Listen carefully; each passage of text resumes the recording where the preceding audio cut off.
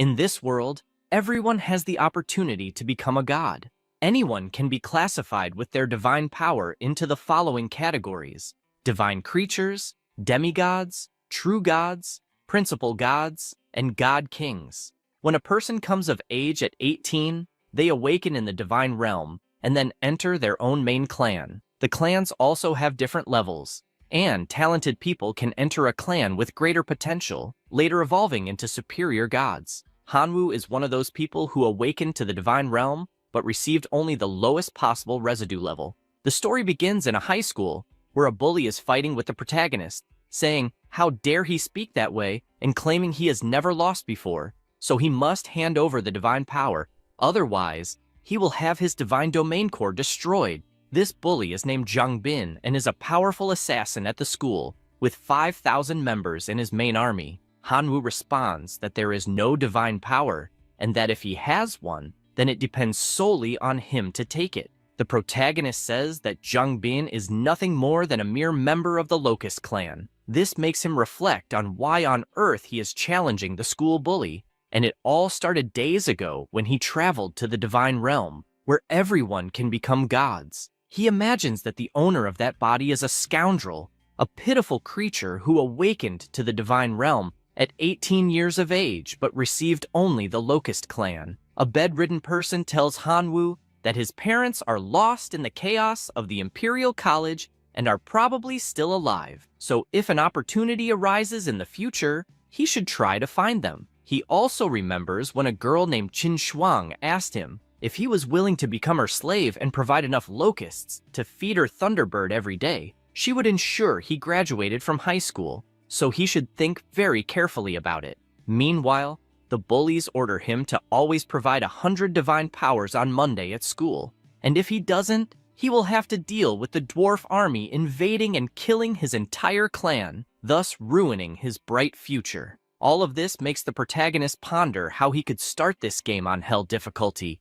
and in this way, if he continues in the Locust clan, he will never be able to enter the best Imperial universities, much less find his missing parents. This makes him think that his top priority right now is to pass the Yellow Knights massacre, but that's not his style. He enters the machine and puts on the accessory, saying that everyone managed to get where they are, so giving up without even trying is pathetic. With this in mind, he decides to connect to the divine domain until a notification appears that the login was successful. He is surprised, as that world is vast. He observes for a moment and notices the thousands of locusts from his main clan. He opens his system screen to check some of his data, see if there have been any updates, and says that according to his past life's memories, it seems there are only two options: the chosen son and the life sacrifice, and he is confused about what the difference between the two is.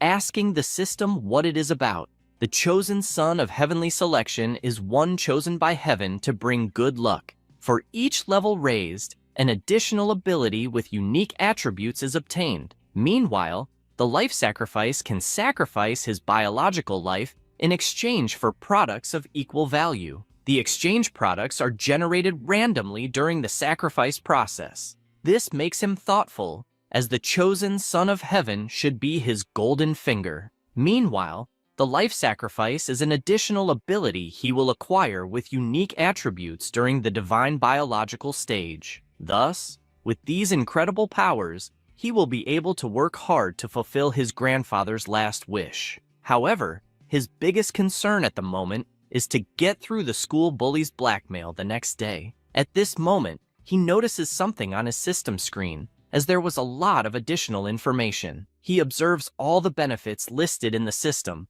until he finally understands how it works. With this in mind, he decides to take a high risk, and if he wins, he wants the system to become his master. But if he loses, it will be a complete waste. The next day arrives, and already at school, Schwang walks up to the protagonist table, asking if he has thought about becoming her slave, making it clear that she will ensure no one will bully him until he graduates from high school. Hanwoo says his answer is no, leaving her indignant as she doesn't understand why he gave that answer. After all, without her protection, he will be massacred to death by some group of people. He smiles and says that maybe that is the situation. However, although he has no power or influence, he still has his own dignity, and despite understanding that she wants to protect him, he will not accept any of it. She turns around and says he will regret this situation. He takes a deep breath, but then the group of bullies approaches his table, asking if he brought the 100 divine powers they asked for, and if he doesn't deliver soon, he will deeply regret it. The protagonist tells them to stop bothering him, which makes Jungbin furious, as it seems he is crazy to talk like that, and if he doesn't hand over the divine powers now, he will have his domain core destroyed. He responds that he wants to see him try. The bully is surprised, as Hanwoo is tougher that day, and it's hard to understand why. He also looks to the side and notices that Schwang seems not to intervene. The other students start shouting for them to fight in the game. After all, they have never seen what a broken core looks like. One of them also says that the Locust clan is always dropping in level, so it will be easy to eliminate him and make him leave the school. They say that Jungbin's dwarf army can rank among the top 60 in the school, so it will be amazing to see that. The bully takes his card and tells the protagonist that he is looking for death, so later he can't blame him for not giving him a chance.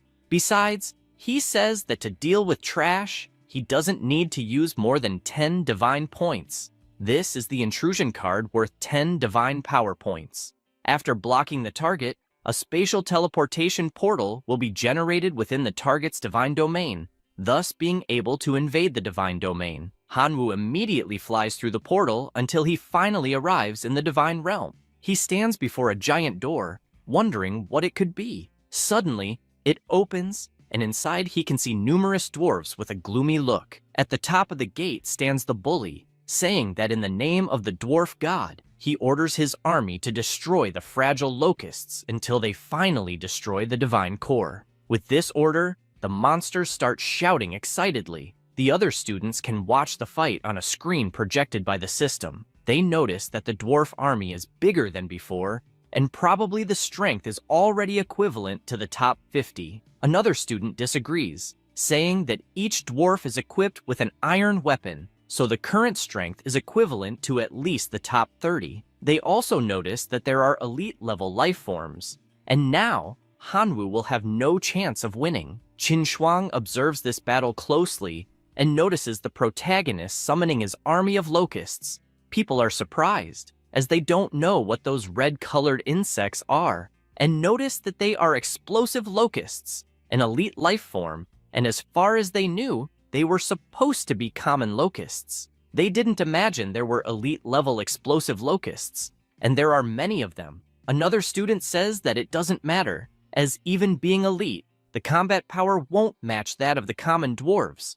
After all, trash is trash. The locusts fly towards the dwarves, causing a huge explosion shortly afterward. The protagonist smiles and remembers the previous day when he invoked a huge magic circle, as he was determined to make a big bet. He wanted to retain 10 million adults to maintain racial continuity, and the remaining 2,490,000,000 locusts were all sacrificed. With that, his magic circle is activated, creating a kind of pink fire, and within this fire were the sacrificed locusts. Then the system presents 3 options. The first is 10,000 elite goblin warriors. The second is the Eye of Life, capable of continuously emerging from the source of life to nurture and improve the surroundings. And lastly, a level 1 artifact, Explosive Heart. This makes him reflect that after the divine core, there is a certain chance of giving birth to contain explosions. The clan core gives the option of power division of the 10,000 goblin warriors, which will certainly solve the current crisis. But unfortunately, it is a disposable item, so it will not be able to handle a future crisis. The second option, the Eye of the Source of Life, seems like a long-term investment, but it will not be able to handle the bullying the next day. With that said, he decides to choose the third option, as it is an investment in the main clan and has a sustainable impact, being the only plausible option to choose. An ice stone appears in front of him, making him grab and destroy it with his hand, An energy emerges until the appearance of the explosive Locust, an elite creature that can cause explosions. It has no wisdom, obeying only the commands of the gods. It has a life cycle of 180 days. He grabs one in his hand and throws it forward, causing a gigantic explosion. This makes him realize that such power will not kill a common dwarf, but considering the quantity, the story might be different. The smoke from the explosion dissipates until the audience asks how the war situation is, as they can't see anything anymore. The dwarves are all on the ground, except for the elite dwarf. He is holding his stomach due to the injuries, but managed to withstand the explosions. In front of him is Hanwoo, with his army of red locusts. Schwang comments that it has become quite interesting now. The protagonist orders his locusts to attack the standing dwarf, but Bin shouts for the surviving dwarves to return immediately to the divine realm. He laughs and says that it is too late to want to retreat now, and imagines that his entire clan will cross the portal to invade the bully's divine realm. Immediately, all of them fly towards the portal, creating a huge explosion shortly thereafter. Bin becomes furious, asking to send the locusts away from his realm. However, it is already too late, and the explosions start to finish them off one by one. He says he gives up the fight and therefore asks to remove the locusts from his realm so the dwarves can return. The protagonist smiles and asks if he wouldn't have his core destroyed, as that was the threat he heard earlier. Since that's the case, it's only fair to destroy his core. This makes him even more irritated to the point of saying that his parents will not let this go unpunished, as both are demigods. He smiles again and says he doesn't care about that and orders the red locusts to attack the core within that realm. Bin despairs to the point of crying and begs to stop, admitting defeat and even promising never to bully him again in the future. And if there are any other conditions, he will fulfill them. But all he asks is not to destroy his core. He says he doesn't care about any of that and just wants to destroy it for everything he has done so far. At that moment, he hears a voice in his head saying he has done enough and to stop in his name. The voice is from Professor Liu, asking to stop. After all, the fight already has a winner. Bin begs the professor to help him stop that madman who wants to kill him. However, it is of no use, and the locusts continue to approach the core and start to crack it bit by bit. He becomes increasingly weaker as he asks to be saved. Liu calls the protagonist's attention, asking if he heard what he said about stopping. Hanwoo smiles and decides to ask why a teacher is there. He says he is a class teacher, so it is natural for him to feel everything that happens in that school.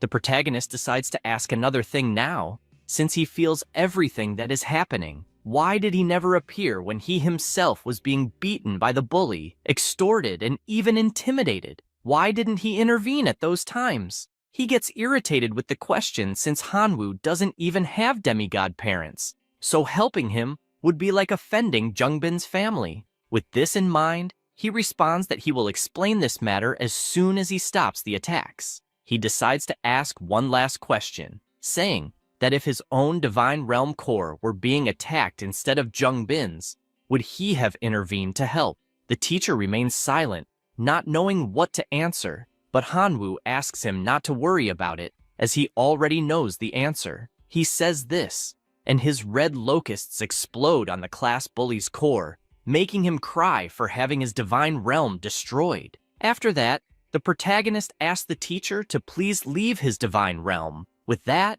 the screen showing the fight is turned off. Bin lies on the ground, frustrated, saying that it's all over and now he is nothing but a cripple. The teacher runs to the classroom, calling for Hanwoo. A student responds that he has already gone home, as he didn't appear after the fight. This makes him furious, imagining that he should be expelled for what he did. Meanwhile, inside the protagonist's divine realm, he requests a battle report, and the system reports that, at the moment, there are 18,090 self-destructive locusts and 4,050,643 common locusts. Seeing this, he thinks that he needs to cultivate more self-destructive locusts for the future. In his possession is the fragment of Bin's divine realm, which he can now use to merge with his own. With this in mind, he activates the ability to merge, emanating enormous energy from the fragment.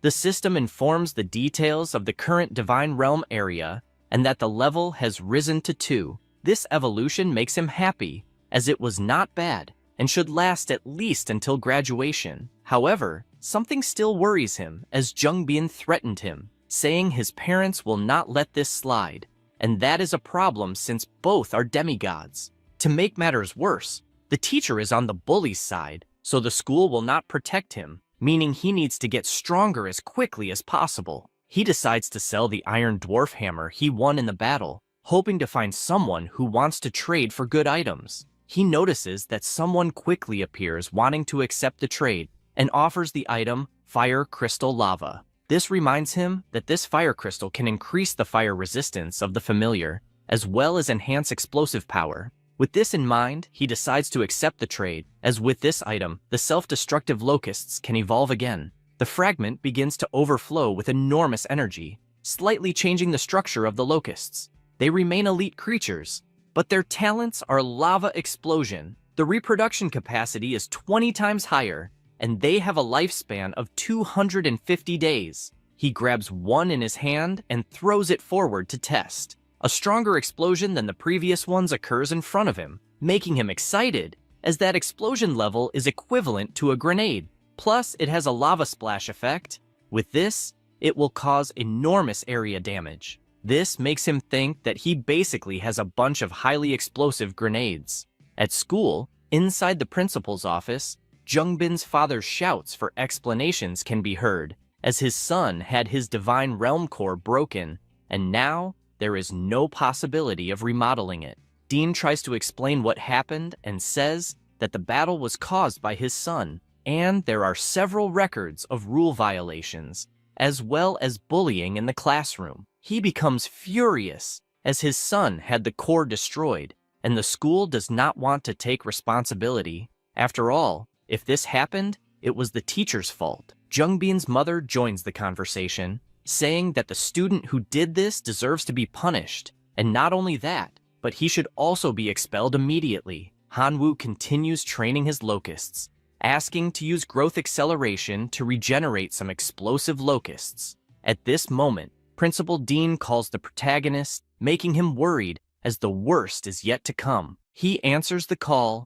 and she says that it is Principal Shu and needs to tell him something. She explains that Jungbin's parents went to the school and are asking for him to be punished for what he did, and tells him about the conversation with them. The student's mother was furious, demanding that the protagonist be expelled immediately. Dean explained that after an investigation, they discovered that it was their own son who initiated the invasion of the Divine Realm, and that Hanwoo only won using his own strength, without any cheating. With that said, there are no grounds for his expulsion. She became furious to the point of asking if the school was really going to try to cover up for a bad student who goes around destroying his classmates' cores. The principal asked her not to distort the facts. After all, Hanwoo has always been an excellent student who follows the rules. Moreover, the school has plenty of evidence that their son bullied him multiple times. She, already enraged, said she just wanted to know if they were going to expel him or not.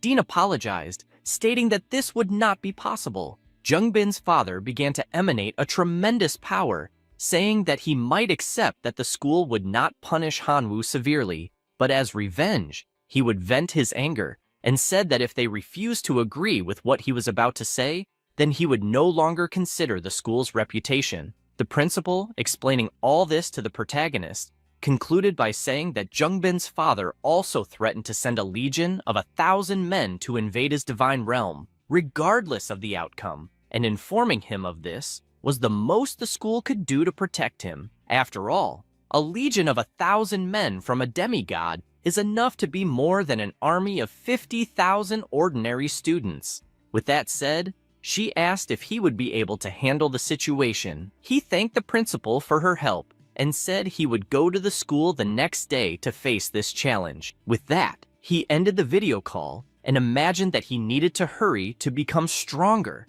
so it was time to launch the second sacrifice. Again, he activated his power, initiating the sacrifice of a few billion more locusts until an enormous volcano erupted due to the presence of such power. The system again presented three options. The first was a level 1 sacred artifact. The second option was a level 1 skill crystal, the fireball. And lastly, the familiar Jian Fun. Reading the options, he thought that having a treasure in exchange for 4,800,000,000 locusts was not bad. He decided to choose the third option. A familiar appeared in front of him. Its name was Jian Fun, and it was a swordsman. In addition to possessing numerous skills, it had 500,000 faith power and a lifespan of 800 years, currently being 150 years old. The familiar called its master by the name of God and said it needed a sword.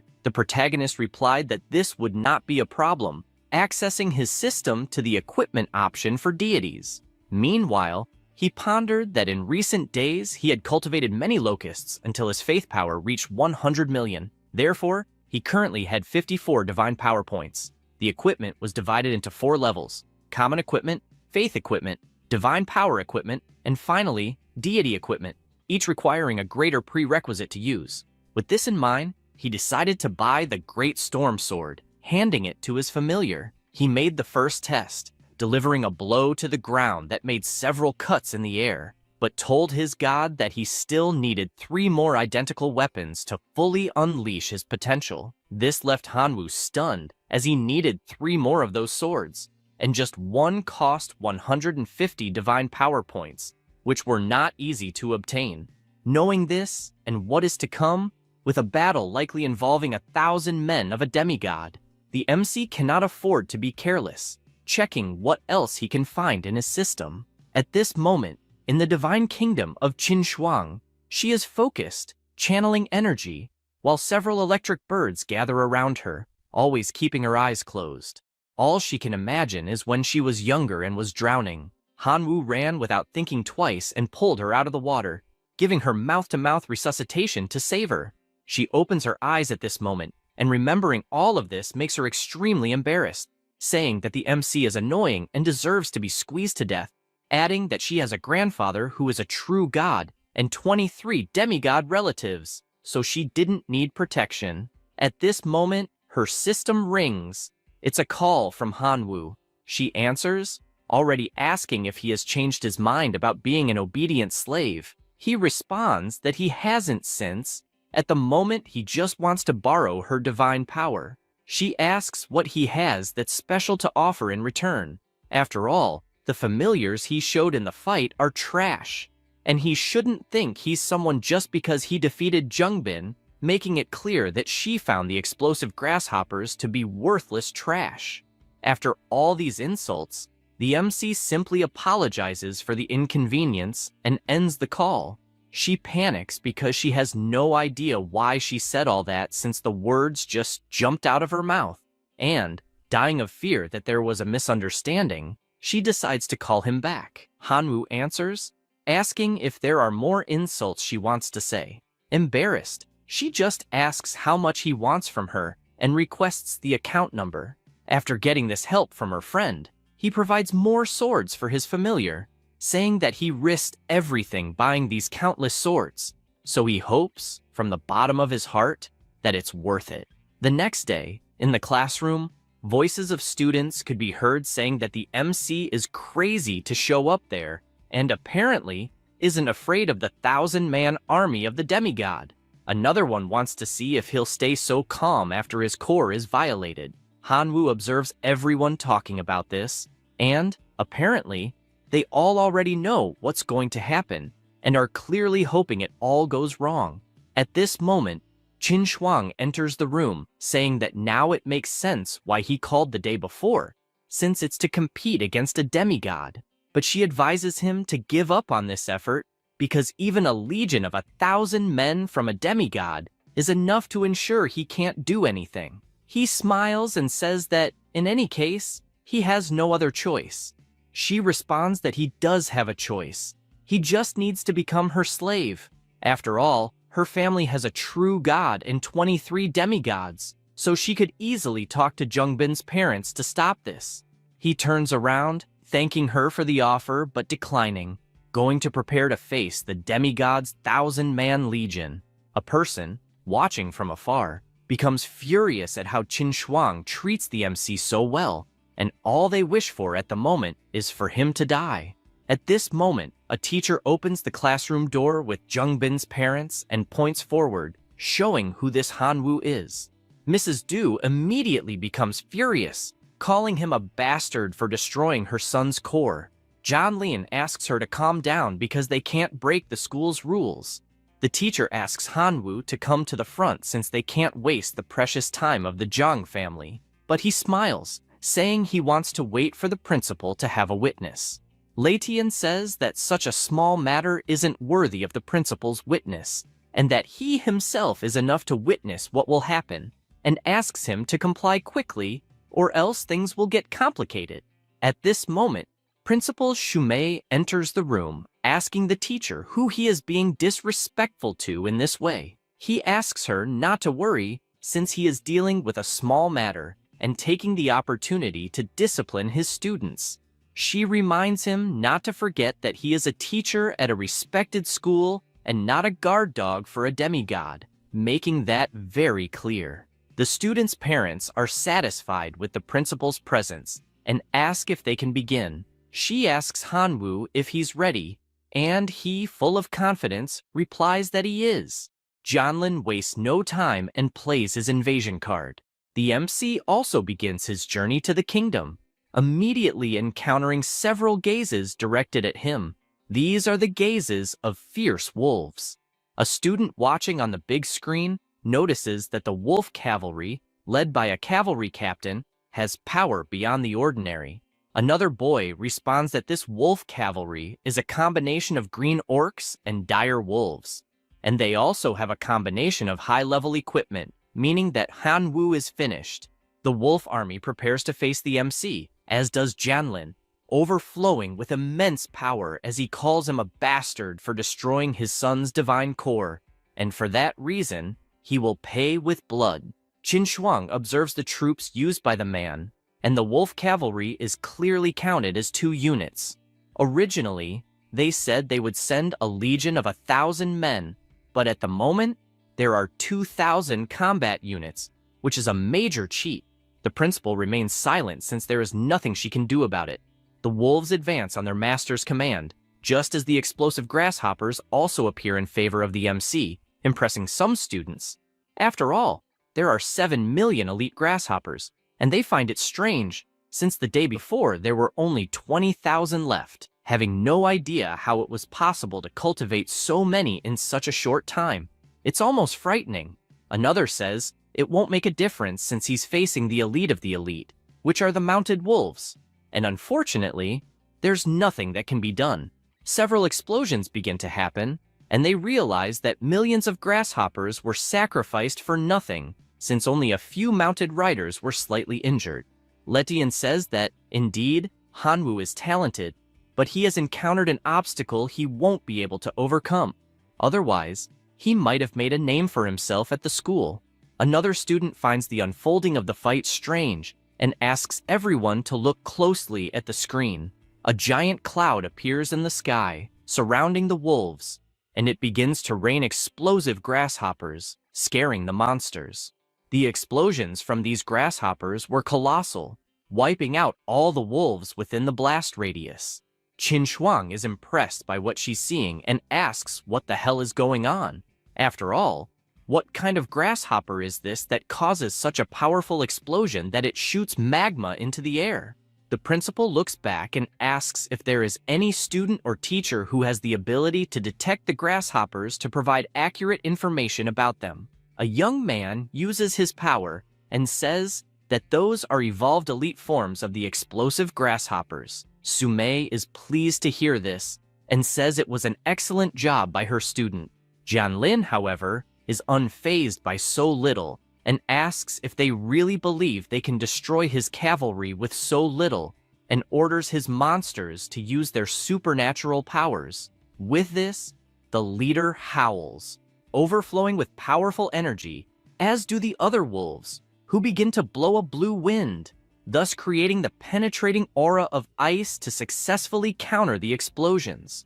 A student says that in the end, a demigod is a demigod, and logically wouldn't be defeated with so little, even admitting that the elite forms of the explosive grasshoppers are truly powerful, and says it's a shame that only 500,000 grasshoppers remain, and to make matters worse, they are all exhausted. Jian, determined to show what true fear is, says he will completely destroy the MC's core, and, with that, he will be expelled from school, reaching rock bottom, and orders his wolves to run and completely destroy Hanwoo's core. The principal turns around, saying that unfortunately, it's over. However, someone in the room asks what that divine form in the MC's core is. This catches Schwang's attention, and she looks to see what it is. She only sees the wolves staring at a shadow, and upon looking closer, she notices that it is a familiar. One of the students asks if those aren't the storm swords that cost 50 divine powers, so 4 would cost 200, and the math doesn't add up since Hanwoo is an orphan and shouldn't be rich enough to buy these weapons. The principal explains that this is Jian Fun, who belongs to a clan with extraordinary life forms.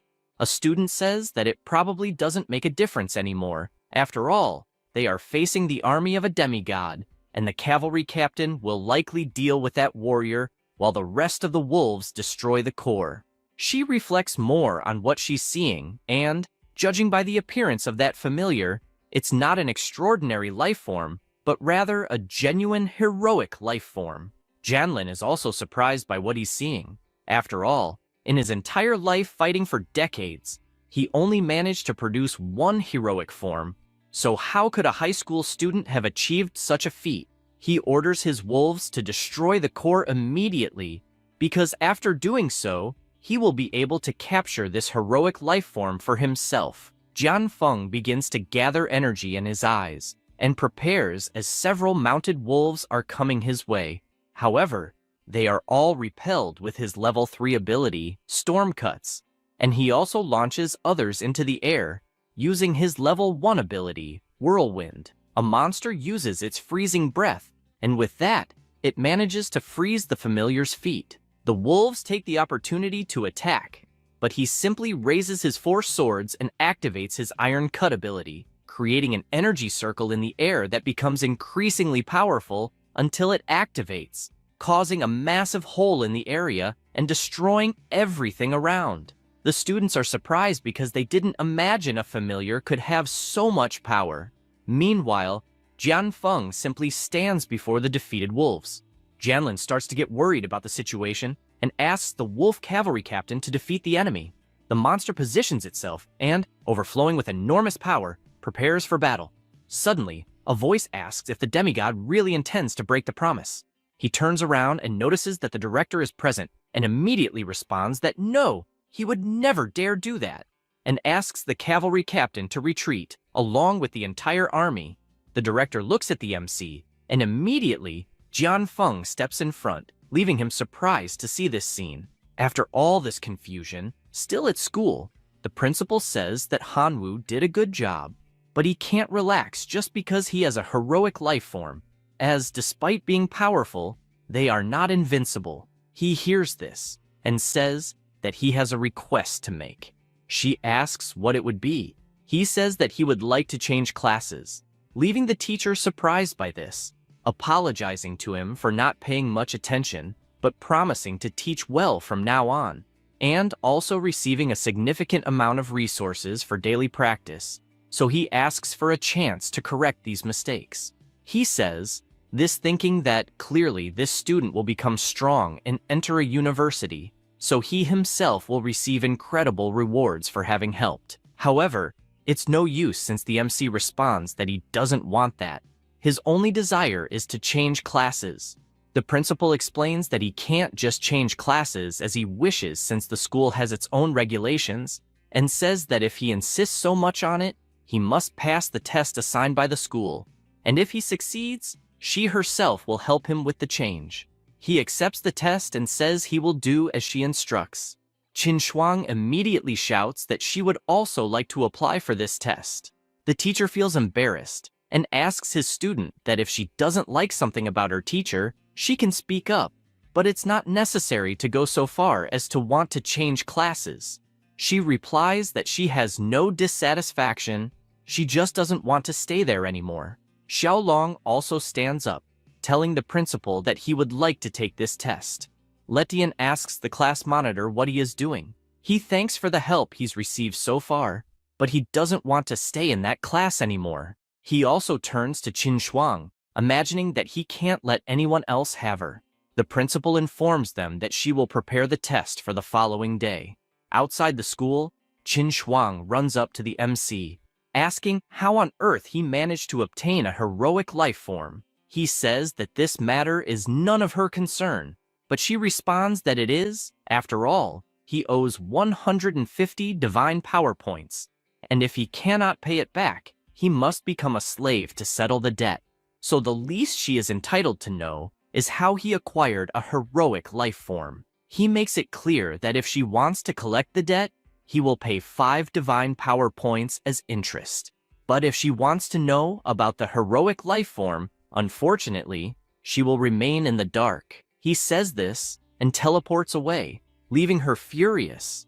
Inside his divine kingdom, the MC consults his troops and notes that he has 1 billion common grasshoppers, 1 million explosive grasshoppers, and 30,000 detonating grasshoppers, feeling a bit concerned if this will be enough for the class change test. At that moment, Jian Fun appears, informing him that the wolf cavalry is hiding inside the mines, and asks if he should destroy them immediately. This makes him think that indeed, many wolves escaped, and that this army inside his divine kingdom could be a problem, but killing them directly would be a great waste. With this in mind, he orders his familiar to capture the cavalry and ensure they are kept alive. 2 hours pass, and he returns with all the wolves tied up. The system asks if he would like to sacrifice 1 billion grasshoppers and 24 wolf cavalry units. He selects yes and activates his sacrifice ability. This sacrifice grants him a wick, a furnace artifact, and 3 watchtowers. He notices that the wick is indeed good, but how on earth would the grasshoppers handle it? The same goes for the furnace and watchtowers, and he thinks that, unfortunately, none of these items are interesting to him. At this moment, he remembers that he captured a few hundred dwarves in his battle against Zheng Bin, and wonders what happened to them, activating his god's eyes. The dwarves are currently working and notice their master's eye watching them, causing them to thank their god for the wonderful life he has granted them. He realizes that after capturing the dwarves, he ordered them to mine, and definitely, mining and equipment crafting are the dwarves' talents, while the fool, Zheng Bin, forced them to fight. Knowing this, he imagines they have the talent to craft equipment and, without a doubt, will be very useful in the furnace. He sends them there and asks them to forge the best equipment possible. The dwarves are surprised, as the gods have sent a divine gift. Meanwhile, the teachers are gathered. Letian explains that everyone is already aware of the class change test that 3 students will take, and that the school has given authority for everyone to create something. One teacher says he has nothing to say except thank you, as they are giving away 3 of the best students as a gift. He says he doesn't care about the tests for 2 of the students, but demands that Hanwoo's test be raised to the maximum level since he hates a student who doesn't respect the teachers, and asks all his colleagues to please make this happen. The teachers agree to help, while Letian is just furious about being reprimanded by the principal, in addition to having his semester salary cut. The next day, already in the classroom, the teacher presents the 3 envelopes containing each student's test. Xiaolong and Schwang take their envelopes, as does the MC, who is surprised to read that his evaluation test is at level 10, requiring him to defend against 10,000 foreign invaders.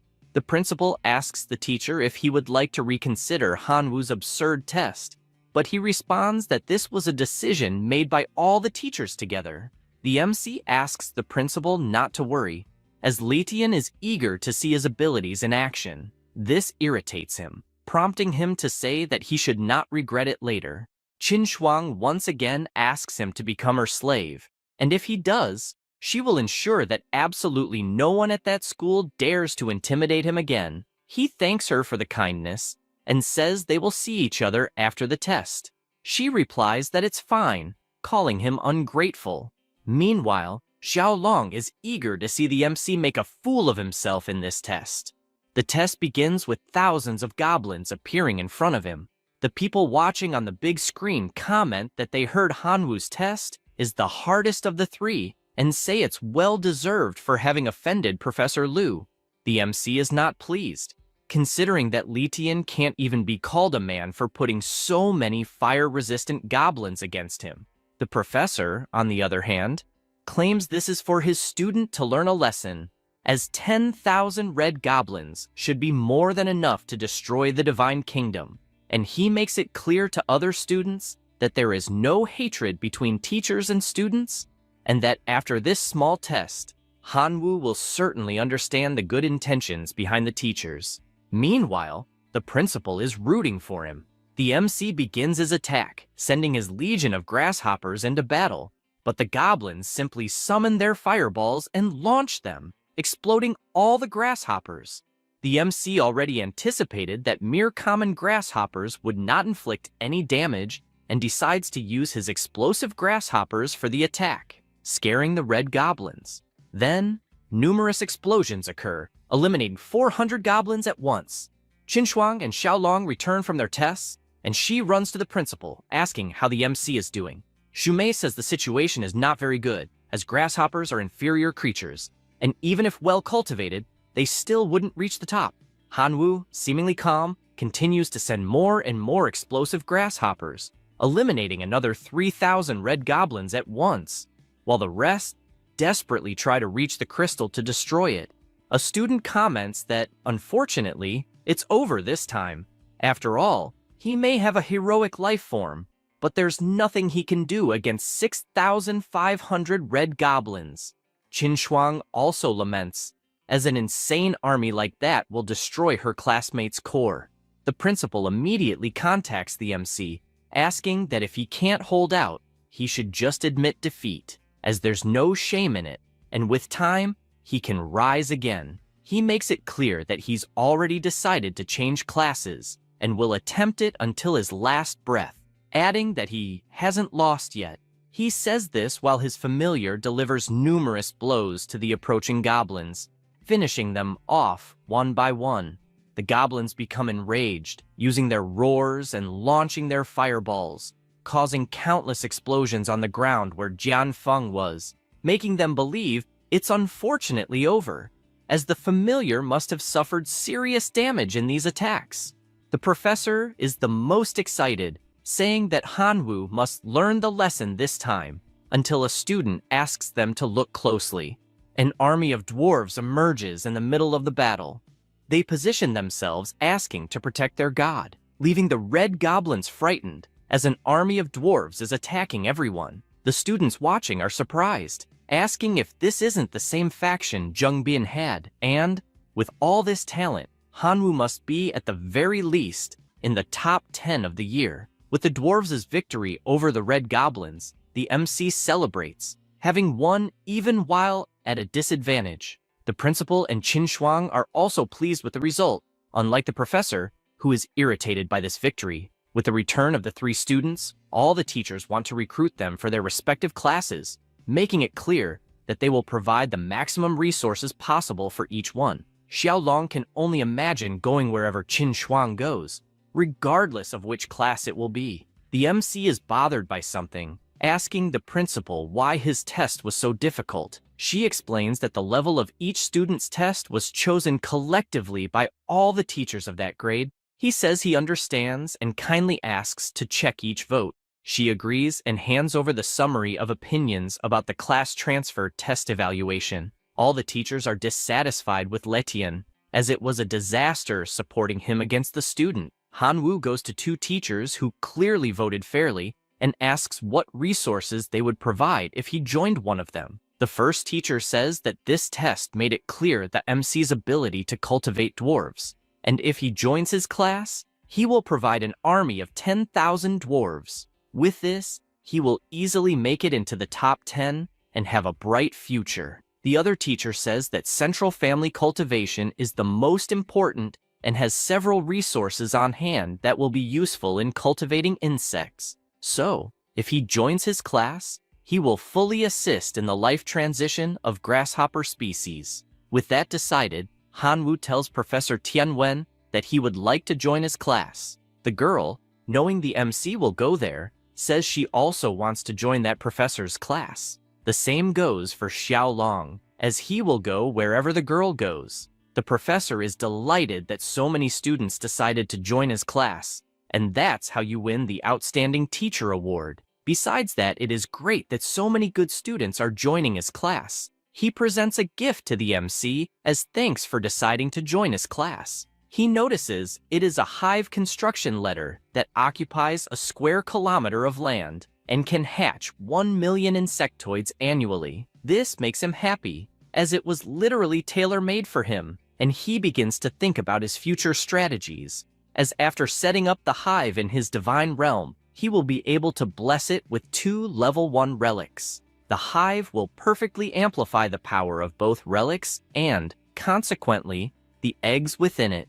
Thus, he will be able to obtain 1 million grasshoppers every year. With this in mind, he thanks the professor for the generosity, and the professor says there is no need to thank him. Just deliver the best results, and that will be a reward in itself. The principal calls everyone's attention, saying that the test of the day is a simple test, so there's no need to take it so seriously, but that in 7 days, the exam will cover the entire school, as it will determine the allocation of resources among classes in the future. After that, within the MC's divine realm, he checks his situation and currently has 2 million grasshoppers, 5,000 self-destructing grasshoppers, 300 explosive grasshoppers, 52 dwarves, and Jian Fun, which is a heroic life form. He worries when analyzing his situation, as with this level of strength, participating in the exam that will cover 7 days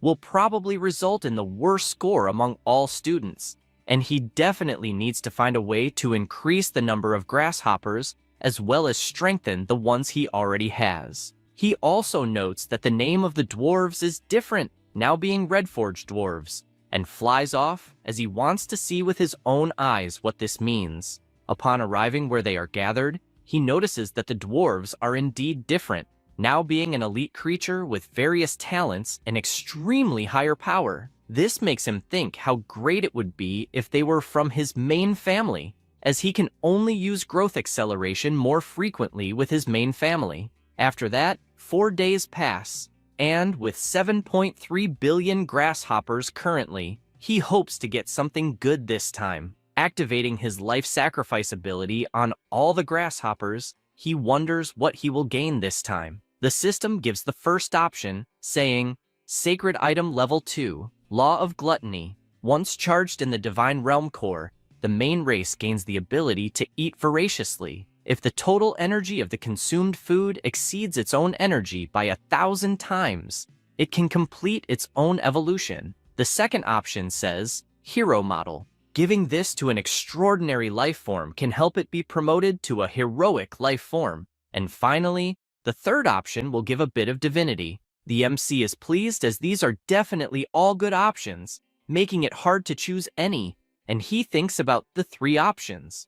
The first option could transform various grasshoppers into elite life forms, but he may not be able to afford it. The second could make a life form evolve to the heroic version, and the third option would give him power equivalent to 100 billion faith, something like winning the lottery. After much thought, he decides to choose the first option. 3 days pass, and Hanwoo is unsure if what is in front of him is a gigantic grasshopper or a gigantic lizard, declaring that it will be the explosive plus grasshopper. Later, at school, Schwang goes to him asking if he has considered becoming their slave, as he has no support or resources, making it impossible to stand out among the various demigods, and says she really thinks his grasshoppers are strong, but in the end, they are not a big deal. She also says she thinks the dwarves are cool, but that they are not part of the main family. The MC thanks her for her kindness, and says he will find out all of this only after the exam.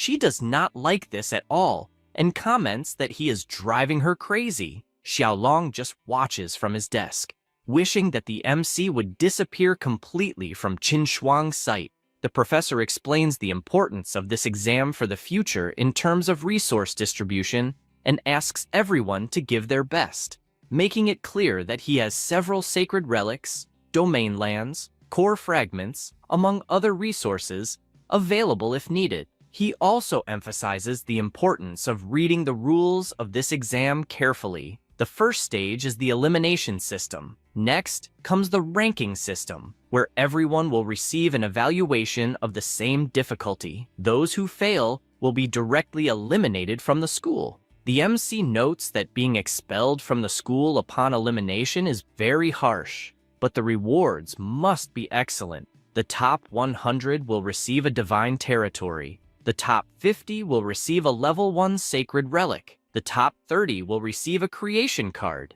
The top 20 will receive a first-grade building. The top 10 will receive a divine weapon of the student's choice. The top 5 will receive a transcendent seed that can accelerate an elite life form. The top 3 will have their divine core evolved, and the first place will win a point of divinity. Reading all this excites him, as he will fight until the end for these rewards. With all these explanations, the professor says the general exam is starting, warning that the first round of the general exam elimination test will begin soon, so everyone should prepare. The MC begins to head toward his divine realm until he teleports completely, asking all his family members to prepare for battle. He notices his enemies approaching and realizes they are flesh and blood puppets, definitely an ordinary life form, with elite-level combat power, as well as extremely thick and resistant skin, but fortunately, they are slow. With that, he orders 50,000 grasshoppers to explode in magma form, causing several explosions among the monsters, which only roar in response. He gets excited, as the smell of roasted meat is strong, and wonders if he could feed his grasshoppers with those monsters, asking the red goblin dwarves to recover the bodies from the battle. After a while, he notices that there are great supplements there and is confused if this isn't a test. As if it continues like this, the upcoming exams will be intense. The teachers watch on the big screen, lamenting that another student they were optimistic about has been eliminated. Tianwen says that 20 of the eliminated students were from his class, reducing it to a third. Another professor says that his situation is worse, as half of his students were eliminated, and questions if the level isn't too high. The principal explains that she had the 3 vice principals compete for positions with the Demon Abyss civilization at the forefront, so there must be a reason for choosing the flesh demon puppet as an invader, and since they are demigods, it isn't interesting to speculate. Tianwen is excited, as his student turned everyone's nightmare into food for himself, and asks if there are still any relatives who can resist the toxins in the meat and blood of those demons. Another professor is curious about this, as if the grasshoppers can ignore the toxins of the demonic puppets. It is a great discovery worthy of research. Li Tian responds that it is just luck, as in terms of strength, those grasshoppers are trash. Tianwen makes it clear that luck is also part of strength, and definitely those grasshoppers have been well cultivated, so they are not weak, stating that, despite being an extraordinary life form, it still crossed the threshold of extraordinary life forms. Li Tian asks if these extraordinary life forms are not, in the end, just grasshoppers. After all, their combat power is generally equal to that of goblins, which are common life forms, and even worse than them in other aspects. The professor makes it clear that his colleague is being one-sided, as he is comparing the deficiencies of the grasshoppers with the advantages of another race. For example, grasshoppers can expand their population 100 or 1,000 times a year. Asking if goblins can do the same, he says he will not discuss useless things and only wants to see the results, proposing a bet that, in the end, Liumo's score will be higher than Hanwu's. Tianwen responds that the MC will definitely have the best scores. Letian says that all the teachers are there as witnesses, and the result will cost the loser 5 points of divinity. He says this thinking the bet is already won, After all, Liumo is his nephew, and definitely, Tianwen will not provide the same resources. On the big screen, it is possible to see that after the eliminations, 430 candidates were approved, and the number of students selected for the exam is 300. Li Chen says that there are only useless bastards, as there are still 130 people left who passed. Another professor asks him not to blame the students, as it is not uncommon to fail due to the level of difficulty. The ranking test will begin, with various skeleton warriors appearing. The teachers ask if that's really all there is, as it seems more like a giveaway. The MC gets excited, as he has 1 billion hungry baby grasshoppers, and suddenly, so many skeleton soldiers appear, it must be a joke. He orders his grasshoppers to completely devour that army. The skeletons, despite having glowing eyes, had nothing they could do. 2 hours pass and he feels relieved, as it was a great appetizer. However, the second wave of skeleton soldiers begins, but are immediately exploded by the self-destructing grasshoppers. He observes that if the lava continues to rise higher and higher, these skeleton soldiers will not be able to swim through it, increasing the temperature more and more. With this in mind, he asks the red goblin dwarves to pour out the melted lava from the great furnace. They immediately obey, killing all the skeleton soldiers as they come out of the portal. One of the professors is surprised, as Hanwoo is definitely coming up with great ideas.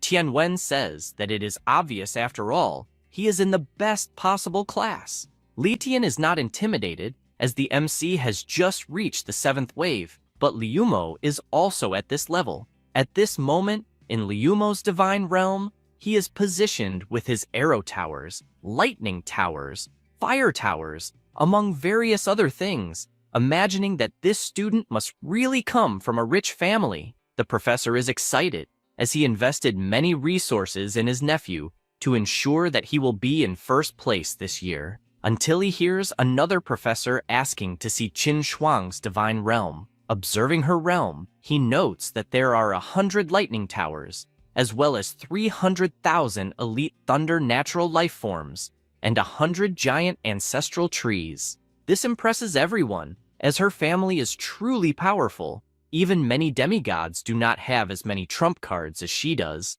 and there are even rumors that the girl is among the top 3 in the series. Li Tian is furious, as he knows all this is because of Hanwoo, and says that the boy will pay dearly for this. After all this, the 10th wave ends, leaving only 18 candidates, and he announces that the 11th wave will begin soon, making it clear that the level of difficulty will increase drastically. A shadow emerges from a red portal, leaving everyone in disbelief that this is a heroic life form. The monster in question is the bone collector of the skeleton race, and it is indeed a heroic life form. It continues walking, and as it passes by, all the bones on the ground begin to tremble, while a pink aura surrounds it. It raises its staff and creates a completely gigantic skeleton being. The bone collector raises its hand, asking its new creation to attack with all its might. The enormous skeleton attacks, saying it only wants to kill,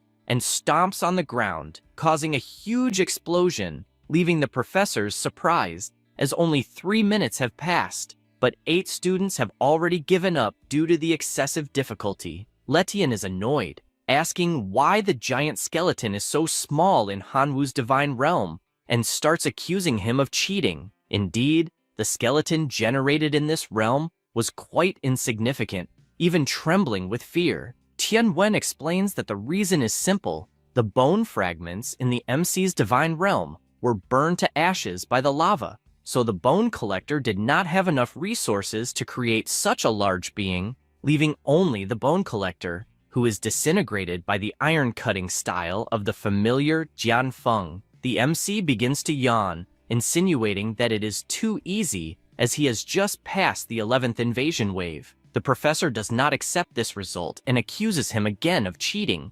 insinuating that the student should already know what the tests would be. Tianwen asks what evidence he has for this accusation. The professor accuses him of protecting his own student, saying he will report him to the educational authorities, making it clear that everyone there is sensitive. But Hanwoo's unusual fighting style is suspicious after all. Who would think of cleaning the battlefield after defeating the skeleton soldiers? If he did that, it's because he knew that eventually the bone collector would appear needing bones to summon its greatest creation, and he makes it clear that he strongly suspects that Hanwoo already knew about the tests in advance, which is a cheat that the school should investigate. The principal makes it clear that the content of the exam was decided by the Supreme Director before leaving, and that even she did not know the content of the tests, asking the professor if he really thinks the Supreme Director would have done something so stupid. He panics and says no, that he must have been wrong, and that Hanwoo defeated the bone controller by sheer luck, but insists that even if there is no cheating, his scores are very unfair compared to the other students. She asks if Letian, as a demigod, is aware of how ridiculous these words are. After all, the civilization of the divine realm has never been about justice, but rather about survival, and one cannot compare the scores of anyone with anyone else. Highlighting the justice that the professor mentioned, she says that he himself used his authority in favor of his nephew, providing him with resources. Knowing this makes Tianwen angry, as it seems the professor is favoring his own nephew with a colossal amount of resources. And now, it makes sense why the bet was made, though it's a shot in the foot, since the MC passed the wave while his nephew is facing great difficulties. In the divine realm of Liumo, he notes that he is facing a colossal challenge, as his army has been defeated, and says that he gives up on the test. Tianwen informs that the results of the exam are out, as Hanwoo has passed and his nephew has failed, asking if he will pay the 5 divinity points, reminding him that the other professors are witnesses. He hands over his card, making it clear that he will eventually recover the points he lost. An hour passes, and now there are 3 people left to face the 13th wave: Hanwoo, Schwang, and Huang Fei. The professors are eager to see who will take first place among the 3. In Huang Fei's divine realm, he gives up on the 14th invasion, as the level has become absurd. Schwang, reaching the 16th invasion wave, also gives up. The principal is pleased to see Hanwoo in first place, continuing strong with his explosive locusts in the 20th invasion wave, causing explosions throughout the battlefield. A giant skeleton is generated as the smaller ones are killed, but the familiar Jian Fun appears with its annihilation technique, cutting the giant into pieces. 15 minutes pass, and the system announces that the 21st invasion will begin, making it clear that the difficulty level will increase dramatically and asking everyone to be prepared. He gets excited, as it seems a great challenge is coming. He notices that a colossal portal has appeared before him and is surprised, as it is much larger than normal. Emerging from within, sitting is the Supreme Lady of the Skeletons, and, as the system made clear, the difficulty level has indeed increased dramatically. Even the teachers are surprised, as that is the Supreme Lord of the Skeletons.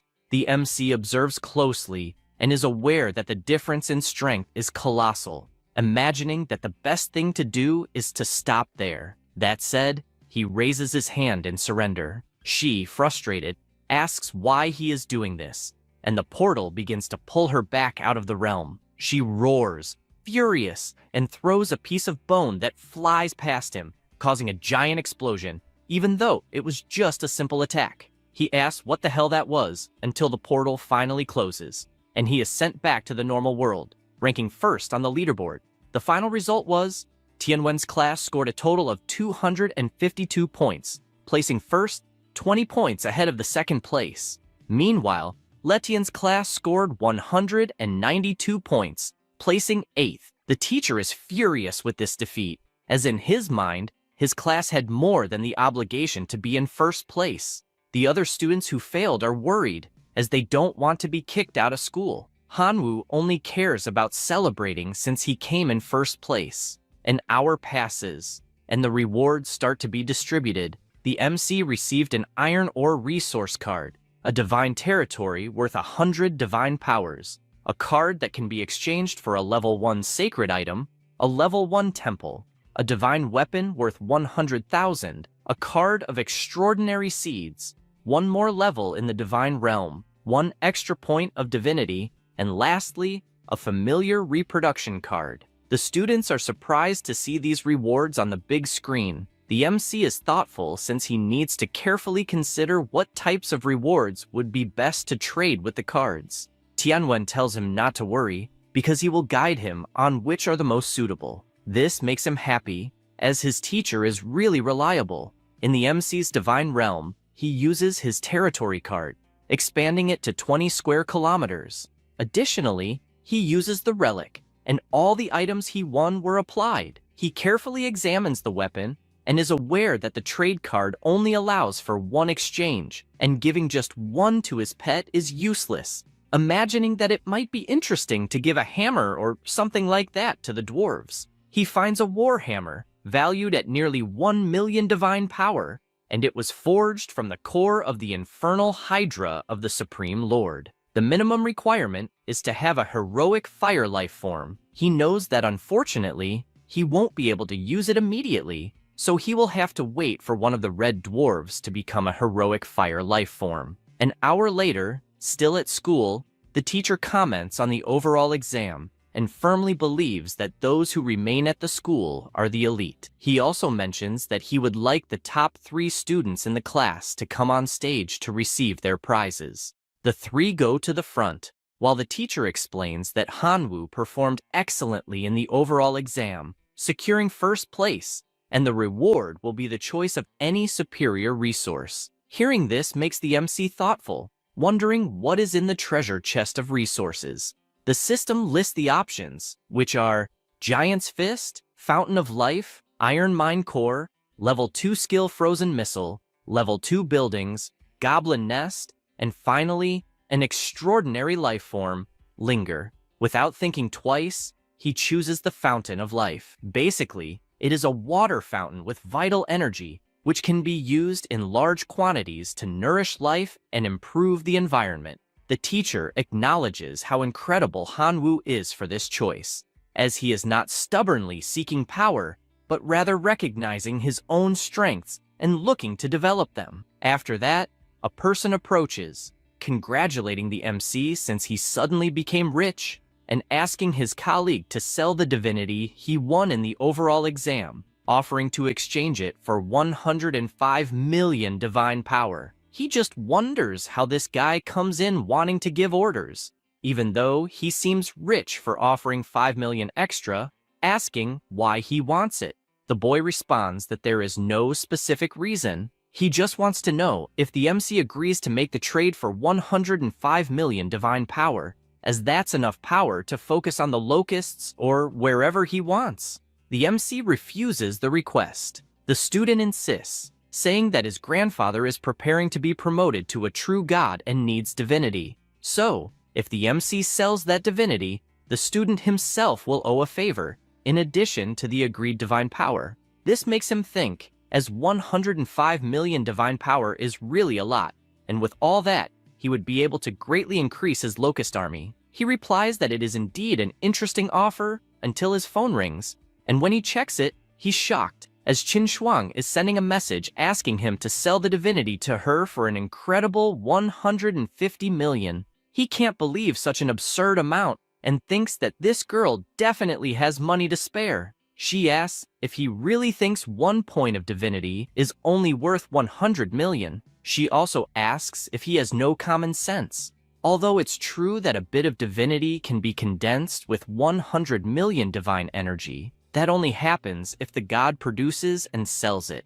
Moreover, if it were mixed with the power of faith from other gods, the success rate of divine power condensation would be greatly reduced. Therefore, the current price of divinity is 145 million divine power, but there's not even a market for it. He starts to understand better after this explanation, which means that Shuju was trying to scam him. With that in mind, he makes it clear to his classmate that he rejects his offer, leaving him nervous, asking the MC not to get so cocky just because he got first place in the general exam. However, the MC no longer cares about anything, as 150 million divine power has just been deposited into his account, feeling rich at this moment.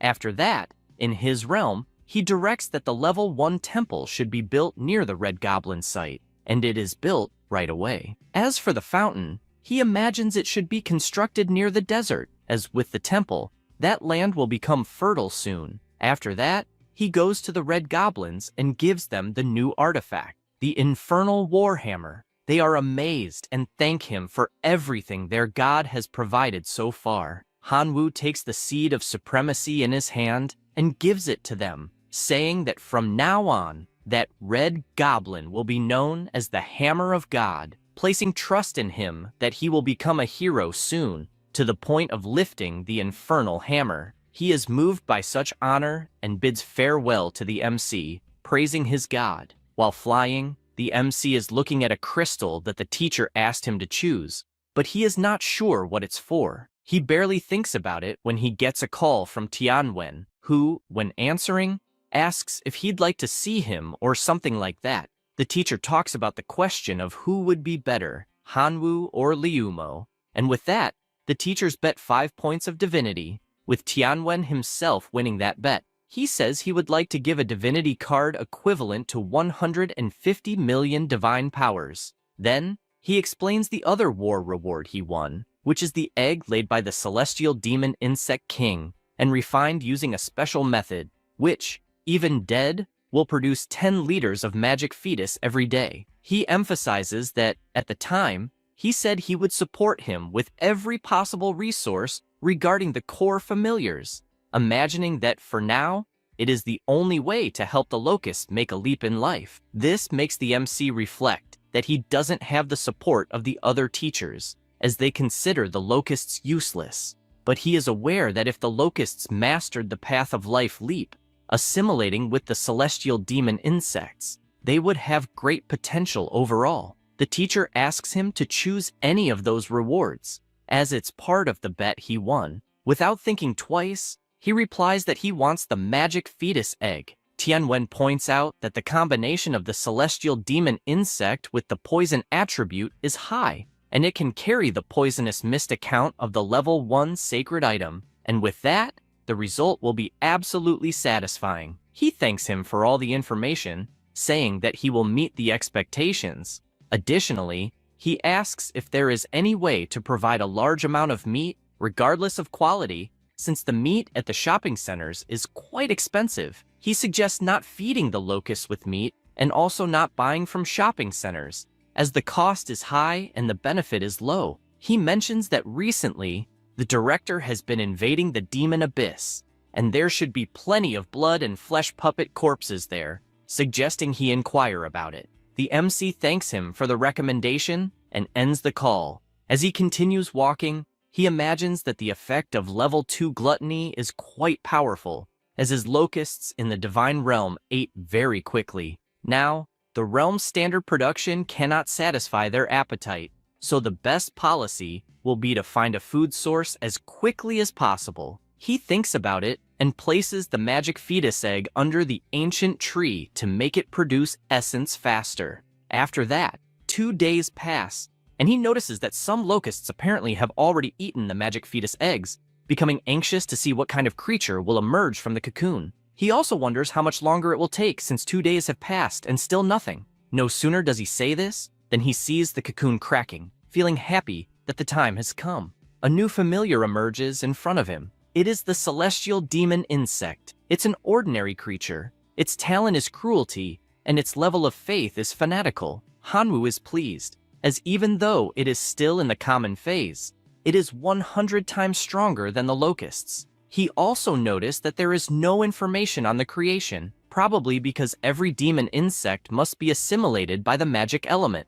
By using a few magic drops, he notices that his familiar grows twice as large. Additionally, the law of gluttony also works on this familiar, and it doesn't take long for it to be promoted to an elite life form. With that said, he uses his sacred poisonous mist item, completely changing the form of his new pet. Now, it has become an elite life form, the poisonous mist insect. In another location, The Supreme Director wonders how this could have happened. He is in a place with thousands of skeletons everywhere, wondering what to do with so many broken bones. And even though the corpses are sealed in the card, if the divine power in the card runs out, the corpses will explode again. Suddenly, he receives a call from Tianwen. The professor says he's calling hastily just to ask if he'd like to provide the body of the demon puppet of flesh and blood, as he has a student who would like to buy it.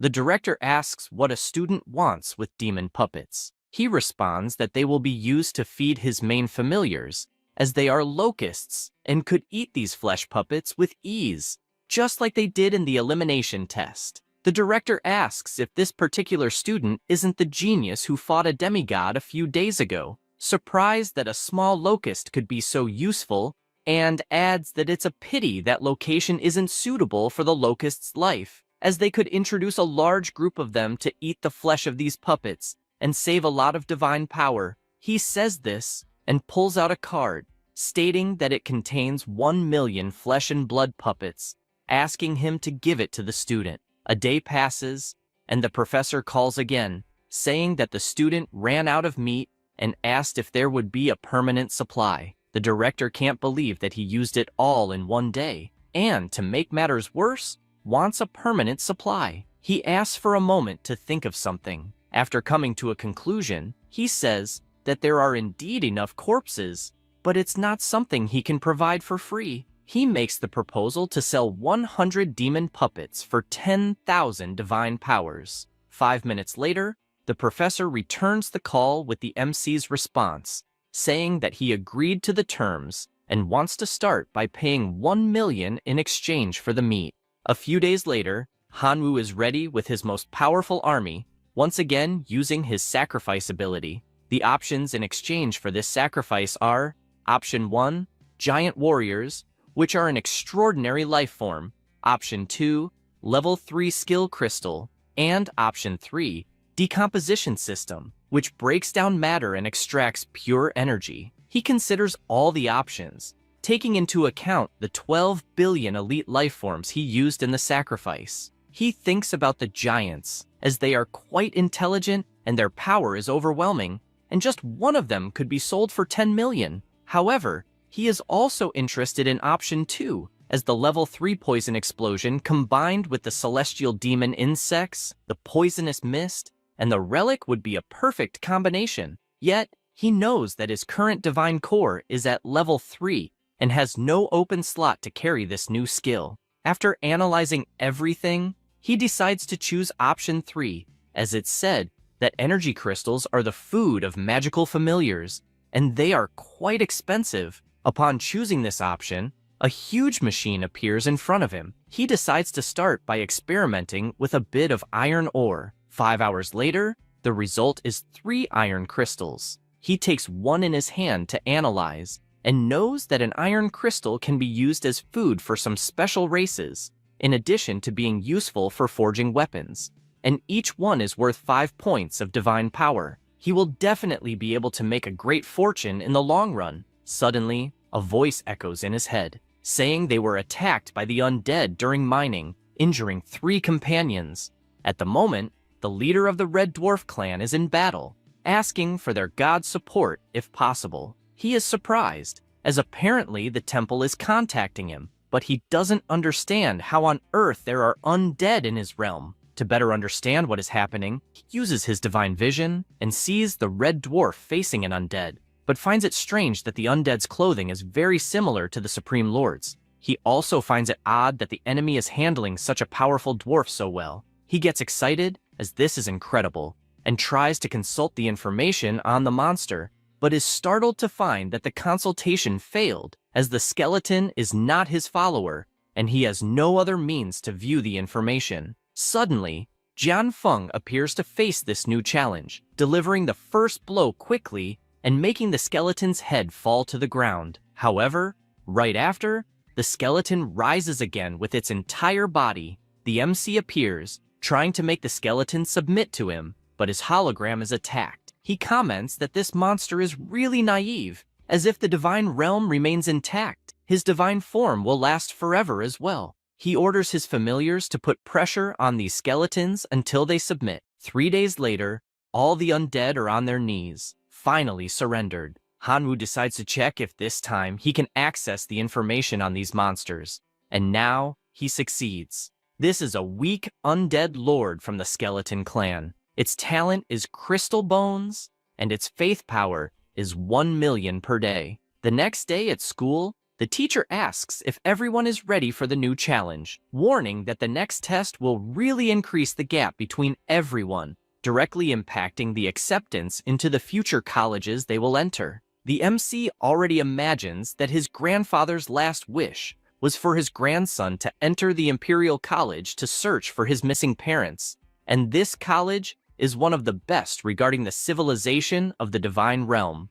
The teacher informs them that everyone will be transported to the demon abyss, and that the specific content of the exam will be sent via email. A student comments that in this abyss, it is said there is always a demonic aura that corrupts anyone who enters, turning them into a servant, and that only undead demons can survive. Xiaolong, smiling, is confident, believing that the time to defeat Hanwoo has finally come. Suddenly, an unknown call appears in his system. When he answers, he realizes it's Professor Ledian, saying he needs his help to eliminate someone. The student asks if he's talking about Hanwoo, because if so, there's no need to say anything, as he will face him in the upcoming test anyway. Letian thanks him, calling him his favorite student, and also says he has a gift to help a lot in the exams. The Demon Dragon card, an extraordinary life form, a race as powerful as a heroic life form. With that, the test begins, and everyone heads to the Demon Abyss.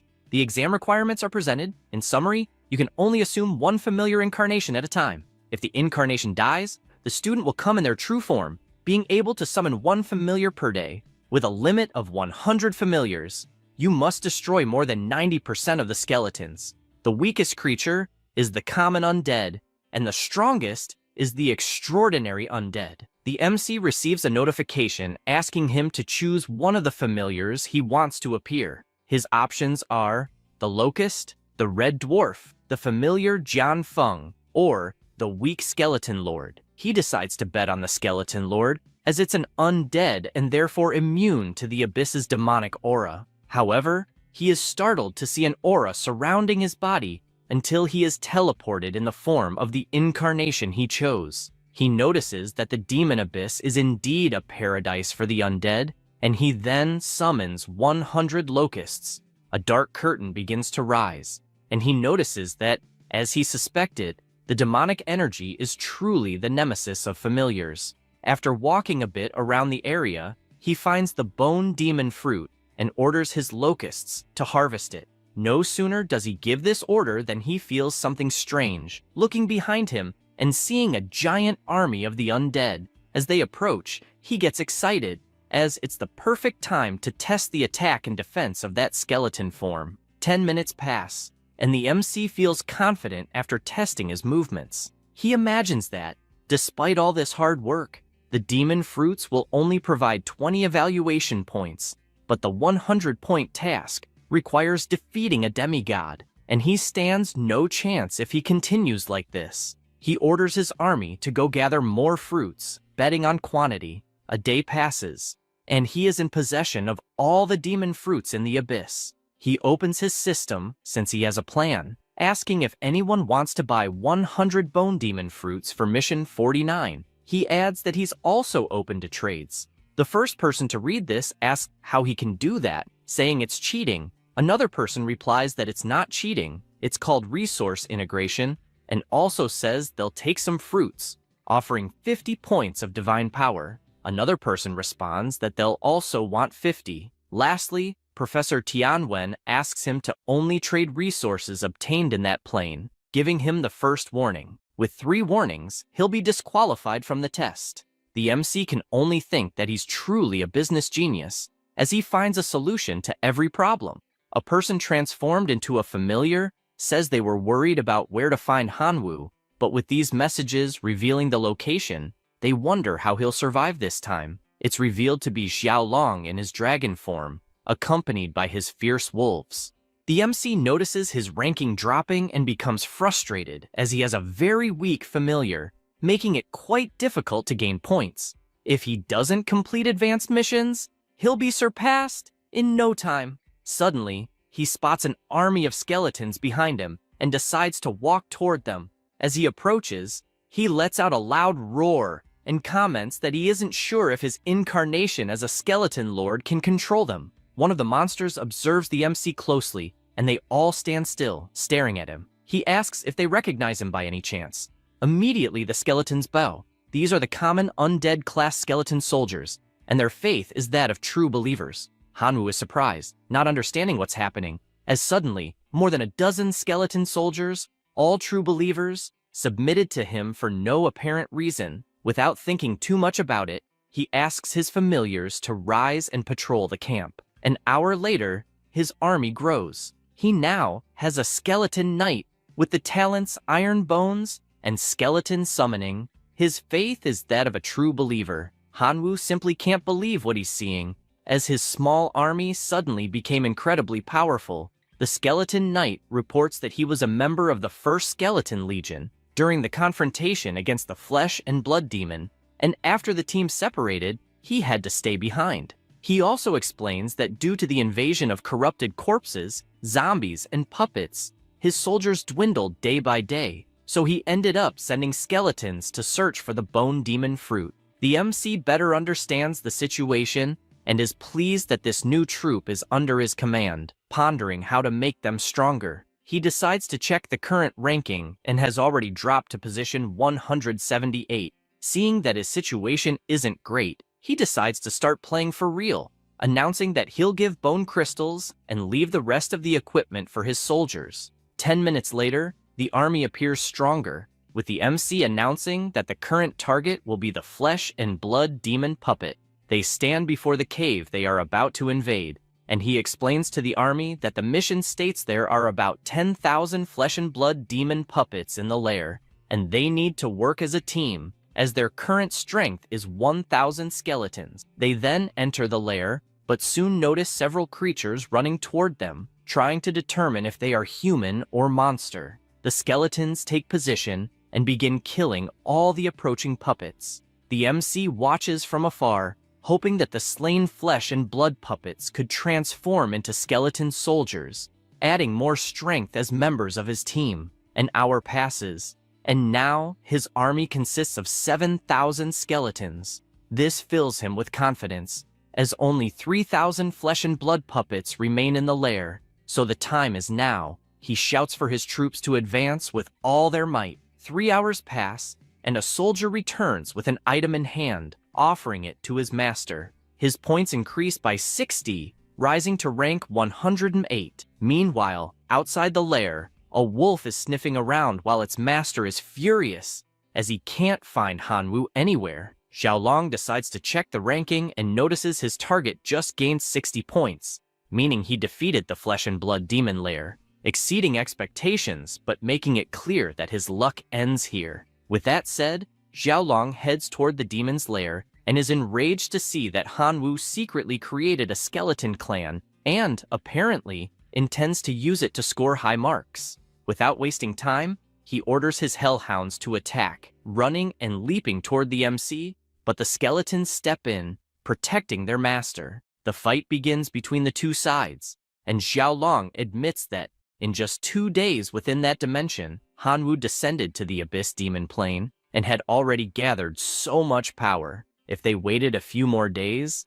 he'd have a colossal army. With this in mind, Xiaolong decides to join the battle too, in his dragon form, but is immediately blocked by the Skeleton Knight. The MC, curious, says to his classmate that he has no complaints but wants to know why he's attacking his family. Furious, he shouts that he simply doesn't like his appearance and demands that he die once and for all, unleashing several slashes with his roar and hitting him directly. The skeleton army is outraged by this scene, but the dragon sees them as a bunch of riffraff not even worth killing. They remain furious about what that dragon did to their master, until the MC gets up. Relieved that, fortunately, the skeleton lord can resurrect. He orders his army not to stand still, gathering all their strength and escaping as quickly as possible, leaving a warning that next time he meets Xiaolong, his death will be certain. Meanwhile, the little dragon decides to check the ranking and wonders why on earth Hanwoo hasn't been removed yet,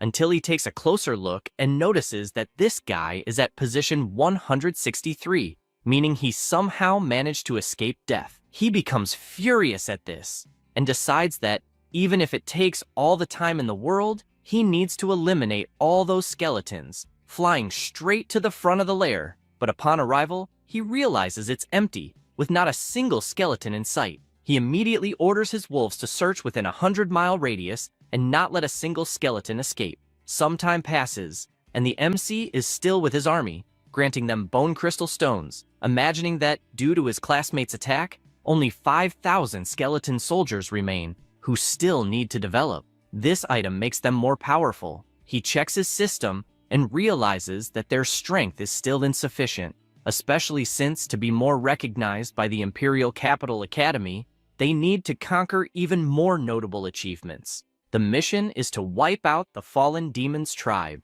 The reward will be 80 evaluation points, plus a level 2 skill crystal, Chain Fireball. He is aware that the Fallen Demon is a native creature of the Abyss Demon Plane, but quite weak in strength, yet it's offering 80 points in the evaluation, possibly even allowing him to eventually use the Fallen Demon to mass-produce soldiers. With that, he informs his army that they are heading to the Fallen Demon's tribe. 2 months later, in the teacher's meeting room, a teacher comments that his class's student, Huang Fei, currently has an army of over 100,000 demonized goblins, and his points have reached 3,200, securing first place. Another mentions that Liumo is also doing excellently, with 3,010 points holding second place. Someone else asks Professor Tianwen why Hanwoo, who ranked first last time, isn't performing well this time. Letian interjects, saying he already mentioned that this boy relied on luck to get first place, but some short-sighted professor treated him like a treasure. Tianwen asks him to please show some decorum, as he's still a professor and should at least show a bit of decency. Letian asks if he's wrong since that student really is a waste, no matter how many resources are given to him. He says this while wondering if that boy will even make it out of the evaluation alive. The confident professor asks if he would like to make another bet, saying this because he is confident the MC will win. Li Tian asks if he's serious, and he responds that he's betting 10 divine points this time. The professor says he doesn't have 10 divine points but does have divine duties, and wagers his level 3 divine healing. Tianwen accepts and informs them that Hanwoo has begun handling a task worth 80 evaluation points and is about to succeed. He imagines that a task worth 80 evaluation points is extremely difficult for a high school student, and once completed, it will undoubtedly draw the attention of universities. And even if the final score isn't excellent, just appearing in front of the universities will be worth it. Meanwhile, in the Abyssal Plane, this place originally had millions of desolate demons, but now fewer than 100,000 remain. The MC is on top of a mountain, content as his strategy has worked so far, having gathered 900,000 skeleton warriors and ordering them to advance, as it's time to collect the debt. The army begins attacking the monsters until they are cornered. 20 minutes later, he raises his victory flag. The skeleton mages use their resurrection spells, and the corpses on the ground come to life shortly after. This new monster is the Skeleton Reviver from the Skeleton Clan. It is a transcendent undead with talents of hard bones, as well as skeleton resurrection. Its belief is universal. This surprises him, as the Skeleton Revivers are even stronger than the Skeleton Knights. The new monster laughs while summoning more skeletons to the army, which form even stronger than usual. The MC asks him to store some things so that his army will not suffer any damage. Suddenly, a soldier approaches, presenting the loot to his master. He notices it is a sacred item, the Fireball Staff. After being charged in the Divine Realm's core, it can grant some Central Clan members the ability to cast level 1 fireballs. Additionally, It is immune to demonic energy erosion, increasing various negative resistances. He also notes that the source of desolation can trigger a life transition, deciding to test it later with his locusts. Now that his army has over 1 million soldiers, he feels more confident in facing Xiaolong's army. He checks the task in his system and, after earning 80 mission points, his rank rises to 401, receiving a level 2 skill crystal, Fireball Barrage. The next task is a native race with 70 evaluation points. Knowing his next mission, he orders his enormous army to march immediately. 3 days pass, and the professors are watching the Abyss live. The system reports that Han Wu has completed several consecutive tasks, rising to 4th place in the ranking. One of the professors comments to Tianwen that his student is truly incredible, having climbed from rock bottom to 4th place. Ledian says it doesn't matter if he's in 1st place, he's still not the first. Suddenly, Battle Fury Academy sends a message, wanting to interview the student Han Wu after the evaluation. At the same time, Hidden Dragon Academy does the same, wanting to schedule an interview with Han Wu. The same goes for Qingshan College, which sends a message saying that if Han Wu agrees, he can skip the college entrance exam and enroll directly. Letian becomes furious with Director Shu, asking why he's only showing university invitations for Han Wu and not mentioning the others. He replies that currently, there are no other invitations for the other students. The professor can't believe this, as the MC is only in 4th place at the moment, with 3 students ahead of him. The director explains that the prerequisite for university invitations is a total score of 3,000 and having completed at least one task worth 80 points or more. Currently, Han Wu is the only one who has met these requirements. Soon after, Schwang also meets the 2 requirements and receives an invitation from Battle Fury Academy. The professor is no longer interested in university invitations, as there are fewer and fewer tasks left to complete, and Han Wu won't be able to take 1st place. With this in mind, he contacts Xiaolong and informs him that only 3 tasks remain, and the evaluation is almost over, urging him to work hard to finish before Han Wu takes the lead. Xiaolong replies that he understands and will complete a 90-point task before his classmate arrives. The MC decides to check the tasks still available. One gives 100 points and requires exterminating the Black Frog demigod people. Another gives 90 points and requires annihilating the Minotaur tribe. Lastly, there's also a task worth 90 points that requires eradicating the Treant's evil forest. He knows that he currently has 3,480 points, exactly 130 points behind the 1st place, and is currently in 3rd, meaning he needs to complete at least 2 tasks, but all of them are extremely difficult, considering that he currently has 20 million skeleton warriors,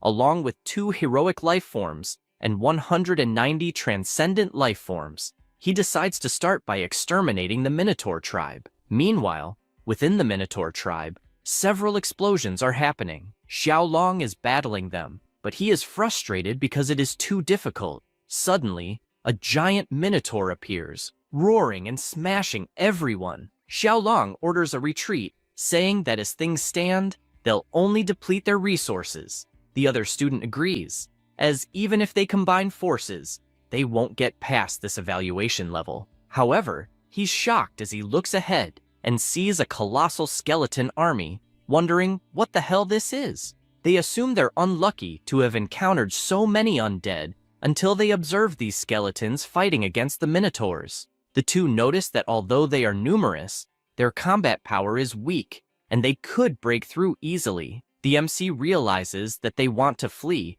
but warns them it won't be so easy, summoning his bone controllers. The powerful skeletons emerge and charge into the attack. The skeleton mage uses his magic and constantly summons the dead into battle. The 2 become desperate as they witness the dead lizard men turning into soldiers for the skeleton army, having no idea how they'll fight against this. Xiaolong decides to prioritize eliminating them, but a giant skeleton orders that neither of them move, leaving both paralyzed. The MC appears on top of the giant skeleton and greets both Xiaolong and Su Sun. Xiaolong can't believe it's Han Wu and asks if the main clan isn't supposed to be the Locusts. Since he didn't get a greeting in return, the MC simply says goodbye, as courtesy is essential. He says this as the giant lifts its foot, and Xiaolong begins shouting no until he is completely crushed with a single stomp. Susun says there is no conflict between them, apologizes if there was any misunderstanding, and argues that killing him won't bring any benefit. The MC responds that letting him live won't bring any benefit either. The lion begs, saying he can share all the treasure he took from the abyss, pleading to be spared. The MC agrees to the deal and tells him he can leave, and Shusun runs off immediately, fearing for his life. 5 hours pass, and the Minotaurs are completely defeated. Those who survive surrender, promising to submit to their new master. With that, the mission is successfully completed, increasing his points by 90. Now, his total is 3,570, 40 points behind first place, with 2 missions left. Suddenly, there's only 1 mission remaining, meaning someone else completed one. He panics, trying to figure out who succeeded, and sees that Schwang has moved up to 3,580 points, reaching second place. He's happy for her, and not surprised, as she's a powerful person. Now, he only has the task of exterminating the semi-divine black frog people, but he feels unsure, as the difficulty is very high. However,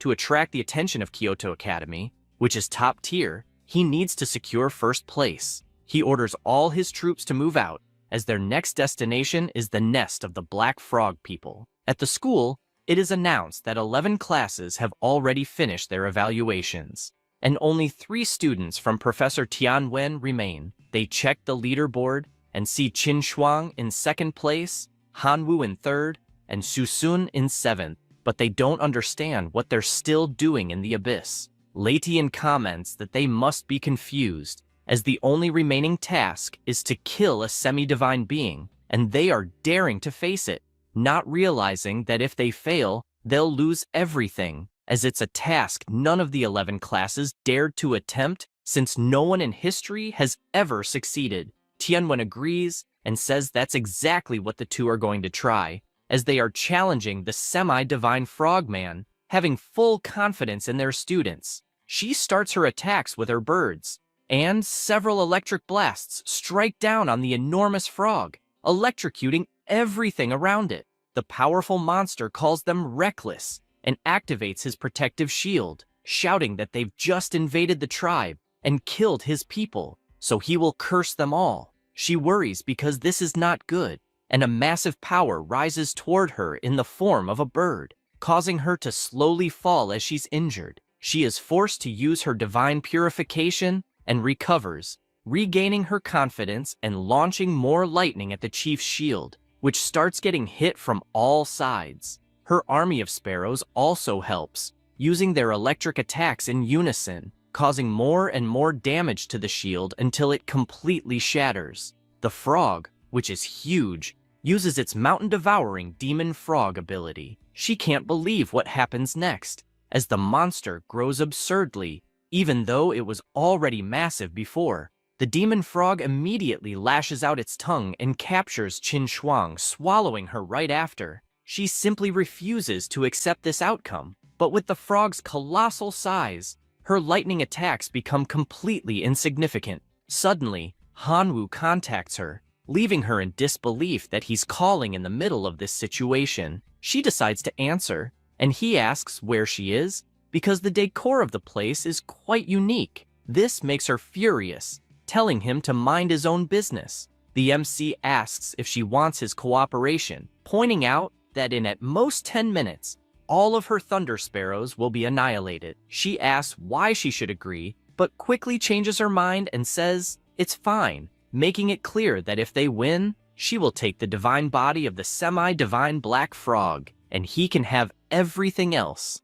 The MC says that's fine, and just asks her to issue a quick divine command, making the thunder sparrows pick up his elite troops, and he sends his location. The sparrows arrive at the scene, surprising him as they were very fast. He waves to show where he is and mounts one of them. The skeletons do the same, and they all journey through the skies, descending and attacking all the enemy frogs. The MC laments that the skeleton soldiers are really weak, as part of his army has been decimated, but on the other hand, the total number of fragments has increased. He continues flying over the area, saying it's time for the bone controller to take action. His soldier starts concentrating a powerful magic and summons a new giant skeleton, more powerful than the others, using the bone fragments scattered on the battlefield. The enemy frogs are performing a ritual, but the giant skeleton stomps on everything with its colossal size. The MC orders the Bone Restorer and his demon shaman bull to attack with full force. They waste no time and charge at the enemies, attacking every frog they come across. The Bone Restorer uses his power, summoning several skeletons from the dead bodies of the frogs. The monsters are confused by what they've just witnessed, but due to this distraction, they suffer several electric attacks from the sparrows flying overhead. The chief admits he underestimated his opponent and, for that reason, decides to fight seriously, using his dark magic dusk. This causes a black moon to appear in the sky, frightening Hanwoo, as it is a terrifying magic that drains the life force of all the skeleton soldiers. He worries about what to do since all his familiars are there. Suddenly, he hears a telepathic message from his other familiars, who say they are willing to fight for their god. He is happy, as it is Jian Fun and the dwarf Red Forge, and the situation has just turned perfect since a new day has arrived, meaning he can summon them. That said, the gate opens, and his familiar enters the battle, with all the dwarves following him.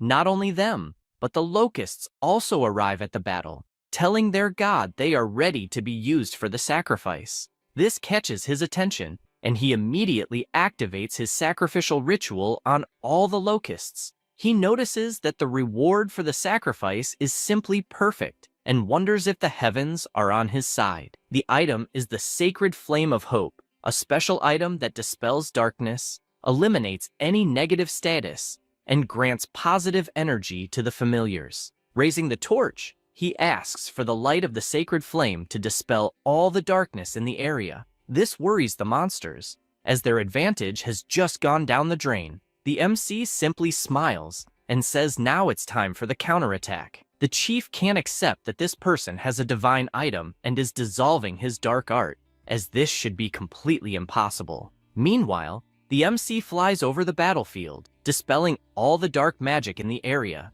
and upon observing the monster, he begins to suspect that Schwang was swallowed by the demon frog, which devours even mountains. Thinking this, he asks his strongest familiars to kill this chief. The battle between them begins.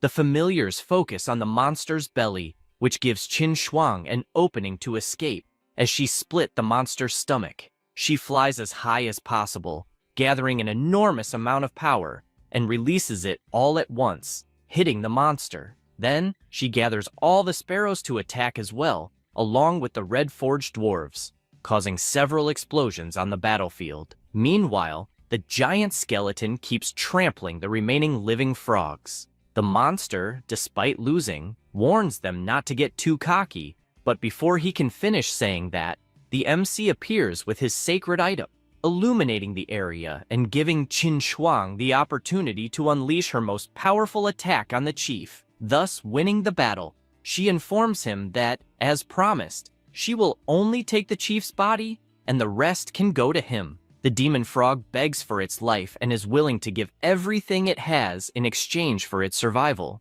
The MC says that after killing him, everything will be his anyway. He says this, and his familiar finishes off the enemy. Half an hour passes, and they gather all the treasures from the area. He asks if she's sure she doesn't want to keep any part of it. She says that a deal is a deal, so everything will go to him. Except for the chief's body, he puts a crown on his head and asks if he can at least keep this as payment for her help. She feels embarrassed, but says it's fine, she'll accept. The professor speaks telepathically, congratulating Hanwoo for doing a great job, and tells him that the directors of the top universities are interested in meeting him, so he asks him to return as soon as possible. Tianwen asks both students to follow him, but warns them not to say anything foolish, since they are about to meet some professors who are in the true god realm. They arrive at the place where everyone is gathered. The MC starts wondering if these examiners can see his unique life sacrifice ability, since everyone there is a true god. The bald one starts talking about Schwang, saying that she comes from a family of true gods, and that they have many resources. He mentions that she is in possession of a divine body, as she kept the demon frog's body, and will probably create a lordly life form. Having said that, he asks how much divinity she currently has. Another examiner is surprised to see that she hasn't even ascended to the demigod status yet, and is already preparing a divine body for cultivation, and it seems the chance of success is high. The most incredible part is that even the officials, when they were demigods for years, couldn't achieve a lordly life form. The girl replies that she has 4 points of divinity. The MC, looking at her, thinks she's very clever, as she secretly accumulated 4 points of divinity and was probably invested with about 400 million divine power. Definitely, she is the face of wealth. The bald man speaks again, saying that her qualifications meet all the requirements of all the universities, and that, after completing her cultivation, she will be able to apply to any of them, finally experiencing university life. She thanks him for his generosity. He changes his expression as he now begins to speak about Hanwoo, and starts by asking if his familiars are really locusts. The MC replies that they are. With that answer, the examiner already marks an X on his report. Then he asks if his current divine points are 1. He responds affirmatively. The examiner marks another X on the paper and says he will ask one last question, wanting to know how he obtained the hero Jian Fun and the weakened version of the Lord Skeleton's incarnation that he showed in the exam. He is somewhat pleased, as it appears the examiners cannot see his ability, so he doesn't need to let them know about it. With that in mind, he says he cannot answer that question. The bald man apologizes, saying that the student does not meet any of their university's requirements, and, if he still wishes to apply, asks him only to keep working hard. The director, seeing this meeting, regrets it, as it seems the 3 professors are unable to see how excellent Hanwoo is. He just smiles and says he understands, as he will continue to work hard. The bald man wishes him all the luck in the world from here on. Tianwen tells the MC that the top universities have high standards, so it's really hard to get in. But he also mentions that there are several elite universities that would love to recruit him if he's interested. He says it's not necessary, as his true desire is to enter Imperial University. He says this and leaves the room, meeting Schwang. She tells him that she's going to cultivate a lordly life form and then join one of the top universities as a reserve student, where the resources are more suitable. Knowing this, she asks if he is really going to Imperial University. Hanwoo replies that he definitely is. He says this, imagining that his parents were lost in the Star Sea of Chaos, so it will be necessary to join that specific university to learn more about it. She says she understands and that she's also going to Imperial University in the capital. After all, as a reserve student, she will definitely progress greatly with the resources they will offer, and probably, when they meet again, they will both be opponents. After saying that, she tells him it's not too late to become her servant before she enters the university. He turns around and replies that he has made a lot of money on his own, so it makes no sense to become her servant. Besides, he informs her that he has some things to take care of, so he will be leaving. She says goodbye, thinking that, although he's a bit silly, he's still cute, especially in that skeleton form. Afterward, in his divine realm, he begins to absorb the divinity card. His level is that of a divine being. His divine talent is the Chosen One. He possesses various powers. Currently, he has 219 extraordinary life forms, 49 million elite life forms, and 2 billion ordinary life forms. His familiars include Jian Fun, the Red Dwarf, the Bone Controller, the Bone Revitalizer, and the Demon Shaman Bull, along with many others. He is pleased because with the money he has, he will be able to upgrade his familiars' equipment, drastically increasing their battle power. However, he is currently interested in building a life leap path for the Locusts. Starting by using the immolation fountain, a black cloud moves toward the Locusts. he notices that their resistance and toughness have increased. Essentially, there was a significant boost in their resilience and resistance to negative effects. Clearly, it is an evolution in the defensive direction. He then decides to use the Dark Frog's heart to build the path for dark spells. With this, they will be able to fly stealthily and cause all kinds of negative effects on enemies.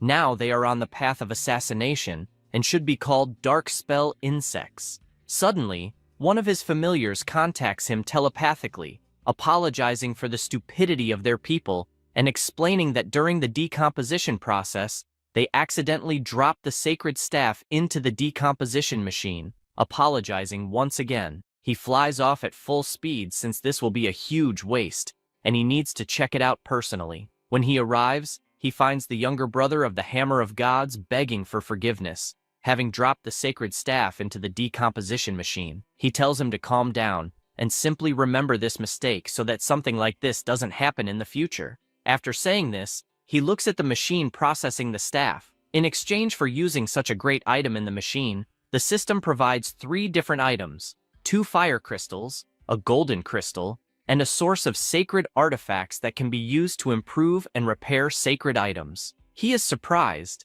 as it seems possible to repair sacred items, and wonders if his law of gluttony, which seems to be broken, could be repaired. He says this while looking at the options in his system. A notification informs him that common life forms can evolve into elite life forms by consuming more than 999 times their own energy. He notes that it used to be 1,000 times, but now the requirement has decreased, deducing that with the sacred source, it should be possible to completely fix the law of gluttony. However, the sacred artifact source needs to be disassembled from sacred items, and he can't imagine where he would get so many sacred items. He decides to check what people online are saying. The topic is, the user possesses a weapon that is both divine and sacred, damaged in a battle in the wilderness, and without it, their combat ability has decreased significantly. Now they are seeking help from someone in the divine realm to restore it, and any amount of divine power will suffice as long as the artifact can be repaired. The first person tells them to give up, as it's impossible. The second says they once tried to fix it, but to no avail. The MC wonders if the sacred relic source could repair a weapon that is both divine and sacred. With this in mind, he replies to the forum that he might be able to help, and if they want to try, they should contact him privately. This person quickly calls the MC, surprising him with the speed of the response, and when he answers, the person asks if he can really help him restore the weapon he has. He responds that he'll at least try since this guy posted so long ago and apparently hasn't found a solution, so he has nothing to lose. He asks him to trust him and send some sacred relics. The guy says he already downloaded the anti-fraud system from the divine realm, so there's no point in trying to trick him. After that, he asks what level of relic will be needed, mentioning that he can give anything below level 4, but if a higher level is needed, it will take some time to get it.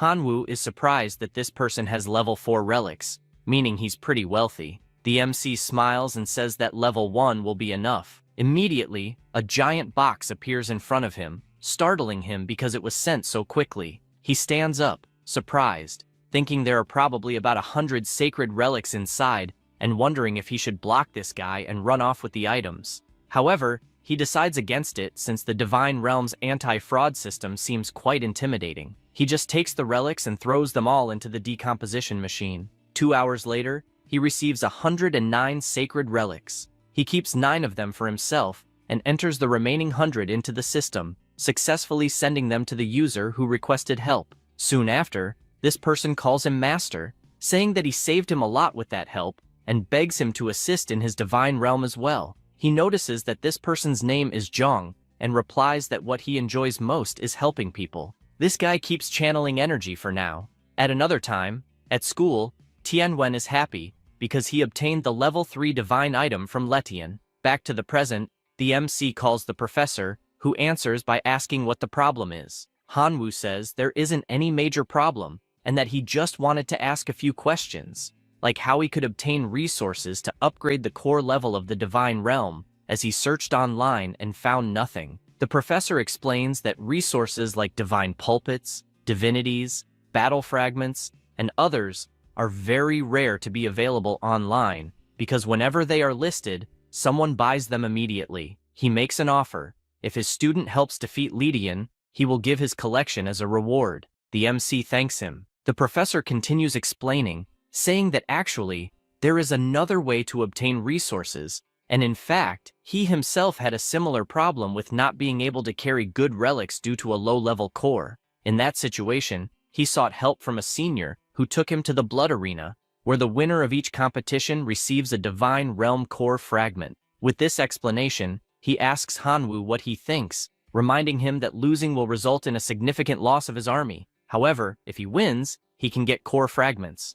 The MC thinks about how he recently spent a lot of money evolving his followers and is looking for an opportunity to test them. For this reason, he decides to say there's no problem since he lacks everything except followers. The next day, at the Blood Arena, both are present, and the MC says the place is truly magnificent. The professor asks them to wear a mask that prevents detection by demigods or anyone below that level, as they are in the outer realm, which is quite dangerous. The examiner asks them to fill out the form first. Meanwhile, the professor explains that the competition is divided into 3 categories based on the level of the competitors, for divine beings, demigods, and true gods. So, unless competitors specifically request a match, battles between different levels usually don't happen. Additionally, there is no limit to the number of followers in the army, so the defeat in the competition is declared when the follower mortality rate exceeds 50%. Some people persist, and the mortality rate reaches 100%. Shortly after this explanation,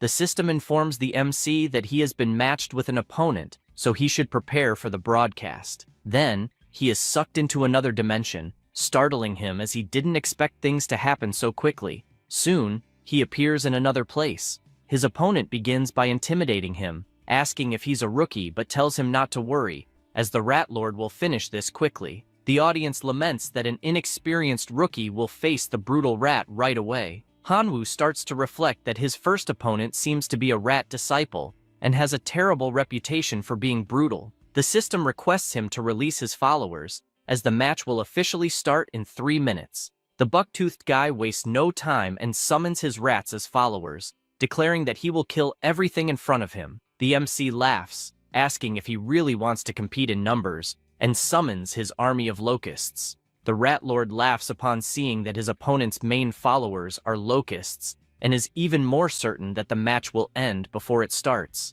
He says this, and a notification appears, informing them that the battle is about to begin. The rats prepare their bows, and, at the signal, shoot all their arrows. The MC immediately commands his locusts to activate their shields, successfully defending against the attack. The buck-toothed guy orders them to keep shooting, but Hanwoo shouts for his dark insects to launch a surprise attack. The familiar was flying over the rats' backs and, as commanded, uses its special ability on all of them, leaving them in a state of confusion. Then, he shouts for his demonic insects to kill all the enemies. They prepare their stingers and charge toward the still dazed rats. The audience is left in disbelief, as it was overwhelming. The current survival score for Hanwoo is 99%. While the buck-toothed guy's followers are at 22%. He screams that this is impossible and begs for it to stop, admitting defeat. Because of this, all the insects stop attacking, and under the pile of dead rats, an item appears. Hanwoo approaches and notices it's a fragment of the divine core, commenting that it looks very much like his life sacrifice ability. The system announces that the game is over, and both will be transported back to the waiting area. The professor greets him, saying he did an excellent job since he won the first competition and also gained a lot of divine power, and asks if he would like to proceed to the second round, as the family members did not suffer many losses. He further explains that if he wins again, he will earn 10% more fragments of the divine core than before. He responds that he would love to, excited since his family members need to train anyway. After that, 32 days passed, and he is happy because he won everything, but exploded 100 million of his locusts. However, it was worth it, as after 89 consecutive victories, he obtained many fragments of the divine core. With the current amount, he can upgrade his level to 7.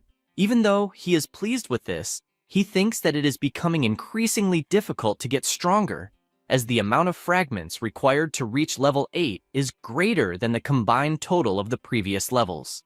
The professor comments that, in fact, with the current strength of his family members, he could try challenging the demigods.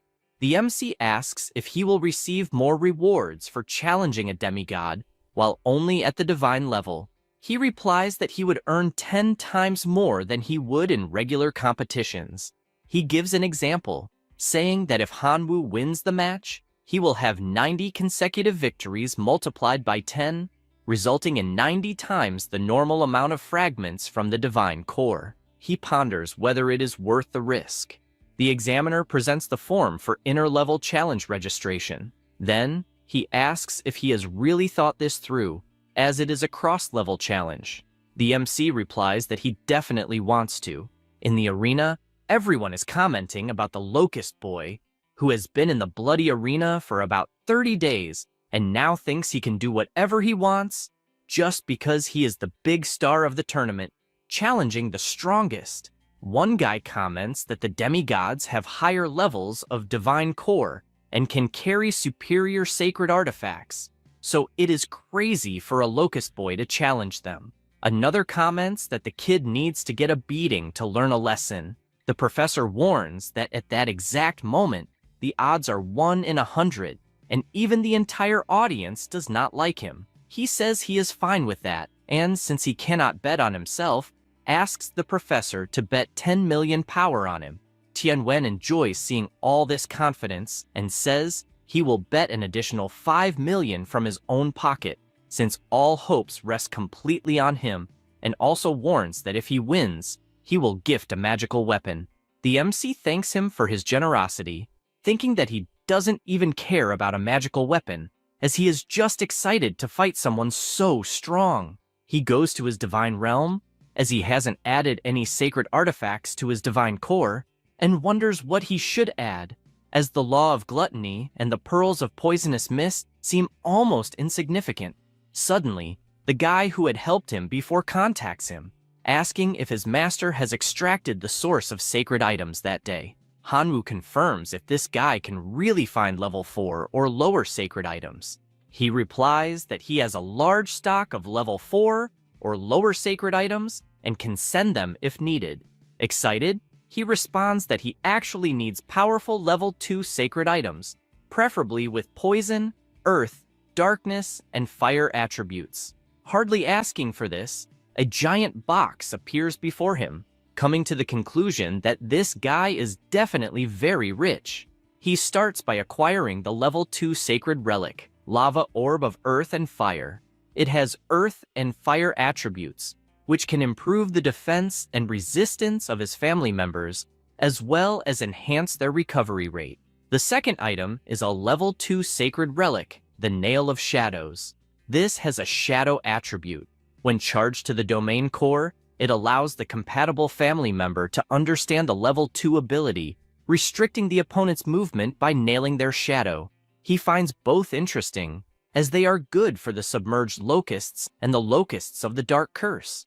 That said, he decides to combine the two relics, causing a massive explosion in the sky. Then, he summons his locusts to absorb the new power, and immediately they become more powerful, as they have evolved once again. This makes him more confident, as future battles will be promising. Hardly finishing this thought, he is summoned by the battle arena, which asks the competitors to go immediately to the preparation arena. He teleports right away. Upon arriving at the battle arena, he finds the crowd cheering frantically for Mr. Elephant. The demigod is pleased, as it must be quite a stroke of luck to encounter an inexperienced rookie in the bloody arena, and he asks if he is ready to die along with his family members. He also says it is admirable for someone of low level to challenge a demigod, but makes it clear that courage is not strength, and for this reason, he will show the terror that someone of this level can be, subsequently summoning his army of giant mammoths.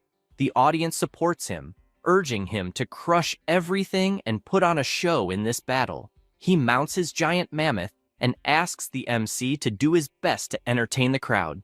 He responds that it's fine and asks for his swarm of locusts to appear, feeling confident in his Dark Curse locust, as it has been nurtured by the combination of the law of gluttony and the shadow nail. The explosive submerged Locust also had a combination of gluttony and the lava of earth and fire. His opponent finds this interesting and believes the fight will be cool, then asks his army of mammoths to attack the locusts that are on the way. Hanwoo does the same and commands the dark cursed locust to attack, then launches their stingers, completely immobilizing the monster's shadow upon hitting it. The big guy asks what cheap trick he is using, but before he can finish, another swarm of locusts attacks using toxic explosion. However, the thunder mammoth remains still, showing no reaction. His master makes it clear that it doesn't matter if the locusts have become a transcendent form of life, as his giant mammoth would never be harmed, even if it stood still forever. The MC asks if he is sure about that. Then, a colossal explosion erupts in the arena. Mr. Mammoth realizes that Hanwoo is trying to win by numbers and decides not to let that happen, ordering his army to advance as quickly as possible. The MC does the same and commands them to explode, causing more explosions towards the mammoths. The demigod decides to resort to 3 divine arts: armor, blood chi, and healing. His wounded mammoths begin to rise, gaining significant resistance against the explosions. He admits he didn't expect to have to use a divine art, and for this reason, he acknowledges Hanwoo's strength. Therefore, he states that after killing 50% of his army, he will allow him to surrender to avoid further losses. The MC simply smiles, asking if he thinks that's all he has, and shouts that giving up is not an option, calling for his demonic bull clan to emerge. They charge toward the mammoths, leaving his opponent frightened, as Hanwoo indeed has a demonic bull as a familiar, watching as his mammoths are defeated one by one.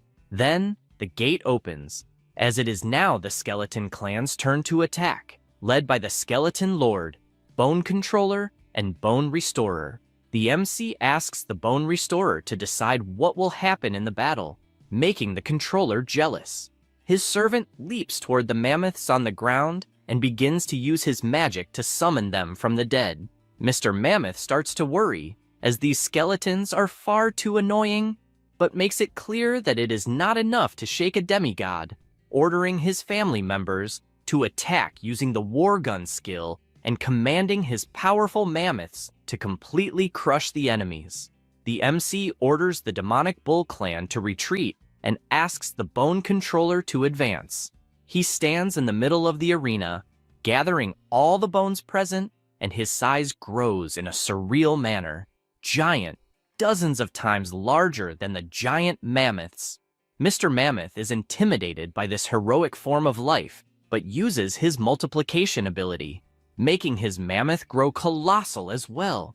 After that, he charges toward the giant skeleton and tries to destroy it with his tusks, but he is blocked. Furthermore, he starts shouting and lifts the mammoth with all his strength, throwing it down to the ground. Then he jumps and attacks with his fist, but the mammoth manages to hold the punch with its trunk and throws him to the ground this time, raising its legs and trying to stomp on him. However, the bone controller manages to jump back in time to avoid being crushed and counterattacks, kicking the mammoth in the face. The MC shouts that it's time to end this, and his familiar obeys, jumping on the monster and attacking multiple times, grabbing one of the tusks and breaking it in half. Mr. Mammoth is terrified of the situation, asking his family members to get up and react, but the bone controller doesn't give him time and grabs the other tusk, breaking it as well. Hanwoo admits to being surprised, as he made the bone controller learn hand-to-hand combat, but he didn't expect it to work so well, especially since it is gigantic. Hardly finishing this thought, his familiar kicks the mammoth, sending it flying toward its master. He orders his army of giant mammoths to surround the enemy until they wear him down. They obey and start running toward the bone controller, but without giving much of a chance, he stomps, exploding some mammoths on one side and kicking others away, finishing with several punches to the ground, tossing the mammoths all over the arena. However, the army of mammoths is still very large, and many of them manage to reach the familiar, hitting its leg and making it fall to the ground, allowing everyone to swarm and attack. The enemy shouts to finish off the giant skeleton at all costs, But the MC doesn't stay still and asks his demonic bull to rescue the bone controller. The army arrives at the battle, beating the enemies, and the skeletal mage takes the opportunity to use his resurrection magic, summoning the dead mammoths and using them to attack as well. The audience is incredulous at the battle, as the family members of the Lord of Elephants are already outnumbered, and the Grasshopper Boy has achieved total annihilation. Then, he admits defeat and gives up the fight, resulting in a fragment appearing on top of the pile of bodies. The MC approaches to pick it up and notes how heavy the fragment is coming from a demigod. Suddenly, someone calls for Hanwoo, saying that the administration of the Bloody Arena wants to meet him, being teleported immediately without even realizing it. Upon arriving at the location, a person asks him not to be afraid, as they will not harm him. He asks what they intend, dragging him forcefully there.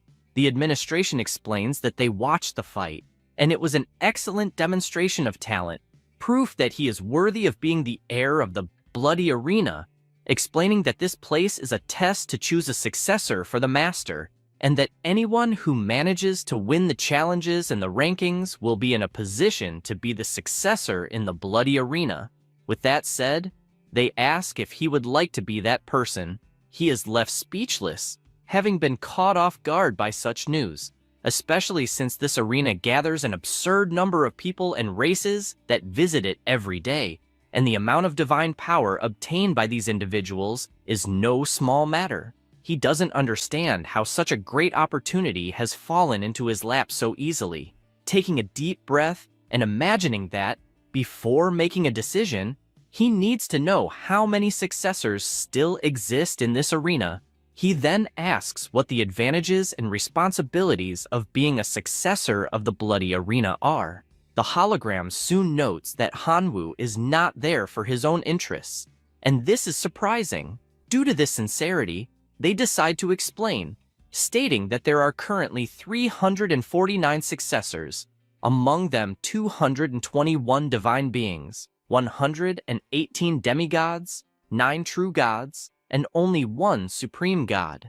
They also explain that upon becoming a successor, he will receive the eternal coordinates of the Bloody Arena and will be able to teleport without any equipment to any of the realms of the arena, at a cost of 1 million divine power per teleport. In addition, he will also receive the license to build a special blood arena in his divine realm to create familiars. He then explains that upon reaching 500 successors, the Bloody Arena will initiate the succession ceremony, which will take place in the arena itself, and the best among the 500 successors will become the master of the Bloody Arena. The MC quickly realizes that, given the nature of this arena, the succession ceremony will definitely not be simple, as there will be 500 people fighting, and only the last one standing will become the master. However, he imagines his current position, now entering as the 350th, and concludes that it will take a long time to reach 500 people, potentially having become the supreme god by the time it arrives. The leader of the arena asks once again if he is willing to become a successor. He replies that he is. With that, a notification arrives, congratulating him for being the 350th person to become a successor of the Bloody Arena.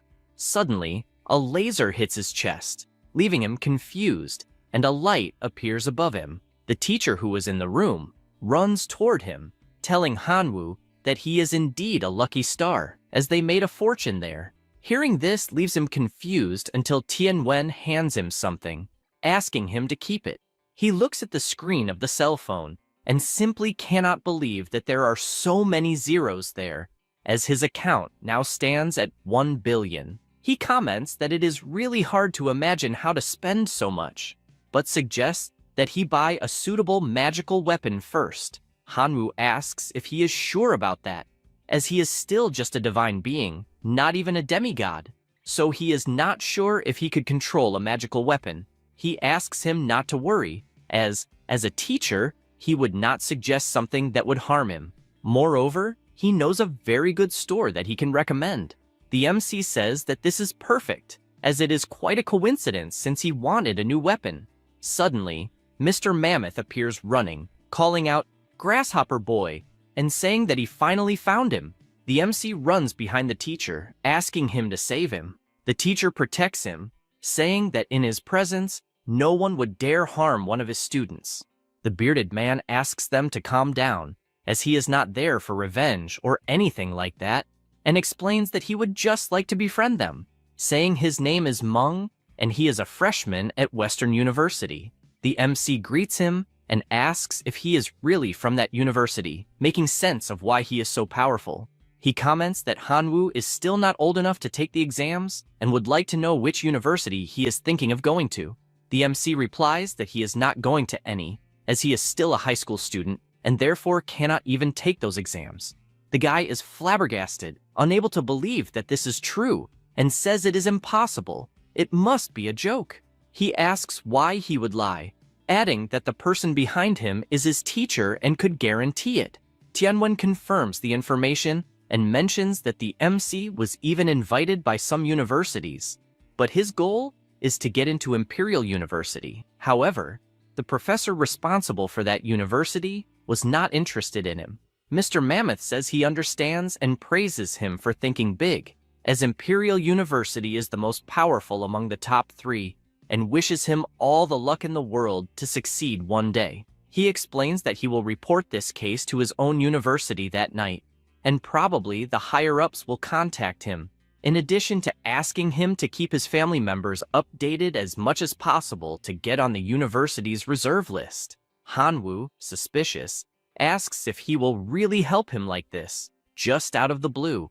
The bearded man laughs and says that this is obvious, as he sees great potential in him, but makes it clear that the path to becoming a demigod is long, and it is naturally easier to have several partners who can trust each other than to fight alone. He also explains that after recommending him to the university, and if he gets in, he himself will also receive a bonus in the form of resources, so it is a mutual gain. Hanwoo says he understands and thanks him for the help. The demigod says it's nothing special and only asks that he continue working hard. He suggests that he invest heavily in the main familiars and, in the near future, in heroic life forms. After all this, the MC goes to Wanbao Street, heading towards the treasure pavilion. The professor accompanying him asks to enter, and a beautiful woman is inside, welcoming the two of them and asking what level of equipment they are looking for, or perhaps if they are there to meet the master blacksmith. They walk inside, and she mentions that she has already contacted Master Tony, informing him that Tianwen is there to see him. The MC finds the name Master Tony strange, as it sounds more like a good hairdresser, and wonders if he is really a professional blacksmith. After walking a bit, she politely asks them to enter the portal. The two stare at each other for a moment and decide to cross it. Upon arriving on the other side, Tony tells Tianwen that this time he brought a very fat sheep. The MC laughs, wondering if it's too late to run away. The professor steps in front and asks the blacksmith to be serious, as there is a student present. The hefty man decides to explain how things work there, stating that the shop is friendly to everyone, but there are no special discounts for students. This leaves him upset, as there should be some student packages since it's not easy to make money as a student, and he had to work so hard to earn $1 billion. The professor tells Hanwoo that, despite Master Tony's tough talk, he is an excellent blacksmith. The hefty man feels happy to hear this, as, after so many years, he finally hears a kind word from the professor. But inside, he wonders who he is calling tough. He invites the MC into the tent, as he will show him his work.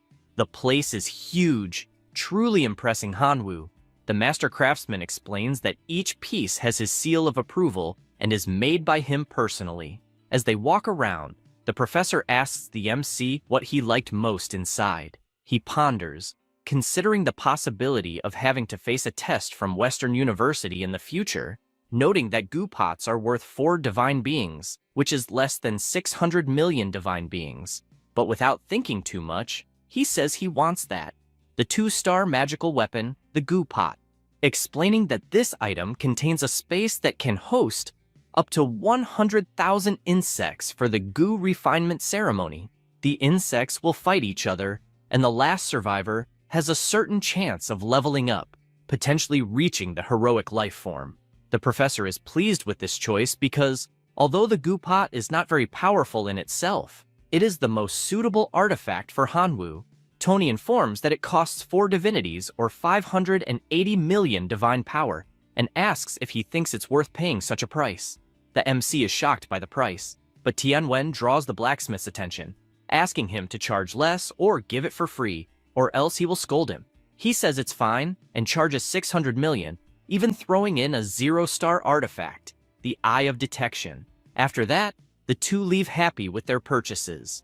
But the blacksmith calls out to his guest, saying he created a new special artifact based on the remnants of a lost civilization and mentions that it might suit his style. The professor takes the artifact in his hand to check what it is, and, after analyzing it carefully, begins to yell at his friend because, despite treating him well, he's still treating him like an idiot, and says that this ball has no power at all and asks why he's trying to trick him. Tony asks him to calm down, saying he will explain, and informs him that it's called Greedy Wolf and came from a civilization lost long ago.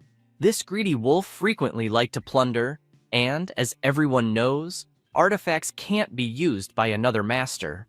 After plundering these items, they were treated as mere scrap.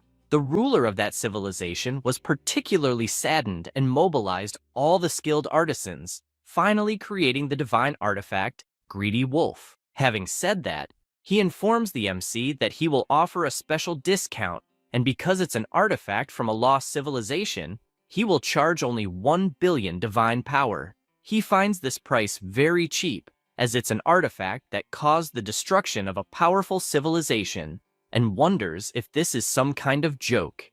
The chubby guy comments that the artifact still has minor flaws.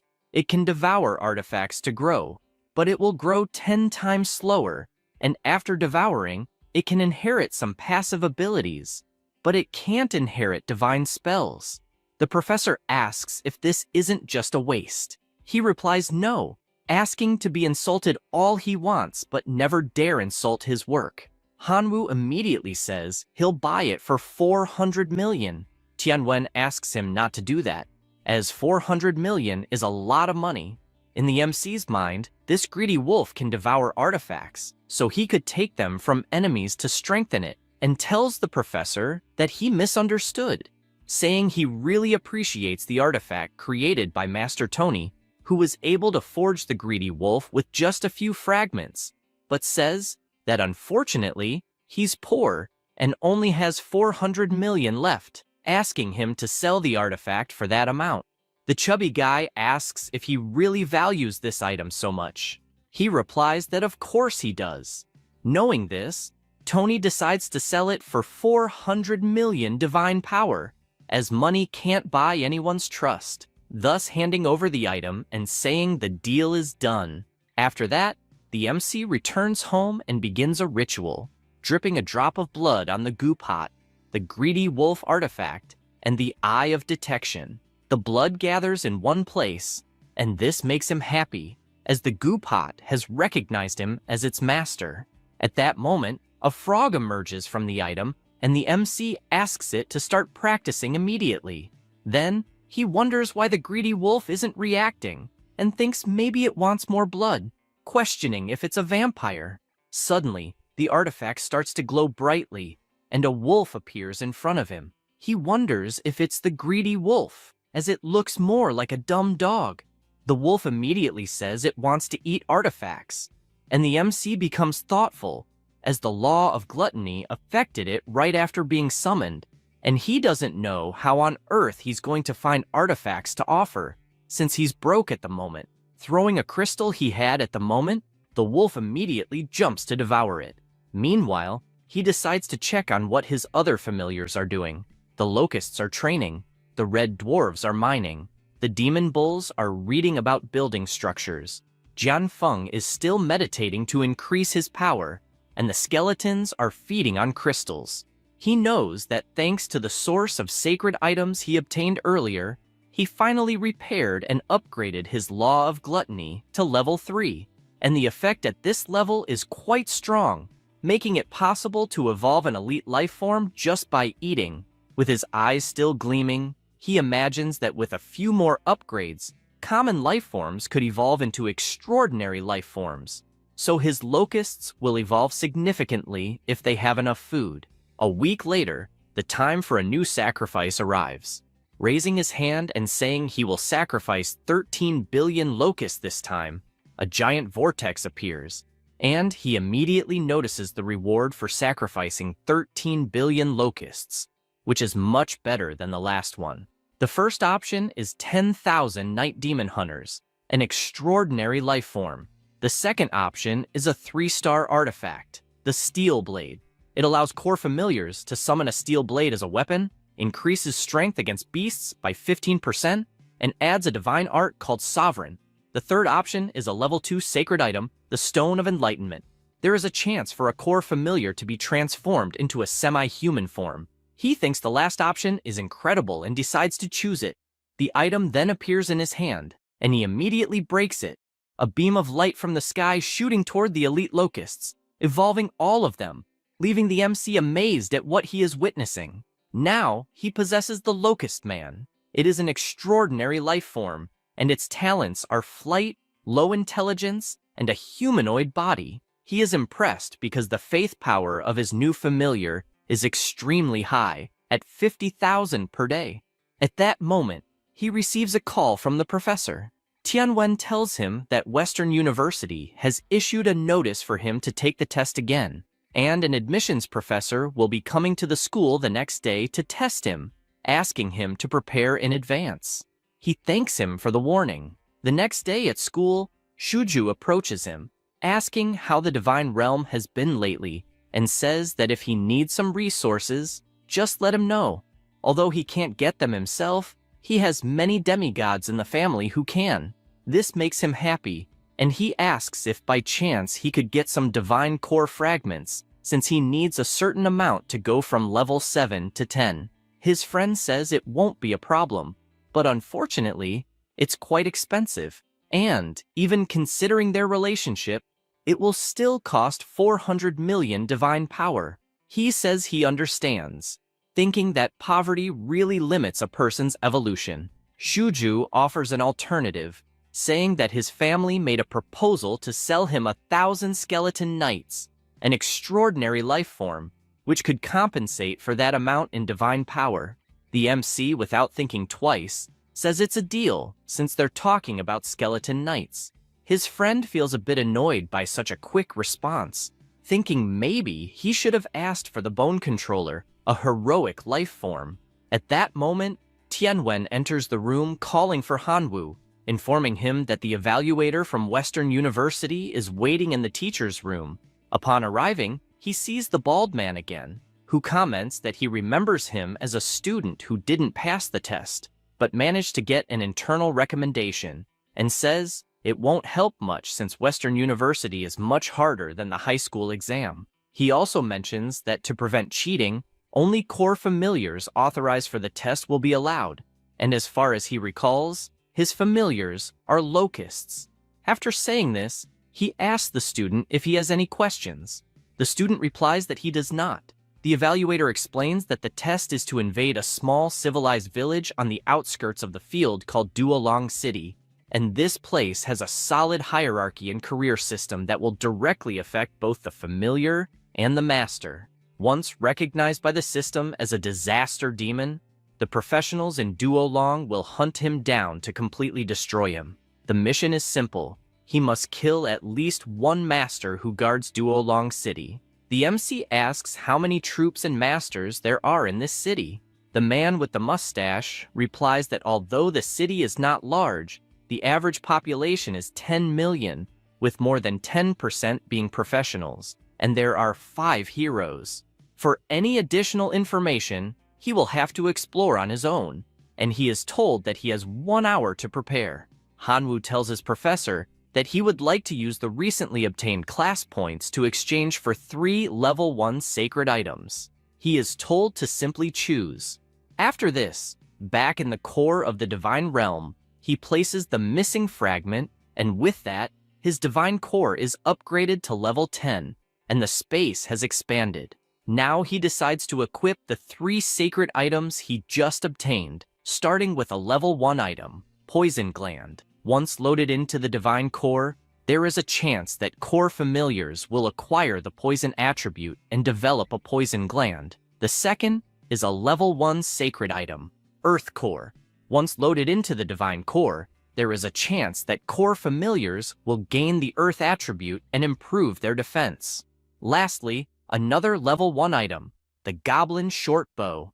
It is both a sacred item and a divine weapon. When loaded into the divine core, there is a chance that core familiars will gain the ability to summon a goblin short bow as a weapon. The host god will also gain the ability to summon the bow himself. All items were successfully loaded. The MC is excited since most of the locusts have poison glands. Half of the immolated locusts have improved defense, and almost all the locust men can now fight using the bow, so he is looking forward to an easy test.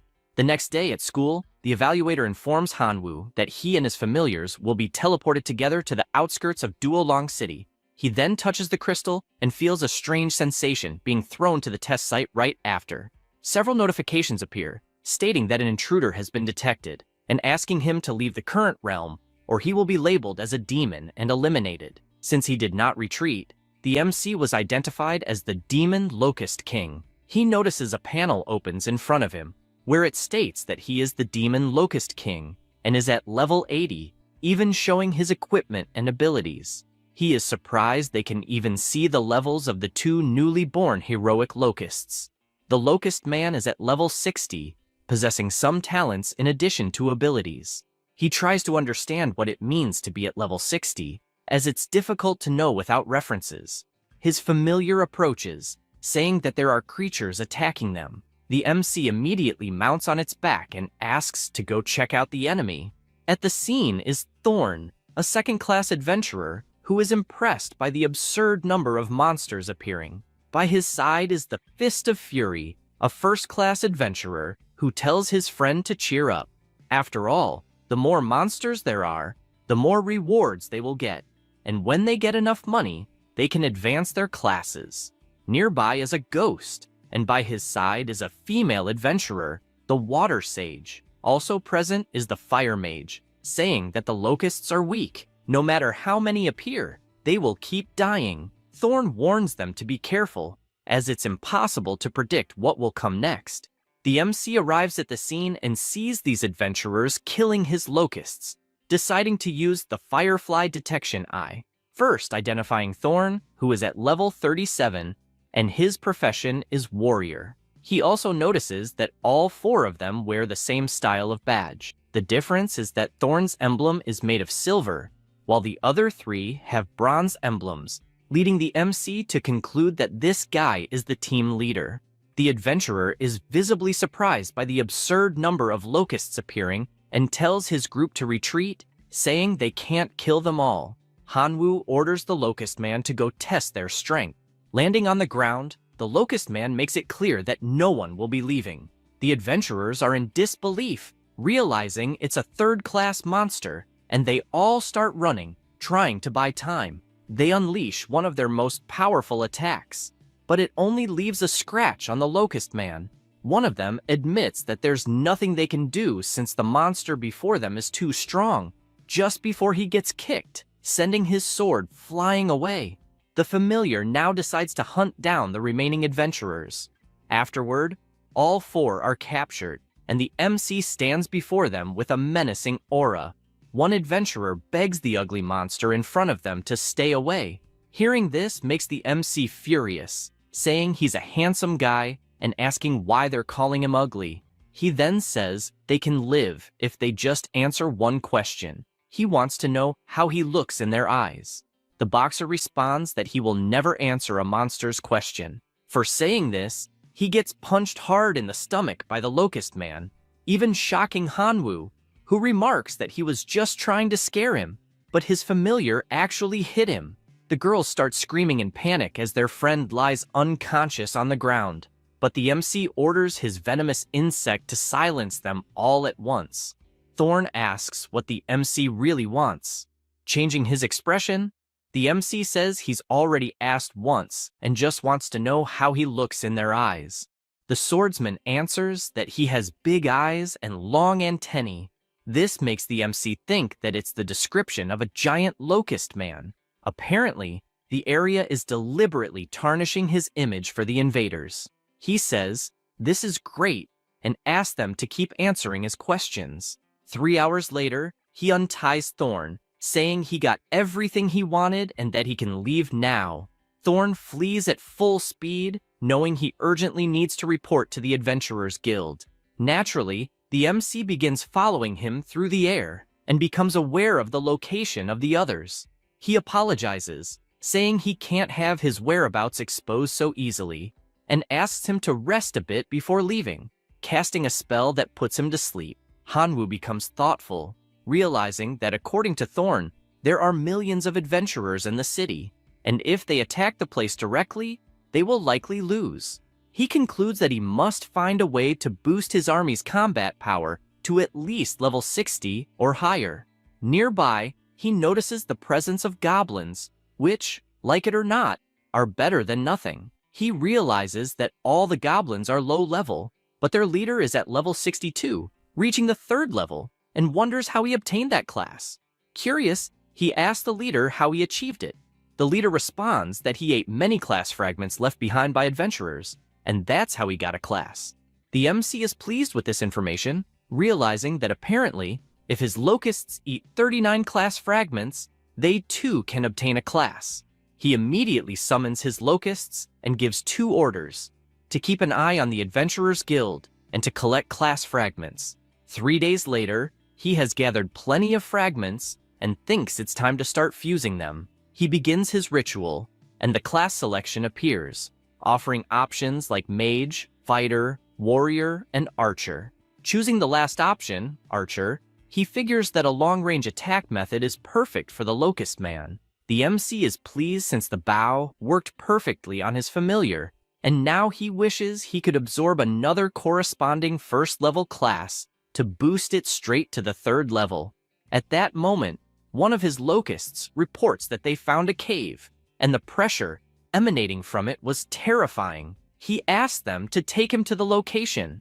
Upon arrival, his locust says the place is just ahead, and Hanwoo immediately senses the terrifying aura coming from within, as it even has a hint of divine power, making it definitely worth investigating. He enters the cave accompanied by 2 locust men, and looking down, he notices a giant dragon sleeping in the cave. He recalls the professor once saying that some civilizations from other realms used to isolate enemies they couldn't easily kill, and apparently, the black dragon in front of him is a poor creature sealed there by some powerful being. A locust then uses its detection eye.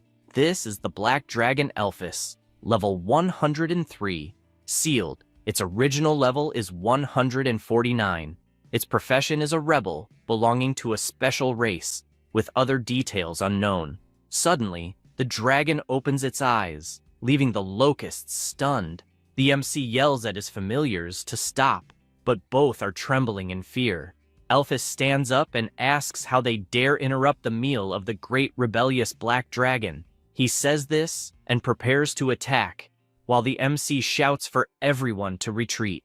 Several explosions follow, 5 minutes pass, and he returns to the dragon's lair, asking if it's done venting. The black dragon gets ready again, calling Hanwoo insignificant scum since he's trying to take advantage and, for that, will never be forgiven. The MC runs again, knowing there are still 4 minutes left. After 10 minutes, Hanwoo returns and tells the dragon he's not there to provoke him. On the contrary, he's there to help. Elphys says he has already seen through his tricks, so he asks him to leave immediately before he has to devour him whole. The MC grabs his bow and asks if, being trapped like that, he could devour anyone, launching an arrow that bounces off the dragon's scales. The dragon asks if he's really going to keep making insignificant attacks since, as a black dragon, he has absolute defense. Hanwoo summons his sword and says he'll pay to find out, delivering an attack that barely scratches him. Enraged, he asks to infuse 10,000 of divine power, knowing he needs to cause at least some damage for Elphys to cooperate. Then he unleashes much more powerful attacks, and this time, blood begins to flow. The dragon becomes furious, asking how he dares wound a supreme being in such a way. The MC replies that he has many more weapons, and if Elphys keeps talking nonsense, he might end up dead. Elphys asks what the MC wants after all. The MC says he has a dream, which is to kill the hero of Doran City, but with his current strength, that's not possible. Facing this hero is impossible, and for that reason he needs help. The dragon says he's been sealed there for many years and has no way to escape, so how could he help? He also explains that the chains binding him are special artifacts, created by the guild itself, and not even his dark power can destroy them, much less a common sword. Hanwoo asks if he's sure the chains are artifacts. He replies that yes, he is sure, as he would never stoop to lying. Knowing this, the MC summons an item, as he has a solution to this problem, then asks for the wolf cub to appear. The aura begins corroding the chain until it's destroyed, leaving the dragon surprised by what he's seeing, and he asks for help to quickly break the other chains, since the great black dragon Elphys commands him. Hanwoo gets irritated and asks what he just said. He repeats, saying to hurry and free the great black dragon that commands him. The MC points out that he just broke one of the chains and asks him to show a gesture of goodwill, as he hasn't done anything for him and even claimed to command him. The dragon asks what he wants.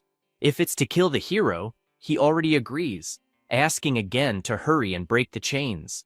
Hanwoo changes his mind, asking the dragon to serve him for 100 years as a reward for freeing him.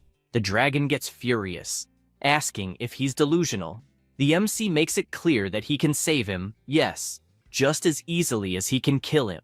And if the dragon isn't willing to help, he can still be used as a stepping stone to increase his power, as he's heard that dragons are treasures from head to toe, and even the bones would fetch a fortune. Elphys is intimidated by this, and, with no other choice, agrees to serve him for 100 years, begging him to break the chains, as he doesn't want to spend another second trapped there. The MC tells him not to rush, as they still need to sign a contract. The dragon asks if he's trying to enslave him, warning that dragons will never be enslaved. The MC summons a crystal and says he's already sensed his weakness from afar and will let him eat that resource only after signing the contract. The dragon sees no way out and signs, using his paw. With everything settled, the wolf cub jumps to devour the rest of the chains, as they are artifacts, destroying all of them. The cave completely explodes due to the dragon, who is happy to finally be free. After that, in Doran City's town hall, a meeting is taking place, and the martial saint hero reports that the black dragon has just been freed and asks for everyone to join forces to destroy him, as the seal must still be weak. Rose, who is also a saint hero, says the dragon will probably hide to regain all his strength, and since the area outside the city is vast, she suggests asking for the help of all adventurers in Doran City. Another hero says that the dark power emanating from the black dragon will cause a large number of monsters to grow stronger. This is Jamie, the ice and fire sword hero, emphasizing that they should take the first step and initiate action before the monsters revolt. Carl asks if a single weakened dragon is really a reason for all this concern, and asks his dragon slayer brother what he thinks about it. He responds that a simple dragon isn't a reason for such a fuss, saying he's already killed one of the wind element alone, and although it was difficult, it wasn't impossible. Gordon says he understands, but warns that this dragon is different, as according to records, this one specifically is from the rebel race, so they shouldn't underestimate him. Ben asks if he's underestimating his strength. After all, he himself is a 4th Revolution Dragon Slayer, chosen by destiny itself, with the sole purpose of obliterating these monsters. The bearded man stays silent after hearing this. Ben only asks everyone to take care of the city's defense, while he personally deals with the escaped dragon. The archer says he supports him and will also accompany him on this journey. At this moment, the MC is gathering various monsters, taking advantage of the black dragon's presence. He asks them all if they want to continue living under the massacre of adventurers, telling them that the great rebel, the black dragon Elphys, has summoned all the monsters to unite and form a monster alliance to fight against the Adventurers Guild. The monsters ask if it's really possible to gather the forces for such a thing. He imagines that, after all, the strength of his familiars is limited, so if he wants to win, he will need to use these shrimp and crabs to keep them under control. With that in mind, he tells all the monsters that he can help them improve, as this alliance offers a reward in the form of power crystals. In other words, any monster of any race can trade equipment and fragments. A few days pass, and the black dragon is offering his blood to help the MC advance to the 3rd level. However, he says he's getting a little dizzy from the blood loss, so he asks for 500 black crystals, as it's not a big deal. Hanwoo turns and tells him not to pretend to be weak, and besides, 500 black crystals are not cheap, and he'll pay that in installments.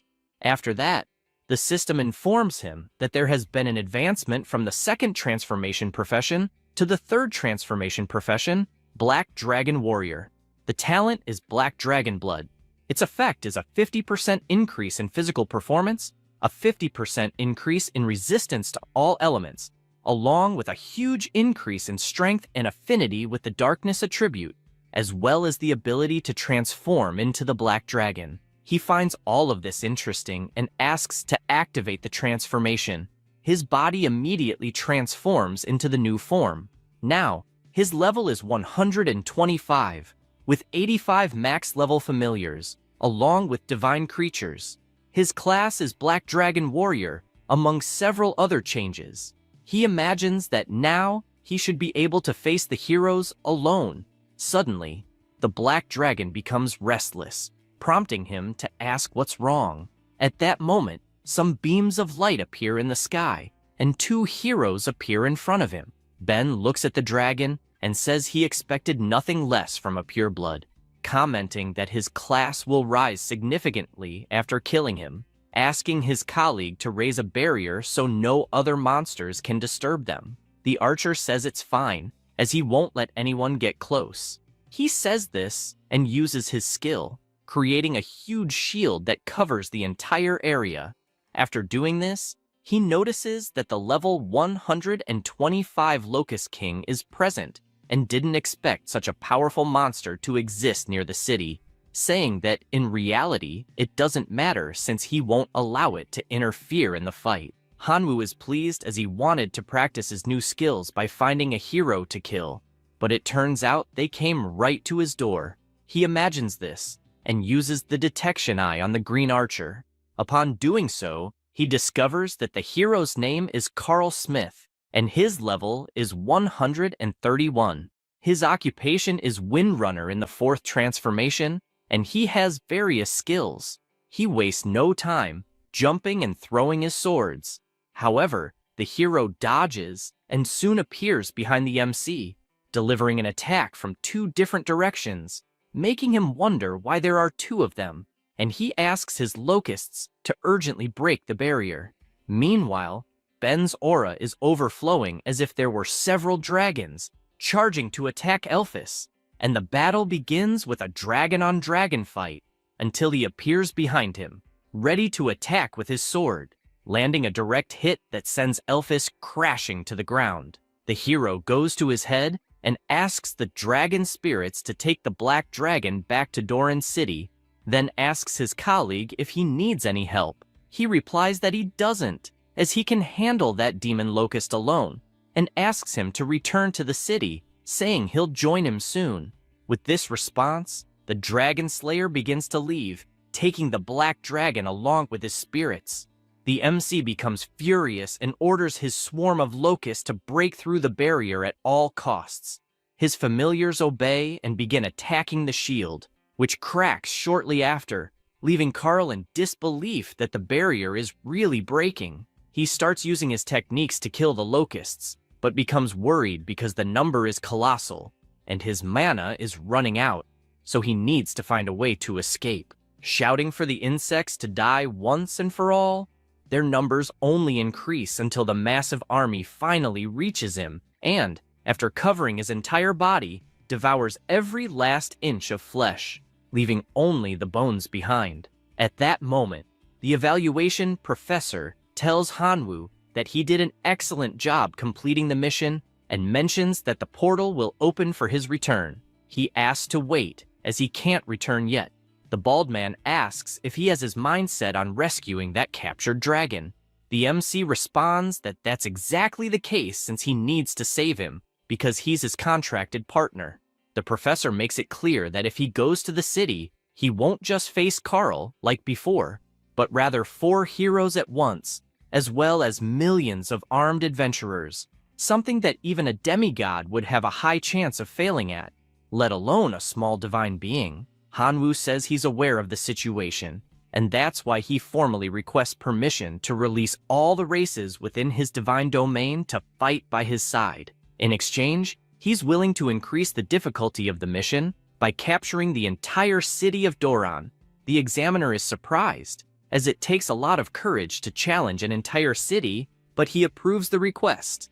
With that, a portal opens, and his familiars begin to appear, along with Jian Fun, who is at level 140. The Red Dwarves, God's Hammer, are at level 113. The Demon Bull clan is at level 135. Lastly, and not least, the Bone Controller at level 75, the Bone Reviver at level 86, and the Skeleton Lord at level 132. He is aware that there are many adventurers in the city, and while his familiars are strong in combat power, they are still few in number, so he imagines he needs to find a way to keep those low-level adventurers away. He then asks his Locust to send a message to the allied monsters. Meanwhile, in the forest, a wolf is gathered with the goblins, saying that the Black Dragon is dead, so there's no point in the alliance, and also says it's ridiculous for a small Locust servant to have come to invite them to rush to the city to rescue him,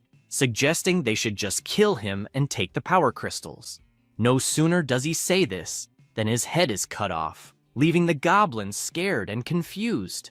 Hanwoo laments this bunch of ants, since not only do they lack honor, but they also want to kill him, threatening them all, as it seems they are looking for death. One of the goblins asks how he dares to do this, considering they are already vassals of the Black Dragon. Hanwoo simply unleashes a wave of energy that throws him violently to the ground, adding that he's not asking them to attack the city, but commanding it, making it clear that disobedience will result in death. Immediately, they all bow, praising their god and saying they are ready to follow orders. With this conclusion, the MC orders all under his command to attack the city. At this moment, the Black Dragon is imprisoned inside the city. An adventurer approaches the Dragon Slayer, saying that the ceremony to execute the dragon has already been organized in the square, and also mentions that Rose asked why Carl hasn't returned yet. He ponders this, as it really has been 12 hours, and the Wind Hero hasn't appeared yet. With this in mind, he says that perhaps the boy was delayed on the way, and, after the ceremony, he will personally go after him. No sooner does he say this than he is startled by a sound. It was the city guards announcing that a massive horde of monsters is attacking the city, asking all adventurers to prepare to fight, except for the women and children who should seek shelter underground. It also warns that it's possible to see that the monsters are Ents, goblins, and others. All the monsters are united. The guards shout for the mages to use magic to bring down the flying monsters as quickly as possible. But just as they say this, they get several arrows to the chest. The attacks came from the Locust men. The mages counterattack with their spells, but despite the large explosions, the Locusts simply fly away. Meanwhile, a large goblin wields a hammer and strikes the gate hard to knock it down. Hanwoo immediately orders his skeleton commanders to attack while reviving a new army. They promptly obey and begin to revive those who died in battle and soon charge toward the humans. Finally, the big orc manages to knock down the gate. Rose was already waiting on the other side for this to happen. She summons several thorny vines that head toward the giant goblin, trapping it. Then, the Dragon Slayer appears, setting everything on fire, preventing the goblins from invading due to the flames. Meanwhile, Gordon orders the adventurers to hold their positions. The mages prepare and fire their powerful attacks, causing several explosions where the goblins were. Ben, who is near the Black Dragon, asks the adventurers to successfully repel the invaders and, as a reward, promises to give a show of slaughter with that dragon. The MC wastes no time and asks the Bone Controller to take action. He positions himself beside the numerous bones on the battlefield, and a new body begins to materialize, forming the giant skeleton. It moves toward the burning vines, grabbing one and pulling it out, clearing the way for the entire army to enter the city. Hanwoo is with them and yells at Elphys, who is present, to save him. At that moment, the dragon opens its eyes and asks how he managed to get there. The heroes watch from afar, wondering how he dares to cause so much trouble. Gordon leaps, flying to attack, shouting that miserable monsters were made to be pulverized, yelling for him to die once and for all. However, the demon bull appears, delivering a solid blow, asking how he dares insult his god. Rose decides to help, summoning her thorny vines, but a red dwarf appears with his divine hammer and counters, setting all the vines on fire. While she wonders what the hell just happened, Ben is also displeased with the turn of events, as only a few minutes were left, and asks how he dares ruin the plans like this. He then summons his dragon spirits and orders them to die immediately. One of them prepares to devour Hanwoo, but the giant skeleton appears, landing a solid blow. The dragon tries to retaliate, and the two begin exchanging blows. The skeleton lord, observing this, simply says he's very hungry and immediately leaps onto the dragon's back, biting it. The dragon can only scream in pain since it cannot attack its own back. At that moment, Ben appears, yelling how a mere skeleton dares to try and devour the dragon's soul, and asks if it's looking to die, delivering a solid blow that sends the skeleton lord crashing to the ground, even knocking its arms off. However, its body immediately reassembles, and it leaps again, biting the dragon's body once more, while the hero stands in disbelief at what he's witnessing, asking what kind of monster this is. Hanwoo immediately summons the greedy wolf and asks him to bite the chains. Elphys tells his trusted partner that he has the word of the great black dragon, that he will always remember this act of kindness. He then asks to serve him for a few more 100 years to repay this favor, asking him to eat some black crystals to regain his strength. Suddenly, something catches his attention, and looking back, he sees the red dwarf, Divine Hammer, being brutally attacked by the vines.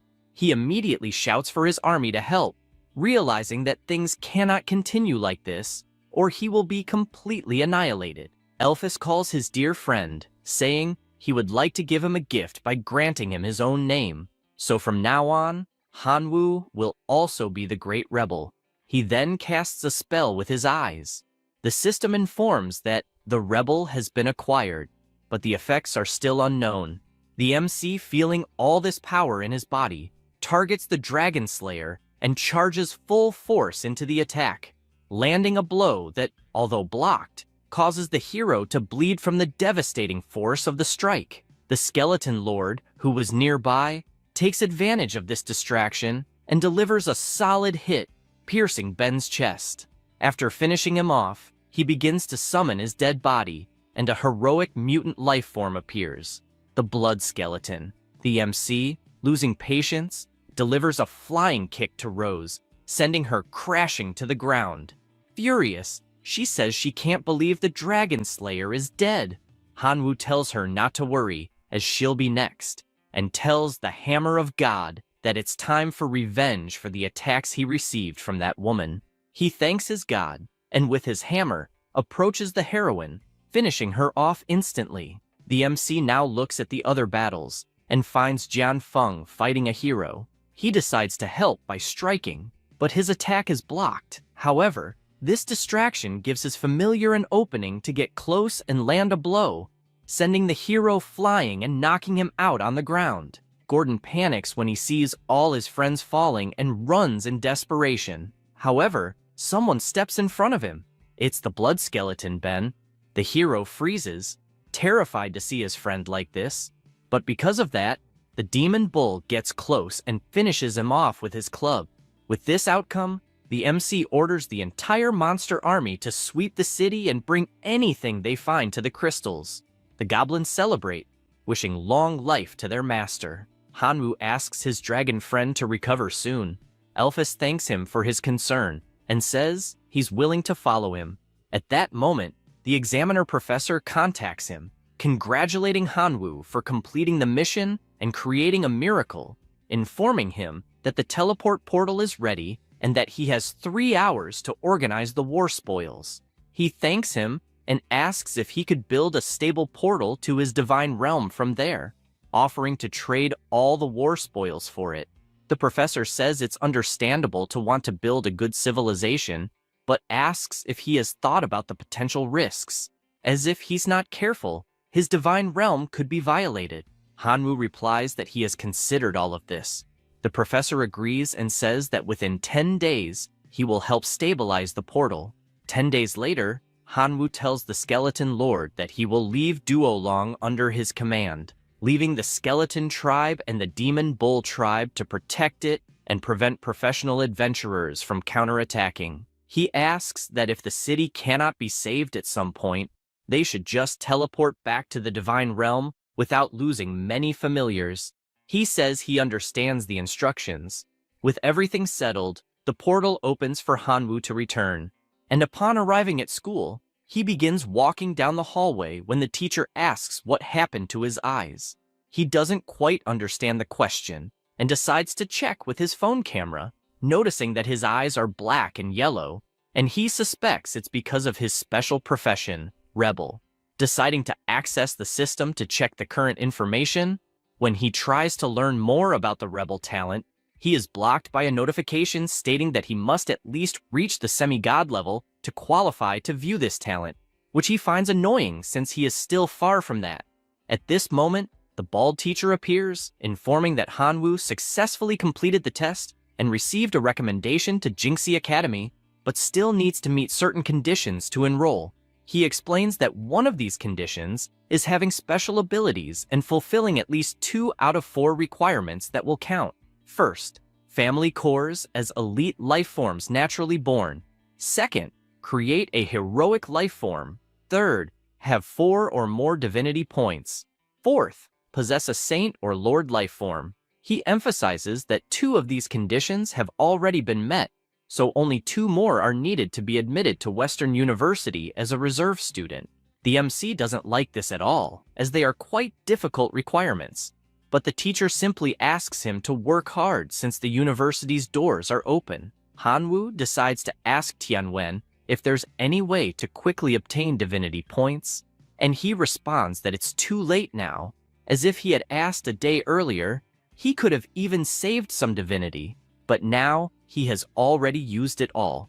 He explains that in 28 days at school, Hanwoo could be rewarded with 1 divinity point, asking him to please stop giving that suspicious look. He swears on his own honor that he is telling the truth. After that, in the divine realm, he doesn't see many options and slams his hand on the ground, creating the enormous tornado of life sacrifice. However, he gains a total of 0 divinity points, thinking it would be better to try again the next day. The same happens the following day, and it keeps happening until a week later. He laments, as he once had a divinity card in his hands but didn't value it, trading it for 150 million divine power, and now he regrets it. He says that if he ever gets another chance, he will hold onto the card tightly to avoid selling it. At this moment, a notification arrives in his system. It's Yuan, calling for his master, and asking if he has already received the sacred relic source that is part of that day. He is aware that this person is a true god, and maybe could even lend him some divinity.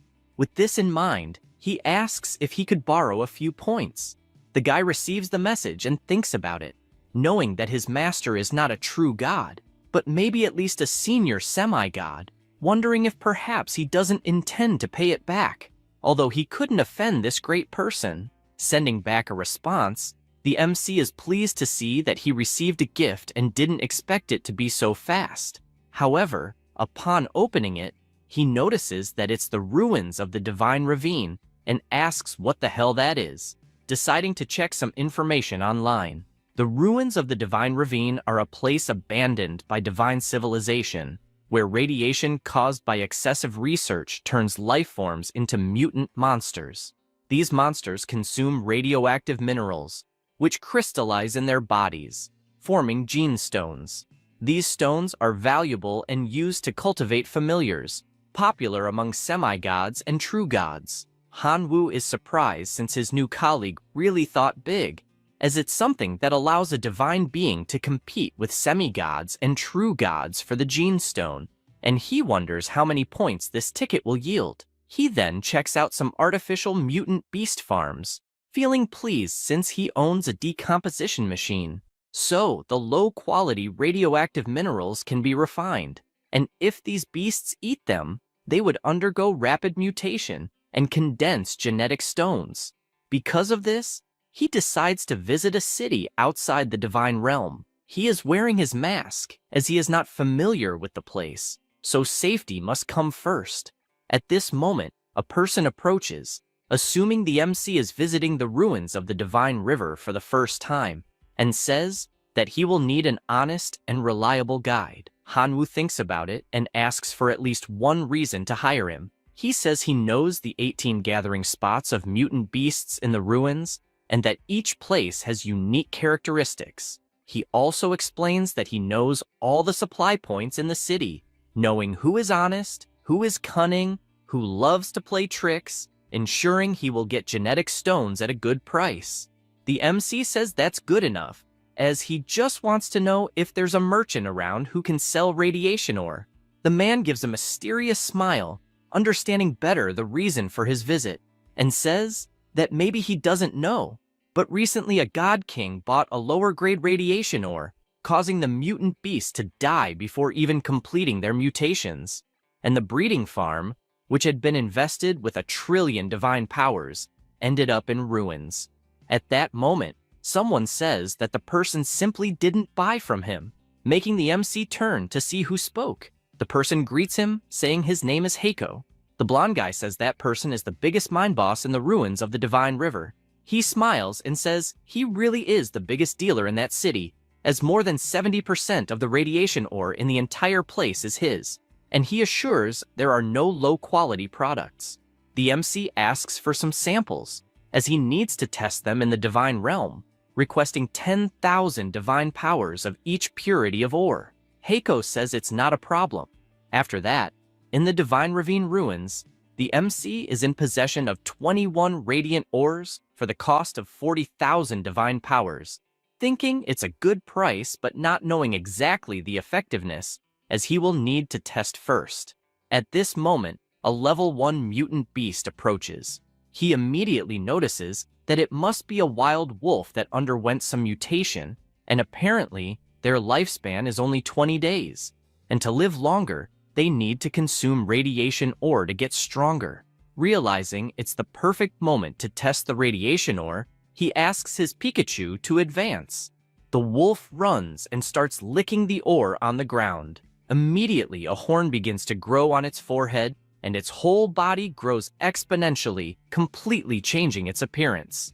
The MC is surprised witnessing this, as with just one lick, it reached level 2, deciding to throw a new ore into the wolf's mouth, which, upon devouring it, again changes its appearance, becoming even more powerful. Han-woo admits being surprised, as it took only 10 minutes for the mutation to rise from level 2 to 3, and he wonders what would happen if he used it on his familiars in the Divine Realm. Then, the wolf explodes, and a red ore drops on the spot. He notes that radiation indeed seems risky, and mutations must be handled with caution, as they can explode due to the power, since the side effects are obvious. He notices that the Jian stone dropped. It requires level 3 permission to be carried into the divine realm. Its effect is to induce genetic mutations in the teeth of familiars, resulting in large and long teeth. The side effect is that it reduces the lifespan of the mutated familiars by 3 years. Suddenly, someone appears, saying that if the boy is smart, he will hand over the genetic stone and the other green stone. Otherwise, he will regret it. The MC turns and can't believe who he is seeing, as it is the demigod gang, father of the first student he faced at school, and he wonders how he ended up running into this person, feeling relieved to be wearing the disguise mask. Because of this, he asks what will happen if he doesn't hand over the stones. The man says he might die, summoning several wolves that stand ready to attack. Hanwoo immediately bites his hand and activates his black dragon transformation. The wolves are startled by this, but it's too late, as the MC begins to attack them one by one. The demigod activates his enhancement in the art of the god of fury, asking the wolf cavalry to attack again. The animals obey and begin to run, but he just jumps, leaving the wolves confused since his target is now flying in the sky, making it impossible for them to reach him. The MC calls the old man an idiot, asking what he will do about this. Gang finds this trick petty and asks how he dares to show off like that, raising his hand and using his magic to force him down. The MC feels his body being pulled and goes straight to the ground, making him realize that the demigods really have many tricks up their sleeves, being forced to flee as he is chased by the wolves until he notices a sign that says, "Do not approach." He decides to head in that direction, and the demigod tells his cavalry to stop. Only then does Hanwoo realize the reason for that sign, as there are several bizarre mutants in the vicinity, and he worries because they are moving in for the attack. He starts running again since all those monsters seem like trouble, and concludes that running is the best strategy he has. At that moment, the beast notice the presence of the wolves and begin to attack them. Gang doesn't let this go and counterattacks with his punch, finishing off the mutants that were there and asking where the hell the boy went until he looks to the side, sensing a slightly frightening aura, and for that reason decides to leave. At this moment, the MC is in front of a river, relieved to have managed to escape and dying of thirst. At this moment, a fish approaches and jumps out, startling him with the shit he is seeing since it's a fish with legs, meaning that the river is also full of radioactive waste. He then decides to look at the map, wanting to find a river, but realizes that he is lost.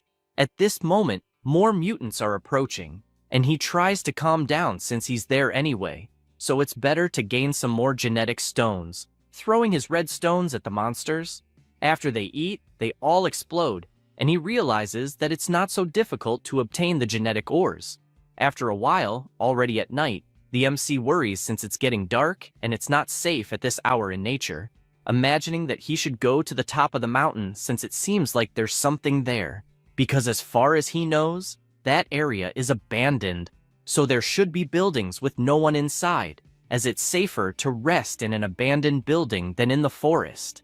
Transforming into a black dragon and flying to the location as he approaches, he notices that it's actually an abandoned castle, and as he walks, he realizes that the place is deserted, but is aware that he needs to be careful since there could be wild animals living inside. He then notices some papers lying on the ground and seems to sense an energy fluctuation coming from within. Upon checking what it is, he sees some people performing a kind of ritual and wonders what the hell this means. One of the men in black comments that, despite being condemned for investment failures, the God King paid the price of hundreds of billions of divine power to create the opportunity for that ceremony, so the operation must be successful, stressing that time is almost up, so they should proceed with the ceremony at once. The night passes, and the stones are positioned in a magic circle. A huge light rises above the castle, and the magic circle becomes gigantic in the air. They are happy since this means it worked, as they have definitely managed to touch the seal of the ancient civilization. The MC worries about this since the internet says that the project for that location had been abandoned and sealed by the divine civilization due to its high-risk factor.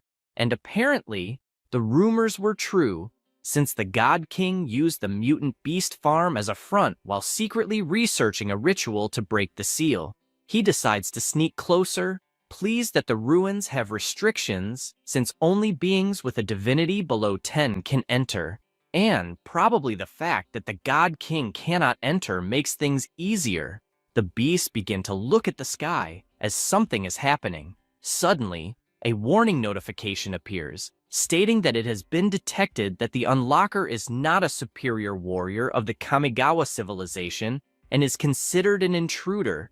Therefore, the unlocking is suspended, activating anti-theft mode and releasing the Class 6 mutant, the Gamora. In addition, it is informed that the formation has been obstructed and the source of the mutation has forcibly broken the seal and is currently being suppressed. This causes the heads of those responsible for the ritual to start aching. Hanwoo is confused, wondering what the hell is happening for the people to be like this. At this moment, something emerges, greeting the lovely players present and stating that it is the source of the mutation and would like to thank them for helping him free himself from the chains, weakening the seal. Because of this, he will give a gift that will actually make them become a vessel. Everyone starts to panic, asking who the hell he is. The monster explains that unfortunately, only one can become the vessel and asks them to play a little game. Then, a strong green glow appears, and this being begins to walk towards everyone. The source of the mutation explains that the objective of the game is to cultivate a mutant beast capable of defeating the Class 6 mutant beast, and that he will give each one 10,000 units of high-purity radiation ore, which will be used as test subjects for their familiars. One guy responds that he has no interest in becoming a vessel and demands to be released immediately, and if not, he will free the familiars from the dominion of God to completely destroy that place, deciding to do so right as he speaks. However, he gets frustrated since, for some reason, he cannot connect to the divine realm. Then, Gamora appears and devours this man, fully manifesting at the location in front of everyone. At this moment, the MC politely asks for permission and explains that he cannot communicate with the divine realm alone, so he cannot summon the familiars for the test. Everyone is startled, asking who the hell the kid is and why he is there. The source of the mutation states that he will not regret this mutation and invokes the portal to the divine realm, leaving him worried as things have become complicated, since the setup was made so that it is only possible to take the familiars out of the realm, but he himself cannot enter, so he will not be able to escape. 3 hours pass, and one guy comments that the situation is not good at all, as most of his familiars died after consuming the radiation ore, and only 10% improved slightly.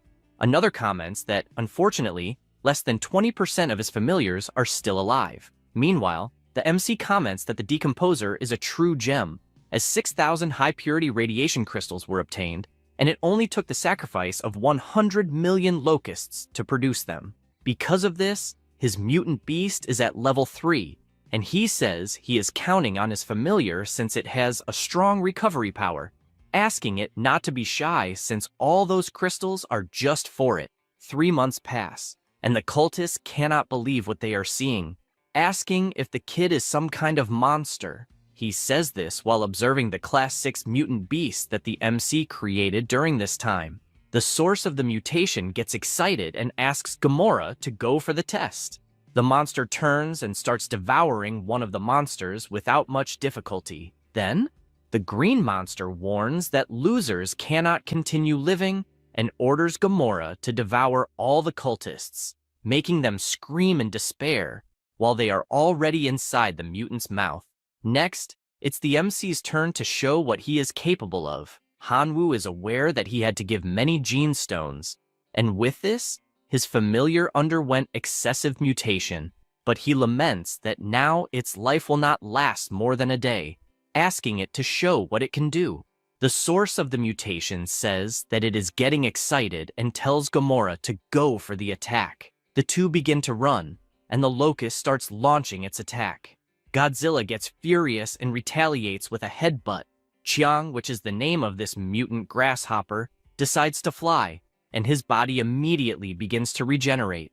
Just like Gamora, who screams furiously activating his power, the Green Mutant says it really wasn't too bad, as he ended up provoking the opponent, and it will definitely be a good show to watch. The fight between the two lasts an incredible 18 hours, until it ends with the mutant grasshopper as the victor. The source of the mutation says it was definitely an excellent confrontation, calling the MC a dear receptacle. He asks what the hell it is talking about and which operator it belongs to, wanting to know what it intends to do with that pure body. The monster begins to use its power, saying that from now on, they will share the same body.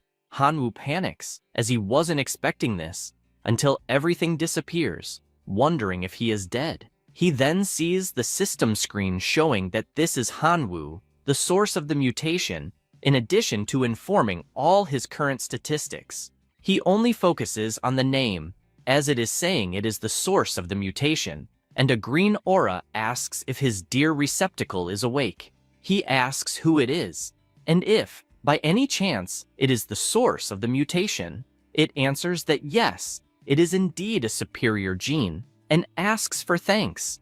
As with this parasitism, it will grant many powers beyond divine civilization.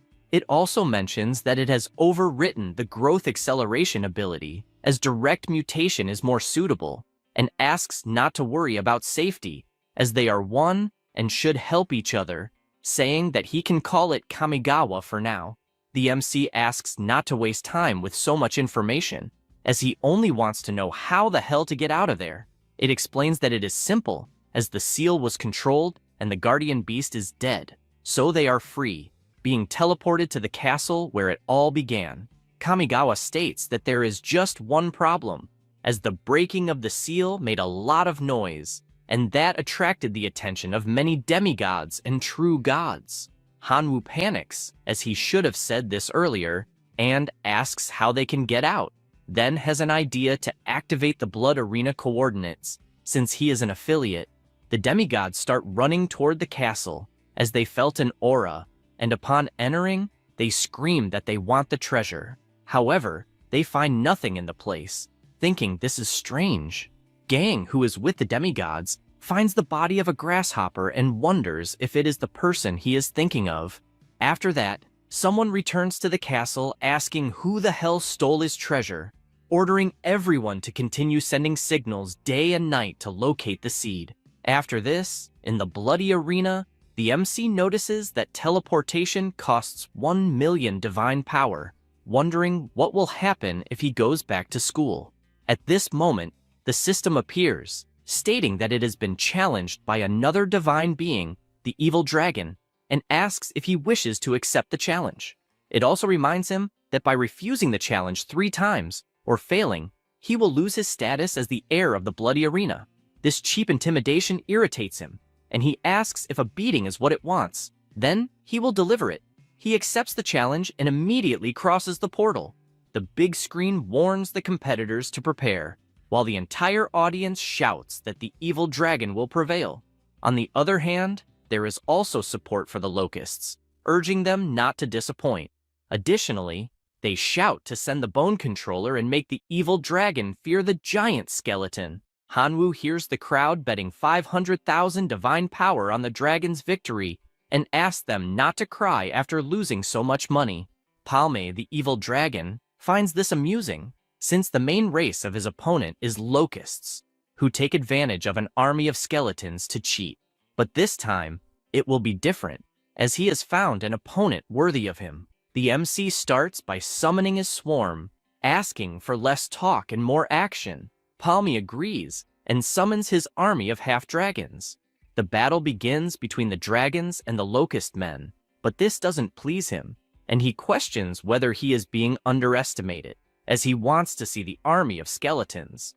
Hanwoo asks him to first defeat the army of Locusts. Otherwise, it isn't even worth showing the skeletons. This leaves his opponent furious, and he orders the dragons to unleash their flames. Meanwhile, the MC shouts for his army to defend themselves, simultaneously summoning the celestial demon Locust, which moves silently and appears shooting attacks at the dragons. Palm commands the counterattack, summoning the half-dragon hero to also shoot arrows at the cursed locusts. He mocks, saying that all this resistance is useless since they are nothing but locusts and will die like nothing. Hanwoo is pleased with this, as his goal is to sacrifice them, wondering if he should summon his army of demonic bulls. He raises his hand to summon the army of the divine realm, but Kamigawa appears, asking how the hell he is enduring these insults, causing him to doubt the choice of operator. He asks what she means by that, and the source of mutation responds that she wants to see the Locust race teach the half-dragon's idiot a lesson. The MC says that, unfortunately, they are no match against dragons. The green slime asks if the Locusts are weak by chance, reminding him who devoured the 6th-level grimoire, since with the mutation source she possesses, there are no weak races, only races that are content with self-destruction. Then asking him to use the directional mutation ability granted to finish off this arrogant dragon. He calls one of his locusts, imagining that he doesn't want to follow this advice, although he wants to test this new ability. A yellow aura begins to emerge in the area, and the mutation source asks in which direction he wants his familiars to mutate. Hanwoo comments that that kind of locust is suitable to be a tank, so he wants to make them more resistant to damage to replace other members of his species. The first option is armor mutation, which makes the bodies of the immolated locust thicker and more resistant, enduring up to 10 times physical damage, reducing their lifespan by 50 days. The second option is gland mutation, which causes the glands of the immolated locust to mutate to secrete a large amount of mucus, increasing their resistance to elemental attacks at the cost of 90 days of lifespan. Lastly, the total mutation directs the locusts to mutate, increasing their size and strength at the cost of 24 hours of their lifespan. He imagines that the half-dragon's attacks are fierce, and many locusts die every second, so if he wants to resist, he needs to take risks, thus choosing the third option. Immediately, his immolated locust mutates and becomes gigantic, charging at the dragons, which, on the first strike, throw them far away. He is pleased with the great result, and asks his immolated locusts to accept the mutation. All the locusts begin to grow, mutating their entire bodies. The same happens with the demonic locusts, since the MC ordered them to accept the mutation as well. Because of this, they can now make multiple shots and attack at full speed. Palm doesn't understand what the hell is happening, and asks if the army has taken any steroids. Questioning where the referee is, since it's clearly cheating, Hanwoo laughs at this, and asks his locust men to accept the mutation. With that, they create armor all over their bodies, and begin to frantically attack the half-dragons, who are forced to retreat. He then orders them to completely annihilate the half-dragon hero, but his opponent falls to the ground, asking him not to do that as he is surrendering. The gamblers shout indignantly as they bet 500,000 divine power, and the garbage made them lose everything. The MC loves hearing this since he warned they would cry after losing the bet. With this victory, he obtains another fragment of the divine realm, as well as a mark in the bloody arena. After that, in Hanwoo's divine realm, he is presented with the special bloody arena building, where the family members can enhance their skills. The winner has the chance to be promoted, and there's a small chance that the hero model's guidance will be ignored, allowing the extraordinary life form to be directly promoted to a heroic life form. He notices that defeating an heir changed from an extremely small chance to a very small chance. Being surprised by this absurdity, he is also surprised by the core of the divine realm, as it is brighter than before. The source of the mutation asks why he is surprised by so little, as, compared to his value there, that is just the tip of the iceberg. Hanwoo agrees, saying that the chief is correct and that it will definitely improve more. Kamigawa replies that this is correct and asks him to kneel. This stresses him out, imagining that when he becomes more powerful, he will definitely kill that filthy green slime. He then activates his life sacrifice to see what reward he will get this time. The first option is a level 4 relic, the Armor of Temperance. Once charged in the Divine Domain's core, the clan can gain the ability to summon the armor. The second option is a level 3 building, the Observatory.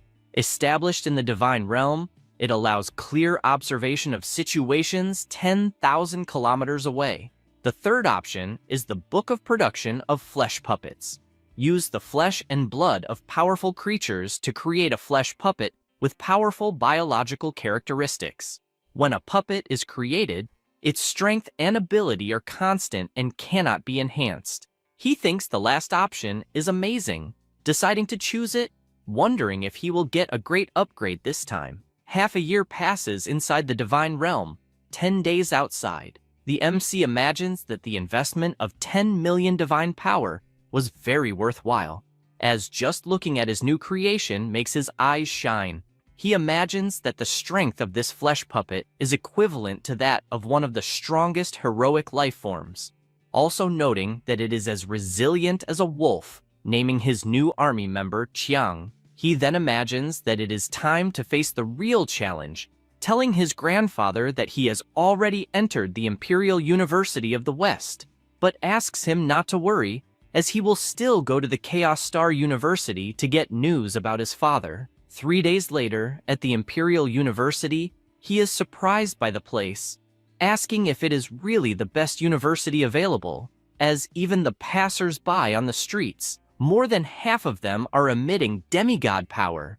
At that moment, someone catches his attention, asking if he is Hanwoo, the reserve student from the Imperial University. He turns and replies that yes, he is. The man greets him and says he is there to pick him up, politely asking him to follow him to the aircraft, as he will take him to his new accommodation. He decides to follow, and they leave through the air. After flying for a while, they arrive at the location, and the man informs him that he will take him to the dormitory. The MC is curious about the place and asks where the other students are. The professor replies that this place is just for him, leaving Hanwoo in disbelief, as this is far too extravagant. The man bids farewell, wishing him a good rest, and reminding him to arrive on time tomorrow. He decides to absorb Divinity quickly, as there must be many talented people in that place. The next day, he continues walking through the hallways while hearing gossip from people saying there is a new transfer student who is probably just trash, as good students pass through the special process smoothly and do not need to enter through the back doors. Hearing this makes him worried, as those people are clearly trying to pressure him down. Hardly thinking about it, he gets startled when he sees a woman approaching stealthily, asking if he is Hanwoo. She explains that she is the teacher of the reserve student class, asking him to call her Lena, and offers to show him where the classroom is. The two enter as she asks everyone to be quiet. Schwang, who studies at that university and in that class, shouts Hanwoo's name. The other students, seeing this, ask what is happening. As it appears, the goddess knows the boy who entered through the back doors. The teacher demands silence, informing that the new classmate's name is Hanwoo and that he used to study at the same school as Schwang. A boy, dissatisfied, shouts, wanting to know why the new student was admitted to the reserve class. The teacher begins by saying that she doesn't know exactly what he learned at other schools, but makes it clear that in her class, one must raise their hand before saying a word, and if they don't understand, she will find a way to teach them very well. She says this with her frightening gaze. This terrifies the student, who apologizes, as he shouldn't have asked a question so hastily. She says it's fine, asking him not to make any more violations, in addition to suggesting they ask Hanwoo himself how he got a spot in the reserve class. Zudi, careful not to irritate the teacher, asks Hanwoo if he would mind saying how he got into the reserve class, as he wants to challenge him to see if he is truly worthy of being there. The MC raises his hand and says he will need to decline. This infuriates him, calling the MC trash for not being man enough to accept a simple challenge. Furthermore, the whole class supports him, calling him a coward. At that moment, Schwang slams her hand on the table and tells them to stop, saying that Hanwoo has never provoked anyone, so she wants to know why they are slandering him without even knowing him. The MC just watches, imagining that it was to be expected from Schwang, as no matter where she goes, she always finds a bunch of little dogs. Moments later, the teacher leaves the room, and a group heads toward the MC's desk. However, his friend steps in front, asking what they are doing and requesting that they go over her first if they want to intimidate someone. They inform her that the matter has absolutely nothing to do with her, asking her to please get out of the way and calling Hanwoo, saying that if he has the courage, he should not hide behind a woman. He takes a deep breath and stands up. At this moment, Zudi approaches, saying that a mere transfer student who entered through the back doors shouldn't be studying there, in addition to accusing him of not even being qualified to study with everyone. Because of this, he asks him to leave the reserve class, warning that otherwise, he will beat him until he does. The MC turns to Schwang and says that it must be quite difficult to study with that bunch of idiots. She replies that they are usually normal and does not know why they are only picking on him. Hanwoo thinks this is good since she apparently doesn't know them very well, so she can beat them without a guilty conscience. She asks not to underestimate Zudi, since his main relative is a rare and naturally elite Iron Man, imagining that even her Thunder Sparrow might not be a match. He replies that if she's afraid of seeing them get hurt, then that's fine, but she says she doesn't care. The student asks if he heard correctly about hurting him, since just a few simple relatives would be enough to eliminate the rookie from existence. Asking to go to the training field, Schwang doesn't understand why Hanwoo is so stubborn and wonders how she could help without hurting his self-esteem. After they arrive at the location, the system politely asks them to choose the battle method. The options are Heroic Battle, Extraordinary Battle, Elite Battle, Legion Battle, 5 against 5, and 10 against 10. He notices that there are various ways to fight, asking to go with 10 against 10 since it's a good opportunity to test his 10 strongest relatives. The two position themselves in the battle arena, and Zudi is unsure whether his opponent is arrogant or simply ignorant for not choosing the Legion battle, but rather 10 against 10. The MC immediately starts invoking his flesh puppets, which shocks his opponent, who asks what the hell that is, as it is indeed a form of heroic life but exudes a strange aura. For this reason, he decides to take it seriously, as he can't embarrass himself in front of his goddess. Deciding to summon his Iron Men, he notes that it is a formation difficult even for Lord-level warriors to face. Outside, Schwang watches on the big screen and asks when Hanwoo got those relatives. Next to her is a boy using his eye to check the battle information, stating that Hanwoo is actually using puppets, all equivalent to a form of heroic life, and he doesn't understand how he's going to use something of that level in this battle. Other students comment that he must really be rich, as he created 10 puppets at once, knowing that just one of them must be worth around 30 million divine power, wondering if that money is the reason he can enter through the back doors. She starts reflecting and doesn't understand how someone completely alone, without any support, managed to get so much money, thinking it's better not to dwell on it since she just wants to watch and can ask about it later. The battle begins with Zudi ordering his Iron Men to attack, starting with delivering several maximum power punches. He warns that they will soon hear the monsters turning into toothpaste, but the MC taunts him, asking if he's sleeping or can't take it anymore. He doesn't understand this provocation, but when he looks back at the arena, he sees his soldiers being subdued, being punched one by one with extreme ease, forcing the robots to go completely defensive. The students can't comprehend what kind of monsters these are that can resist the attacks of the Iron Men, and not only that, but they counterattack, copying the same move, even injuring the robots severely. Schwang doesn't hide her surprise, as she is witnessing Hanwoo much stronger than before. Meanwhile, the MC, bored, asks if the little girl wants to continue. This infuriates him since he hasn't even used the trump card he has saved, asking his Iron Men to merge. Hanwoo finds this amusing, since now the robots will combine, asking if the little boy watched a lot of Transformers when he was young. The relatives now have a completely different design, making the MC feel nauseous, as there's too much shine to process.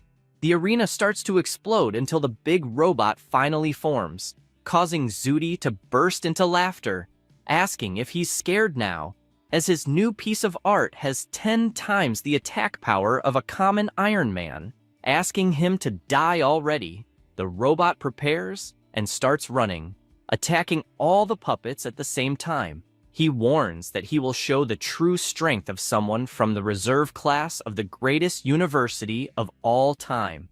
The MC mocks, asking if he is that strong, but Zudi gives a second chance, warning that if he hears a plea for forgiveness on his knees, he will spare the remaining members of his clan, and makes it clear that the offer is valid for 10 seconds, starting the countdown.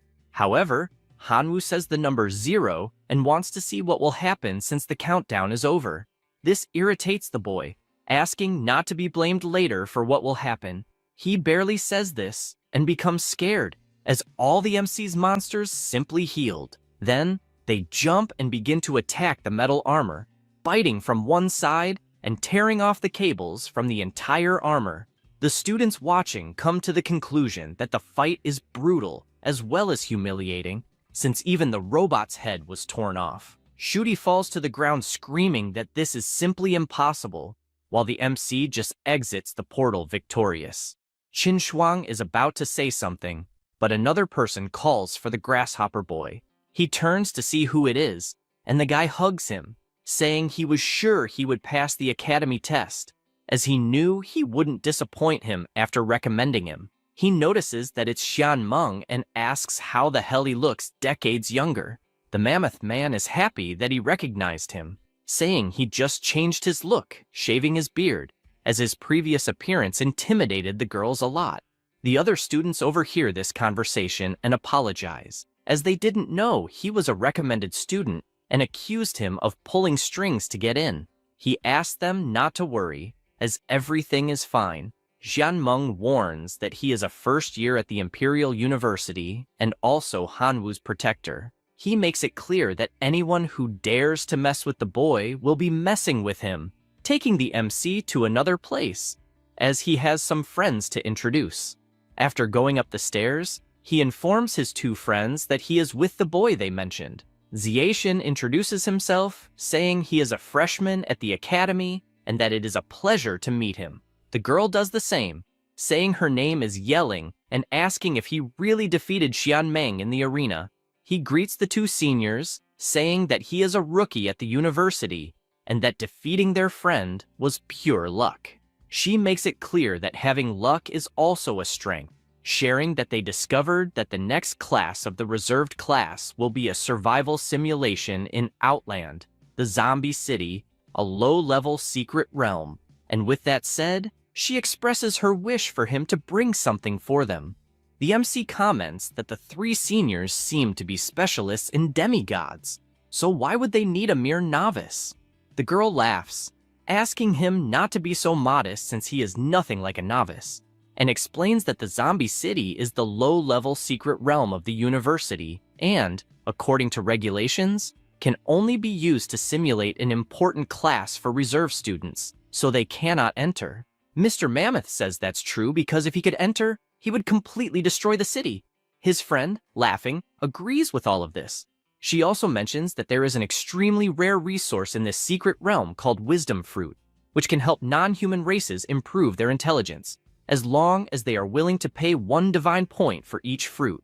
Inside, the MC imagines that he really needs those divine points, and, for that reason, replies that he will help.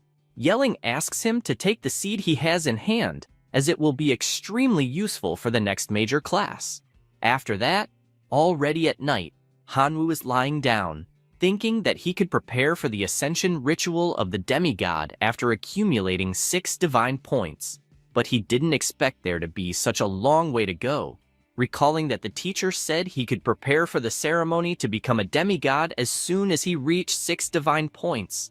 However, a demigod with 6 points is a hybrid and can only be fused with lower-level divine authority in the future. For this reason, the students of the Imperial University do not waste their potential in this way, and usually continue evolving. She also explains that after increasing Divinity by 6 points, the required amount will increase, with the 7th point requiring 2 divine points to be absorbed, just as the 8th point requires 3 points, and so on, up to a maximum of 10 points, as promoting demigods at the 10 divine point stage have the greatest potential.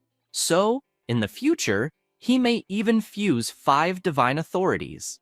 He is amazed by the amount of important information she shared, as well as realizing that she has many hopes for him. For this reason, he will do his best to earn those divine points.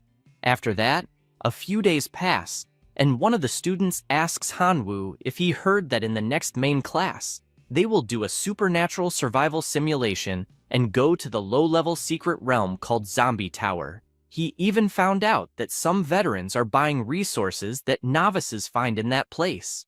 Zudi calls the MC to bet since it's an important class. He asks what this bet would be. Zudi suggests they bet on who will have the best grade, and if he himself gets the highest grade, Hanwoo will no longer be able to approach Schwang, and if the MC wins, he, Zudi, will no longer have improper thoughts about her. Hanwoo can't believe the nonsense he just heard, and asks if Zudi has something against the principal, since he doesn't understand how he managed to get into the university with that level of intelligence, also saying that it doesn't matter if he has improper thoughts or not, as in the end, she doesn't like him anyway. Zudi says he doesn't care about that as long as Hanwoo stays away from her and is willing to pay any price. At that moment, Schwang approaches, asking if she heard correctly that he will no longer bother her if Hanwoo wins. He gets frustrated, saying that he likes her very much, so why won't she just accept his pursuit? She asks him to answer the question quickly. The boy replies that yes, if Hanwoo beats him in this dispute, he will no longer have improper thoughts about her. Schwang asks her classmate to accept the bet since it will help her, but he asks if they are not all geniuses there, as he cannot be blamed if he loses. She says that's fine because she firmly believes she will win. At this moment, the teacher asks if everyone is ready, commenting that they should already know the information for the main class, explaining once again that it is a supernatural survival simulation, so the difficulty will be higher than for the secondary classes. She then asks them to start right away. The system informs everyone that the survival simulation in the outer realm is activated and that, to avoid being detected by the consciousness of the outer realm, all services related to the divine realm will be automatically blocked. The gods have been affected by the scent of the outer realm, and their constitution has been reduced to that of ordinary humans. Moreover, the points leaderboard is open. Now, an introduction to the scenario. Zombie City is a beautiful place, and the hospitable zombies will kindly rip the brains out of guests and eat them to show their welcome. Whenever night falls, they go out to hold a carnival. The students comment that they are starving but don't understand why the spatial ring isn't opening since they have plenty of food inside. The MC imagines that everyone there are deities, so they could go 10 days or even half a month without feeling hungry. However, with the damaged divine artifacts, everything indicates that this is part of the survival test. Imagining that at least the most critical skills are intact, he figures everything will be fine. In this case, he is referring to his directional mutation ability and life sacrifice ability. He tells Schwang that he wants to take a look around the city, and she says that's fine, slapping her hand on the ground and summoning one of her giant birds, asking to go together. He says it's not necessary, then transforms into his dragon form, and with that, the two travel through the skies. They land shortly after arriving in the middle of the city, and he notices that everything seems complete there, as there's even a cafe and restaurant. He then hears her stomach growl and bursts out laughing. She asks him not to laugh, but the MC merely suggests they go to the restaurant to see what's good there. Upon arriving at the place, they are greeted by the attendant, who asks what they would like and offers the menu. Hanwoo explains that they are travelers from another city and that, unfortunately, they are out of money. However, the bearded man doesn't take this well and pulls out a weapon, telling the beggars to get out of the restaurant and asking if they think they are the Zhangshi wandering the streets at night. Schwang becomes furious at how they are being treated, but the MC asks her to calm down, explaining that they are currently ordinary humans and that if they get shot, it's over. At that moment, he remembers that Yelling gave him a seed and said it would be useful in that realm. Because of this, he decides to try, showing the seed and asking if the man would be interested. The restaurant owner immediately changes his expression, becoming honored to see such a precious seed and asking him to please sell it, offering 10 gold coins for it. Hanwoo asks him to first prepare food for the two of them since they are starving, and the man agrees. They are both impressed by the amount of food prepared for them, and while they eat, the MC takes the opportunity to ask a bit about that place. The restaurant owner explains that it is a magical city, telling them that in Jiangshi City, humans and monsters coexist. Humans hunt zombies for money and other resources. However, these zombies can consume human brains. So every night, countless zombies roam the streets, chasing any living beings they see, even invading houses. He also mentions that people need swords, firearms, and even other things, like magical plants, to survive, citing the MC's seed as an example, which seems to be of Tier 3, and for this reason, he asks him to please sell it. He becomes pensive, as that scenario feels quite familiar, since he used to play that game a lot when he was a top player in his previous world. He imagines that it seems like first-tier plants are equivalent to common life forms, and third-tier ones have at least the strength of extraordinary lives. Schwang asks how they could get more seeds like those, and the restaurant owner comments that they can buy more at the town shop, but they are quite expensive. They can also obtain more by killing zombies, although they are harder to deal with since they are powerful monsters. Hanwoo worries, as it is clear that the place is dangerous at night, so they urgently need to find somewhere to stay. The bearded man comments that if they want to settle in the town, they should go to the mayor to buy a property. That way, they will officially become town residents.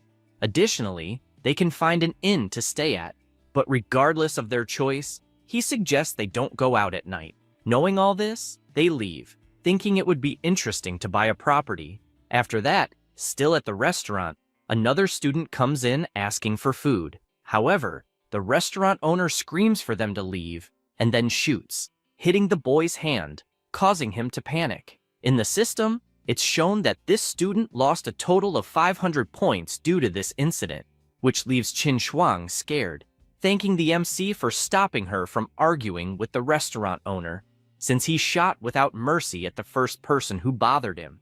After this, they go to the mayor's house, and he tells them that the seeds are worth 1,321, and the other is worth 1,160. He also mentions that the cheapest property in town costs 1,200 coins. She worries since she doesn't have enough, but the MC tells her not to worry, as he has some extra and can cover her part. The mayor suggests they could buy a house together, as the most beautiful houses are sold this way and cost 2,350 coins. The two are impressed, as the house is not only beautiful, but even has a pool, and for this reason, they agree without a second thought. Schwarzenegger says that it's all good, just mentioning that there are some rules in town about buying properties together, as the two need to be married for it to be possible. For this reason, he asks if they would like to get married. This makes both of them extremely embarrassed.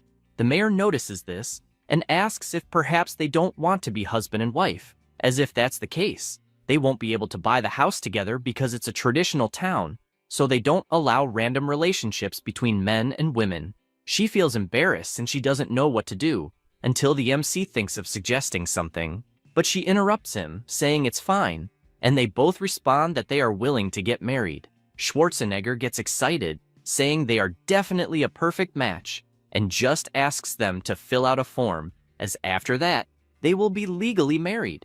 He presents the key to the house, along with a gift of 130 pea seeds and 50 copper flower seeds, while congratulating them on their marriage. The two leave, and Schwang makes it clear that she was forced to admit they are in this type of relationship, but asks him not to take it seriously. He laughs, as he understands this perfectly. She becomes furious because he is indifferent about it, because they acquired the property and became formal residents of the town. Both received 1,000 points, putting them in first place on the leaderboard. The two arrive at their new house, and he is amazed since the house is incredibly luxurious. She doesn't care that much about it, as a house like that is nothing compared to the one she owns. She then goes upstairs, saying she will take a shower and go to bed, as she is exhausted.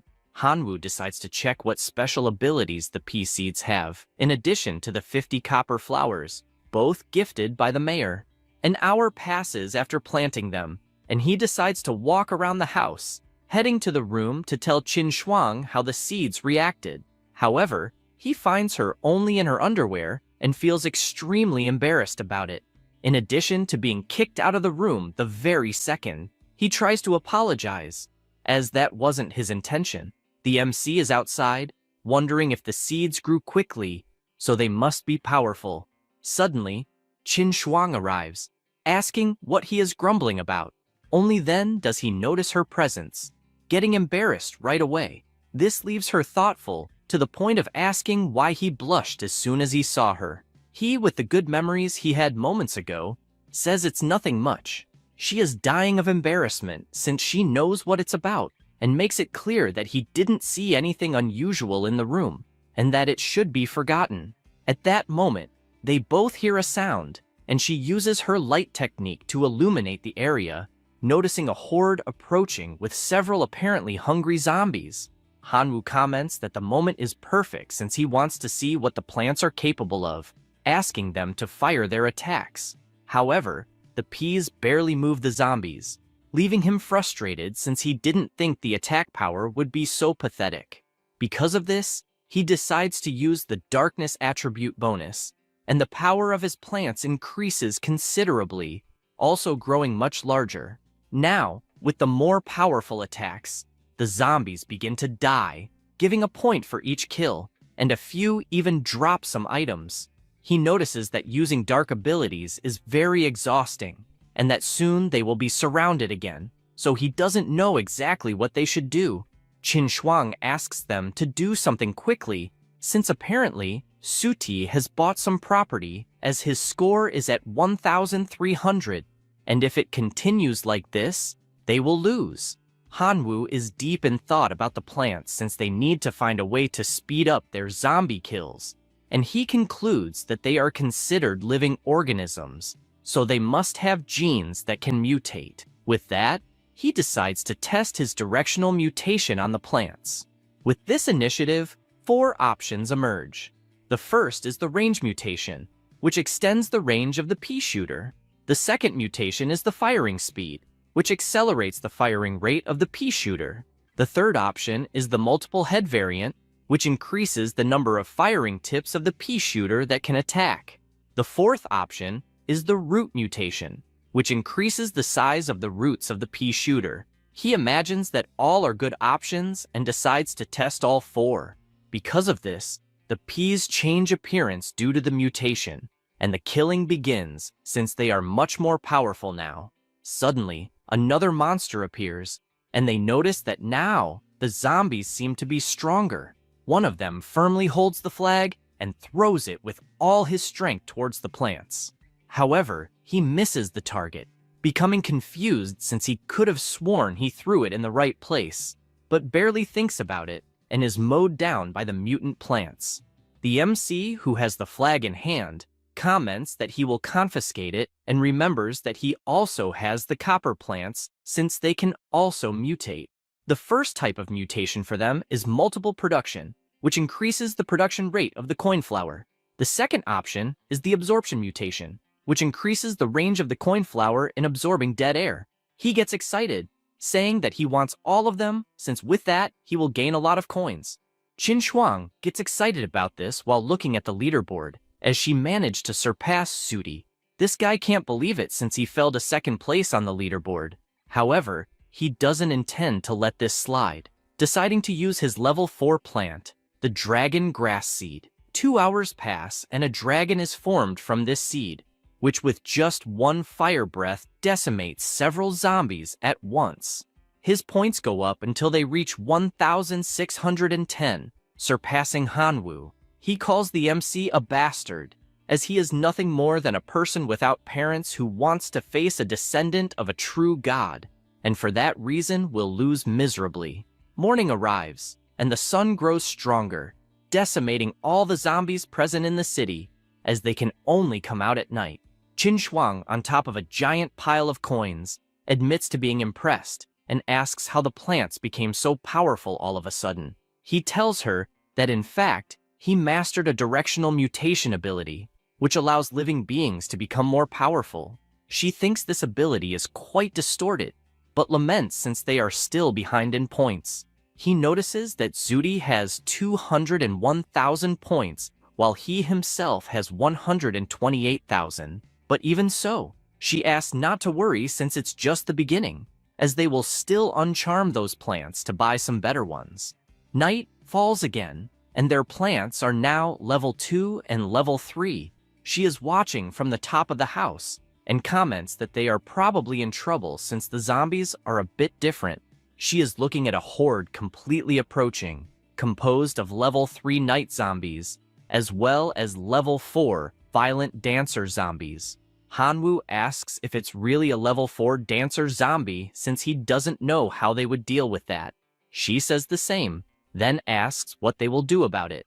He asks to turn off the lights and all sound since zombies are attracted to that, then hopes they haven't seen them. The two follow the plan and leave the mansion completely dark, then watch how the zombies will react. Finding the result great since the zombies are heading to Miss Sar's house next door, he notices they are distracted, wandering aimlessly, and asks Schwang to use her lighting, since they could gain points by killing those distracted zombies.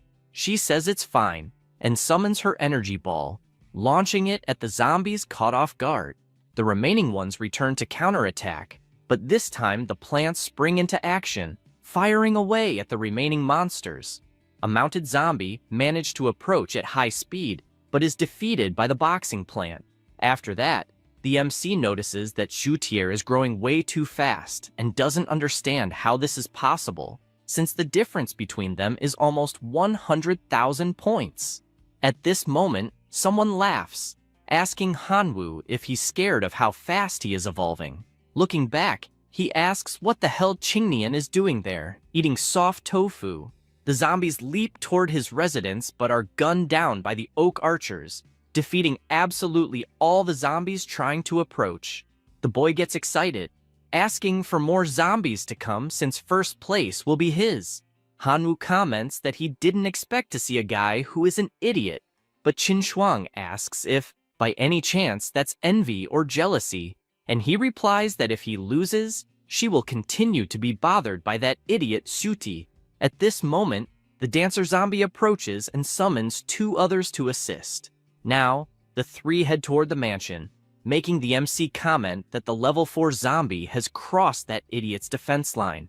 The zombie walks calmly, but does not notice something on the ground. Therefore, he steps on it and is thrown far away since it was a spring bean trap. The MC's eyes widen as that plant threw the zombie into their territory. In desperation, he shouts for the pea shooters to attack the dancing zombie with full power. They obey and start shooting, but the zombie just laughs, as the attacks are too weak against someone of his level. Schwang suggests they retreat inside the mansion since the current plants cannot handle level 4 zombies. However, the MC refuses because if they retreat, they will definitely lose. Deciding to handle the situation personally, he transforms into his draconic form. He charges forward and lands a solid punch, but notices it has almost no effect. Taking it seriously since his punch was useless, he asks to prove himself in the name of his idol Ralph. He says this and launches his machine gun combo, causing the zombie's head to detach and fall to the ground immediately. A notification appears, informing him that he defeated a level 4 dancer and dropped a seed of the same level, along with a pair of crocodile shoes, a tap dance record, and 500 points. Hanwoo is concerned as that level 4 dancing zombie was extremely difficult to defeat and nearly dislocated his shoulder, earning only 500 points. At the same time, someone is observing him from afar with binoculars. It is Yelling, noting that she can see well, but cannot view the player's rankings. Her friend asks for the binoculars, and comments that the view is indeed good, also noticing that Hanwoo has really joined the famous Goddess of the Reserve class, liking his style. The girl asks him not to chatter, wanting to know only if Hanwoo will be able to find the fruit they requested, as this solely depends on his progress in exploring the zombie city. If the boy thinks the city is just a place to grow plants and kill zombies to earn points, he will probably not obtain high-level resources like the Fruit of Wisdom. But then, she smiles, curious to see if he will get first place, wanting to beat Lena and earn viewing rights. Suddenly, the teacher appears, asking if she really thinks she's that violent and who the three are betting on. They, startled, reply that it's Hanwoo. Lena finds it interesting and asks them to follow her, as she will give them viewing rights. They go to the office, and she summons the big screen, broadcasting the journey inside the zombie city, saying they will now have a better view of the events. The MC continues fighting in his draconic form, also asking the explosive pea shooters to attack non-stop. The plants obey and start firing, while he flies away to avoid getting hit amid the gunfire. Mung comments that the firepower of those plants is comparable to second-order plants, which is an incredible feat. The girl understands why her friend Mammoth lost a battle against Hanwoo since the boy is really strong, but she remains curious, not understanding why a third-level zombie would attack his territory, as the configuration should not attract third-level or higher zombies according to logic. Once again, the spring plants catch the zombies and throw them into the MC's territory. Observing this, they question whether it's a bit dishonest to do something like that, since it's clearly intimidation, wanting to know who is sponsoring those reserve students to have such strong power. The teacher informs them that the student in question is named Qingnian and is not sponsored by anyone, surprising the three as it seems impossible to be that strong without third-party resources. Yelling gets annoyed seeing this, thinking that boy is a fool, and finds that year messy, filled with all kinds of reserve students who don't even care about their own dignity. He also asks who the hell this Zudi is, not understanding how he is ranked so much higher than Qingnian and even Hanwoo, requesting to see what kind of setup this person has. The camera shifts to this student, whose draconic plant is decimating all the zombies, looking content and challenging Hanwoo to surpass that. They can't believe they're seeing the fire dragon plant, concluding that Zudi is being sponsored by their mortal enemy, Shengjun, who has previously killed many others in the zombie city and obtained valuable items, now aiming to profit from the reserve students. Lena confirms that Zudi and Shengjun indeed signed a private agreement, revealing that in exchange for the sponsorship, Zudi will give 70% of the resources he acquires. They can't believe such a despicable human being exists. At that moment, Shengjun approaches, asking how they can talk behind someone's back, and deduces they are there to watch a reserve student. Because of this, he asks if they want to place a bet to see which sponsored student will achieve a better ranking. Mung responds that such a bet is pointless since they found out about the sponsorship Zudi received from him. This makes him furious, asking if the trash there is truly cowardly, given that they joined one of the best universities of divine civilization and are still sticking together to form a useless club, lamenting being in the same class as them. The mammoth man gets angry hearing this and charges forward, but his friend holds him back, aware that this provocation is being done right in front of a teacher. Then, she mentions that this so-called useless club is precisely to help students from poor families raise resources, accepting the bet to see which preparatory student will have the best score. He agrees, wanting only to know if she will bet 10 divinity points. Yelling accepts without hesitation. He notes that Lena is the witness to this bet and doesn't want to see anyone crying over the result. Meng, worried, asks if they can really do this, being aware of the sponsorship Shudi received that made him extremely powerful. She says she knows but cannot back down, and the sponsorship they gave Hanwoo is very good. The teacher warns that if Hanwoo is the first to understand the truth behind the zombie city, he will have a huge chance to win. After that, the second day of survival arrives, and another 2,000 points are added. The MC lies down, barely able to move due to exhaustion. Schwang admits he is doing well and says she will clean up the battlefield, thinking that fortunately, Hanwoo's skill was preserved in the estranged world, or they would have failed the previous night. He, smiling, says it's fine, calling her his dear wife. This irritates her, making her kick him and ask what the hell he thinks he's saying. The MC asks her not to act like that, as it's not cool for their relationship, but she just walks away. Suddenly, he hears someone asking how they can flirt like that. It's Qingnian mocking them, as she doesn't even need to put much effort there since Hanwoo is only in third place. She decides to check the system and is shocked as they are falling further behind first place, asking Hanwoo what they will do since the point difference is already over 200,000. He says everything is under control as he has a few tricks up his sleeve, calling his enemy limp, saying that thing between his legs is about to break. She finds him disgusting for saying such things. The boy gets furious at the insult, warning he will leave several gifts in his mansion that night. The MC says he can do whatever he wants until something catches his attention, noticing a level 4 seed dropped on the ground. It is the level 4 enchanted mushroom. It releases an energy gas bomb with hypnotic properties,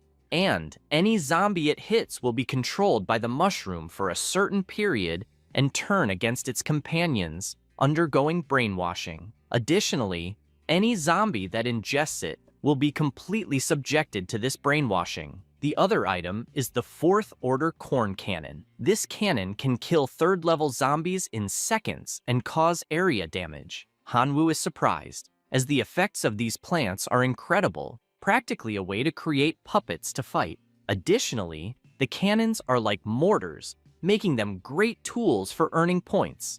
Next, Schwang suggests going to the store to sell the loot they acquired and buy new high-level seeds. He agrees, calling her wife, but changes his mind and decides to call her by her name. She gets embarrassed, wondering why he doesn't just call her wife since it's on the tip of his tongue. An hour passes, and they leave the store. Hanwoo comments that he thought the tap dance record dropped by the level 4 zombie was a treasure, but the store didn't even accept it. She explains that last night's harvest yielded 243 gold coins, which isn't bad. Moreover, the shop owner mentioned that the mayor is a collector of melee weapons and might exchange that pole for an excellent weapon. He replies that whatever the lady of the Han family says goes. She retorts that it's the Qin family, as they will inherit her name, but he says that's not right, for if it were at the Qin mansion, he would become a son-in-law as well. She gets angry because he is clearly taking advantage of the situation,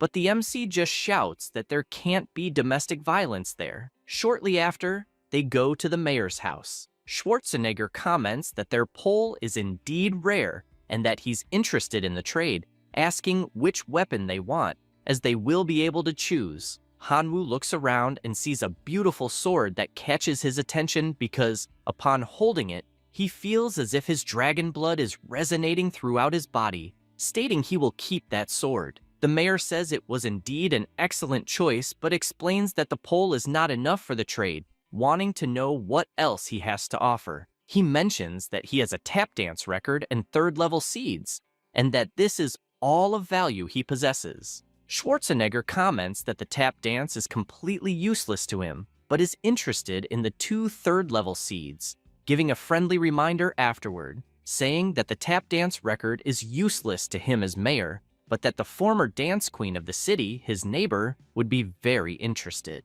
The MC thanks him for the information and suggests they go visit Qingnian's mother. After walking a bit, they pass in front of Zudi's residence, admitting it is indeed stylish and extravagant. He approaches, stating that the difference between the two is growing and that it is even more humiliating to have fallen to third place, suggesting he admit defeat once and for all. And if he does, he might allow him and the goddess of the study hall to study together. Hanwoo mocks, calling Schwang wife and asking if that idiot is her friend. She replies that she has no idea who he is. Zudi becomes furious upon hearing him call her wife, warning that now he will be crushed. The two pay no attention and walk away hand in hand. Seeing this makes him even angrier, making it clear that he will not just beat Hanwoo, but will cut off his hands. After walking a bit, the MC and Schwang go to the landlady Hana's house. She comes out accompanied by Qingnian, asking if it's student Hanwoo there.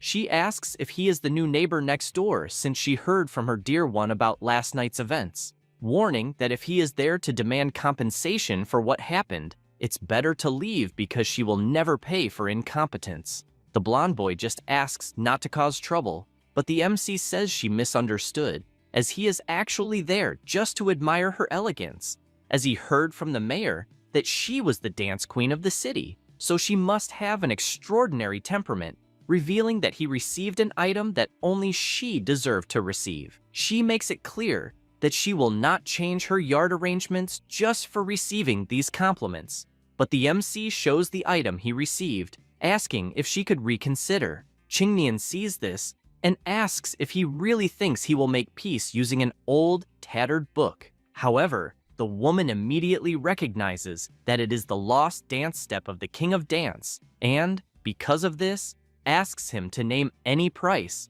as she is willing to pay whatever he wants. This makes the blonde boy desperate, since if Hanwoo asked for something like expelling him from there, it would be over. With this in mind, he tries to convince him by saying that they have been longtime friends. However, the MC simply hands the book to Hana, saying he will send her more records if he finds them. She thanks him for his generosity, apologizing for her earlier rudeness, and saying she would love to be a closer neighbor. With that, they say their goodbyes, and a notification appears, stating that friendly relations have been established with the city's resident, the Queen of Dance Hana, and the friendship value is 99, thus increasing 30,000 points.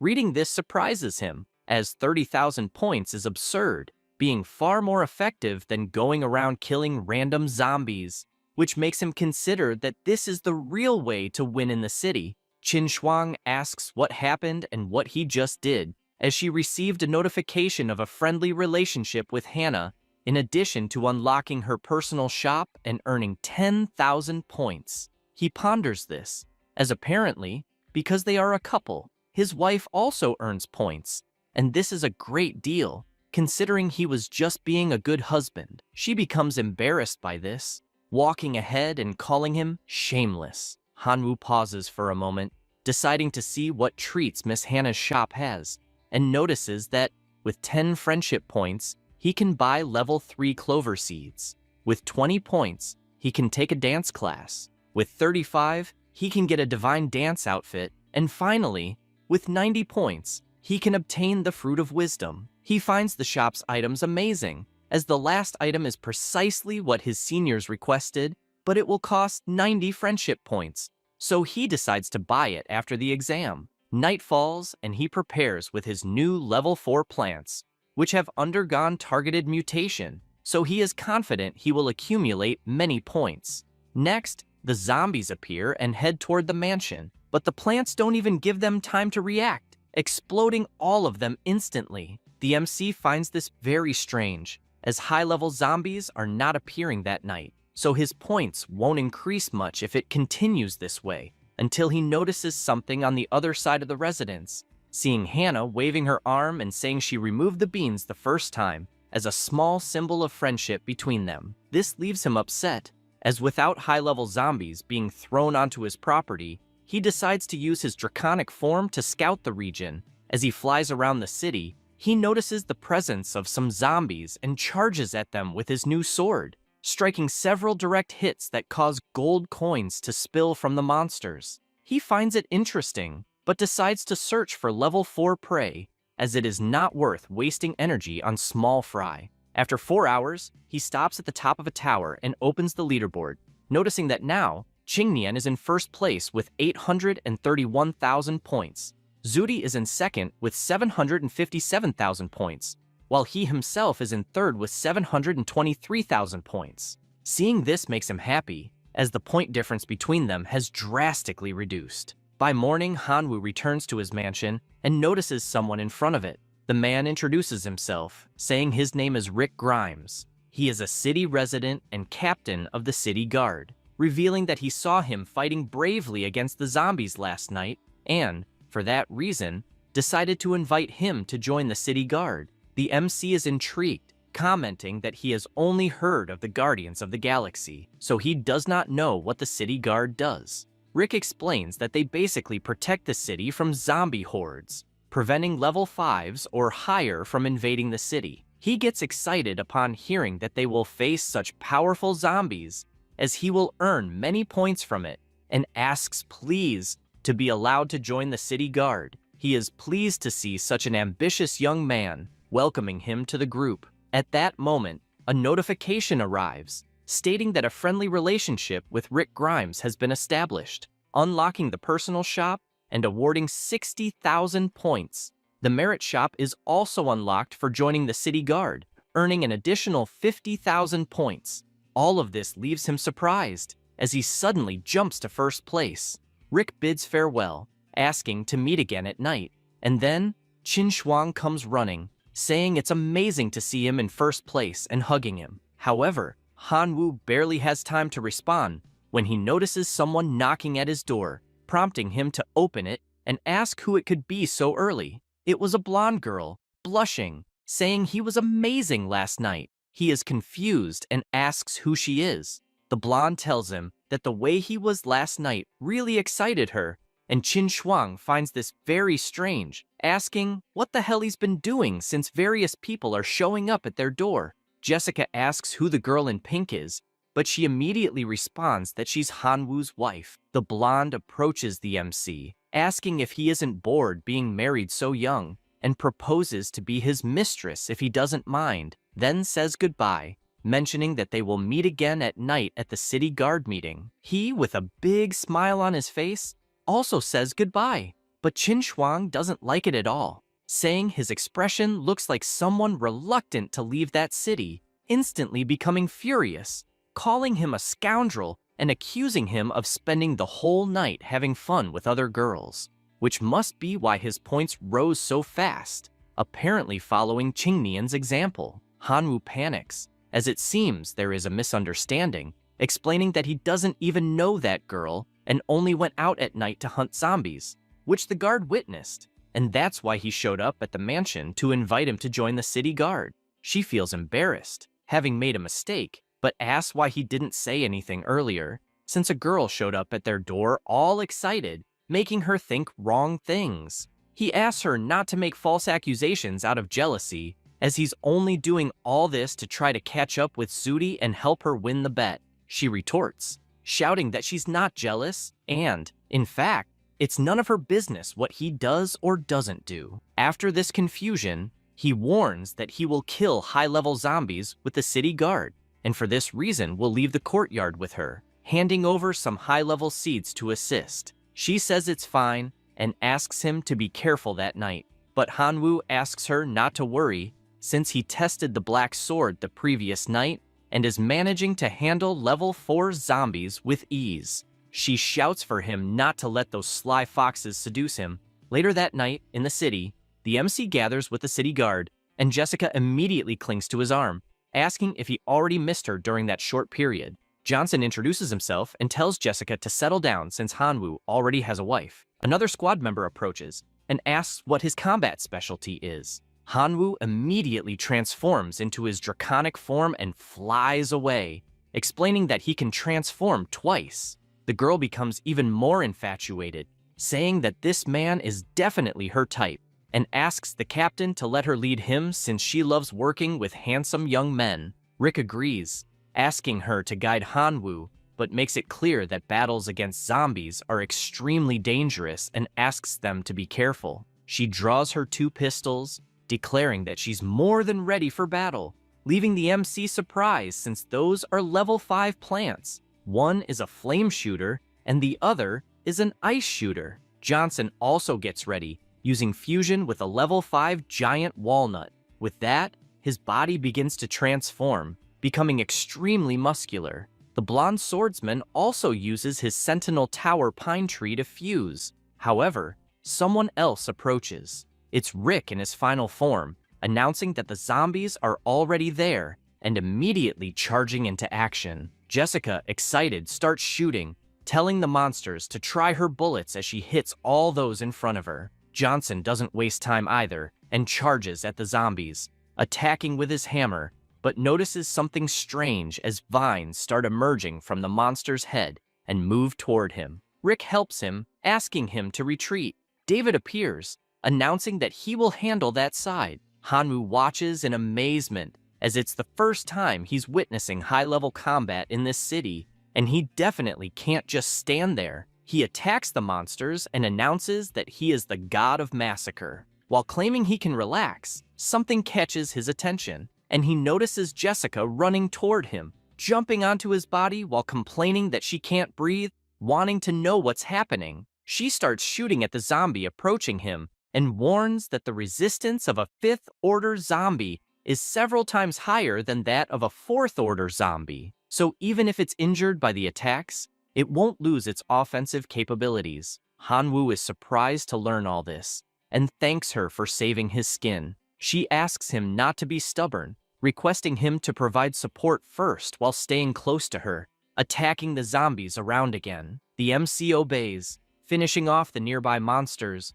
earning 3,000 points for each kill and obtaining items in the process.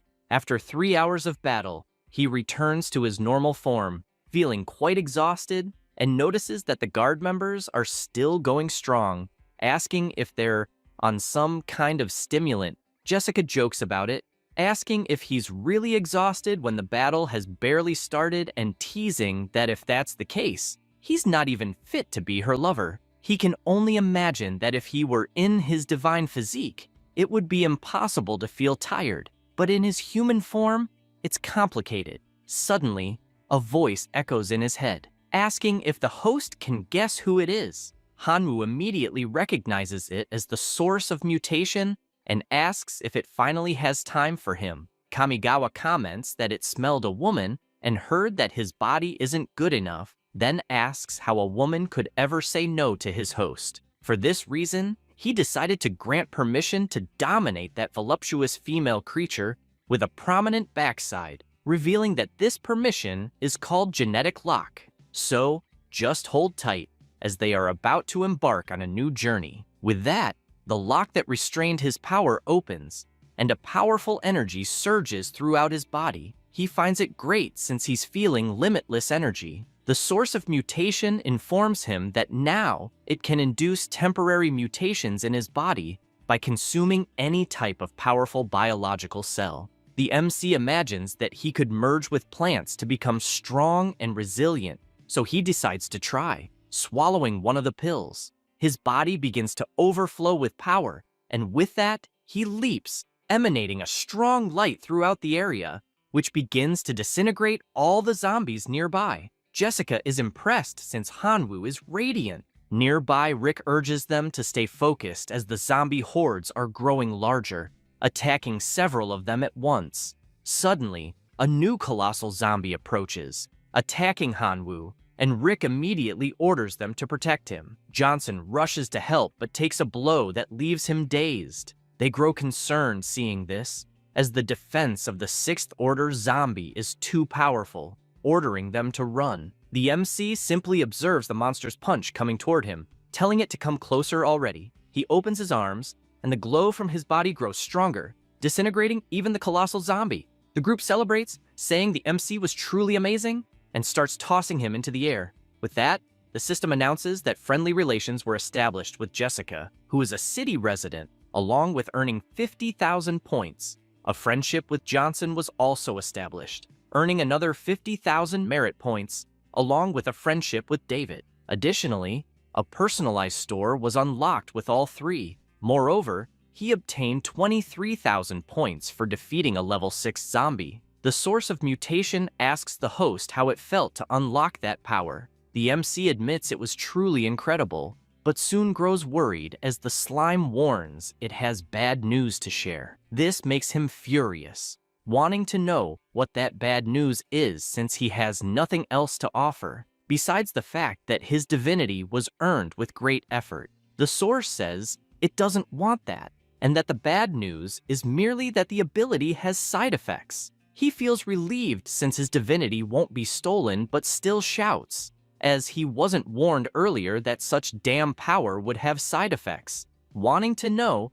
if he'll end up crippled or something like that. Kamigawa asks how the host of the supreme source of mutation could be so timid, explaining that the side effects won't threaten his physical body, revealing that the genetic lock simply cannot be used continuously, so he'll just need some time to cool down. The MC finds this very suspicious, as it apparently just requires waiting for a certain cooldown, which is good if you think about it, asking next what could happen if he tries to use it again before the cooldown ends. The slime warns that his physical body is fragile, so currently, he can use that ability once every 10 days, and if used frequently, the genes will fall into disorder, and permanent mutations will occur. The MC says he understands and doesn't want more details since this is bizarre. At this moment, Rick shouts, asking him if he's feeling discomfort. Hanwoo turns and says he's fine. Jessica runs to him, excited, as she found his performance incredible, qualifying him to be her lover, and asking if he'd like to spend a wonderful night with her. He feels embarrassed by this proposal until Johnson interrupts, asking her to stop bothering him since Hanwoo spent a lot of energy and is probably tired, suggesting that he go rest while Johnson handles the remaining zombies alone. The MC admits that he's really tired and will rest a bit. Saying this, he starts walking through the city, imagining that he won't be able to use the genetic lock for the next 10 days, so he needs to improve his basic combat skills until he remembers the personal store of the city guards, wondering what interesting things it might have. He opens the system and quickly notices the plant fusion technique, as it is perfect for filling the cooldown gap of the genetic lock. The mutation source becomes intrigued and asks if that pile of junk will be enough to satisfy him, since plant fusion is nothing more than a rudimentary method of transplanting different life forms. This leaves Hanwoo disheartened, as it costs 70 friendship points, and the slime is making it seem useless, but he can't help it, as the genetic lock takes so long to recharge. Kamigawa says that's not the case, explaining that the culprit here is his weak body, then asks if he believes that, with a slight modification, he could take the plant fusion technique to a higher level, and mentions it would only cost 2 divinity points, but it's no use as he admits he's out of money. Then he says goodbye. This frustrates him as he hates stingy people, and he lowers the price to 1 divinity point, saying he can't go any cheaper. The MC feels proud inside, considering himself the king of bargaining, and agrees to the deal at that price. The slime snaps its fingers, and the MC's head explodes with information, realizing the plant fusion technique has been improved and can now fuse up to 3 plants at once, with an additional quota for level 6 seeds, which is undeniably amazing. Kamigawa, however, warns that he will want the divinity point later. The MC tells him not to worry about it and begins tinkering with his system, remembering his attribute is dark, so he places the level 5 Death King Adalia in the first slot. After that, the 4th day of survival arrives, and another 4,000 points are credited. The MC looks up and notices the points are expanding, also realizing Schwang has appeared in the rankings and could defeat Sutie in less than 2 days. He is in first place with 1,400,000 points. Nian is second with 1,200,000, Suti third with almost 1 million, and Schwang fourth with 736,000 points. Afterward, he returns to the mansion and, happy with all the results, asks if his dear wife is busy. She, sitting on the floor, notices he's all cheerful and asks if he had fun with that hot girl. He replies that his mood has nothing to do with that, but she throws several items into his hands, saying they're all his, and he could sell them. The MC says he doesn't need them anymore, and asks her to keep the items, wondering why she's being so formal since they are a couple. Schwang, annoyed, starts hitting his head, reminding him that they agreed to split everything equally, so he should take his share, because she's not a girl who likes taking advantage of others. She leaves shortly after, saying she'll go learn to dance with landlady Hannah. He says it's fine, just asking her to come back early. Internally, he thinks she's truly a smart girl, as she knows how to earn points by befriending the city's residents, and for that, he's proud. Afterward, 9 days pass, and Hanwoo meets once again with the city guard squad. He notices something strange and asks if something happened, as everyone seems worried. Jessica responds that there will be a lunar eclipse that night, which happens once a month. With it, the zombie invasion will be much stronger than usual, and during last month's invasion, a girl named Jasmine was lost forever due to the difficulty. Rick then shares that Jasmine's death was his responsibility and promises that no member will die tonight. Everyone shouts at him not to say that, and the girl grabs the MC's hand, warning that it's likely she won't be able to protect him that night,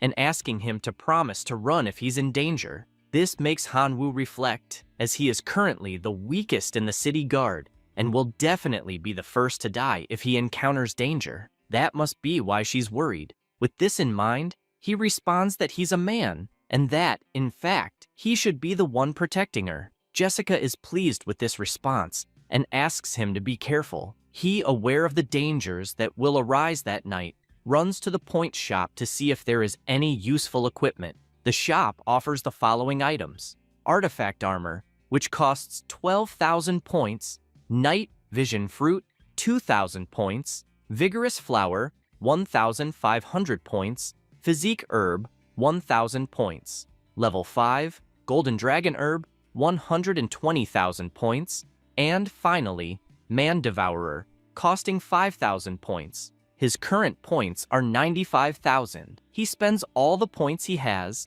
and begins slotting them into his ability, which he acquired from the mutation source to fuse the plants. The MC imagines that the golden dragon herb also contains dragon genes and is starting to attract the blood of the black dragon. Screenwriter's note: we don't know how he purchased this 120,000 point herb with 95,000 points, but it's fine. His body begins to transform until it enters his even more powerful draconic form, exuding a sinister aura. Rick looks up and warns that time is up since the eclipse has begun and the hordes will start appearing. The zombies begin to feel the power of the eclipse and, as a result, transform, becoming extremely more powerful. Rick warns that the zombies have mutated and their levels will continue to increase, so everyone must prepare, as the battle will be tough. Jessica says she is more than ready, as are Johnson and David,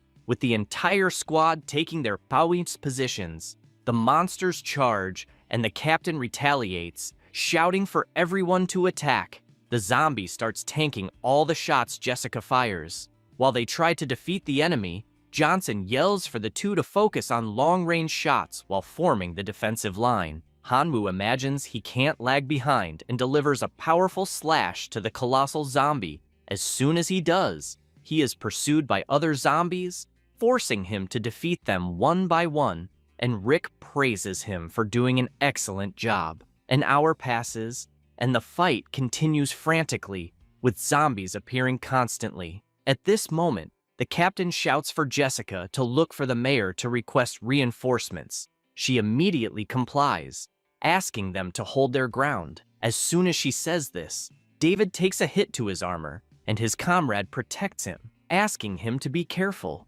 Rick approaches, noticing his team struggle, and begins shooting at the zombie, also attacking with melee strikes. Subsequently, a notification arrives for the MC, informing him that the 10-day cooldown has expired. He is pleased with this, and flies to the front of his squad, announcing that he will buy time for everyone. But Rick asks him not to push himself too hard and to run immediately if necessary. He explains that he is also a member of the city guard, so he has a duty to protect all inhabitants. He says this and activates his ability, unlocking the genetic lock. His body immediately starts overflowing with immense power, and several giant vines sprout from his body, heading toward the zombies.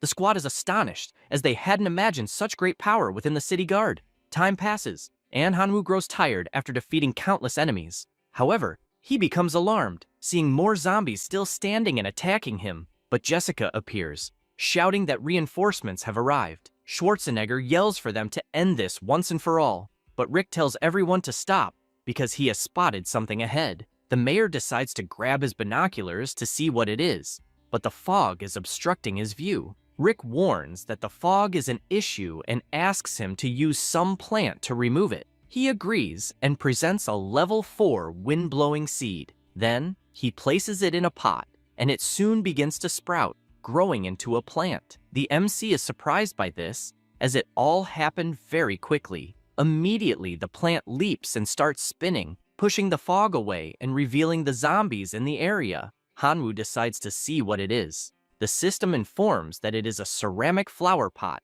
a container used for planting seeds, which can increase the growth rate of the seeds planted in it by 100 times. At this moment, the mayor notices that he liked the pot and comments that he might give some more later, as Rick said good things about him, especially that night of the eclipse, so it could be considered a gift from the city. He thanks him, and then a notification appears saying that he has established friendly relations with Arnold Schwarzenegger, unlocking the personal shop and earning 100,000 points. Immediately, the MC opens the mayor's shop, as it must have many valuable treasures, and quickly spots a plant of interest. He uses it, and poisonous mushrooms begin to grow on the bodies of zombies. He approaches to see what's happening and feels pleased, as the Black Plague mushrooms spread fast enough. Because of this, Hanwoo flies high and begins using life sacrifice on the mushrooms embedded in the monsters.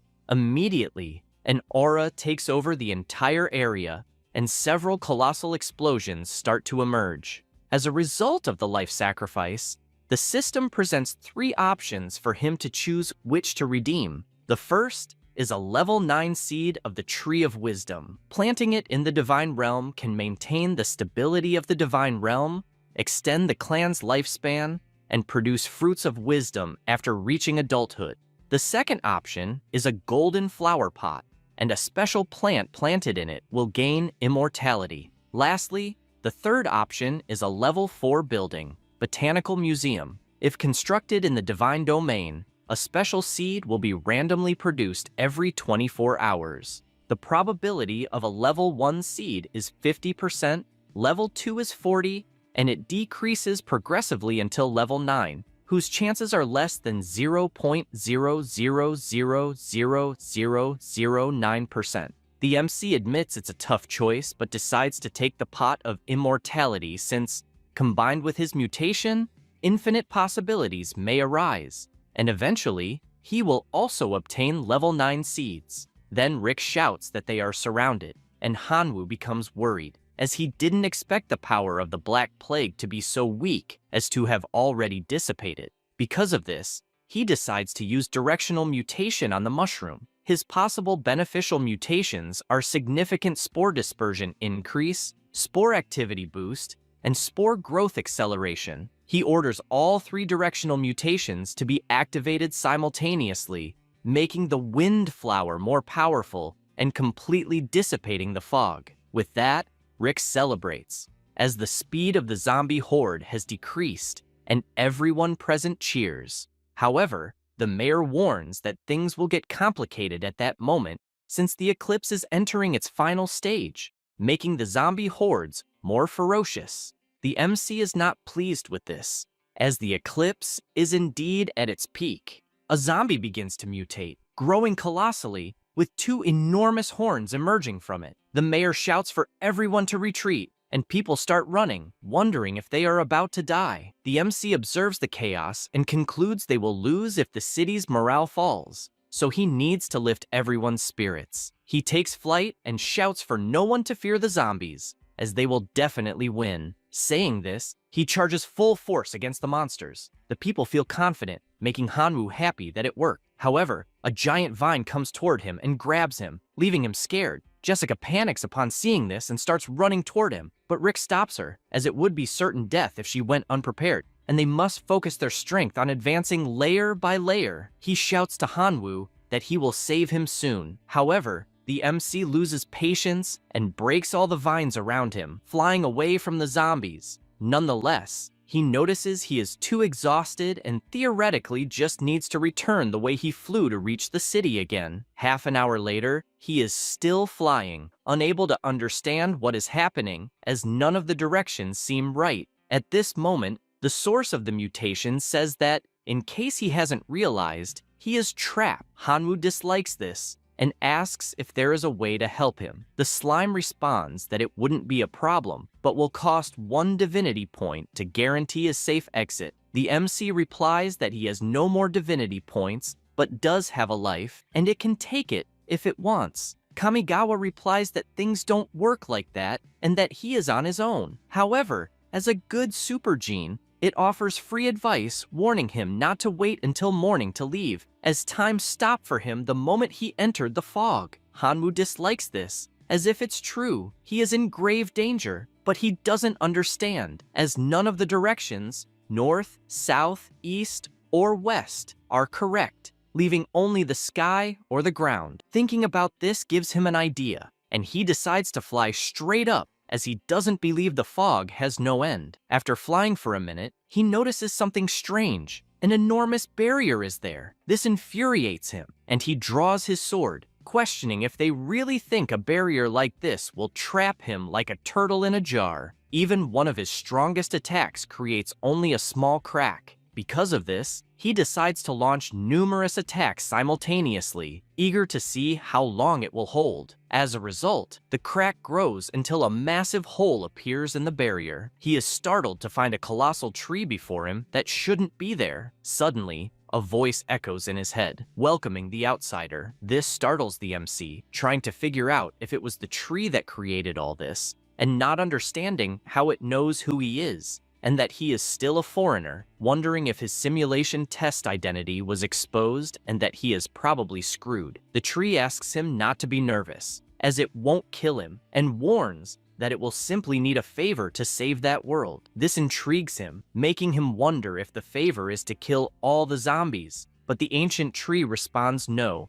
as the real task is to expel the residents. He finds this perplexing, suspecting there is a deeper story behind it, so he sits down and asks her to explain further. She says she is the Tree of Wisdom, the guardian of that secret realm, living for 10,000 years, and that it had always been a peaceful place until an outsider discovered the secret realm and occupied it by force. This person also sent a large number of followers to collect seeds from the special plants she cultivated, selling them as rare resources, which is why she couldn't stand seeing her descendants sold as merchandise. In fact, there had been peace in that realm for over 10,000 years, as she has no combat abilities and could not fight the invaders. Because of this, he had no choice but to seek the god of death and, at the cost of worshipping him, asked for power and vengeance. From that moment, he gained the ability to transform living bodies into zombies. After that,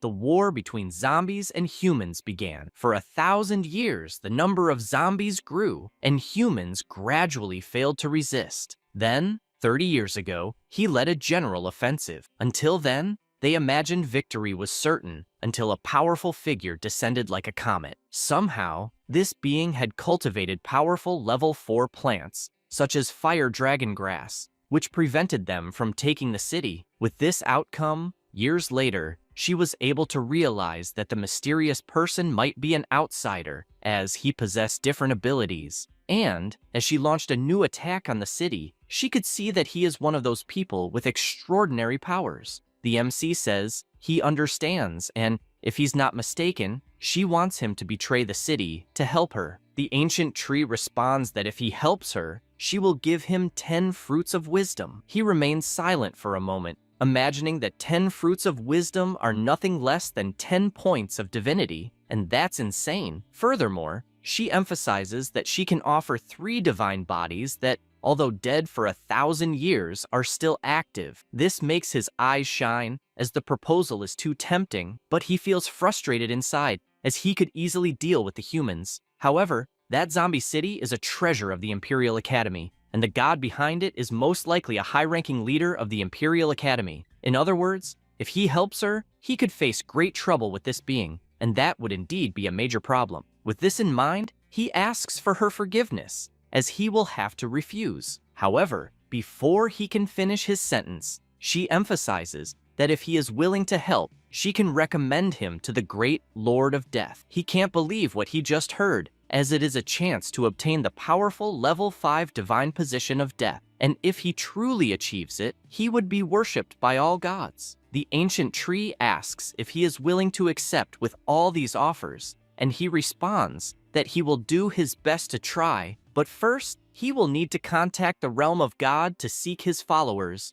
as otherwise, he won't be able to do much with just his own strength. She thinks about this and responds that it is not impossible, but he will need to make an oath to the god of death. As if he dares to violate the oath, the Xiaxun clan will be subjected to the oath of death until its extinction. The MC imagines that the tree is truly afraid that he will dominate the entire secret realm once he gains power, and is definitely underestimating the appeal of the level 5 divine position of death. Because of this, he begins to make his oath as he is willing to do so. Immediately, a magical seal appears on his hand, leaving him startled as it was too fast. Then, some vines emerge, forming a passage, and his locusts come through the portal that directly connected to his divine realm. Seeing his kin again makes him happy, as by that point, he should have reached a lordly form of life. The tree comments that she has fulfilled her part, so she expects the outsider to fulfill his part of the agreement as soon as possible. She barely finishes speaking and opens a portal, throwing him through it,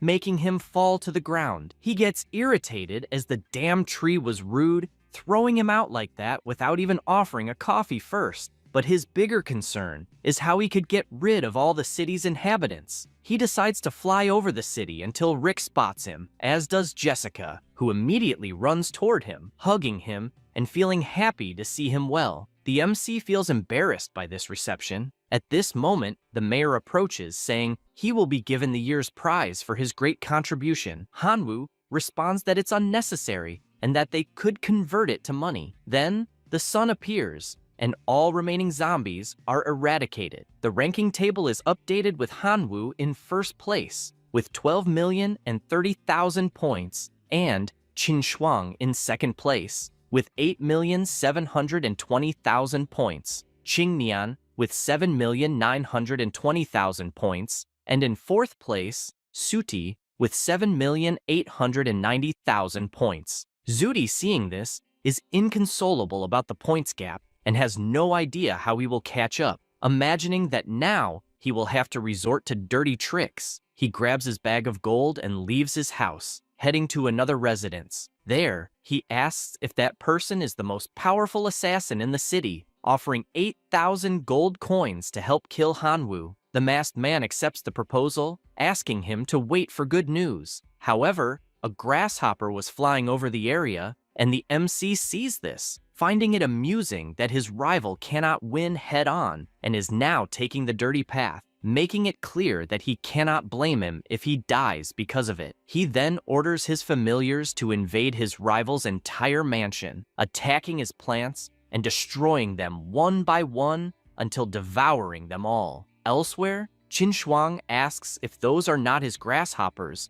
and how he managed to summon them there, also wanting to know what on earth he is doing. Hanwoo responds that it is a secret and that if he told her, he would have to kill her. This makes her furious, asking how he dares to say such absurdities, and she starts pulling his ear. Then someone shouts for Hanwoo to come out of the house. It was Zudi, demanding that he not deny that everything happening is his fault. The MC is pleased to see him, wanting to know if his luck is not holding up. His rival asks if he is not ashamed, as he knows perfectly well that the grasshoppers were ordered to destroy all the special plants. He asks him not to talk nonsense, as there is no way the familiars of the divine realm could enter that city, so this is slander. Moreover, he mocks him by saying that he now has 12 million points, which is almost double 7 million, asking how he plans to react with only a motorcycle. Zudi becomes extremely furious with these provocations, imagining that he will ensure Hanwoo does not see the next light of day. After that,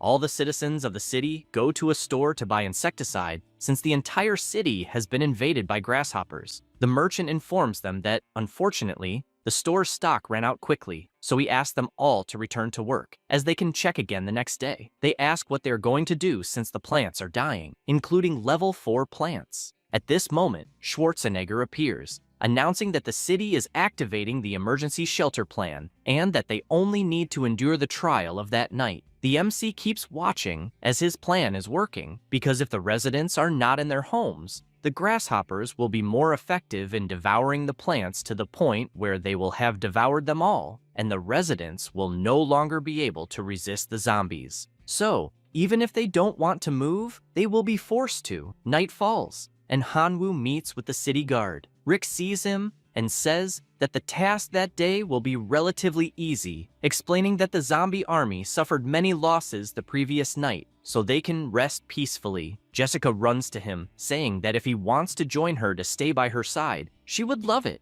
but he responds that actually, he needs to take a walk as he is going to buy some things. As he leaves the place, a grasshopper reports that Zudi and the assassin are about to act, and he replies that it's fine since he wants to find a deserted place to wait for them. After waiting for a while, the MC sees the two and says they are finally there, commenting that he didn't enjoy waiting so long. The student gets furious, asking if the assassin leaked the information, but he responds that he would never do that, as they can insult his character but never his professionalism. That said, Zudi declares that Hanwoo will not survive that night as he must die. The MC asks if he is sure he will dare to do this, as the entire lecture is being recorded by the academy, so he wants to know what explanation he will give about this. He responds that the killer is the one who will kill him, so it has nothing to do with him. The masked man asks them to stop chatting since he needs to work. He summons his thorny vines and draws his sword from them, attacking with his ghostly shadow. However, his weapon immediately breaks in half, as it's not strong enough to pierce the MC's draconic form, who mocks him, asking if 8,000 gold coins were really worth it. The student retreats instantly, asking how he knew about the 8,000. The killer notices this and asks if he will really betray him like that. However, Hanwoo summons his Locust men since it's his turn to play. Zudi panics upon seeing the familiars, as it should have been impossible to summon them there. Before he has time to think, Hanwoo orders his familiars to kill the killer, and all the Locusts charge. He then flies towards Zudi, wanting to entertain him personally. This scares him, and he warns that he can't kill him because the academy is definitely recording what's happening in the city. So if he does, he'll have to explain it to the administration. He agrees, saying it's fine to cripple him and then throw him into a pile of zombies, as if the monsters devour him, it won't have anything to do with him. Zudi immediately runs, begging him not to get closer, but it's useless as the MC, in his draconic form, approaches instantly and slams him into the ground. The student begs him to stop hitting him, because if he continues, his family won't take it lightly. Hanwoo doesn't care, as he isn't a coward, throwing the boy straight into the zombies. He then checks what's left and admits it was brutal since almost nothing remains. He says this and flies off, asking his familiars to take a break and rest. The day goes by, and all the citizens gather with the mayor, outraged that their plants are being devoured, and worried that if this continues, it will be impossible to keep living in the city. They also note that the church shelter isn't large enough for everyone. Schwarzenegger grows concerned as he doesn't know what to do until the MC catches attention, saying he has an idea. He suggests that all the residents move to another world. They ask if he's serious because they really can't take living there anymore, as the zombie attacks are so frequent they can hardly sleep. The mayor responds that they would even be willing to go, but the portal was destroyed in the war against the monsters, so they don't know how they could do it. He mentions that in fact, he was worried they wouldn't agree, but if that's the problem, it's easy to solve since Duolong City is perfect for them, and there's a way to rebuild the portal to the other worlds. He just asks for some time. Schwarzenegger is happy about this, saying he'll provide full support.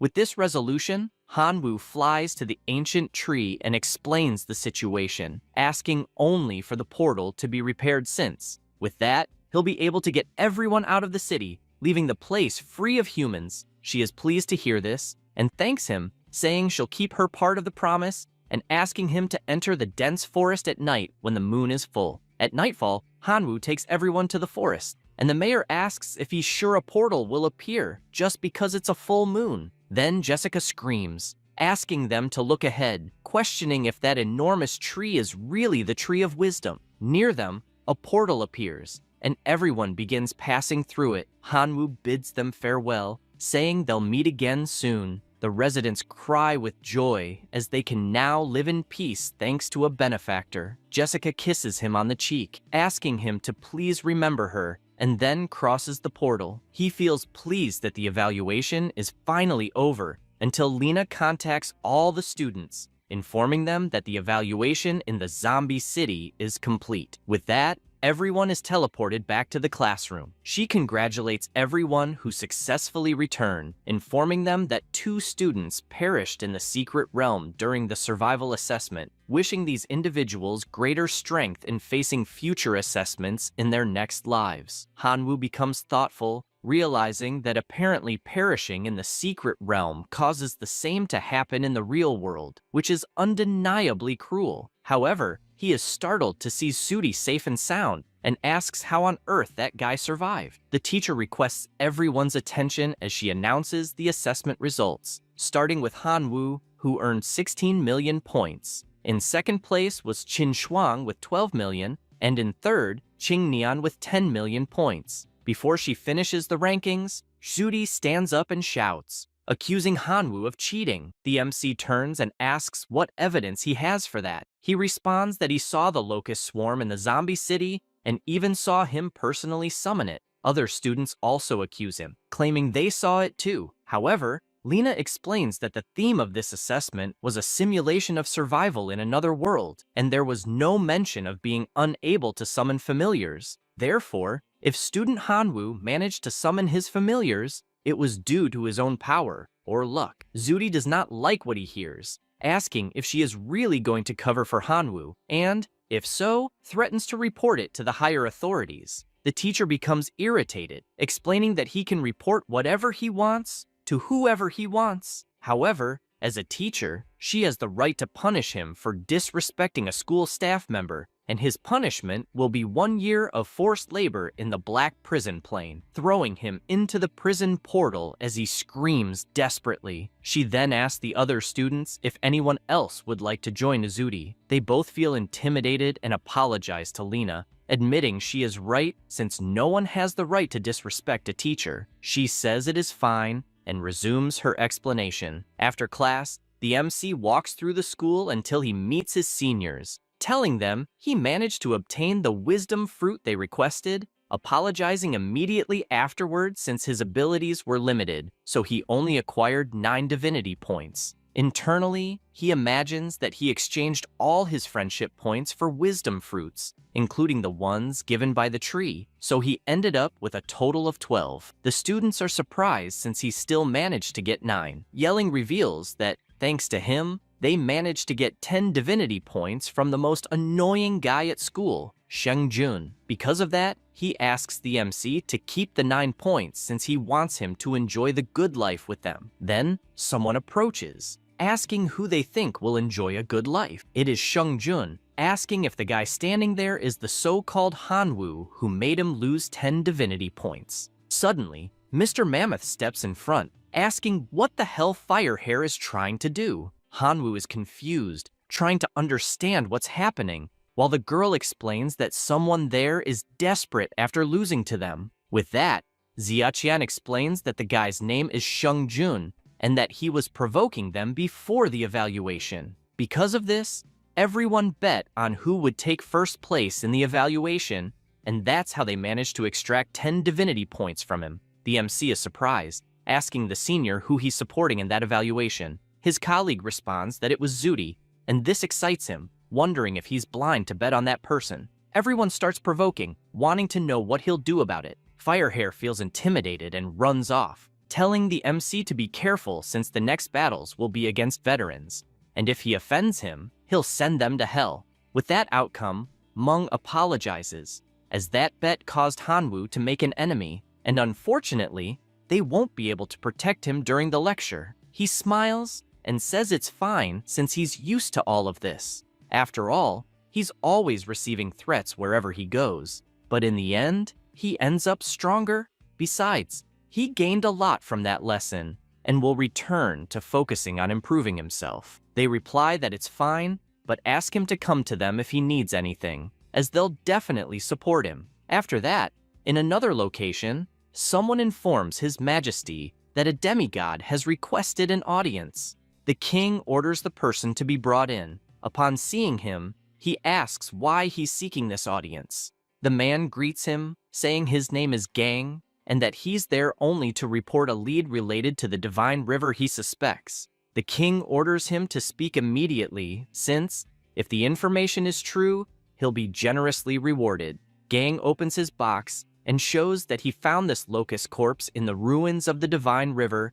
and knows someone named Hanwoo, who he believes is related to it, as he possesses such familiars. He then reports that this mentioned person is a high school student without parents and is currently at the Imperial University as a preparatory student. Connor yells, wanting to know how a mere divine creature could enter the ruins of the divine river and defeat the 6 demigods he sent. Gang immediately bows, asking His Majesty to calm down, as he too initially couldn't believe that Hanwoo, someone only at the divine level, could be responsible for the events at the divine river. However, he thoroughly investigated the traces and definitely concluded that this child is responsible. He reveals that he discovered through a radiation ore merchant that Hanwoo had made a purchase at that place and also had a login record in the divine domain of the inn. With this, the king yells that he understands and makes it clear that everything better be true,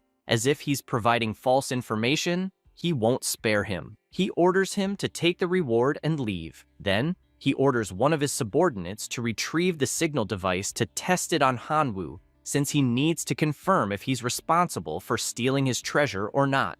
And if he is, he warns he'll turn him to ashes. Shortly after, the MC sneezes, commenting that it's apparently getting cold and that he needs to prepare for the next lesson to level up quickly. Then, he grabs a container he received from Professor Lena and finds it incredible. This vase can bind to a special seed of jade flowers, and in doing so, he'll receive the corresponding seed of the plant with each growth cycle. The cycle is related to the plant's classification. The higher the classification, the longer the cycle. Knowing this, he decides to test the level 6 Shadow Ghost Vine, combined with the plant fusion technique, as it will release a powerful phantom flash ability. Additionally, by linking it to the vase, he'll have that high-level seed forever. After that, Hanwoo looks at the corpses of God, as they can be refined into divine energy of flesh and blood. Moreover, the catalyst works well on the grasshoppers,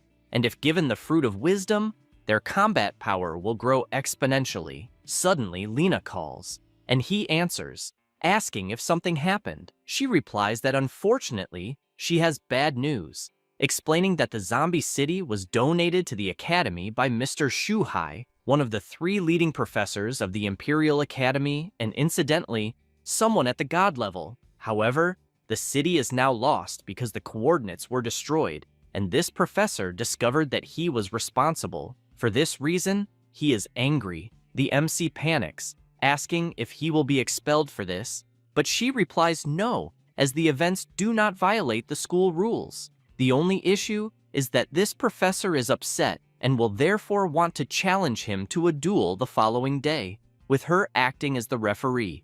Hanwoo feels relieved, commenting that he is not worried about being beaten to death if she is present. The professor asks him not to say that, emphasizing that he must do his best against this professor. Afterward, he lies on the bed, imagining that he cannot avoid this in any way, so all that remains is to have a good night's sleep for the fight of his life the next day. After the night's sleep, at the training field, the seniors cheer for the MC, urging him to do his best and to surrender as quickly as possible if he sees it's impossible. Suddenly, Professor Lena appears, asking Hanwoo to greet the professor who issued the challenge. The two face each other, and Shuhai states that he will not use any skills, divine arts, or other measures in the battle, but will deploy only 1,000,000 members of his divine realm for combat, stressing that regardless of victory or defeat, he wants to make it clear that all this is because of the destruction of the secret realm he owned, asking if there is any objection. He responds that he would not dare, and will definitely fight with all his might, not to disappoint a professor. With that, Lena asks for the duel to begin, stating that the terrain will be mountainous and both parties can summon their familiars, shouting for the match to start immediately. Shuhai summons his army, invoking thousands of puppets. Mang is surprised by the professor's familiars and asks what the hell they are, as they definitely have a powerful aura. Xiaqian explains that they are sapiens, a subspecies of humans, an ultra-rare affiliated race that are extraordinary life forms naturally born with extremely high intelligence and great potential, and with a bit of effort in adulthood, they can ascend to a heroic life form. And, although there are no heroic life forms summoned there, they still emanate an aura just as powerful. The mammoth, knowing this, shouts at Hanwoo to surrender immediately, as the opponent is too strong and even conceding half of the army is still a profit. However, the professor yells for him to shut up, then asks Hanwoo if he is not going to summon his familiars for battle. The MC replies that he will, opening a portal and summoning his grasshoppers, which take over the entire arena with their colossal numbers. Shuhai cannot hide his surprise, as that absurd number of grasshoppers are extraordinary life forms. He is even more impressed since, besides them, there is a Lord-level life form. Additionally, he observes that behind the grasshoppers, there is an army of red dwarf goblins, whose leader is also a Lord-level life form, and the Minotaur race also has one at this same absurd level. Then, Jian Fun appears, leaving the professor speechless, as a Lord-level life form from the Sword Clan is present. For this reason, he asks how many races the MC possesses, as he is at a loss for words. No sooner does he say this than the Skeleton Clan appears, leaving him perplexed, as 5 Lord-level life forms and a bone controller with the combat power of a top-tier heroic life form emerge. This should be impossible, as not even someone at the level of a demigod could assemble an army like this, making him question whether the boy is really only at the divine level. Mang, observing the army, says he thought he narrowly lost his fight against Hanwoo. However, upon seeing the full army, he realizes he never had a chance. His friend agrees, as there aren't many freshmen in their class who could gather such an imposing army. Yelling, on the other hand, feels proud to see such a powerful army and says that if the MC officially joins the university, he will achieve great things. The three then begin cheering for him, asking him to show what he's capable of. The MC decides to start attacking, commanding his army of grasshoppers to strike. His kin charge forward, but the humanoids clasp their hands together, creating a powerful barrier over them that blocks all external attacks. Seeing this leaves him stunned, wondering what the hell just happened. The puppets counterattack with fireballs, and the MC quickly realizes this isn't good, commanding his grasshoppers to retreat or provide cover. They choose to create a defensive barrier, but the professor shouts that it's far from enough to withstand the attack from his army. Shouting for them to rise, they create a giant energy sphere. Hanwoo is left speechless at the sight of such power, noting it's a colossal spiritual bomb, and asks if the professor has been watching too much Dragon Ball Asterisk. Shuhai orders them to fire, and the energy charges toward the MC's army. He yells that it won't work, calling for the Divine Hammer to join the battle. The Red Goblin leaps toward the power, preparing to strike, and smashes his hammer against the spiritual bomb, causing enormous cracks to form in it. Following this, Hanwoo orders his grasshoppers to attack, as a breach has been created and the swarm flies toward the army. The veterans are pleased with the battle's progression, wondering if Hanwoo really stands a chance to win. However, the professor remarks that the game has only just begun. The grasshoppers advance, and the MC, observing, comments that their combat power is extremely low despite their numbers. Even if they could take down some sapiens at a ratio of 1 to 10,000, he might still have a small chance, as his trump card was right there. With this, he commands his skeletal lord to join the battle. He notes that the sapiens are definitely powerful, and that their independent combat skills are all maxed out. This worries him, as he notices that the number of fallen puppets is far too low, so he decides to boost the grasshopper's power using the mutation source.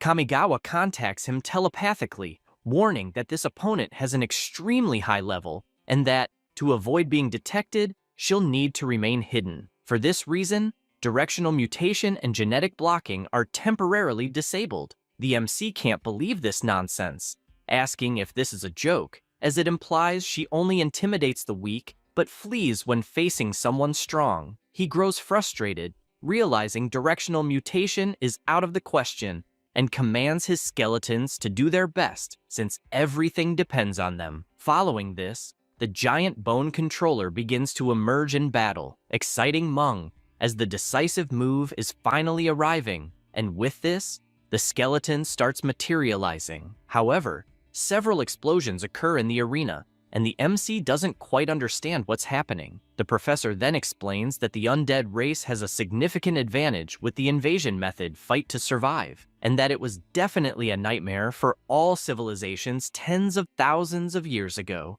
However, that's history, as countless player researches in the realm of the gods have developed numerous ways to combat this race, giving the example that, above the true god, almost everyone has a trump card unaffected by the undead. For this reason, he tells Hanwoo that if this is truly his ultimate move, he has a tough path ahead. The MC comments that the grasshopper's attacks are ineffective since they cause minimal damage. Skeletons cannot be summoned. The small skeleton and the bone controller are completely nullified, and the thousands of minotaurs and dwarves are not enough for the battle. For this reason, it is truly debated whether to just surrender, as he sees Jian Fun and his Minotaur Lord fighting almost alone, and, as time passes, both are becoming increasingly cornered, worrying him because, if it continues like this, they will fight to the death. Because of this, he shouts for the black locusts to attack,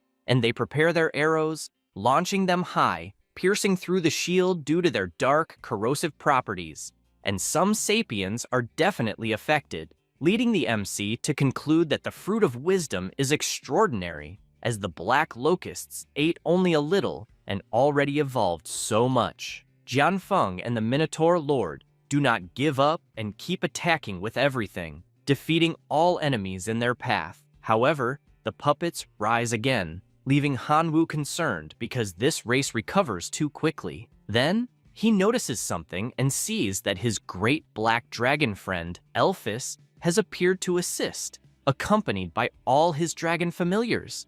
Yelling cannot believe he is seeing a pure-blooded black dragon, and it seems Hanwoo hid such a precious treasure from them, as it is something with the potential to ascend to the level of a king in the future. Seeing this makes Mung upset, because the more he sees the MC's army, the more he is certain it would have been impossible to defeat him in the duel they had in the past. The professor imagines that Hanwoo has immense attack power even in the preparatory phase, as his army seems limitless, possessing all the most powerful races. Aware of how impressive the combat power is, and how even greater the recovery ability is, without knowing who will be the victor, the professor asks Hanwoo if they should make a truce. He reflects on this, wondering if he really wants to cease fire. However, Elphys shouts that he refuses the offer. The veterans are shocked by this request, as they never imagined that God Shuhai would ask for a ceasefire,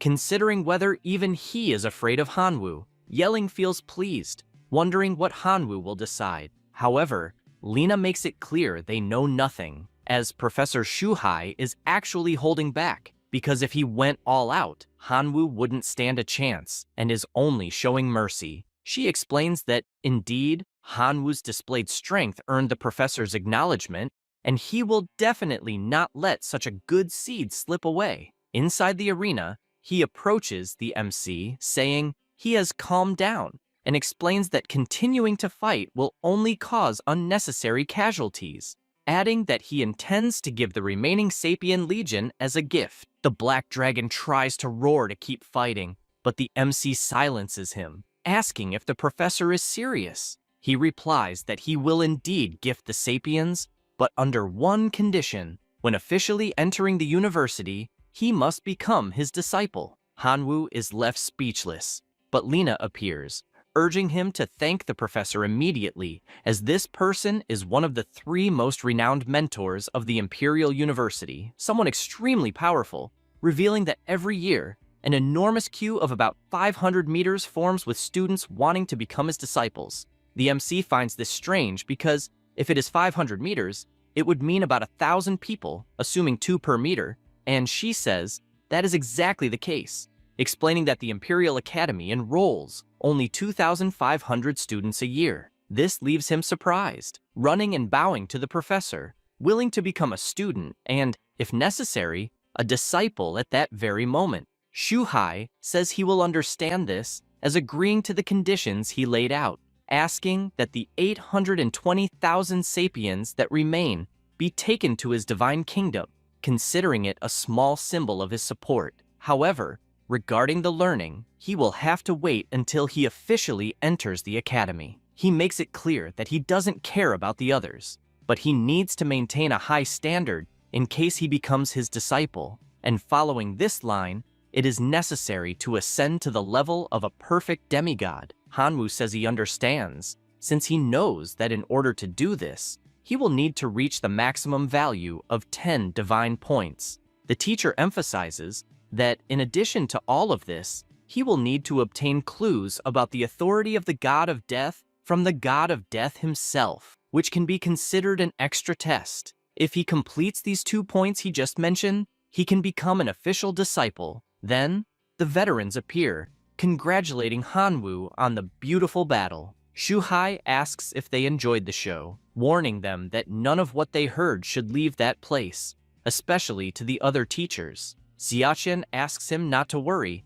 as he must know well what their teacher's temperament is, so there's no chance they'll reveal anything. The teacher, to ensure this, throws some gifts at them, and the 3 are even happier, promising that nothing will leave their mouths, even if they're beaten to death. Lena calls them audacious, saying they're really crazy to extort even a teacher of the god level. The next day, Schwang calls for Hanwoo as she needs a favor. They walk, and she tells him that her family is planning to arrange a marriage with Zudi's family, and unfortunately, she is the poor sacrifice. He is surprised by this, asking if they still do that nowadays, and if her parents really agree with it. She explains that her parents have just gained the authority of the gods of light and can't change her great-grandfather's mind, as he is the only true god in the family. So, his decision is a divine decree within the family. She also mentions that originally, the arranged marriage would have been with Zudi, but since he was failed from the class, the partner changed to the older brother of the family, Schwang. He says he understands and that, apparently, the Shu family is determined to marry her, asking how he could help her, as he will do everything within his power. After all, they were husband and wife for a while. This embarrasses her to the point that she slaps his face while asking him to shut up. After that, the MC smiles, as that reaction is the most like her, and that if it's her wish, he can accompany her to cancel the marriage. Shuang smiles and thanks him for this. 3 days later, in Shuang City, the MC arrives with her and shouts, not believing her family has a city like that, asking if she's a princess by any chance. She explains that it's not as big as the imperial capital, but it has a population of 10 million inhabitants. Suddenly, someone approaches, announcing that the master and madam sent him to pick them up specifically as they are waiting at the residence. She thanks her Uncle Jong and introduces Hanwoo. The butler is pleased to finally meet his niece's classmate, having heard that he is a genius from the preparatory class, and apologizes for any inconvenience. With introductions done, they get into the car to head to their destination. Inside, Schwang is restless, and the MC, noticing this, tells her not to worry since he will protect her if anything happens. She thanks him for this, and as she looks back, she announces that they've arrived. Once inside, they approach the door and hear someone asking the third brother which of his children hasn't benefited from the family's resources since childhood, adding that his daughter used resources and connections to join the reserve class and is therefore the most suitable for marriage. Hanwoo comments that these families are truly a mess, treating their children like commodities. No sooner does he say this than Schwang knocks on the door, opens it, and shouts that she refuses to marry into the Zudi family. The man in red tells her not to speak nonsense, since she shouldn't even interrupt her elders. The bespectacled man makes it clear that she must contribute to the family, pointing out that the Zudi family has a true god as well as abundant wealth, and all she needs to do is marry the young man from that family. He says this, and orders the guards to take her to a room to rest. They move toward her, but her father steps in, demanding to see who dares lay a finger on his daughter. Her brother rises and claims that pampering her this way is only harming her. He shouts that he loves his daughter and only wants to see her happy as a future student at the Capital Academy, with the potential to become a true goddess in the future. The mustached man calls this absurd, asking if he expects the ancestral true god to personally beg before agreeing. Still furious, he argues that while Schwang may be excellent, she isn't even a semi-goddess yet, and becoming a true goddess might not happen in the next century. He warns that if the Qin family loses its true god, everyone there knows very well what the consequences will be. The MC, hearing the shouting from outside, asks the butler if this marriage has anything to do with the only true god. He responds that the family's only true god caused trouble while traveling to a foreign civilization, being forcibly detained and awaiting execution, and that only a true god is qualified to negotiate with that civilization. Since the Qin family searched everywhere, they managed to find a god of that level in the Shu family. This leaves the MC thoughtful, as it's clear Schwang has the potential to become a true goddess in the future, and the Shu family wants to exploit that by taking her to their side, until he realizes something, as apparently Yuan Zhong isn't exposed and odd. He immediately makes a call. His contact answers, asking if he is again speaking in the tone of a deity. Hanwoo replies that it's not the case, and that he actually wants to ask for a favor, requesting him to go to a foreign civilization to rescue a divine domain player detained by a true god. Before revealing the location, the contact remarks that he's already heard of this foreign civilization and knows about the true god in question, who is powerful but slightly weaker than himself. Hanwoo is delighted to hear this and asks if he will agree. He asks first about the reward, stating that if it's too little, he won't bother. The MC assumes that hiring a true god certainly won't come cheap, and the Qin family paying such a reward would be a significant expense, but ultimately worthwhile. With this in mind, he responds that the reward will be paid in the form of a divine artifact and asks how much the man thinks will be sufficient. The man gets excited and answers that repairing his spear will cost 30,000 units of divine artifact source, so he accepts that amount as payment. Hanwoo says it's a deal and informs him that he will send the coordinates to finalize the contract. Meanwhile, inside the house, the family member continues yelling, saying that Schwang can't be so selfish. Suddenly, everyone is startled as someone appears, asking them to wait a minute. It was the MC grabbing their attention. The family asks who the hell is there in the old Qin residence and demands that the guy be removed immediately. But Schwang steps in front to stop them, saying that the person is her classmate who is there to help. The mustached man gets furious, assuming the boy looks more like a school boyfriend, and concludes that's the reason she doesn't want to accept this marriage with the Shu family. She asks him not to talk nonsense, but her uncle warns that she is a descendant of a true god and therefore should find a man of equal standing. That said, he asks Hanwoo if there is a true god in his family. Smiling, Hanwoo replies that his family has only him, so there is no true god, not even a semi-god, but they do have plenty of bottles of water. The man comments that marrying someone whose family doesn't even have a true god is asking to starve, and he shows a card, announcing that it holds 500 million divine powers, which is enough to live comfortably. With that, he asks her to take the card but leave Schwang alone. The MC, smiling, responds that he will accept, since he can use it as funds to hire a true god to rescue their great family ancestor.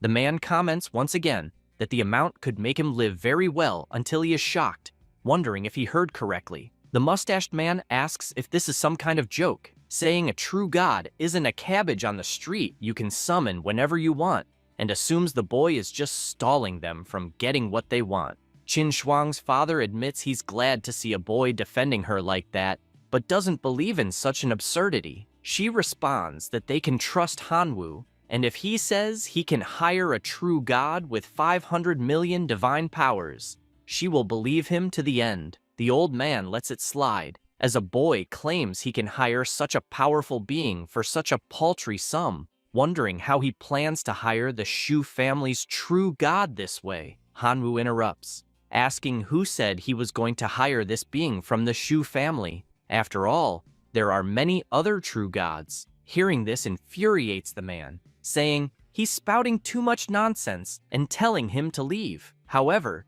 his brother asks him to calm down until suddenly they are startled, asking if the aura they are feeling belongs to a true god. With that, the MC announces that he invited an even stronger being, and apparently, the person has arrived. They ask him not to talk nonsense at such a critical moment where the patriarch is in trouble, and certainly, when this true god appears, all these lies will be exposed. He says that's fine, and even suggests they ask the person directly. He says this, and goes outside, where his contact is already waiting. Wenjong, flying, finally descends, and a member of the Qin family runs desperately, welcoming him and asking if he is there to help find their ancestor. He notices that a semi-god is addressing him and deems it unworthy of his attention. The MC bursts into laughter, as the guy had been bragging just a moment ago. Then, the true god asks who the Hanwoo is among them. Schwang and her father,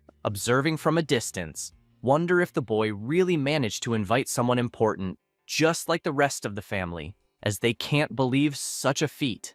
After the MC responds that he is Hanwoo, Yuanzhong approaches, asking if it's true, thinking that the boy is just a child and not even a demigod, yet he was calling him brother. Hanwoo, embarrassed, confirms it and asks if he doesn't recognize the source of the artifact he's holding. He becomes pleased to see it's true, and comments that he didn't expect him to be so young. Then, everyone goes inside, and he asks if they are members of his family. The MC replies no, as those people have nothing to do with him. This makes the old man worried, thinking that he might hold a grudge against them for being mistreated, and he quickly runs to his brother, informing him that the boy is there because of his daughter, so he needs to persuade him to help them. Everyone does the same, begging the sixth brother to help the family, as if they can secure the help of a true god, they won't need to marry off his daughter. This makes him look at Schwang until he decides to speak with her,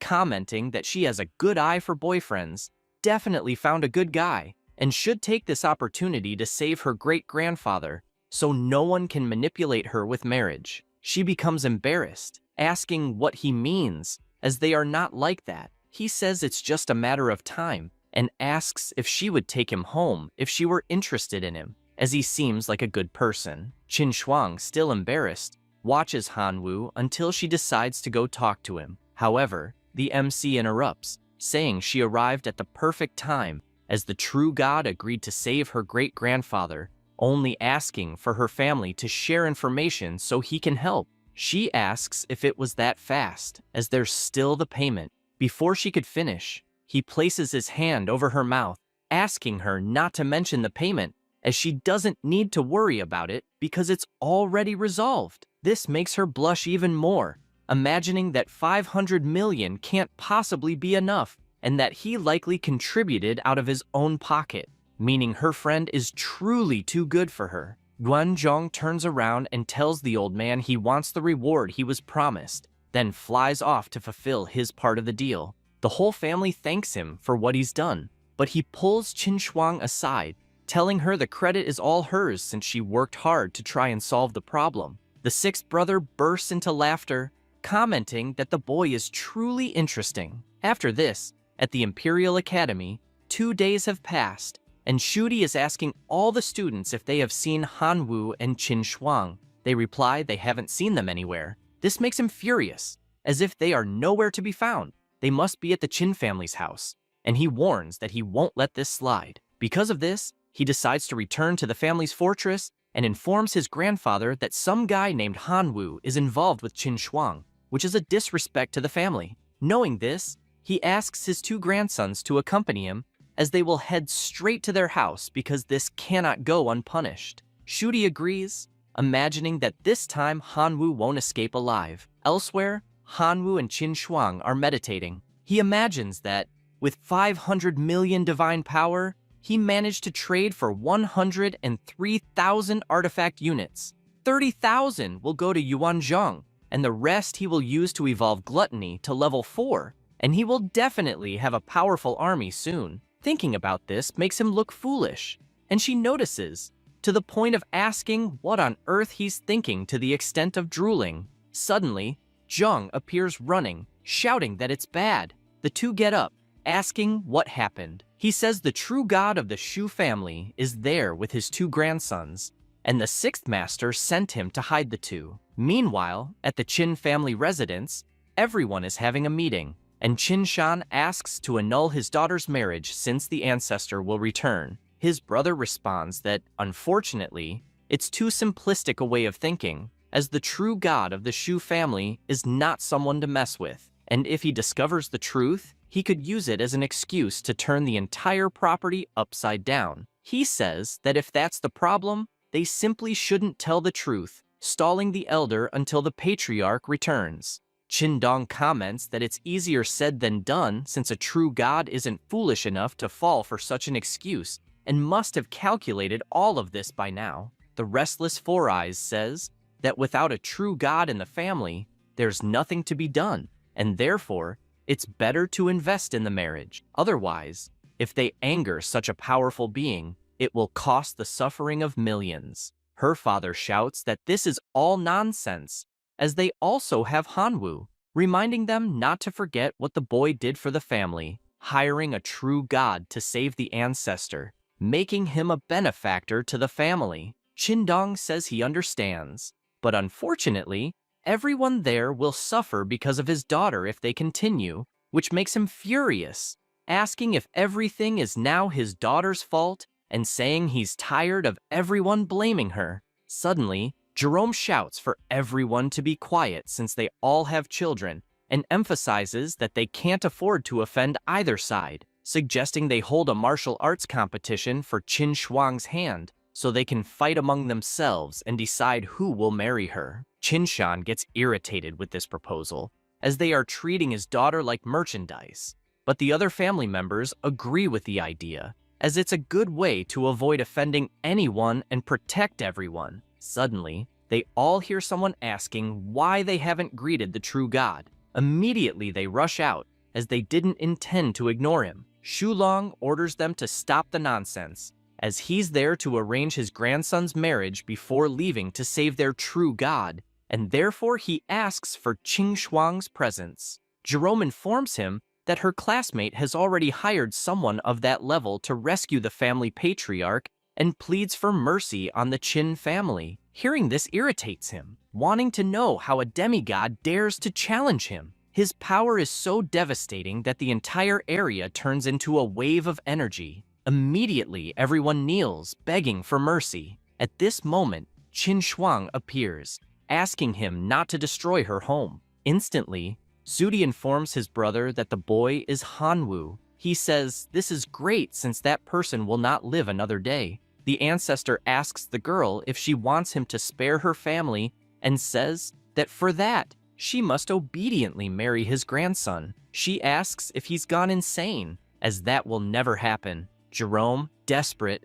runs and pleads with Shulong for mercy, saying the little girl is still innocent and definitely needs a lesson to demonstrate respect. The true god starts talking to the MC, asking if he is the supposed benefactor of the Qin family, and apparently the one responsible for ruining the marriage, warning that if he doesn't provide a good explanation, he can be sure he won't leave alive. Hanwoo makes it clear that he is there to help a colleague and doesn't need to explain himself to any true god, wanting to know if there is some rule in civilization that forbids friends from helping each other. Zudi becomes furious, demanding to know how he dares to disrespect his grandfather. Hanwoo says it was just a few honest words, and that this isn't disrespect, or is the almighty true god so petty? Schwang gives a final warning, saying that if he leaves now, they will pretend nothing happened, but if he refuses, they will take it as a challenge to the Shu family. He responds that he doesn't care and will not leave. With that response, Schwang charges at him, declaring he will die in that room. Qinshan sees things spiraling out of control and rushes to plead for them to stop, but the true god steps in, stating that this is his grandson's battle to defend the Shu family's honor, so they should be careful not to interfere. As Schwang charges at Hanwoo, he opens his divine portal, revealing his army of armored soldiers. All of them are extraordinary creatures. Hanwoo ponders this, noting that they are powerful familiars with steel armor, definitely stronger than Zudi's familiars. The man shouts for his familiars to crush everything in their path. The MC wastes no time and summons his Locust men, and as the army of soldiers approaches, they prepare their arrows while the soldiers ready their swords. At the very start of the clash, the Locusts gain the upper hand, winning the battle both with their swords and through melee attacks. Schwang becomes enraged, having clearly underestimated his opponent, but knowing this is his limit, he commands his divine armored soldiers to attack. A hand begins to emerge from the portal, and a giant steel soldier appears. Immediately it charges toward the Locust men. He notices the approach, but, being too fast, fails to dodge properly and gets his arm cut off. The MC feels upset since that was the high-level Locust Lord who had eaten the fruit of wisdom and had infinite potential in the future. Schwang mocks him, saying that even a Locust Lord is so weak, as they are nothing but trash. Hanwoo gets excited, asking if he really thinks the Locusts are trash, and activates their mutation. As a result, his familiars grow significantly stronger, leaving his opponent stunned, unable to comprehend what just happened. The MC orders the swarm to advance, and the entire army moves toward the divine soldier. Schwang shouts for his familiar to activate the protective armor, and with that command, a divine shield is created. Hanwoo warns that the counterattack is just beginning, as the real show is about to start, and commanding his Locusts, he calls for the mutation source to activate targeted mutation. Because of this, the Locusts evolve tremendously, and their attacks become so powerful they easily pierce through the divine soldier's defense. He demands they repeat that insects are weak, but as his enemy remains silent, Hanwoo decides to show something else. He throws 1,000 poison crystals at his Locust Lord and orders him to seek vengeance. Immediately, his arm regenerates, and his body overflows with immense power. As a result, he gains the ability of highly corrosive venom. Wasting no time, the Locust flies toward the soldier and unleashes his corrosive attack, destroying the shield in an instant. Schwang panics, asking what the hell that is, and commands his familiar to retreat and return to his divine realm. However, the MC points out it's not that simple to leave, as he can't just do as he pleases. His opponent asks what he wants and becomes desperate upon seeing the absurd number of supreme warriors Hanwoo has, causing him to collapse to the ground, unable to comprehend how so many powerful monsters are still there. And it doesn't stop, as while he looks at the portal, he sees a black dragon emerging from it, forced to witness his entire army being defeated and transformed into a skeletal army, making the MC even stronger. Schwang screams that he surrenders and will immediately withdraw from Hanwoo's divine realm. However, the MC states that it won't be that simple, as it's now his turn to invade, ordering his entire army to invade Schwang's divine realm. Zuden despairs, as he can't wait any longer because if things continue as they are, the familiars will attack his divine realm. He grits his teeth and shouts for the portal to be closed immediately. The soldiers hear this command, but the Locusts are already passing through at full speed. Finally, the portal closes, leaving him quite relieved since he feared the worst would happen. However, the divine portal suddenly opens again, leaving him desperate. The MC warns that there are some low-level Locusts, and, although they are not very strong, they can build a bridge connecting to the divine domain, which the opponent cannot disconnect. In other words, the destruction of his divine realm is inevitable. Zuden falls to his knees on the ground, pleading for this battle to end once and for all, as well as asking the familiars to return. But he has other plans. After all, it was his opponent who invaded his own realm, so he cannot complain about receiving a counterattack. Hearing this makes him furious, arguing that he is offering a way out by withdrawing the familiars from the divine realm. He also emphasizes that his grandfather is outside and is still a true god, so no matter how talented he is, he stands no chance against this being. Hanwoo states that he is no fool. After all, he knows that by disconnecting the divine realms, the brat will make his grandfather obliterate him with divine power. Therefore, he needs a hostage as a bargaining chip, so his grandfather won't be able to kill him. Otherwise, the grandson will be taken along. This makes him desperate to the point of promising to tell his grandfather not to do anything if he spares him. But it's no use, as the MC simply demands silence because the Locusts are searching for the core at this very moment until they finally find it. Outside, an hour has already passed, and the true god is restless, trying to understand why his grandson hasn't come out yet and whether something might have happened. Barely does he say this when the spectator screen appears, leaving everyone in the Qin family surprised, asking to see what is happening. Everyone in that house is in shock because the screen shows Shuden being completely overpowered. They don't understand exactly what is happening, but Jerome explains that Zuden's divine core is probably in Hanwoo's hands at this exact moment and could be destroyed at any time. After all, they are witnessing a Locust man standing on top of the divine core, which could be destroyed at any moment. At this moment, Sulong's hologram enters the divine realm and goes to talk to Hanwoo, asking him to release his grandson's divine core. The MC states that he was startled by a hologram suddenly appearing, and this made him unhappy. Because of this, he orders his Locusts to accelerate the slaughter of the steel-armored soldiers. The old man becomes irritated upon seeing that he is being ignored and asks what the MC would like in return for sparing him. The MC states that there must be a misunderstanding because in reality, they should now be discussing what the old man should do to be allowed to leave. Hearing this makes the true god extremely irritated, imagining that as soon as his grandson is free, he will torture that brat for 3 days and 3 nights before finishing him off. Suddenly, a lightning bolt strikes, and the true god Yuan Zhong appears. Seeing this makes Hanwoo happy as his colleague has finally returned, apparently accompanied by another true god. The entire Qin family is pleased to see the patriarch back, and Jerome tells Shulong that it is an auspicious day as the ancestor has returned, and the Qin family will hold a great banquet. Asking if he would like to stay for some drinks, he responds that there is no need, and within the divine realm, Hanwoo states that their true god has arrived, so he can release his grandson. The MC states that he will only let him go when his friend is by his side. After all, there's no telling what a smiling person might do, as they could obliterate him while he's vulnerable. Suddenly, a hologram of Yuan Zhong also appears within the divine realm, stating that he is back, and that no one will touch his friend while he is there. Furthermore, the Qin family's true god is also back, shouting and demanding to know what is happening there. The MC notices that he already has the necessary protection, and therefore asks the venomous grasshoppers to release Zuden's divine core, as well as his entire army. The boy warns that he will remember Hanwoo the next time they meet, and it's best to make sure one of them doesn't walk away. He advises that he should be worried about restoring the steel-armored soldiers first, as they were obliterated.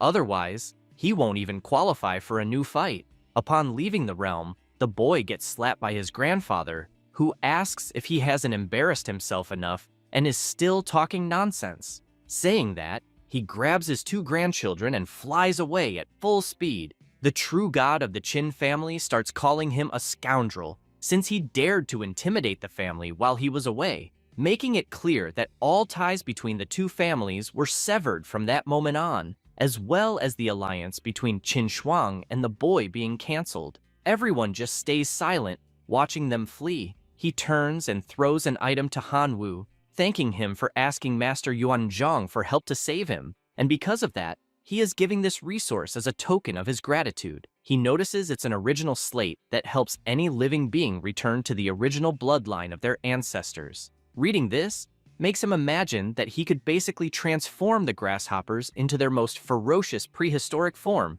because, if that's the case, they would be terrifyingly strong. 3 days later, at the Imperial Academy, his veteran friends show up calling for him. Hanwoo is happy to see them and asks what good news they have to share. Manga explains that the next big class is about to begin, and that Sheng Jun will definitely target him, so they prepared a detailed intelligence manual to deal with this person. Although no one there likes to admit it, that guy is the best first-year student, and for that reason, Mang asks him to be extremely careful. The MC reads the instruction manual and is surprised to see that Sheng Jun's relatives are actually ordinary goblins, and that, to have achieved everything he did, he is definitely a super genius. The girl asks if it's just her impression, but apparently, the grasshoppers are even stronger now, which is amazing. Ziation agrees, noting that his opponent's army is composed of hundreds of Lord-class life forms, 3 King-class life forms, and 3 high-ranking priests, so there's nothing to fear. Hanwoo gets worried since, in reality, those are all things to fear, and his friends just laugh. After that, at the MC's residence, he continues meditating, imagining that Sheng Jun will definitely target the 3 Lord-level grasshoppers, and that he can't lose them at all costs. He also imagines that he could use the super regeneration ability created with a large amount of radiation crystals when he forged it before, but it probably won't be enough to withstand the attacks. At that moment, he sees the Black Death Mushroom, and as far as he remembers, it demonstrated a debuff effect when fighting against the zombie army before, and if it also inflicts significant damage to the goblins, it would be interesting. He decides to look for something in the system shop until he shouts that he found what he was looking for. With that, he uses his magic to combine the new resource with the mushrooms. The next day, at the university, Lena explains the important anti-invasion evaluation class, and first-year veterans will act by examining that class. They will then be able to use full force against them, but she makes it clear that students who successfully defend the divine domains will be greatly rewarded. On the other hand, those who fail to resist the veterans' invasion will spend some time in the Black Prison, so she asks everyone to be prepared. The MC begins, and, upon crossing the portal and arriving at the Divine Realm, encounters Sheng Jun, who immediately warns that he will give a free sample of hell. Hanwoo doesn't hide his surprise at the size of the army he sees, as there are all kinds of life forms, starting with melee combat goblins, followed by goblin archers, attacking from long range, as well as fire-focused mage squads, ice squads, and mounted goblins. He imagines that he cannot fall behind, so he will also form his squad of grasshoppers. With that said, he opens the portal and asks his swarm to position themselves by unit. All the grasshoppers line up based on their type of power, leaving the 3 Lord Grasshoppers behind him. The flame-haired one admits to being impressed since, to have climbed so much with trash familiars, Hanwoo must be truly skilled, and for that reason, he will take things seriously,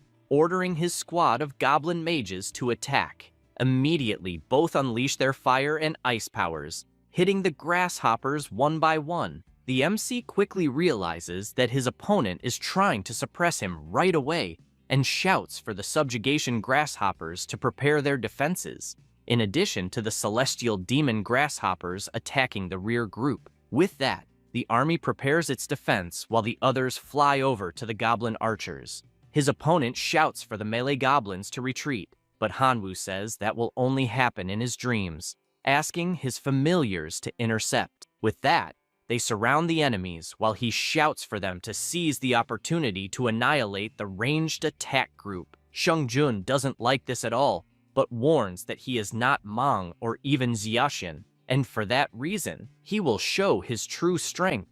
Then, he shouts for his army to form a three-sided formation with concentrated fire, and the fire and ice army starts firing again, hitting Hanwoo's barrier head-on. He becomes worried since the defense is about to break. The attacks continue fiercely, and all the grasshoppers holding the barrier begin to be hit. Shungjun gets excited and announces that now he will pay the price for offending him earlier, and with that, he calls for the Goblin Lord to appear. The giant monsters show up, ready to annihilate the Grasshopper Lords. The MC imagines that there are 2 Goblin Lords, and that his hero Grasshoppers will not withstand it, since they cannot deal any damage. However, he considers the possibility of separating them, which would be convenient. For this reason, he orders his army to lure the Goblin Lords away. They obey and start fleeing while being chased at full speed. He immediately commands the rest of his army to load the spores of the Black Plague Mushroom to infest the enemy formation entirely. A black glow starts to fall from the sky, and black mushrooms begin to grow on the goblins' bodies, leaving Firehair confused, not understanding what the hell is happening. Hanwoo knows the time is almost right, so he can enjoy a good show. Several explosions start appearing in the enemy army, leaving the goblins clueless about what is going on. Shungjun bursts into laughter as he was worried for a moment, but apparently, the explosion spell is barely tickling his army. The MC explains that this is called a sustainable regeneration chain cannon, and that it will explode continuously. Each time it happens, the explosion will be bigger. For this reason, he wants to know how many rounds these goblins can endure. No sooner does he say this, than more powerful explosions occur in the battle, defeating more goblins. Shungjun becomes furious and activates his divine technique, which begins healing his injured goblins. The MC finds what he's seeing interesting and asks if the armies are all friends. Shungjun notices the provocation and asks if Hanwoo is scared by any chance. After all, with each explosion, his army will heal, so the attacks won't lead anywhere. No sooner does he say this than a colossal explosion appears, leaving him startled to see that part of his army has been decimated. Startled by what happened, he asks how this is possible, since he was told that with each explosion, the power only increases slightly. Hanwoo says it's true, but apparently, this divine healing technique further helped the bombs to develop. This makes him notice that the mushrooms are already gigantic on the goblins' bodies. The MC warns that this is not good, as if it keeps developing at this rate, the entire army might be wiped out in the next explosion. This situation leaves Firehair worried, as the lesson is supposed to be a demonstration of strength for the rookies, and if he fails to defeat one, he won't be able to walk away with his head held high. He considers that he will have to use all his trump cards to get out of this. With this in mind, he admits to Hanwoo that he is quite strong, but still not strong enough. For this reason, he uses a new ability that increases his army's fighting will, improves physical mobility, and reduces pain perception. Then, he uses his God of War technique, putting everyone into a state of rage. Now, by killing enemies, they can absorb 25% of the damage dealt to recover injuries. In addition, he decides to apply the God of Earth technique. This provides a layer of film that absorbs damage to protect himself and continuously absorbs the power of the earth. Exhausted from using so many powerful techniques, he announces that now it's time to attack. The mushrooms begin to fall off the goblins' bodies due to so many divine techniques. This leaves the MC shocked, since his move was so easily countered. The Goblin Lord shouts for his brothers to massacre all the insects, and they charge forward at full speed. The MC immediately shouts for his army to fight to the death. Meanwhile, outside the Divine Realm, Lena asks the other teachers what their suggestions are for the classification of the trainees. The first professor admits to being impressed by Schwang's relatives, and that definitely she is more than qualified to enter the university division of the Imperial Institute. The blonde professor says that Shudi's Tin Army is also very strong, and that the entire Shu family is quite powerful and could definitely enter the Imperial University directly. Lastly, the professor says that Qingnian's relatives have average strength but are extremely intelligent and definitely have great potential. Lena says she wants to know what they think of the student Hanwu. The room falls silent for a moment, and the professor responds that he is a typical example of a failed battle strategy, and this only proves that the student's strength is lacking. The bald professor does not fully agree after all. The battle was against Sheng Jun, who is the best freshman of the year and was forced to use his best skills within the permitted rules, and this proves the strength that Hanwu possesses. With these statements, Lena asks them not to forget that Hanwu still has 5 powerful relatives who did not participate in the battle, so everything he has shown so far was only with the grasshoppers, and even losing, he deserves an excellent grade. They agree. Meanwhile, in the battle, Sheng Jun once again orders his goblin army to annihilate the grasshoppers. The buffed-up army approaches the grasshopper lords to finish them off until a voice echoes in their minds, announcing that the evaluation has been concluded. This irritates him, as he was so close, and he ended up bringing 100 million goblins into the battle, more than half of whom died, in addition to losing several goblin heroes and a goblin lord, while all the grasshopper lords survived. After that, in the classroom, the professor explains that students who fail the evaluation will be expelled from the school, and those who receive an excellent evaluation will have the opportunity to personally participate in an extraterritorial war. She announces that the students who received excellent grades were Qin Schwang, Sutia, Qingnian, Qianlili, and Niu Fang. While the professor is saying the names, the MC becomes pensive as he probably scored terribly and is likely to be expelled this time. Zudi, beside him, bursts out laughing, asking if that was all he had. Qin Schwang, next to him, asks him not to worry, as everyone saw how powerful he is.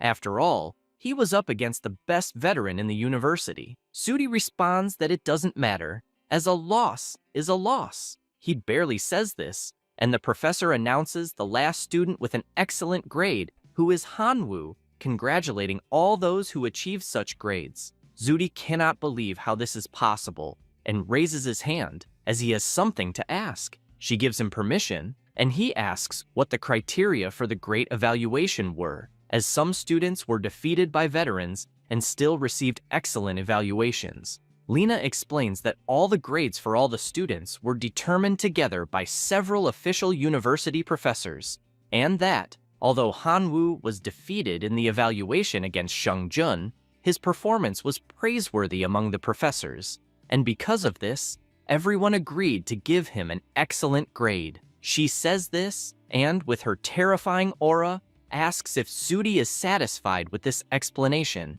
Intimidated, he replies that he is, as he has no further doubts. She continues, saying that the grades have been finalized, and the students with excellent grades must prepare, as in one day, the university will send them to an outer realm to participate in a real extraterritorial war. She says this and leaves the room, slamming the door so hard that it breaks a table. The students are impressed with the professor, as that was a table made from a 10,000-year-old ancient tree, and they expected nothing less from a goddess of war. Zudi gets up to leave, and before departing, warns Hanwu not to get too happy, as they will still meet in the outer realm. Then Qingnian runs to the MC and asks to share some gossip, as he knows that Zudi is partnering with Sheng Jun again, and they are trying to figure out a way to deal with him. Says this, and leaves the room, as he needs to find a crown to have some fun.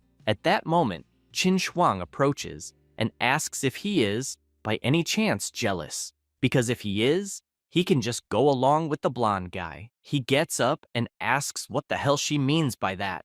At that moment, Manga appears at the door, asking his colleague to take a quick break. They go outside to a private place, and the seniors explain that there are 3 suitable realms that will be invaded by the university, being the Runa civilization, totem, and biochemistry. They also emphasize that they cannot reveal everything, but some things can be shared. Yelling hands over 3 bags, and inside them are information about the 3 mentioned civilizations, as well as some support, but he makes it clear that they can only be opened after entering the respective realm. The MC receives the bags and becomes thoughtful. As to officially become a disciple of Professor Shu Hai, it will be necessary to ascend to a perfect semi-god as a primary condition, and for that to be possible, excellent performance in this war test is required. He barely thinks about it, and the 3 start wishing him good luck. After that, he and Schwang meet Lena.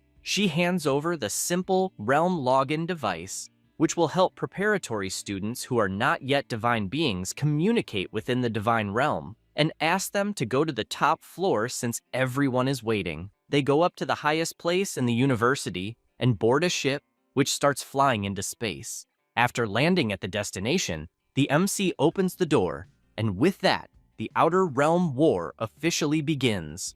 That's all, folks. If you enjoy the video, subscribe and hit the bell. Thanks.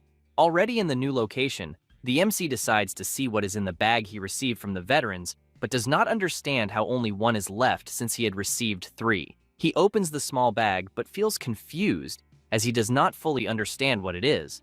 Upon reading the instructions, he notices they are dry cards that store a type of energy called Dimensional Origin, a power source that can help increase the will of the plane. The more dimensional origin the user possesses, the higher the level of life forms that can be created. In the War of the Outer Domain, Dimensional Origin is a consumable used to communicate with the realm of God, and the most common way to obtain this origin is by hunting and exploring native life forms. Knowing this, he throws all the cards into the air, and with a sinister look, orders the massacre to begin. 1 hour later, he is laughing to himself as, even after 60 minutes, he has only accumulated 5-dimensional units and does not understand the purpose of it, considering it will be necessary to increase his investment. He summons his grasshoppers, of which 5 cards still remain. He spots a camp and yells for his familiars to destroy it completely. Meanwhile, in another location, Shuti is pleased with the gift he received from veteran Shengjun, since it truly seems powerful, as it holds a demonic force of Lord level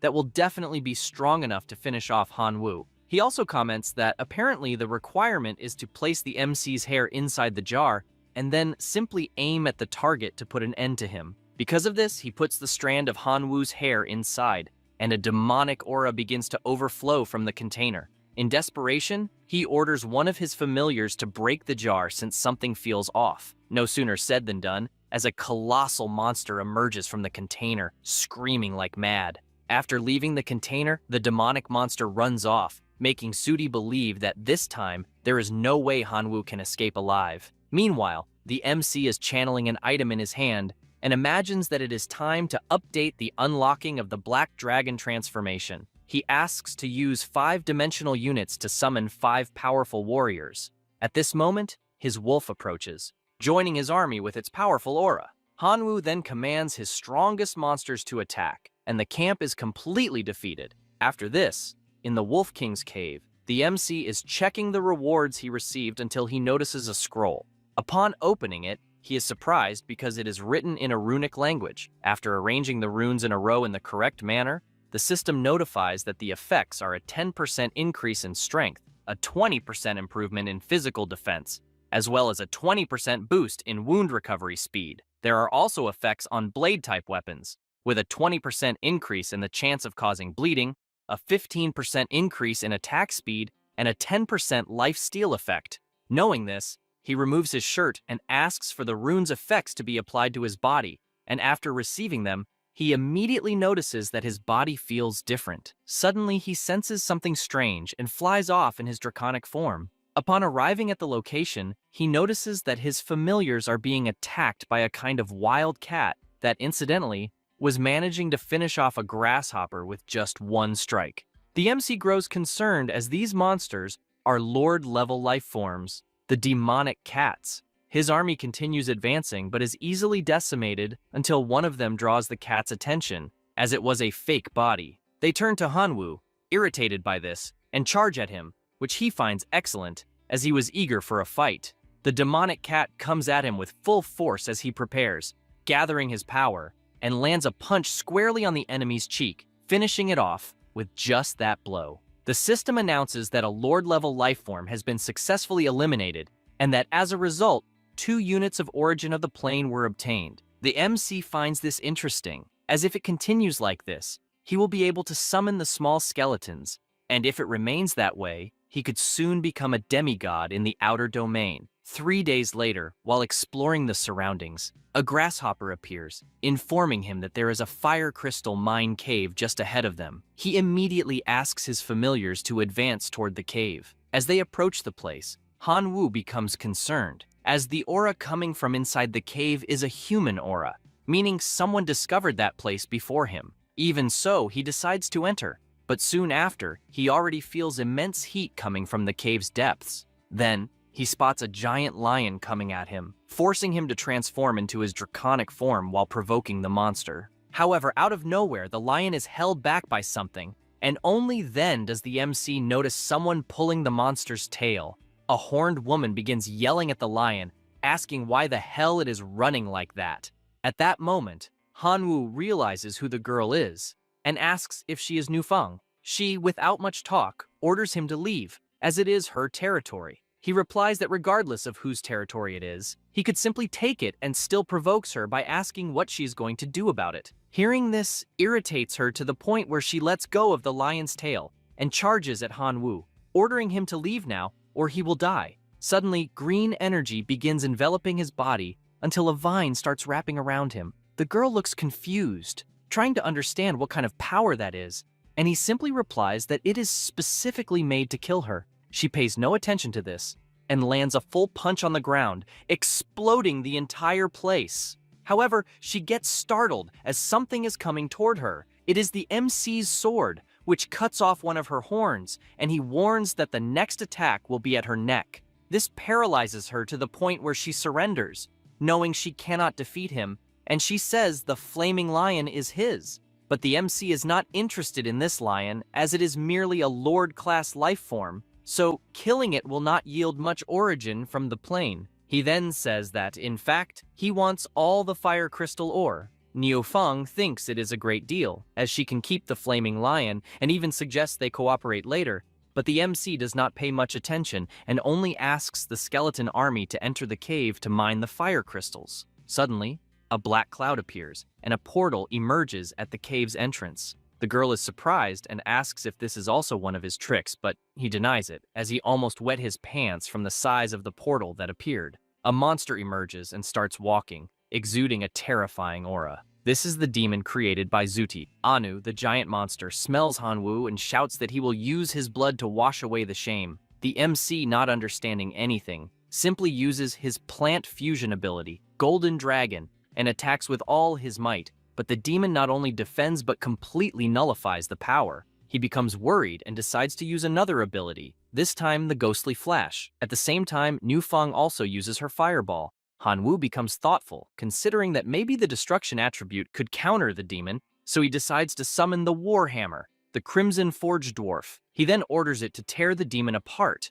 The Warhammer replies that it will obey immediately and begins gathering all the power in its body. The monster calls him a pathetic worm and tells him to die already, launching several spikes, but the Crimson Dwarf counters with the discharge of its serpents, which create several holes in the demon. Then it leaps with full force, preparing its giant hammer, and lands a direct blow, causing a devastating explosion in the area. The MC celebrates, as things are going very well, but asks not to give the monster any chance to recover. Because of this, the Warhammer continues delivering several attacks, one after the other, leaving Hanwoo surprised at how brutal the fight is. After some time attacking, the demon ended up turning into spaghetti. The MC approaches and notices that the soul remains in the demon, so it is definitely an immortal. But he considers that if he leaves things as they are, that monster will one day return for revenge. Because of this, he says he will let the bone controller devour the soul of that monster. Anu despairs upon hearing this and says he surrenders, even willing to become his slave, and in exchange, only asks to spare his soul. The MC says he does not trust mere words unless he agrees to sign a contract. The demon says there is no problem, and then Hanwoo begins to draft the contract. Newfang starts reading the contract he is writing and cannot believe how someone can be more cunning than the most terrifying merchant in existence. With everything settled, the two seal the contract, and only then does the MC decide to ask what abilities that monster has. Anu replies that he is an iron rust demon and has the ability to transform his body into rust, as well as corrode metal objects and living beings. Hanwoo admits it is a good ability, but there are many players in God's domain with fire abilities, and fire completely counters an iron rust demon, so his weakness is a problem. The demon despairs and says that if it pleases his master, he can act only as a bloodline weapon of iron rust, as he will be able to corrode any weapon he touches. This suggestion pleases him, and he says he will take it as suggested. Because of this, Anu transforms into a sword. He picks it up and says that his combat power will increase significantly, and his chances of ascending to a perfect demigod have greatly increased, and his new goal is to return to hunting creatures to collect origins and thus expand his squad. Several days later, in a forest, a man is walking stealthily until he despairs, as in front of him, there is a massive legion of undead, probably reaching 500,000 soldiers, and for this reason, he must urgently report to the lord of the city. He heads to the castle and immediately reports everything he saw. The king asks if he's absolutely sure that there are 500,000 soldiers in the Undead Legion. His subordinate, who is bowing, assures that his count is not wrong and also informs that this army is in an area dozens of miles from the castle. Hearing this worries the king, as the city has only 50,000 guards, and even adding the mercenaries, it would at most reach 100,000 soldiers for the battle. Thus, if the undead army attacks the city, it will be total annihilation. Because of this, he orders that a request for help be sent to his neighbors immediately. One day later, on the walls, the subordinate reports that neighboring cities have already sent reinforcements, and now the army has 300,000 soldiers, in addition to 50,000 clerics sent by the church. The king is pleased with this information, as the clerics are extremely strong against the undead, and for this reason, he shouts to everyone to fight to the death against the enemies, asking his army to march and completely annihilate the undead.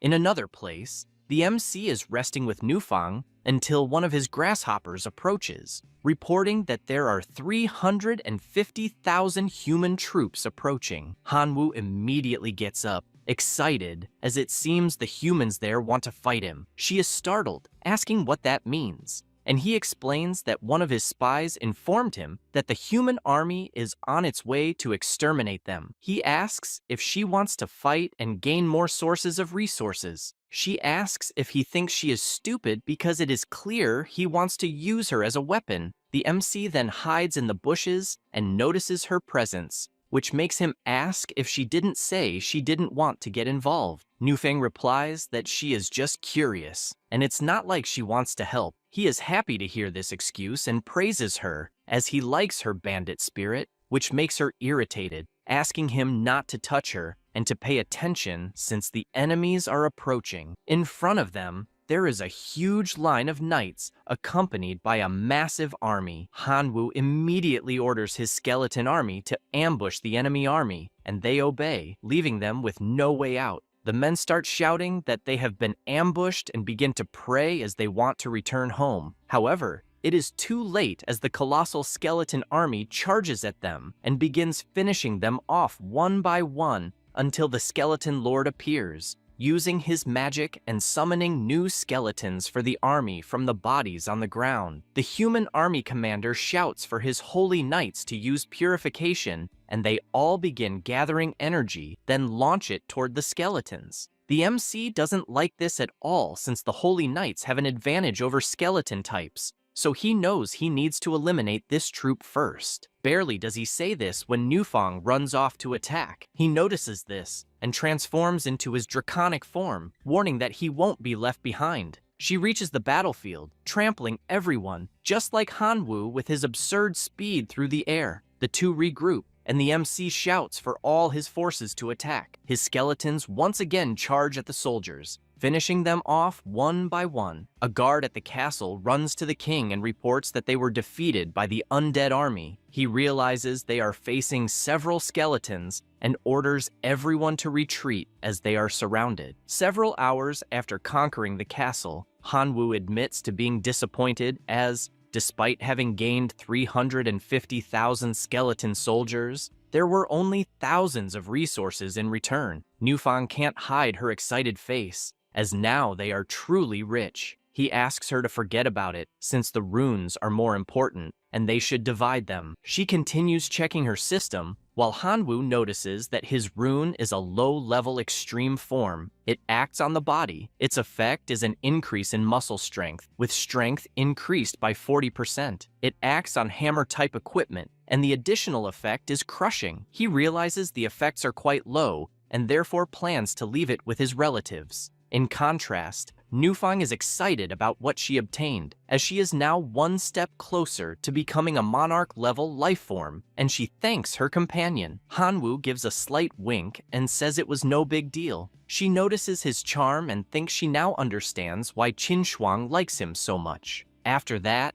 in another castle, the king of that place receives the report of what happened and asks if it is really true that an undead army captured the city of Lingdong. The soldier informs him that the news is accurate and that not only the city of Lingdong, but also 4 neighboring cities were completely destroyed, and the skeleton army now has nearly 10 million soldiers. He immediately gets up hearing this and shouts to summon the archbishop and the kings of the elf kingdom, the minotaur kingdom, and the werewolf kingdom. After that, everyone gathers in the conference room, and the king of the werewolves shouts that they must unite to fight the enemy and that his army is already ready. The leader of the elves says the same. The human king then declares that the alliance between the 4 nations is formed to annihilate the undead. In a mansion, a girl says that her father will unite the Sacred Order, the elves, the Tauren, and the werewolves against the skeleton army. Qingnian, who is with her, becomes thoughtful about this, wondering who could be controlling such a large skeleton army other than Hanwoo. He has no idea who else it could be, and concludes that it really is him. Feeling surprised, as only a few days have passed since the invasion, and his strength has already become so powerful that it requires the union of 4 great kingdoms. Because of this, he truly admires him as a friend. Furthermore, after spending so much time with this princess, he has finally obtained some clues to ascend to demigod, discovering that, in the civilization of the domain of God, becoming a demigod only requires divinity, but in the outer domains, it is also necessary to meet the requirements of the current civilization. In this runic civilization, to ascend to the demigod level, it is necessary to possess a special runic word. However, he faces a dilemma since not even the royal family has obtained this type of runic word, showing how difficult it is. He begins to imagine that he must ally himself with the MC, providing clues while his friend provides the army, and, with this cooperation, they will definitely obtain the special rune word. Therefore, he cannot allow him to get into trouble and needs to think of a way to protect him. Suddenly, the princess starts talking to him, asking why he is so distracted, and also informs him that the Elven Queen will visit his father the next day. Qingnian takes the opportunity to charm her even more, saying that there is no one more beautiful than her. He feels happy knowing that the queen will be there, and, for this reason, they are safe since there is no woman he cannot connect with. Still near the castle,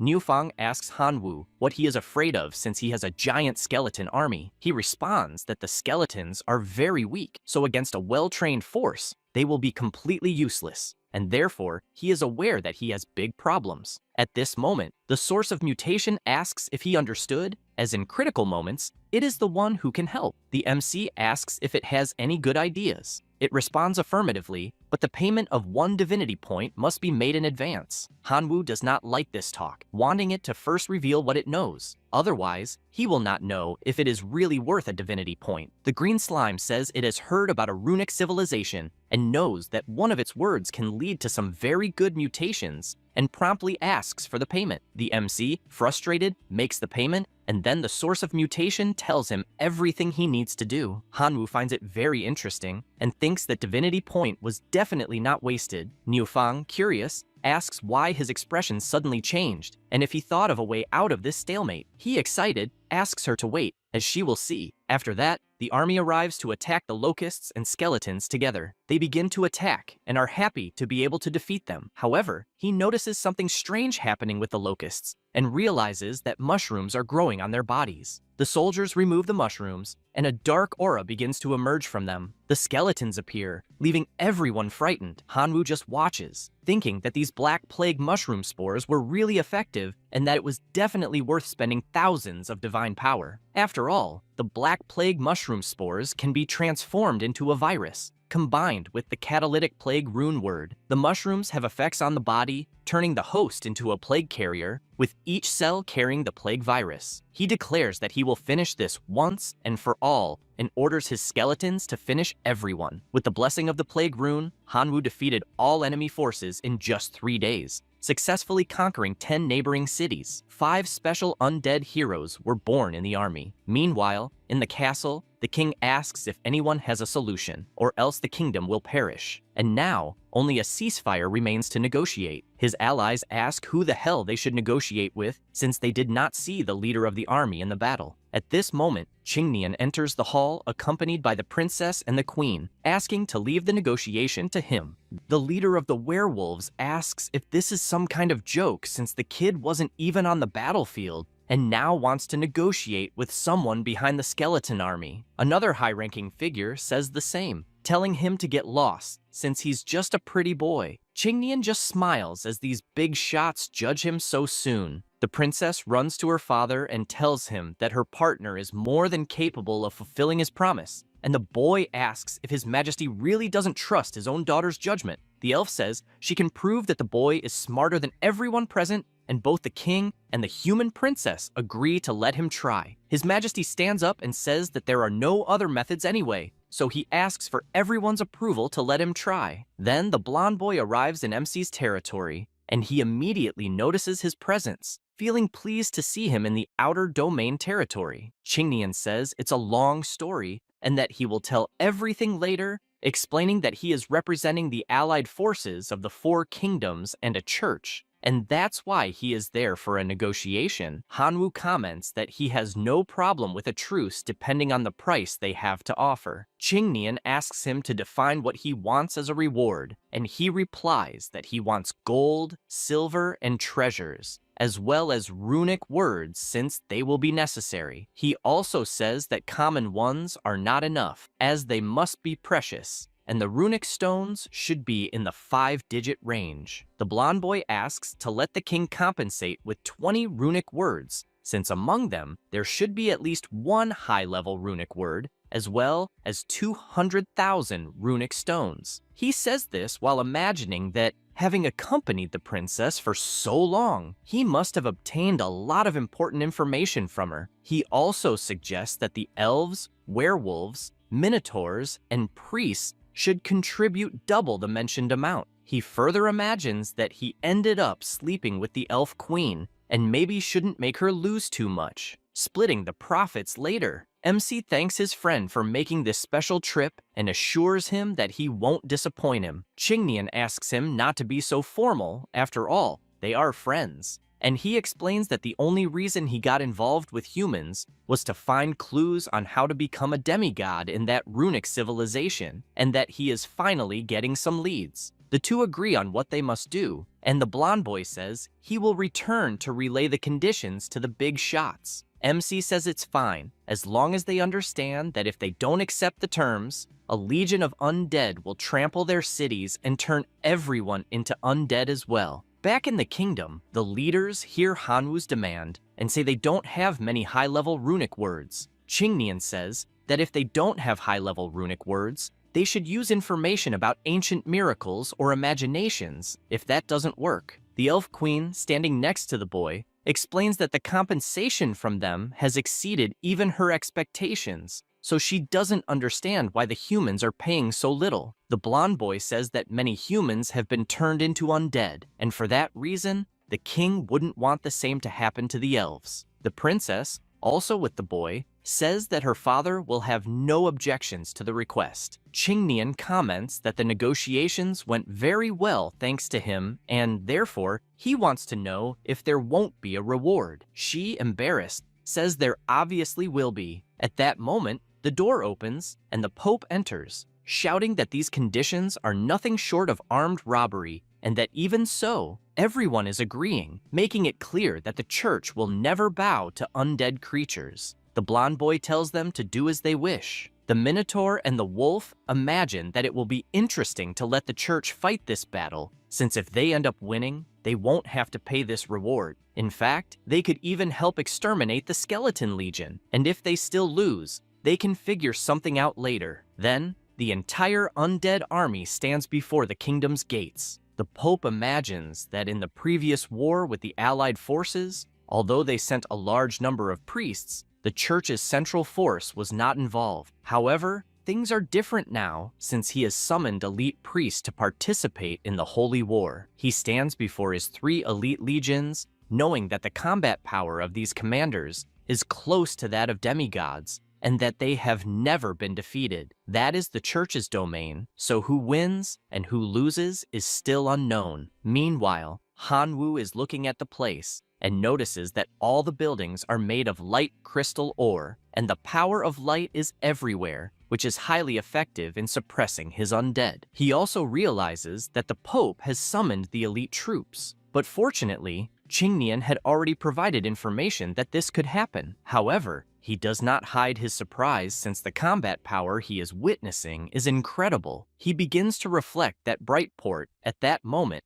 is like an iron wall, but fortunately, he only ordered his skeleton soldiers to surround the city and not attack rashly. As to attack, he must first find a gap where Brightport will be disorganized. With this in mind, he takes a purple crystal and puts it in his mouth. Immediately, the genetic lock is released from his body. The vines keep appearing, coming from his chest. He concentrates the power in his hand to test what he is capable of, and delivers a blow that destroys the crystals instantly. Seeing this excites him, since the Phantom Shadow Vine has exceeded his expectations. That is why he charges forward with everything he has, as he needs to take down the clerics first, who are caught off guard, asking who the hell is there. Hanwoo raises his sword and attacks with everything, aided by the vines. The priest notices that he has been cursed where the attack landed, and therefore asks one of his friends to purify the wound immediately. The elite soldiers, seeing this, shout for everyone to attack and leap forward, eager to see how their enemy will escape this time. The axe gets closer and closer until the MC disappears completely, causing the elite soldier to strike the ground, confused since he is sure he had managed to hit his target. Suddenly, the MC appears, landing a direct strike with his sword on the soldier, who starts complaining of pain, trying to cover the wound, but it is useless as he falls straight to the ground. At this moment, another elite soldier seizes the opportunity to attack, but once again, Hanwoo moves at an incredible speed, appearing behind the enemy, who with just one curse strike is brought to his knees. He then turns, stating that only one remains, but it is clear that the last elite soldier is different from the others. The MC is concerned since his last high-level opponent possesses a sacred light that restricts the aura of his undead. At this moment, the priests see an opening and shout to immobilize the invader immediately. He is not intimidated by this, deciding to attack first since he will not be able to do much against the elite soldier. However, this one does not waste time and attacks. Missing by a very small margin, Hanwoo manages to land his curse on the priests and then retreats using his giant vine, ordering his skeleton army to attack. The undead obey, and a deadly battle begins. While some are destroyed, others rise again from the bodies of the clerics. In this battle, more than 2 million clerics were defeated, and the 3 trump card legions were destroyed. The number of skeleton soldiers was also greatly reduced, with 15 million soldiers permanently defeated. The Pope laments this result, wondering if he was truly wrong, since if he had agreed to the compensation from the beginning, he would not have suffered such a heavy loss, and he is unsure of what to do now, as his options are to keep resisting and fail epically, or surrender once and for all. At this moment, he is startled by a voice telling the Pope that he can help repel the army. He asks who the person is. It was Zudi. Meanwhile, the remaining healers desperately try to heal the wounded army, but they scream that the undead army is approaching once again. Hanwoo, already tired of all this, orders them to attack with full force. his army begins to mobilize at high speed, defeating every soldier they encounter along the way. Suddenly, a projection appears in front of them. It was the Pope, ordering those monsters to stop and leave the Port of Light immediately if they still wanted to remain intact, or the gods would deliver rightful judgment. Then, the undead become startled as some lights start to appear, and several tin men emerge on the battlefield, with the Pope ordering them to crush all the undead with the fist of justice. The MC is surprised by what he is seeing, and, looking to the side, sees the Pope and wonders if Zudi is colluding with the humans. The tin men begin crushing skeleton after skeleton, while the priests take advantage of the situation to use their powers, which have an advantage against this type of monster. The MC, irritated, orders his giant skeleton to come out. A crystal begins to materialize in the sky, and the giant skeleton appears, defeating the tin men around him. However, something strange begins to appear in front of him, and suddenly, a giant cyborg emerges, attacking the giant skeleton. The Pope likes what he is seeing, and therefore asks Zudi to keep releasing the tin men, assuring him that no matter how much origin plan he wants, the church will provide as much as possible. The boy agrees, and continues supplying more and more tin soldiers. Before all this happened, during the meeting between Zudi and the Pope, he had said that his army of tin men could contain the skeleton army, but in exchange, he wanted origins. The Pope asks why he should trust him. Zudi responds that he will allow an inspection of the troops if desired, warning that Hanwoo will surround the kingdom and nothing will be left after that if he refuses the offer. The battle continues with the clerics successfully neutralizing the skeletons due to the huge advantage they possess. The MC does not like this at all, and therefore orders his army to retreat, as they can deal with the church later, and thus, the entire army obeys this command. He joins Niufang, and she asks what he will do now that the Port of Light is completely protected by the Tin Men. The MC is simply furious with Zudi, saying that he should have put an end to that guy a long time ago. She asks him not to talk about that brat, since now the Minotaurs and werewolves have realized that the church has the advantage. So they will flatter the Pope again, declaring that they are on the church's side to fight against the skeleton army. He replies that it is not worth bothering with those indecisive ones since he can deal with them later. At that moment, one of his skeletons appears, informing him that the human king has sent someone who is there to talk. The MC orders the passage to be cleared, imagining that at this moment, the humans are there to kick them while they are down, or it could be something else. It was Qingnian, reporting that the king asked to say that he accepts all the conditions that had been requested before, as long as war is no longer waged in human territory. Hanwoo admits that the king is very intelligent since he will have no trouble accepting this proposal. However, his colleague wants to know how he plans to deal with the church. He says that he will let the Pope be proud of the outcome for a few days, since he will have to deal with his subordinates first. Qingnian says he will accompany him, since he has found a divine relic, so when he is ready, he just has to say the word. After replenishing, Hanwoo led the remaining legion to the land of the werewolves. The entire battle lasted 5 days and 5 nights. The werewolves, without effective countermeasures against resurrection and the infection of the Black Death mushroom virus, were completely defeated. 12 million elite werewolves became members of the Legion, and their kingdom was completely annihilated. As for the Minotaur kingdom, upon witnessing the tragic fate of the werewolf kingdom, they became so frightened that they no longer clung to the church and surrendered directly to the Skeleton Legion. The MC asks if he's afraid, since it's too late for that, and says that unless he's willing to double the compensation as agreed earlier, there will be no mercy against the Minotaur kingdom. The king immediately responds that he agrees with absolutely everything, only asking to be spared. He says this and starts wondering that he shouldn't have supported the church along with the werewolves, since they were completely exterminated and the church did absolutely nothing to help. After that, the MC observes the high-level runes he received, and although aware that they're very precious, he knows his own abilities are limited and thus must choose the most useful ones. So, he begins choosing them. The first one makes the power of all the mastered abilities increase by 100%. Applied to the body of fire, he comprehends the rune word of the skill Emperor. The levels are raised to the Emperor's dominant aura. The higher the increase in physical strength, the crazier the battle will be. This is the maniac of battle. The more life forms are eliminated, the more the high-level passive skill will be comprehended. Comprehensive enhancement of physical attributes. Applied to the eyes. When seeing red, his level increases up to 500%. He can communicate with any life form through consciousness. His power is of nature, also of high level. After reciting all the high-level runes he chose, a huge power, like a tornado, bursts from his body, making him feel much more powerful. Because of this, he shouts to his army to attack the Shining Port once again, to avenge the humiliation he suffered, also making it clear that he won't let Zudi escape this time. However, when they reach the port, they are confused because the clergymen were already on the ground, defeated. Qingnian also can't believe what he's seeing, as there isn't a single survivor left there. Hanwu runs to a clergyman on the ground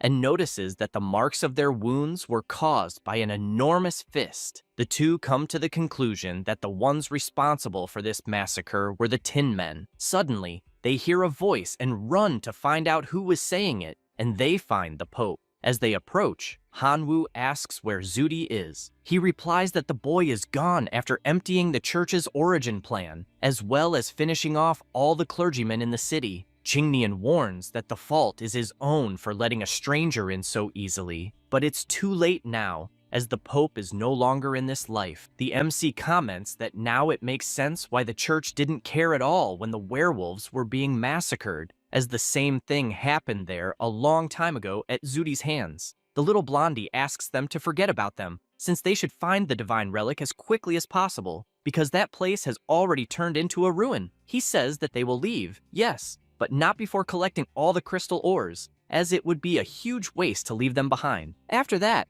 they speculate about what kind of ancient divine relic might be in the region, besides the possibility of numerous traps. So they think it's a good idea to explore the region first. A marking is made at each region they pass, and Qingnian explains that he made his foxman mark all the places to avoid problems. They continue entering the forest until suddenly, they encounter a giant monster, getting startled as it appeared very quickly. The cyborg prepares and strikes with his pincer, but misses. The MC recites his high-level rune to maximize all the abilities he has, and this makes the giant monster kneel immediately. Qingnian praises him, as the rune word he used made his companion much more powerful. The MC asks him not to talk nonsense, and the two continue entering the forest. He realizes there are more modified Tin Men and decides it's time to use the runes again. He concentrates for a moment and leaps, gathering energy into his fist until he lands a punch, defeating one of them and telling the others to come at him. The more they defeat,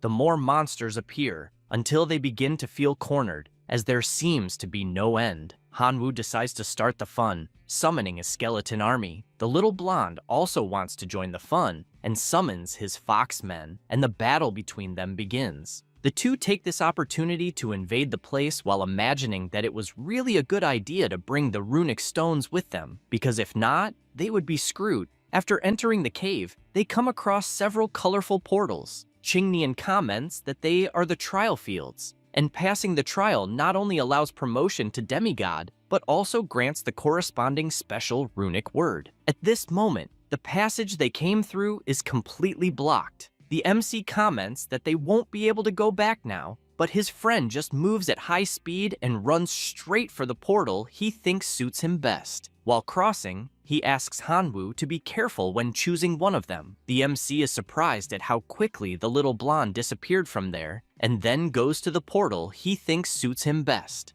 After reaching the location, the system warns that this is the realm of hunger, and that it is necessary to constantly consume food to survive. He immediately notices his stomach growling, and wasn't expecting less from a realm called Realm of Hunger, since he barely arrived and is already hungry, but he feels happy because he is connected to his divine realm. However, he becomes frustrated when he tries to test something, not understanding why his communication with the divine realm was cut off. To make matters worse, he notices something approaching, and when he turns around, he sees it is the miserable Hungry Ones, an undead creature, formerly a human who died from starvation. The participants of the trial must resist the attacks of the Hungry Ones while making sure they don't starve to death. He worries since his situation only gets worse and wonders if, to survive, he will have to resort to extreme measures to get something to eat. The monster prepares to attack,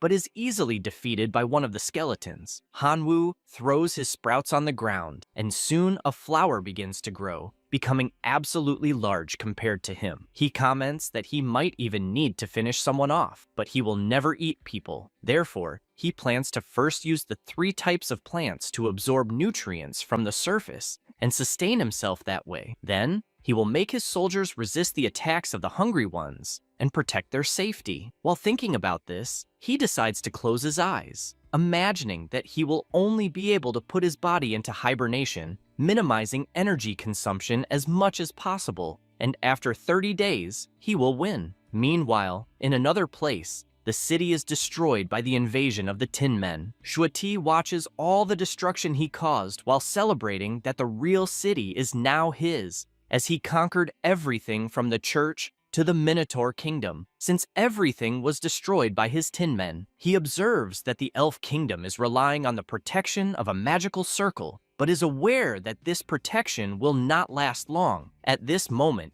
Niu Fang is captured. Shuetai admits that this is an unexpected encounter and asks if she really ran to the Minotaur kingdom and is now trying to be queen. She first insults him, saying that she wants to see how long his arrogance will last, and asks him to wait until Hanwoo returns. The boy, with an evil look on his face, responds that her darling won't return and warns that he already knows about Qingnian, who helped the MC by taking him to find the ancient relics. And he knows that in places like this, a person loses a layer of skin even if they don't die, besides knowing that Hanwoo can't even defeat the rusty demon, so there's no way he'll leave alive from a place like this. He says this and orders his army to lock her in the dungeon. The robot reports that Lily surrounded Schwang in a valley, as ordered. He gets excited upon hearing this since, although he knows Lily is quite greedy when it comes to money, at least she's a girl who gets things done when paid. He celebrates, saying that this time, Schwang won't escape his hands. In another location, an explosion happens. Some stone golems are battling the Tin Men. Schwang wonders if that army isn't from Shueti and doesn't know why. Out of nowhere, they started fighting Lily, but she feels happy since this will give her an opportunity to escape. She then looks up and hears a voice coming from behind her. As she turns around, she realizes that Zudi is there. He says that he received the news that Lily wanted to ambush her and, therefore, rushed there, feeling happy that she is safe. She thanks him for his concern, but he calls her cute, saying it was just a small favor. However, she starts to climb onto her bird, making him ask if she is leaving and approach, questioning why she doesn't join him to unite the native forces of the runic civilization, since they could split the profits 50-50. He says this while thinking that he spent a lot of money on Lily to put on this show, so he couldn't let her leave so easily. Before that, Lily had met with Zudi, informing him that she forced the girl to go to the valley as requested, and therefore asks him to pay the last installment of the deal. He says she really did well, but tells her that he still needs to conclude the assistance before making the final payment. She asks what kind of help he needs this time, and he simply replies that her army must perish at the hands of the Tin Men. Lily finds this absurd, asking if it is some kind of bad joke since she summoned 2 million stone giant troops and spent a lot on the origin plan. But Zudi doesn't care about that, stating that he will summon an army of 30 million Tin Men to have a proper conversation with her. The girl pleads to at least keep 5 million stone giants, in addition to the payment being at least doubled for the loss she will suffer. She says this while thinking that she cannot fall out with this guy because, even though she knows her stone giants are powerful,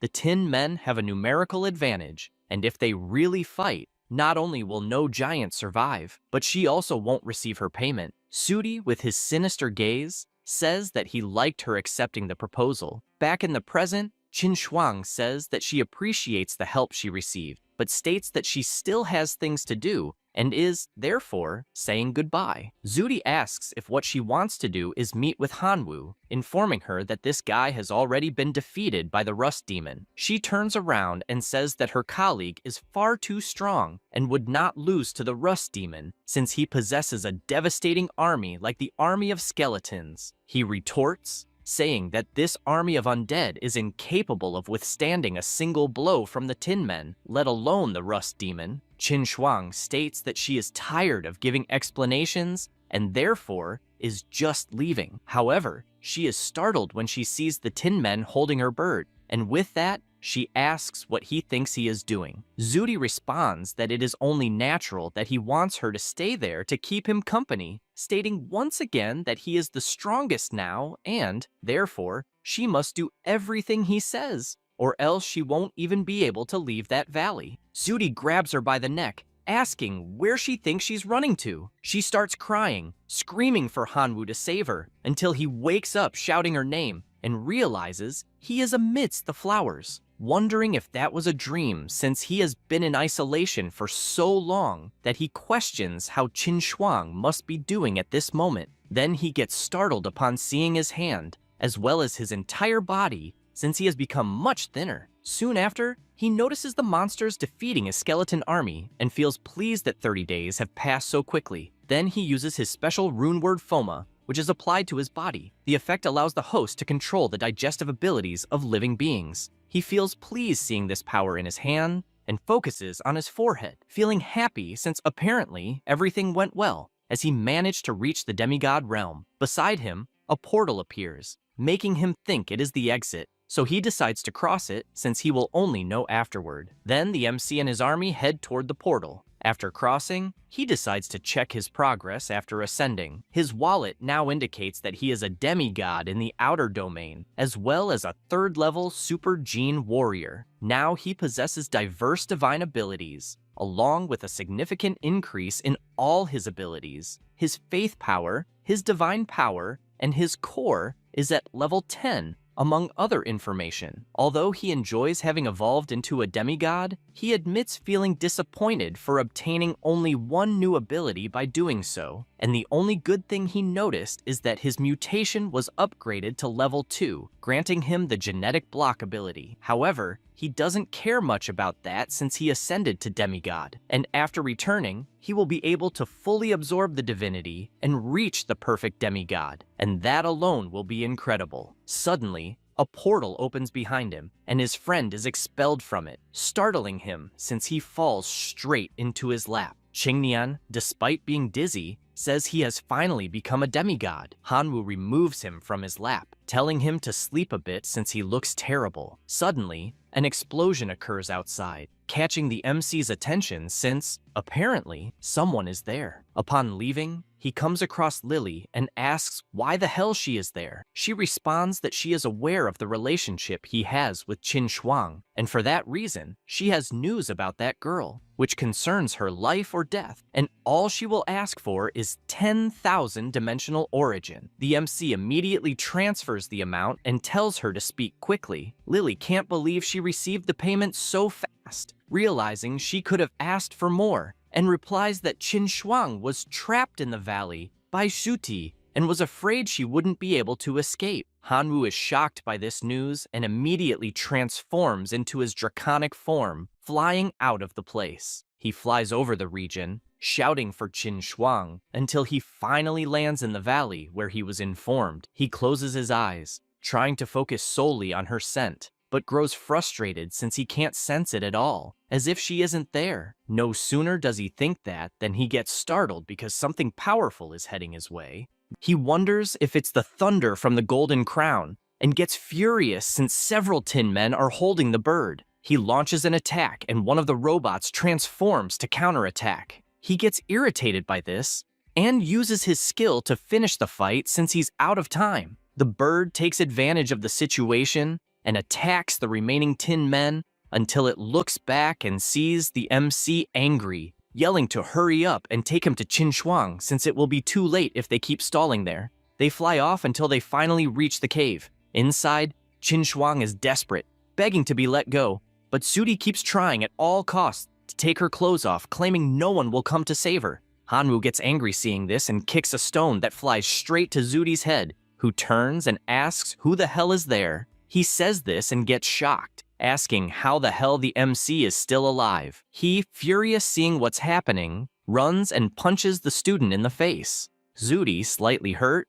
assures that today he will finish him once and for all. He laughs hearing this and asks if he's sure about that. Then he uses his ability directly on Zudi's body, who starts trembling, saying he's starving and doesn't know why. He looks ahead, asking if it was the MC who did this, and gets scared upon seeing a powerful red aura that makes him vomit immediately. Still terrified, he looks ahead once more and asks if by any chance he became a demigod. Hanwoo says that the rust demon he sent to eliminate him was useless and instead just became a slave. With that, he strikes an attack, wanting his opponent to feel a bit of what rust corrosion tastes like. He says this and drives his sword deep into Zudi's body and then goes to Schwang to see if she's okay. She asks him not to worry since she's fine in a way. After that, he carries her outside and notices that the tin men are disoriented outside the cave. The MC comments that Zudi already lost his life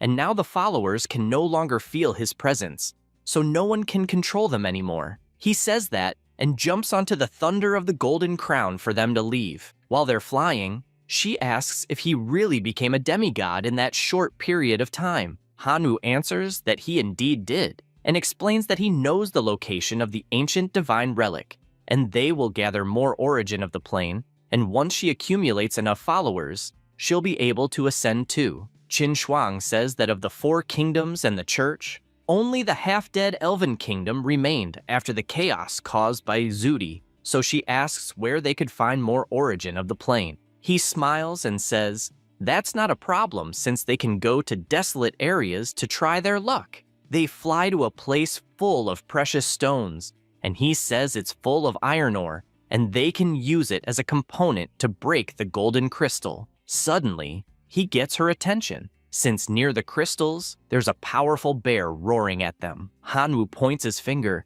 and says that exactly there is origin of the plane. He asks her to wait there, but she doesn't want to just watch. So she snaps her finger, calling her divine birds who fly straight toward the bears, engaging in battle with them. At the same time, the skeletons also attack the monsters, who begin to roar but have their life energy drained until nothing remains. Now the bears are attacking each other due to the magic that affected them. Basically, the battlefield turns into chaos, with them attacking each other, and the two celebrate since they did a great job as a team. Their army stands ready and he approaches, suggesting they rest a bit there to collect the origins of the plane. She, embarrassed, agrees with the idea. Time goes by, and their followers remain constantly gathering resources.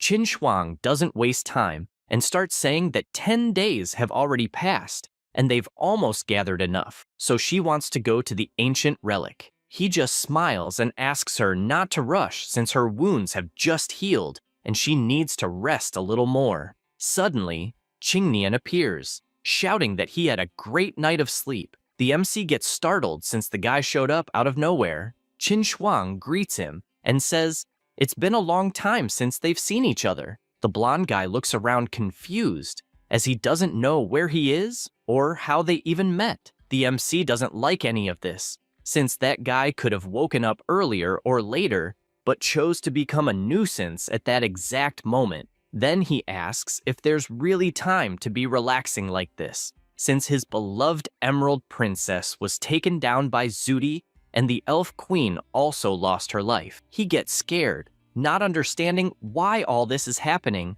and immediately imagines Zudi devastating all the kingdoms. Thinking about it makes him furious, since he only slept for a few days, and a bastard like Zudi destroyed the 4 kingdoms and the church altogether. He says the princess might not be saved, but he needs to help the Elf Queen since after all, they slept together, and because of that, he flies off at full speed. Schwang, seeing that, admits she didn't expect the blonde guy to be so loyal. Hanwoo theorizes that the guy is probably just horny and tells them to ignore those things because he needs to rest for a few more days. However, she says there's more to worry about. Since he finished off Zudi and when they return to school, his family will definitely cause problems because of that fatality. The MC responds that he's not afraid of the Shu family and is only really concerned if the academy will punish him for it. He barely says that, and the teacher joins the call with them, asking both to return to the school immediately since there are important matters to address.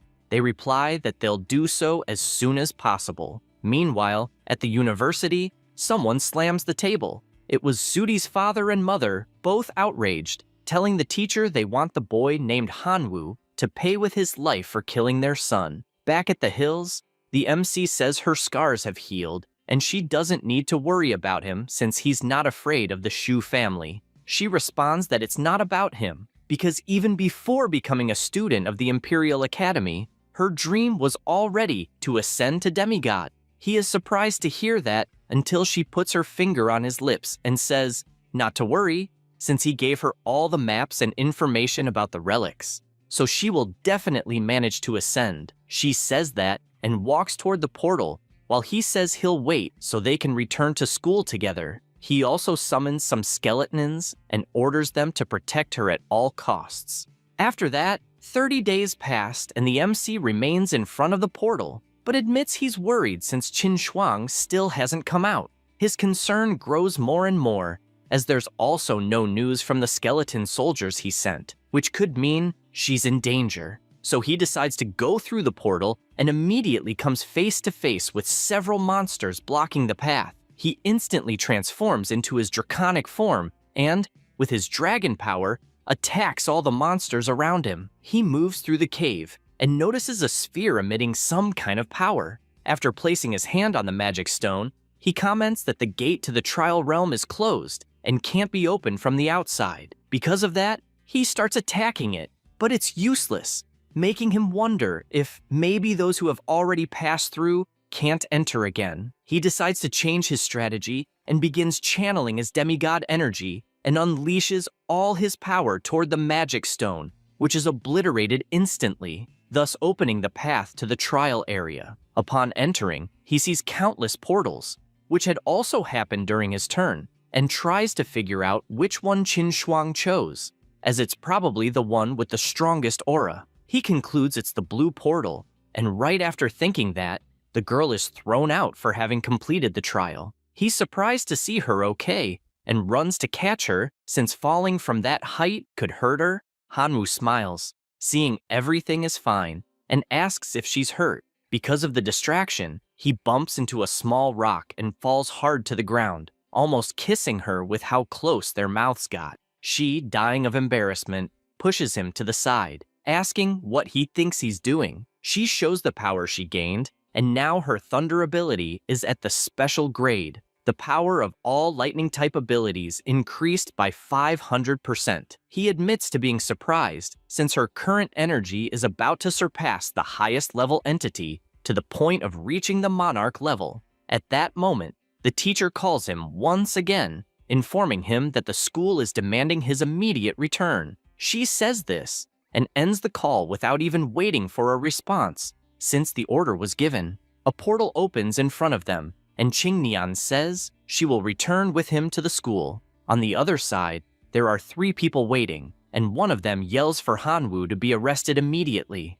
Schwang steps forward and shouts to the director that Zudi tried to assault her, and Hanwoo only protected her. The boy's parents argue, asking not to say nonsense since it's clearly just an attempt to protect him. She, desperate, asks the director to read her memories, since that's something that can't be faked. He agrees, and raising his hand, begins using his mind-reading magic. Thus, he sees the moment Zudi was harassing her, and Hanwoo appeared to save her. The boy's parents continue saying that it's impossible, but the director orders them to leave the room since everything has been clarified. Then he turns to the MC and says that although he was eager to save a classmate, he went way too far since he took a life, and for that, he must be severely punished, and the punishment will be suspension from classes starting from that moment until the day of the college entrance exam. The girl goes to him, saying she's sorry since the punishment was very harsh, but he asks her not to worry since he was already thinking about taking a break anyway, and will use this time to absorb the divinity so he can ascend to the state of demigod in the divine realm civilization as well. After that, he goes to the ascension site and tells the statue that he completed the absorption of the divinity, reaching the 10 required points, and would like to ascend to the perfect version of demigod in the divine realm civilization. The statue changes its color, shining brightly until the light envelops his body, making him happy since that means his application was approved. He stands up and asks if he really ascended, feeling pleased since the aura really feels the same as when he transforms into his draconic form, and his strength can definitely reach the level of monarch class life forms. Suddenly, something starts glowing and catches his attention. It was the system screen showing his name, now stating that his level is demigod, also displaying all his abilities, divine techniques, blessing of life, among other information. Only then does he realize that after ascending to demigod, he gained the divinity of rebellion and awakened the soul-devouring gaze, and his soul energy now floats freely in space. However, one of the pieces of information leaves him confused, which is about the fusion, and he isn't sure whether it's related to his divine energy. He decides to cast all the abilities he received at once, and a dense energy ball with all the colors of his powers begins to form until he emerges in his draconic form with all the upgrades from the other abilities. His first test is to make a single movement with his hand that easily causes a crack in the temple, even without using any power. He realizes that his powers have increased drastically because of the fusion with his draconic form. After returning to normal, he calls for a grasshopper, since he also wants to test his fusion ability with his followers. And after a dark aura forms around the insect, the grasshopper becomes incredibly larger and much more powerful. He is surprised since that is the heroic life form, and could instantly finish the heroic life form of the Minotaur. Hanwoo is pleased since his abilities have definitely improved, and he realized that the fusion consumes a lot of divine power. But even after all that, he still has several million of that power left. He summons some fire crystals he collected and says that one crystal can be sold for almost 2 million divine power and a fusion for Dioa. And in a year, he could earn more than 100 million, which would be enough to trade for a point of divinity. Thinking about all of this makes him happy since he found another way to make money. And, with that, he will get more and more fusions. Meanwhile, outside the university, the security guard is blocking someone, warning that it is forbidden for people who are not staff or students to enter. And he even asks not to be arrogant since, even being a true god, there are many true gods at that university, as well as lords of gods and even divine kings. So being arrogant won't help. Hu-Hai is frustrated since he is sure that the frequency of the return signal was fast, which means he is getting closer and closer to the thief who stole the king god's treasure, and he is certain that the thief was Hanwoo, who studies at that university, so he needs to find a way to enter. At that moment, Zudi's parents appear, outraged, shouting that the school is terrible for protecting Hanwoo, and they guarantee they will seek revenge. This catches Hu-Hai's attention, who calls out to the two of them, asking if they could do him a favor, and saying he is even willing to pay a handsome reward since his target is also the MC. With this company, the three of them re-enter the university, and Zudi's father begins accusing the school of protecting a criminal. Lena responds that they have already investigated this thoroughly, and any more complaints about it will be completely useless. Meanwhile, Hu-Hai is standing next to them holding a cell phone and, with the camera, takes a picture of the MC, feeling happy, since, as expected, it really is the person who stole the king god's treasure, and if he captured him there, he would definitely receive a great reward, but he has no idea how he will get him out of there. Zudi's father continues furious, saying he won't let Hanwoo get away with this, but the teacher asks him to leave immediately, as the university is not a place for someone with irrational behavior. The true god places his hand on his shoulder and asks him to leave. After they do so, the grassy-haired person says he placed him inside the university as requested and asks if they are really going to let Hanwoo escape so easily. Huhai asks him to leave it to him since he will get a satisfactory result, but for that, they must not interfere. They hear this and leave angrily. The true god remains near the door to listen to the conversation between the teacher and the MC. She asks him to take people's words seriously,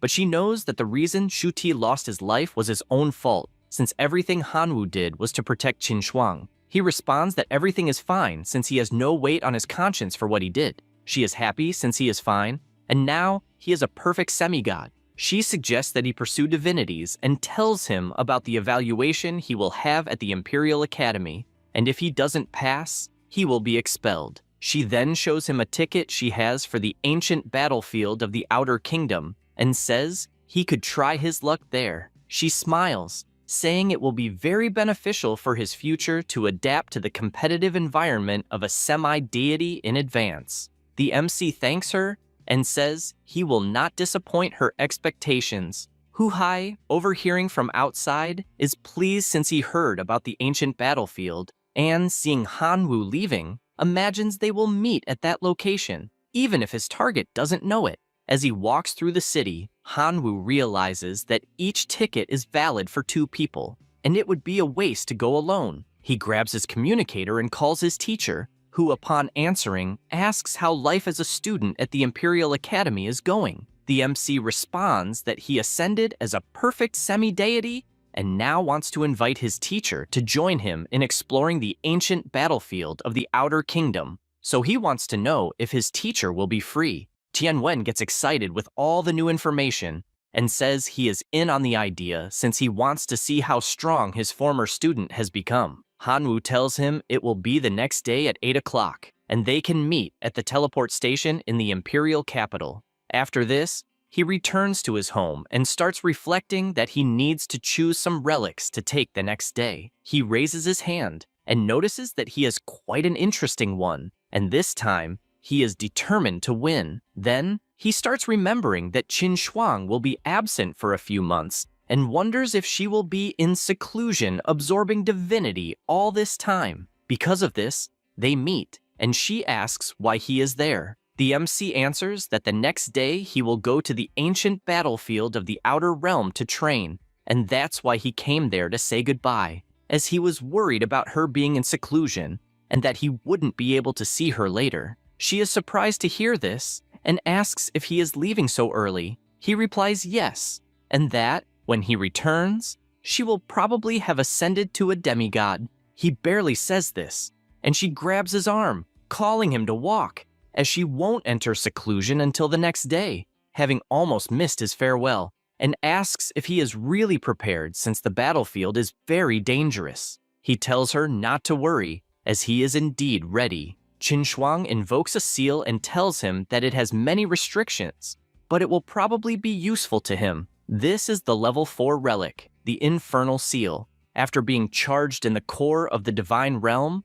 it can transform main subordinates into souls at the moment of death. He is surprised to see the Infernal Seal, as his rebellion Divinity needs to devour souls through divine techniques, and the more soul energy is absorbed, the faster the improvement, and this will definitely be useful. For this reason, he thanks her, as it will be extremely useful, and she hugs him, lamenting that she can't go with him, and thus asks him to be careful. The MC doesn't think twice, puts his hand on her shoulder, and kisses Schwang on the mouth instantly. He feels happy as he was not rejected, and they both stay hugged, embarrassed, with him as Fon asking her to wait for his return, while she asks him to be careful. The next day, Hanwoo meets with the professor and is surprised that he is there so early. Tianwen admits that he couldn't sleep well and thus showed up earlier. The MC invokes the token and bites his finger. The professor does the same, and both drip a few drops onto the talisman, which disintegrates instantly to open the portal that leads to the Outer Realm. They arrive at the ancient battlefield and are soon instructed on where their temporary residence is. The employee mentions that if they need anything in the future, they can look for him, as he is there to provide services. The MC gets upset since the tent they are supposed to stay in is tiny and starts yelling for it to be replaced with something bigger. The professor laughs at the situation and asks him not to get so angry, as they should at least see the inside of the tent first. They open the door and are surprised to find that the interior is huge. Hanwoo says that for now, he will settle until he sees an instruction manual on the table and is surprised, as it mentions that the tent can block the will scan of the ancient battlefield, and that training field can summon subordinates, but the size of the field limits the number of summoned beings. This last piece of information makes him furious to the point of throwing the manual on the floor, as his strategy up until now was to win by numbers, and if the number is limited, then he doesn't know how he should play. The professor tells him not to panic. As the manual said, they can connect with the tent's operating system, so they can take a better look. Hanwoo, still angry, decides to test it by opening the system and sees some of his details as a competitor and can choose how he will summon his army with a preset limit, as there is a limit to each species that can be summoned. He doesn't think much about it, as he only needs to choose the one that lets him summon the largest number of familiars. Tianwen also chooses the most viable option for him. The system gives a note that only main subordinates summoned inside the tent beforehand can be controlled. Main subordinates who die outside the tent cannot be replaced immediately, and it is necessary to return to the tent to replenish the lost number. Another observation is that, within the ancient battlefield, several divinity fragments are produced, with rare fragments holding greater value. They can be combined into complete divinities. Divinity fragments can be exchanged for other types of divinity fragments, or for materials to improve the tent. They get excited, since after collecting a lot of divinity, they will be able to invest better in the tent. After that, they go to the battlefield along with the chosen familiars, and the professor explains that, a little earlier, he studied the divinity fragments, and they are produced by the spirits that remain in the field. So basically, they need to defeat the spirits to obtain the fragments. The spirits are also divided into different levels, and the difference is in the halo under their feet, since a white halo of a lower level only produces level 1 divinity fragments, while the blue one is level 2, and the most powerful are the spirits with red halos, which can produce level 5 fragments. Suddenly, something catches Hanwoo's attention, and he immediately asks for silence. Then he looks around the edge of the rock and sees a spirit walking towards them with a white halo. Tianwen quickly comments that, despite being a white halo, judging by the spirit's glow, it was probably a low-level being but quite powerful. He agrees and asks his shadow locust to test its strength. His familiar wastes no time and charges in with a shadow attack, but the spirit simply raises its weapon and blocks the attack, breaking one of the locust's legs. Then, the familiar gathers more shadow power and keeps attacking, but all the strikes are blocked before reaching the spirit. However, one piece of shadow falls to the ground and begins to climb up the opponent's leg until it fully wraps around them. Acting as a form of entrapment, the shadow locust takes the opportunity and unleashes one of its most powerful attacks, managing to pierce the spirit's chest, which is finally defeated and completely vanishes, leaving the fragments behind. The professor asks them to collect the fragments quickly and points out that, although they are level 1, at least there are 8 of them, so it wasn't a bad outcome. The MC picks up a fragment from his hand and wonders if that is the divinity that resides within them. Tianwen explains that the fragments form a divinity that grants divine techniques. Once collected, it will be possible to invoke those techniques. He also says that, despite being level 1, the techniques are very practical, making them more valuable than other fragments. Hanwoo gets excited by how much knowledge his professor has, and comments that the best decision he made was forming a team with them, since now their collection will be much greater. At that moment, the locusts return and go to the MC, who already understands they found a target. They go to the location to see what it's about, and the professor soon comments that, apparently, they are all low level, and the yield probably won't be as high as their previous target. Hanwoo asks if they should leave, but he replies no, since even small gains, when added up, become valuable. They both agree and decide to go on the attack, starting with the rabbits and then the shadow locusts, which were already enough to cause colossal destruction in the surroundings, to the point of wiping out all the present spirits. The professor says they got 30 fragments by eliminating more than a dozen spirits, and that's not much. Hanwoo agrees, since at this pace it will take an eternity to get a high-level fragment. Suddenly, a locust approaches to report something, and Tianwen asks if it's another discovery. He replies that there are 2 people watching them at 30 degrees. The professor assumes these people are after their divinity fragments, and therefore asks what they are going to do. He warns that if anyone tries to steal from me, he will teach them a lesson they will never forget. Meanwhile, hidden behind the rock, a man tells his brother that the 2 who are watching seem to be newbies who have just arrived there and will be easy to intimidate. Then, excited, he says that he noticed that since they've been observing, the 2 have only killed a dozen low-level spirits, so their cultivation shouldn't be high, suggesting they keep following them to finally finish them off when they have plenty of loot. His brother says, that's a great idea. The teacher asks the MC if it wouldn't be better to return to the camp first to deal with the divinity fragments they collected. He puts his hand on the teacher's shoulder and asks him not to worry since everything is under control because the dark grasshoppers will always report the movements of the 2 suspects. Tianwen asks if he's serious and feels more relaxed since his student has the situation somewhat under control. Sometime later, the grasshopper returns with new information, and the MC says that his familiars found a purple-colored spirit. He is surprised to hear this since that way they managed to obtain at least 1 level 3 divinity fragment. Because of that, they run at full speed to the location. Arriving at the mountain right away, they can see defeated players on the ground and the imposing purple spirit standing. Hanwoo quickly deduces that the spirit had a fierce battle. The teacher agrees and also notices that the servants who lost their lives to that spirit were high level, and that it also seems to be of the wind element, but he is confident that his rabbit men should be able to fight it.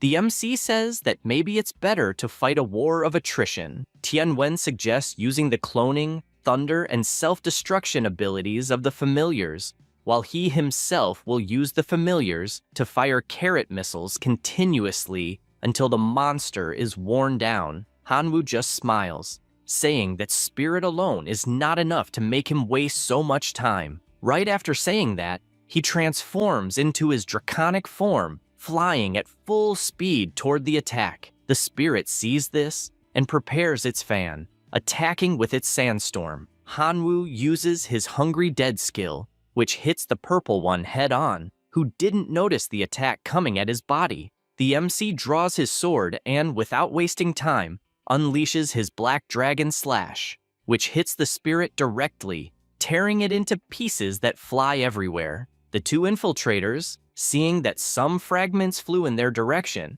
are happy since those are level 3 divinity fragments, so they profited well. They see the MC with 8 fragments and feel outraged since they got way less. The chubby one is also irritated about it, but says there's not much they can do since they saw what the draconic form is capable of and are aware there's nothing they can do against that. They decide to leave since they got enough fragments and for free, but they notice a huge shadow approaching. It was the MC asking where the funny guys thought they were going with his fragment. The 2 say that this is a battlefield, and that the divinity fragments that fall on the ground belong to whoever picks them up first, and therefore ask for proof that the level 3 divinity fragments are his. The MC, with little patience, raises his arm and uses the giant dragon slash, which, upon hitting the 2, causes a colossal explosion and slices them into pieces. Because of that, the fragments drop and float in the air until Hanwoo picks them up, finding it funny that such weak players dared to steal like that. The teacher approaches and, using his power, fuses the fragments and then tells Hanwoo to sell them at the camp, since they will be able to improve the tent that way. Meanwhile, at the camp, a portal opens, and teacher Letian passes through it with the gang. The man says that the demigod is incredible since he managed to get a ticket, which is a scarce resource, to attend the battlefield. Gang says that it was nothing serious since a simple ticket to the ancient battlefield is not something relevant to be mentioned. He reflects that ever since he got information to the God King, he obtained many resources as a reward. At that moment, something catches his attention. It was the MC talking to the professor, since now they can expand their tent to a radius of 2 kilometers, and because of that, they want to collect even more fragments. At that moment, the 4 of them stare at each other, and Tian Wen says he didn't expect to see them there. The 4 Eyes stays quiet, while the demigod says it's lucky to find a professor and a student there, and then tells the MC that ever since they separated at the ruins of the Divine River, he has had a hard time finding him. Hanwoo smiles and replies that he doesn't know what he's talking about, but inside, he has no idea how that guy figured out it was him at the ruins of the Divine River, since he was clearly wearing a mask to disguise himself, and since he believes there's no solid evidence, he decides to deny it as much as he can. Gang asks if he's serious and says he probably mistook him for someone else, but comments that his progress is quite impressive, since he's the same age as his son, and yet has already reached the demigod level. However, inside he is furious because his son had his divine realm destroyed, and because of that is destined to a mediocre life. At that moment, Tianwen interrupts, saying that he and the MC have things to do and therefore need to leave. He reflects that they need to be quick, since if they stay there, a fight will definitely break out. As the 2 leave, Ledian asks Gang if he is really going to let the boy walk away like that, since in a way he crippled his son. He asks, what's the rush, since if everyone is in that battlefield, they will eventually meet again later. The 4 Eyes smiles because it's true, and says that after upgrading their tents, he will find a way to crush the 2 of them since he doesn't believe a newly ascended demigod is capable of anything. The MC arrives at the tent with the professor, and Tianwen immediately comments that Gang and Litian in that battlefield will certainly be a problem for them, emphasizing that the MC may have just ascended to demigod, but doesn't have divine techniques, and that's why he wants to avoid a fight against Gang. Hanwoo questions why he is raising their morale since they themselves arrived first in the battlefield, besides not seeing how strong that guy really is. The professor makes it clear that it's because he doesn't know Gang very well, and as far as he knows, before they appeared in the battlefield, the man received heavy funding from a god king who even has a monarch-level life form, and that's why he asks Hanwoo to just preserve the strength he has since he is about to take the Imperial Academy's evaluation. The MC says that such an opportunity to enter the ancient battlefield is rare, and that's why he doesn't want to miss the chance just because some annoying guy is there, and asks them to understand, and soon after runs off. Tianwen just questions how a kid can be so rebellious since everything he's doing is for his own good. To deal with Gang, the MC in just a few days relied on the soul-devouring gaze to strengthen his rebel divinity. After 6 consecutive sessions, the rebel divinity accumulated enough experience points to be promoted to the next level, and with that once again awakened a powerful divine technique of rebellion. Option 1. Divine Technique of Rebellion, Sword of Rebellion. It is a powerful weapon summoned through a divine technique, capable of converting physical damage into magical damage, and vice versa. It can be fused with other sword-type weapons, and the effect is permanent. Option 2. Divine Technique of Rebellion, Dual Pistols of Rebellion. A powerful weapon summoned through a divine technique capable of converting ranged physical damage into ranged magical damage and vice versa.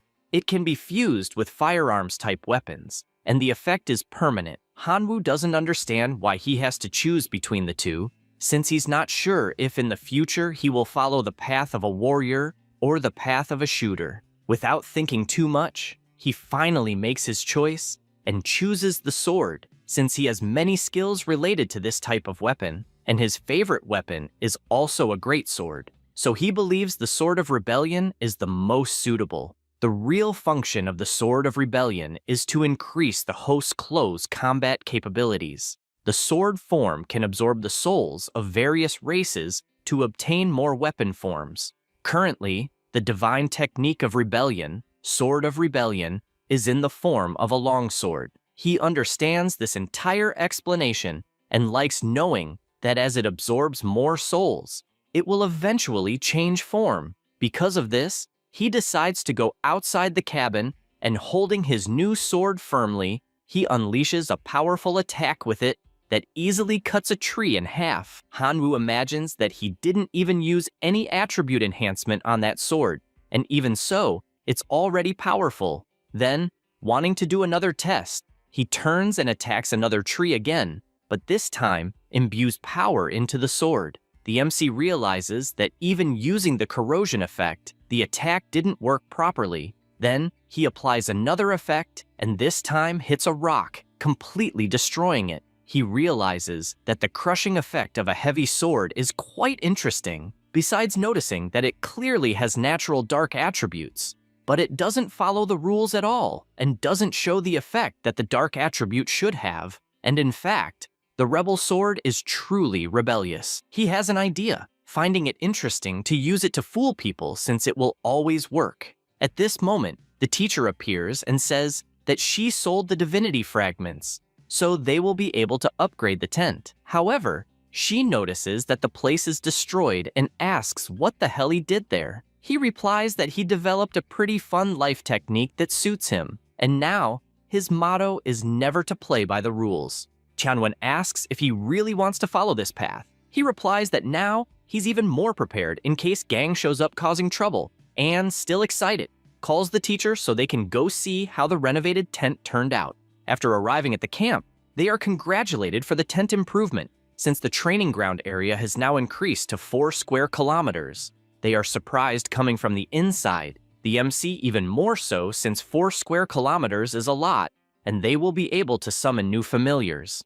The teacher agrees since they need to hurry. Then, after a few days of practice, the MC gained a lot of experience from the rebel divinity. Tianwen also obtained a Lord-level life form with impressive combat power. At this moment, Hu Hai crosses the portal to the training ground, certain that this time he will capture the MC to take him to the God King. With the portal still open, the parents of the deceased Zudi also cross and ask if there is indeed a way to finish Hanwoo. The true god says that, naturally, he will find a way to avenge Zudi. The boy's father agrees, and at this moment, Gang and the teacher also come out of the portal. Letian says that he has been monitoring Hanwoo for quite some time, and therefore wants to know when they will act. Hu Hai asks not to rush since they need to familiarize themselves with the environment first. Inside, he thinks it's a waste for himself, who is a true god.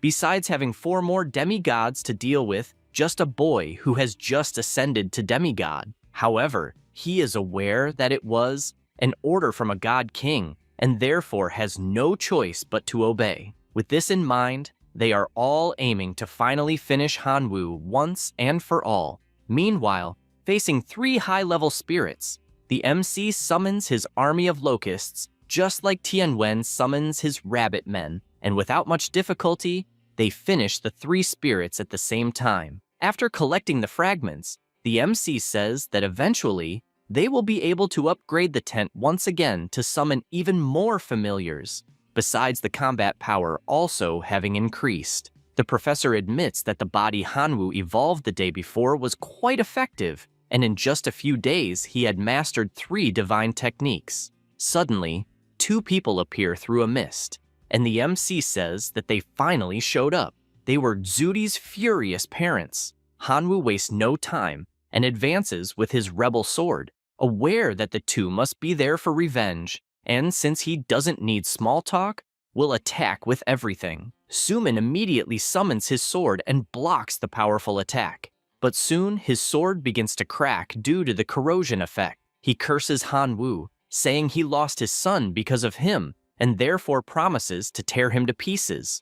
The MC finds it funny and says he will make the old man personally visit his son, saying that he transforms into his monarch-level draconic form. They are surprised that someone so young, who just ascended to demigod, could reach the power level of a monarch life form, and for that reason, they are even more certain they must finish him off, or else there will be endless problems in the future. Because of this, the man orders his entire army of metal men to advance. The MC just laughs at that since he can fly. Tianwen notices the situation his student is in and sends his army of rabbit men to help him. Zudi's parents waste no time and, concentrating their energies, make all the metal men fuse to create a colossal being. The MC calls one of his grasshoppers and commands it to attack. However, it is wiped out with a single blow. The two celebrate joyfully, also calling Hanwoo an arrogant brat,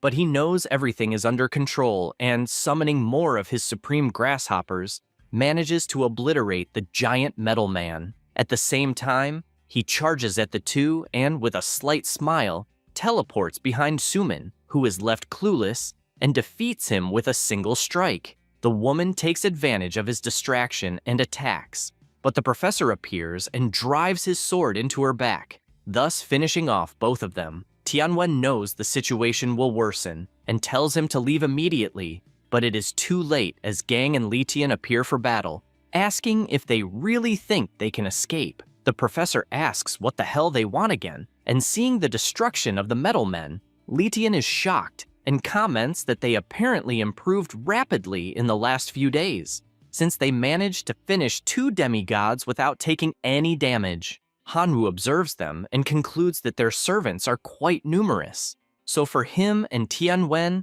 it will be very disadvantageous to enter battle as they lost many servants. Tianwen is aware that they are weaker than the enemies and need to find a way to escape. So he warns that after some time, he will use all his power to open a breach so Hanwoo can fly as high as possible until they can no longer reach him. The MC is surprised that the professor is willing to risk himself to protect him, but Tianwen tells him to stop the nonsense since there is only one chance to perform the move and asks him to make the most of it. However, the MC interrupts him, saying he hasn't reached the point of needing to sacrifice himself and guarantees he can handle the situation, asking him to trust. He replies that he trusts, but tells him to be careful. Litian finds that funny and asks exactly what he can handle, since the two have 40 million powerful servants.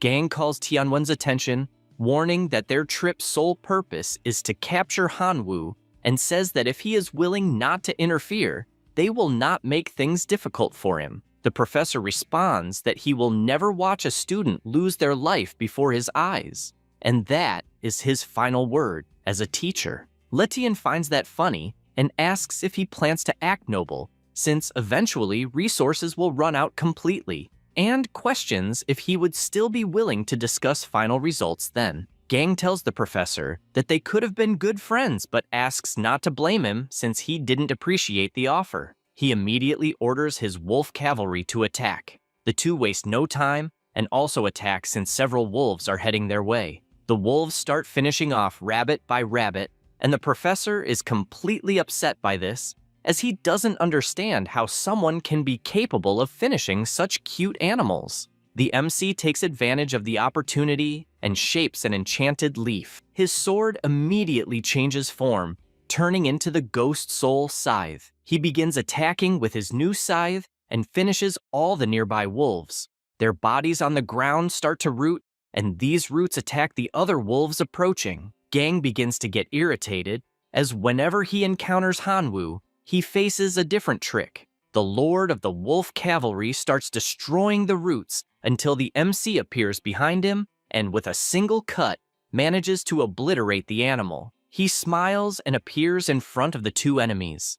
Immediately, Gang activates his talisman and creates a huge protective shield. He sighs with relief, having obtained that protection artifact from the failed king. However, he is startled to see blood gushing from his side, besides Litian's head flying off. At that moment, the MC starts feeling a strange sensation in his arm and laments, as the Ghost Vine genetic lockdown time simply ended. Gang takes advantage of the situation and makes it clear it won't be cheap, since he finished many wolves from his cavalry, and thus summons Fenrir, a colossal wolf completely on another level. The giant wolf attacks both at once. The MC's transformation dissipates, and he falls to the ground feeling intense pain as his Genesis time limit ended, and he won't be able to use it again for a long time. Trembling, he looks to the side and sees his professor lying on the ground, unsure if he's alive or not.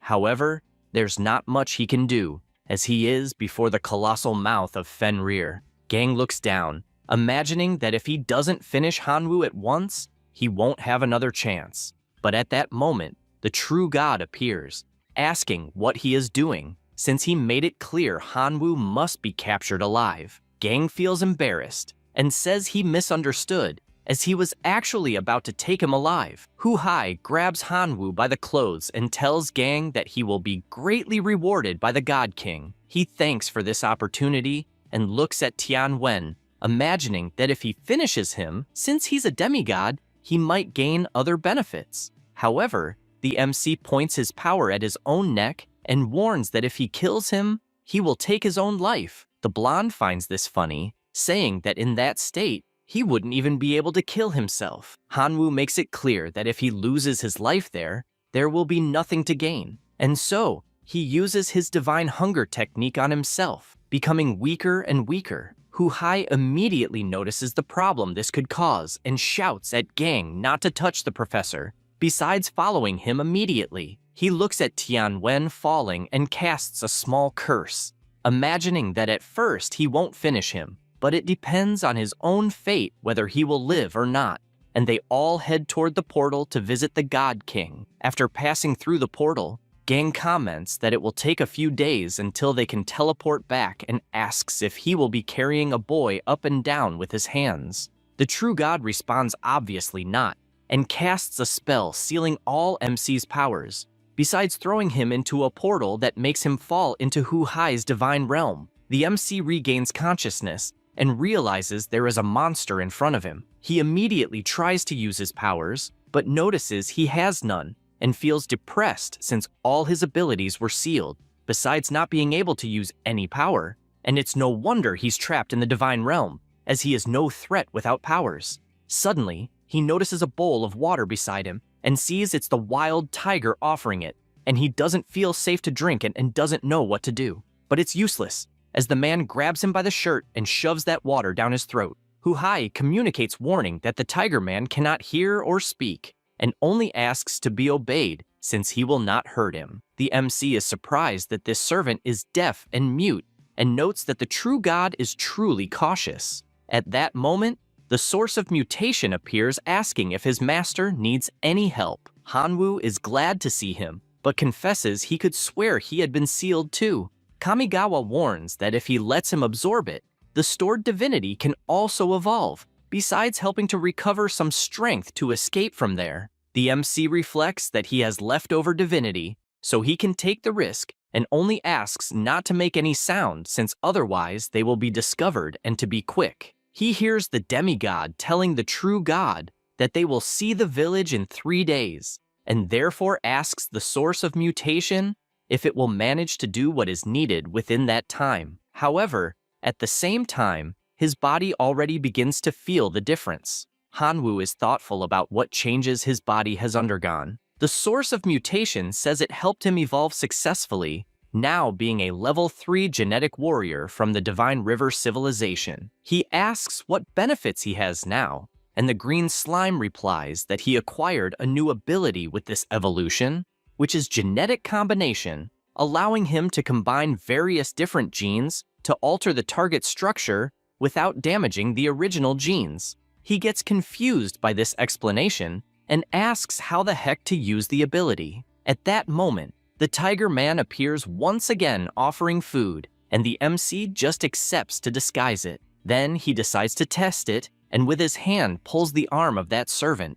This makes him happy since, as expected, his physique improved, and even with his power sealed, his strength is equivalent to that of a heroic life form. The Tiger Man starts to get furious. At that moment, the army commander approaches and roars for them to be quiet. The MC is surprised since that is a transcendent life form and was exactly what he needed to test his new ability. Then, holding the hands of the two familiars, he activates the gene combination. At the same instant, ears start to appear on the creature until they fully grow, but the captain's ears simply vanished in the process. They are surprised trying to understand what happened since apparently out of nowhere, One gained ears while the other lost them. The MC tries to disguise it and says that is a thank you for feeding him with water and food, so the ears are a gift of gratitude. At the same time, he starts to suck the monster's energy and realizes that even the servants of others can become his.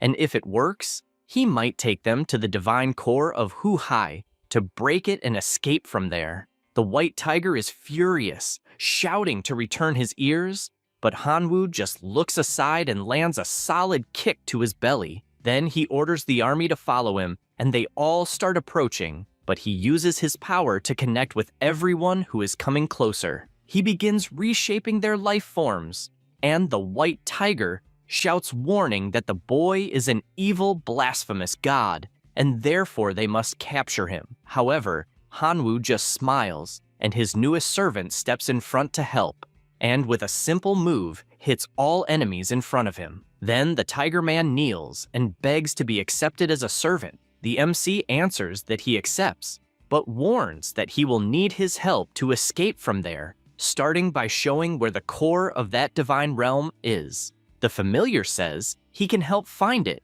but warns beforehand that the core is guarded by high-level guards. He smiles and says to first find the core, and only after will he know what to do. But barely have they left when several heavily armed troops approach. The leader shouts to capture the two. He smiles at the challenge, and the two immediately launch an attack, finishing off the wolf warriors instantly. One of them still survives, and without thinking twice, bows before the MC begging to spare him. The surviving warriors do the same, and all they ask is to spare their lives, and they will obey everything he commands. He uses his belief, faith of the light, and warns that they need to become servants to obey attentively. Otherwise, no one will be spared. Everyone stands accordingly. Hanwoo is aware that he is only accepting reluctantly since he needs people at that moment, and only for that reason is he accepting. After all this, the MC widely recruited new believers, modified them to infiltrate various corners of the divine kingdom of Hu-Hai, finally discovering the whereabouts of the core of the divine kingdom. The Tiger Man reports that they discovered the location of the core, which is hidden in a forbidden area outside the royal city of the Tiger Men, and is guarded by dozens of monarch-level lifeforms and hundreds of lord-level lifeforms. No living being is even allowed to approach. Hanwoo responds that this is a problem, since with so many high-level warriors, he believes it will be discovered before they get close. His order, then, is for him to immediately go to the surroundings to catch some birds and moles to recombine their genes. With all that done, they finally go to the royal city of the Tiger Men. He imagines that he successfully transplanted the genes of moles and birds into the Tiger Men to learn to dig and fly, making it easier to invade undetected. The soldier draws his master's attention and reports that the divine core is right below. The MC immediately recognizes that the three guards are at least monarch level and already knows it will be difficult. The old man takes the opportunity to comment that the next day the royal city will hold an annual celebration, and at that time the Tiger Man King will offer sacrifices to the deities, and at that moment the elite troop will be able to go out to observe the ceremony. He finds it interesting and responds that they will act according to the situation the next day. Already on the next day near the walls, Hanwoo is standing watching and using his divine eye. He notices only one elite guard remains guarding the divine core and feels relieved since, whether he wants it or not, that is 2 fewer opponents. Because of that, he orders all his troops to jump and focus on the divine core to destroy it. He also rides on one of the soldiers. At that moment, something draws the guard's attention, and he looks up, shouting that there are invaders in the forbidden area. The army continues moving at high speed, and the MC coordinates the direction they should fly. After getting close enough, he orders his servant to hold the opponent, while he himself will find the core of the divine kingdom. The Tiger Man positions himself for battle, while the MC also positions himself, imagining that that pair of hands combined with mole genes will be very useful at that moment. The elite Tiger Man shouts to stop, but Hanwoo pays no attention and keeps trying to find the center of the divine core. Meanwhile, the 2 warriors continue fighting, and Hanwoo is aware he needs to be quick since his servants won't be able to hold on much longer. After some time searching for the route leading to the core, he finally finds it, and channeling a powerful energy into his hand, he sends it all to hell. He prepares his fist, forming a shadowy claw, and raises his hand high, channeling energy to where the crystal is, causing it to crack slightly. And he is frustrated because he used the genetic modification to merge with the tiger claws, and even though they are sharp, they are not working. This sensation shakes the entire area immediately. Huhai senses that the MC has managed to break free and does not understand how he reached his core, as he was able to feel the tremors from afar. Finally, Hanwoo realizes he has achieved something and begins to laugh, leaving the true king confused. The crystal starts to crack more and more, and Huhai is inconsolable, thinking it impossible, as at that moment the MC borrowed his power. The MC knows that, although the Divine Kingdom's core has been destroyed, he can now escape. He will be teleported to where the true king is. Because of this, he starts to move, as he is still sealed and cannot handle two deities at the same time, so he decides to find a safe place first. He goes to his tiger and thanks it for the hard work in buying time, and imagines that the king of the tiger men is offering an artifact for sale that day and thinks it would be interesting to get it, as it will be easier to escape with an item of that level in hand. Then, still in the kingdom, the king of the tiger men announces the item. Those are the wind-ripping boots, a 4-star divine artifact. At that moment, Hanwoo appears stealing the treasure, and the monster orders him to surrender immediately. However, he ignores this, and, after biting his own finger, drips his blood on the boot and activates the artifact, managing to fly effortlessly. Huhai sees the MC trying to escape, but makes it clear that it will be impossible. The MC realizes he cannot win and can only think of one way. At the same time, in the bloody arena, he is teleported to the location, finding the powerful coordinates, as he can teleport regardless of where he was. He barely arrives and is notified that he has been challenged by another heir, and is warned that if he refuses 3 challenges, his position will be revoked, but he refuses anyway. Then he says that the seal is still active, so he cannot connect to the Divine Kingdom nor use his abilities, and he contemplates what to do. Once again, the system announces he has been challenged by another heir, but he refuses again. But it is useless, as at the same moment another challenge arrives asking if he will accept, and he becomes furious, having received 3 requests so quickly that he is sure they are trying to kill him without explanation. He knows he has no choice but to take the risk and accepts. Something dark appears. A girl shows up saying her nickname is Knight and asks for his code name. He cannot believe a brat challenged him and says his own nickname is Locust Plague. She is pleased that the challenge was accepted and tells him to prepare to die. Hanwoo becomes excited seeing the number of bats in front of him, and it is also the first time someone challenges him in numbers. She asks if he is scared and tells him to give up, warning that otherwise he will be sucked up by all the bats she controls, and she does not want to waste time. She says this while her servants attack. However, he positions himself and instantly appears beside her, warning that small tricks will not be enough to make him give up. She notices this move and lands a solid kick to his stomach, sending him flying into the wall. Knight warns that she trained specifically for this fight and that hand-to-hand combat is asking to die. The MC knows he is not strong in hand-to-hand combat, so he will need to target the bats. But he worries because there are so many. Hardly thinking, he is bitten by one, and without hesitation, he grabs the familiar to use his gene combination and successfully bites the bat that attacked him. Seeing this startles the girl, making her question if he is crazy. Hanwoo fills with confidence, radiating power in all directions, and she worries as her opponent is absorbing energy from the bats. Because of this, she also begins to focus and summons the Lord of the Eternal Lineage. The vampire appears with his huge fangs and starts sucking the MC's vital energy. He panics, since the vampire is also trying to suck his blood, but thinking about it only excites him, and he counterattacks by biting as well, since he should be able to absorb the vampire's vital energy too. He activates his Genesis combination, and the vampire begins to disappear right in front of him, being easily defeated. He asks what the next move will be, and she becomes furious that her plan was thwarted, but she doesn't give up,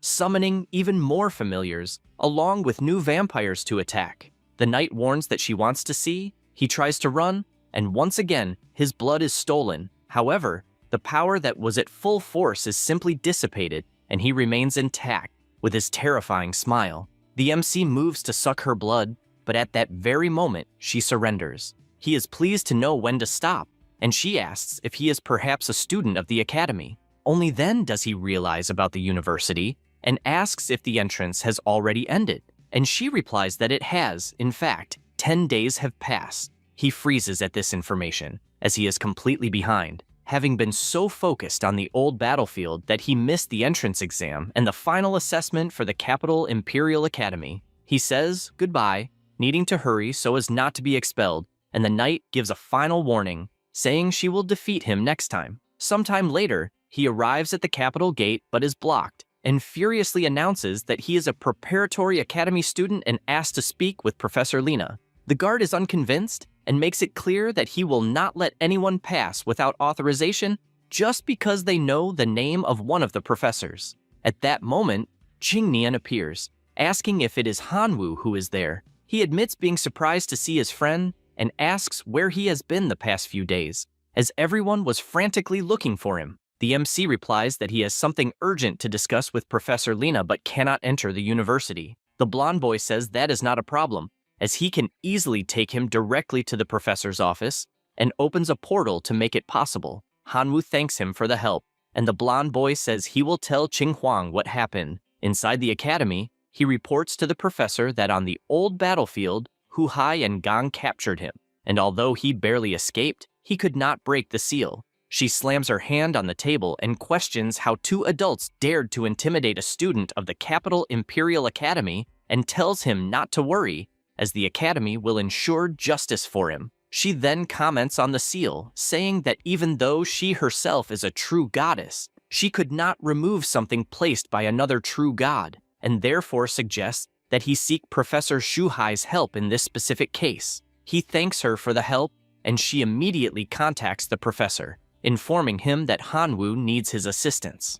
A portal opens and Shu Hai emerges from it. The MC remains silent, observing, and the professor says that it seems things were complicated. He then explains that returning safely after being thrown into a divine realm is an absolute miracle, and therefore he guarantees that he will speak personally with the rector about the case so that justice will be pursued. Lina agrees and adds that it was the reason Hanwoo missed the final assessment at the Imperial Academy, and thus wants to find a way for him to resume studying at that school. Shu Hai agrees, stating that the academy must follow certain rules to be as fair as possible, and adds that the MC's power is not inferior to any official student of the school, but since he did not participate in the entrance exam or the final assessment, the academy cannot do much about it. However, he tells him not to worry, as he is a highly valued student and he will do his best to help.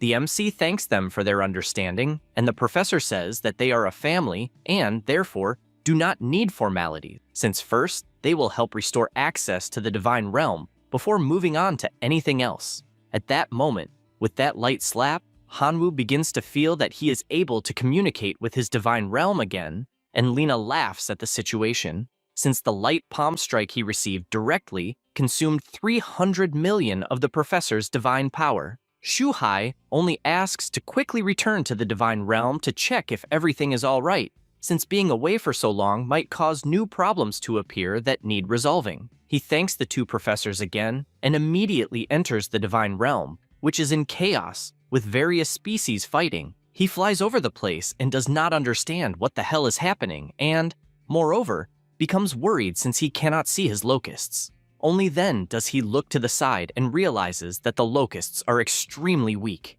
The MC is shocked by this, since the number of familiars is increasing, but they are becoming weaker and no longer resemble the elite forms they once had. He decides to quickly sacrifice the useless ones to keep only the useful ones, and activates his power seal. At that moment, the elite locusts appear, and he becomes concerned, since only a few of transcendent level remain. At this moment, all the other familiars notice the MC's presence and run to greet him. One of the Skeleton Kings also greets him, and the system asks if he would like to evolve into the Ice Emperor life form of Divinity Level 1. He is pleased to see this, and despite knowing it is only Divinity, which is currently scarce, he will definitely choose that skill, especially because when he updates the Rebellion Divinity, he can absorb the Destruction Divinity and still has the Death Activity introduction sheet. While making these choices, a strong light appears in his realm, and he is startled, trying to understand how someone dared to attack the core of his divine realm. Immediately, he goes to the location and shouts not to destroy the core, and sees his furious dragon as he is facing the Supreme Skeleton, which is a monarch lifeform. The MC, confused, questions why it is trying to destroy the divine core, since he never harmed his familiar. The skeleton responds that it exists only to destroy gods' cores, and that the gods only need it, with no need to recruit other races. Hanwoo is confused since he does not understand what is happening, and states that he no longer cares about the reason, even though his familiar can no longer stay in the realm and therefore commands it to go to the city of Duran. He says this, and his familiar is forced to pass through the portal. He looks at the crystal and thinks it only happened because he trusted his servants too much, so he needs to add some protective measures to the divine realm. He surrounds his core with a barrier, which is applied throughout the castle. Then he summons the entire army and they swear eternal loyalty. After this, he thinks the issues of the divine realm have been resolved for now. However, there is still the matter of Professor Tianwen and his servants, who are in the old battlefield. At that moment, he teleports to the school, needing to speak with the teacher, and is startled to see Qin Schwang also in the room. She runs without hesitation, saying that Qingyan passed the message that he had returned, and therefore she ran to where Lena was as she was worried. He assures her that everything is fine and both feel embarrassed, as the teacher was watching everything. She comments that she heard from a colleague that Professor Letian was killed in battle, and the MC responds that yes, and asks the teacher if she has tickets to the old battlefield, as he needs to retrieve Tianwen. Without hesitation, Qin Shuang says she will go along, as she will not abandon him again. Upon arriving at the location, they run to the cabin and find it empty. Hanwoo says that apparently the professor has not returned. Besides the fragments of divinity, there are no other supplies on the battlefield, and he knows it is impossible to survive there for long. For this reason, he summons his familiars, as he needs to find his professor at any cost. Sometime later, he feels a strong pressure and shouts that it is the resonance of the wind sword that cuts iron and that they should check it. Qin Shuang agrees, but says that the signal is coming from underground, and he asks them to take a look. The locusts attack the ground and create an opening that allows the two to enter. After a while, they come across a door, and soon MC realizes that there is a very strong special force, and therefore knows that both his sword and his family members are trapped in that place. He begins to overflow with energy, but it has little effect. Then Qin Shuang asks to try, and with her eyes overflowing with energy, she unleashes her attack to nullify the door's barrier. Hanwoo tries once more, and the door opens. The two enter. At the same moment, a scorpion monster appears attacking them, but it is useless, as it is obliterated instantly. However, the fragments are thrown in all directions, and soon MC realizes that something is wrong in that place. Hanwoo quickly notices that the monster instinctively wants them dead for some reason. Qin Shuang worries, saying that the gate has completely disappeared and they will not be able to return by the way they came. He worries, having realized that they are trying to exhaust their resistance, and knows that they may not be able to communicate with the divine realm, besides not having many supplies, and if it continues, they could die of hunger. Immediately, she summons her phoenix and decides to scout the surroundings to discover more about the place. While flying over, she comments that things are not good, as they have flown for a long time, and begins to worry that they will be trapped in that desert. However, MC senses something and says that the resonance of the wind sword that cuts iron is nearby. He barely says this, and sees the shadow of the sword right in front of him. His family rushes to help, as does MC, who immediately uses his power, freeing the spirit from that torment. Hanwoo, without wasting time, asks if by any chance he saw Professor Tianwen, and the spirit responds that they were moving together until they separated 3 days earlier near the giant mountains, where they took the professor, who will not have time to be rescued. Hanwoo says that it is fine, and only asks in which direction the professor was taken, as they will save him. The spirit points in the correct direction, and after walking for a while, they spot a small village. The two descend from the phoenix, and as they fly over the area, MC quickly comments that there are many sand giants, and therefore the professor is probably in that place. At that moment, a cactus begins to glow and grows immensely, surprising the two with its spike attacks, which are instinctively blocked by Hanwoo. At that moment, more monsters appear, and MC finds it amusing that they want to compete in numbers, so he orders his army of locusts to attack, devouring all the cacti completely. After that, he orders his family members to explore the inside, and using shared vision, he sees that there is a huge protecting the city, along with other creatures, and the professor is on their side. At the same moment, MC becomes worried, and Schwang asks if something is wrong. He starts running, warning that Tianwen will be used as a sacrifice, and therefore he has no time to lose, also telling her to wait outside. All he can think is that there are many uncertainties in the city, and therefore he cannot let Schwang take any risks.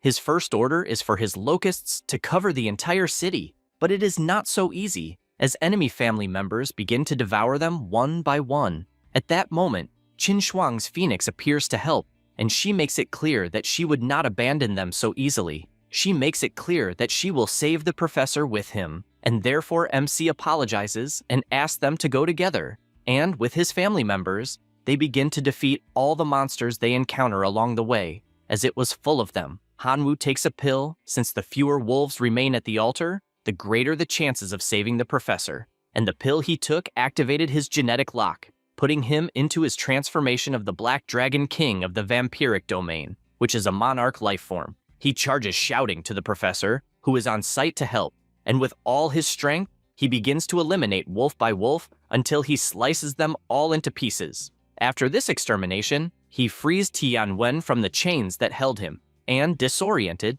the professor asks if he was dreaming. Hanwoo says he was having nightmares and appeared there to wake him up.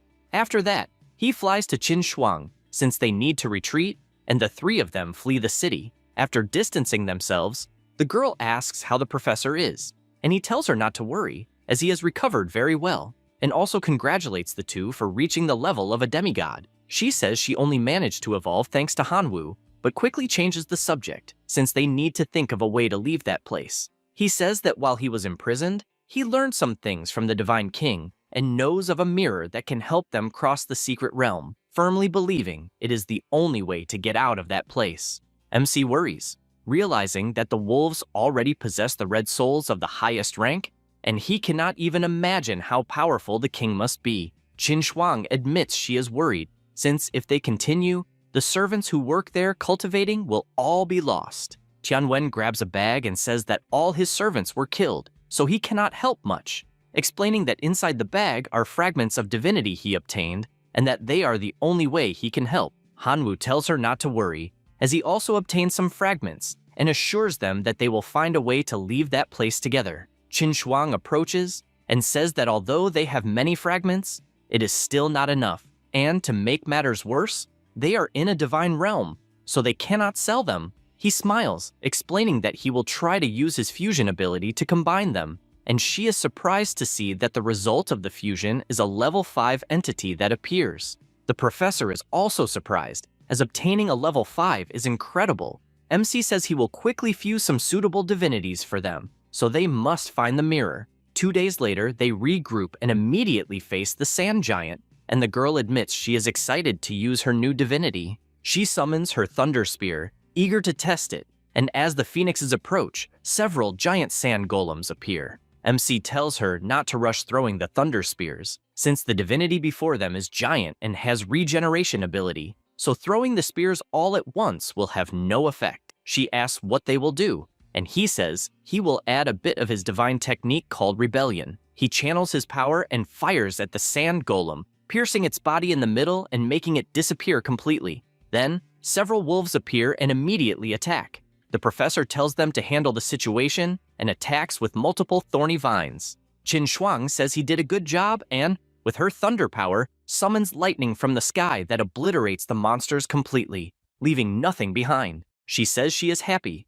since with their new divinity, they are no longer afraid of monsters. No sooner has she said this than they hear a loud noise and realize a new colossal sand creature is forming. It is the great demonic scorpion emperor, Schwang is shocked by the creature's power, which, to make matters worse, attacks them while hitting all the nearby family members. Immediately, Hanwoo transforms into his draconic form, telling everyone to stay behind him, and with his divine rebellion technique, he summons the soul of the sword scythe. The Scorpion King prepares to attack, and seeing the danger, he counterattacks, and the two attacks collide, destroying everything around them. Schwang worries about the outcome of the battle until MC appears unharmed, even after receiving a devastating attack. The Scorpion comments that no human has ever resisted his attack and once again strikes, this time with his stinger. He worries, since the situation is terrible, and uses his locusts to block the attack, but is forced to move as the attack is too strong. Then he bites an item and begins to move even faster, using Ghost Flash and facing the monster, which makes the Scorpion furious, since a human actually managed to dodge its attacks. He delivers his first attack, which, even with the monster noticing the blow coming close, is not enough to evade, and therefore its body must be cut in half. Another giant scorpion approaches the group and attacks Schwang, who realizes the monster has no eyes and cannot see, so everyone must attack together. Immediately, the three combine their energy and strike at the same time against the Scorpion King, whose body is obliterated instantly. MC celebrates with Schwang, but soon warns to be careful as more wolves approach. However, the monsters start to sweat and flee to escape. The three are left confused, deciding not to pursue, as there are too many wolves to hunt. Suddenly, Hanwoo falls to his knees from exhaustion and asks them not to worry, as he only used a lot of divine power and is tired, and asks only for her and the professor to check if the divine fragments are correct, as they might gain something useful. She examines the fragments dropped by the monsters and notices there are 4 level 5 divinity fragments: the Golden Spear, the Emperor, the Sandstorm, and the Lord of Demonic Scorpions. She draws MC's attention as they found many treasures, and he asks if she wants to keep any. Schwang replies that it's fine, as her spear is good for taking advantage of the lightning attribute. Because of this, he gives her the lightning-type divinity. She is happy and asks if she can really receive it, since it is a divine artifact, and she knows that if he chooses to fuse it with that item, her strength would definitely increase greatly. MC tells her not to worry, as he has the Rebellion Sword, which, by absorbing souls from other races, can develop many other types of weapons. Then he gives the Sandstorm divinity to the professor, as it suits him, and Tianwen simply thanks him for his generosity. After everything is settled, he asks to enter the city to find the mirror. They approach the altar, and MC wastes no time, using his power to strike the ground with full force, creating a huge crater, and at its bottom is the mirror. He immediately orders his locusts to explore the item, and the familiar goes straight to the mirror, trying to enter it. Schwang comments that something seems wrong with the mirror, and Hanwoo says it's not a big problem, as the threads of faith are still present, so they are safe, and says it's time to return to the main world. The three pass through the mirror until they are finally teleported back to the school. At that moment, a very loud scream passes by their ears, with the teacher saying she sensed Hanwoo's presence and they must go to the office immediately, as she has something to say. The three laugh, as Lena is very impressive, and the professor tells Hanwoo to go talk to her, as he himself will rest first to reorganize.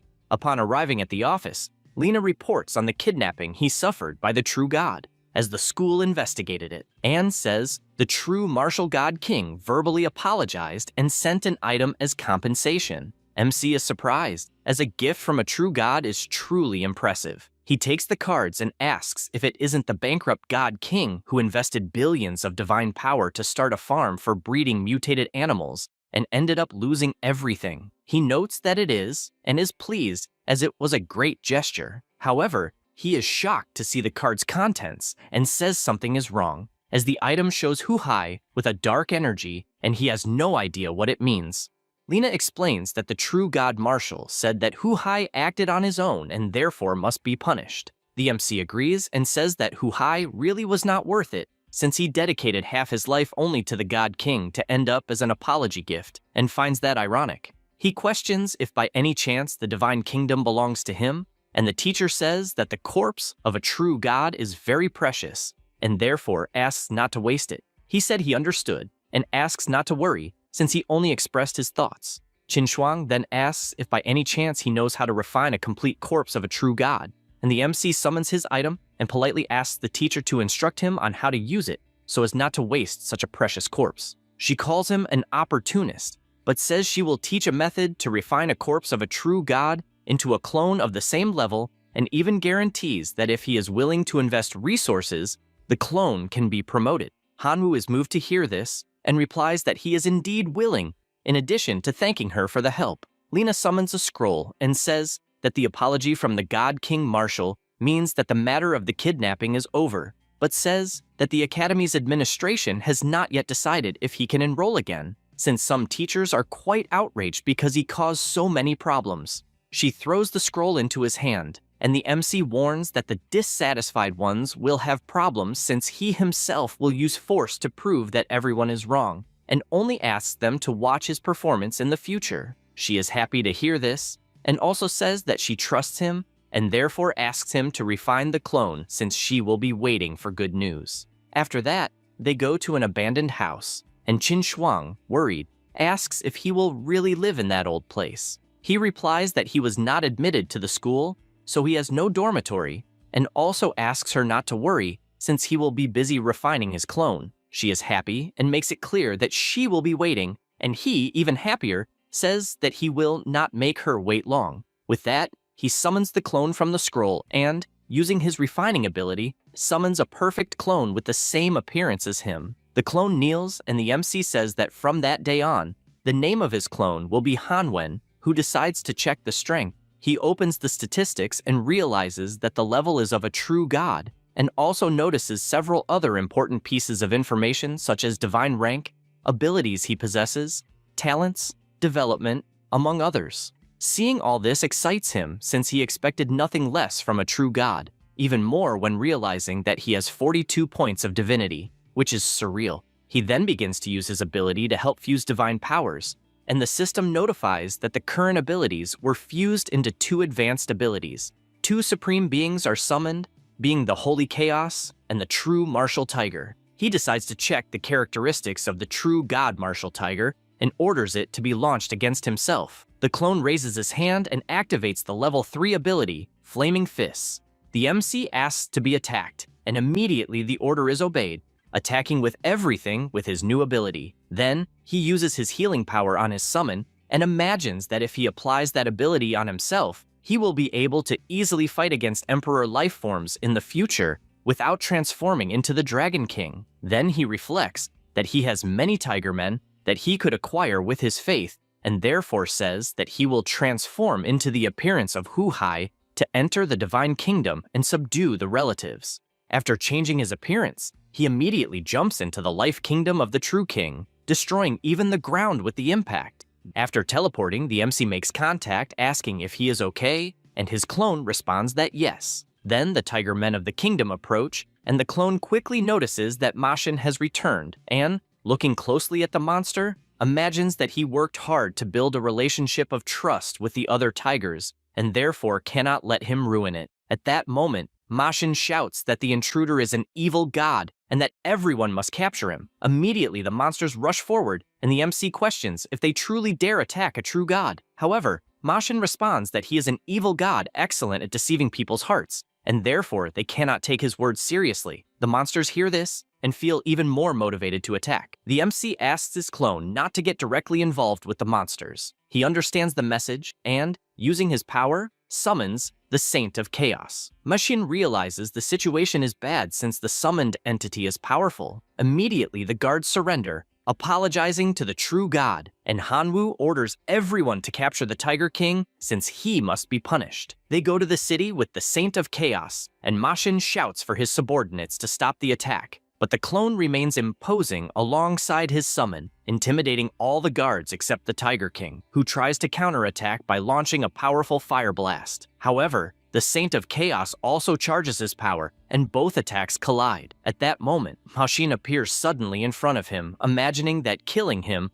would make him the new god of the place, and only then the MC gives permission to fight directly. Because of this, the clone activates his ability Instant Strike, which hits the tiger head-on and throws him violently against the wall. At the same moment, the other tigers swear loyalty to their god, and the MC orders him to send them all to his divine kingdom to increase his faith power. Then, channeling energy, the clone opens a portal for all the tigers to enter the divine kingdom. At that moment, a new tiger approaches, trying to understand how that person has the aura of a true god, and the clone simply smiles and points to the portal, since he must cross it to finally find who he is looking for. After doing so, he comes face to face with the MC, who is happy to see his loyal ally still alive. But without delay, the Tiger Man asks them to go to his office since they need to discuss something immediately. After that, he returns to the school and Lena greets him, saying that the academy has decided to make an exception for him, considering what he went through,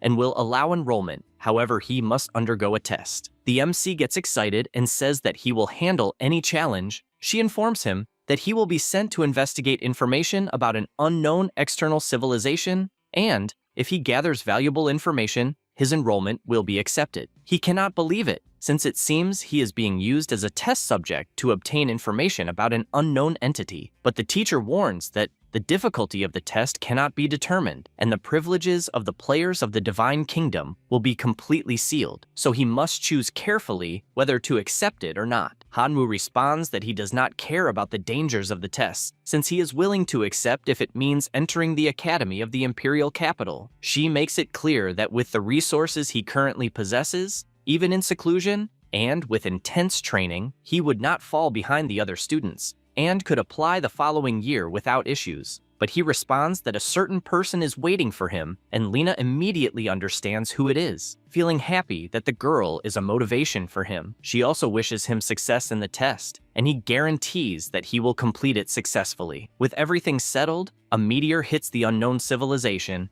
and after the stone cracks open, the MC emerges and is immediately attacked by several wolves. But he easily retaliates with his power, thinking that the beings in that place are merely ordinary, since with a single precise strike, he manages to take down several wolves at once. He feels some bubbles coming toward him, and the system appears in front of him, startling him. It was the title Wolf Slayer, which was obtained by killing 10 creatures of the wolf type, and its effect is to increase damage against wolf-type creatures by 10%. He tries to understand if that is the main strength of that civilization, and decides to equip the title in question. A power overflows throughout his body, and he finds it strange that he is sensing a different smell. The system also informs him that the title can be upgraded and that he only needs to defeat wolf-type creatures of bronze level. Hanwoo is surprised that it is so simple, and after 3 hours battling, they stop to rest since he is exhausted after defeating 300 gray wolves, but did not see any bronze-level wolf. This makes him reflect on whether that specific monster is just an improved version of the gray version. Because of this,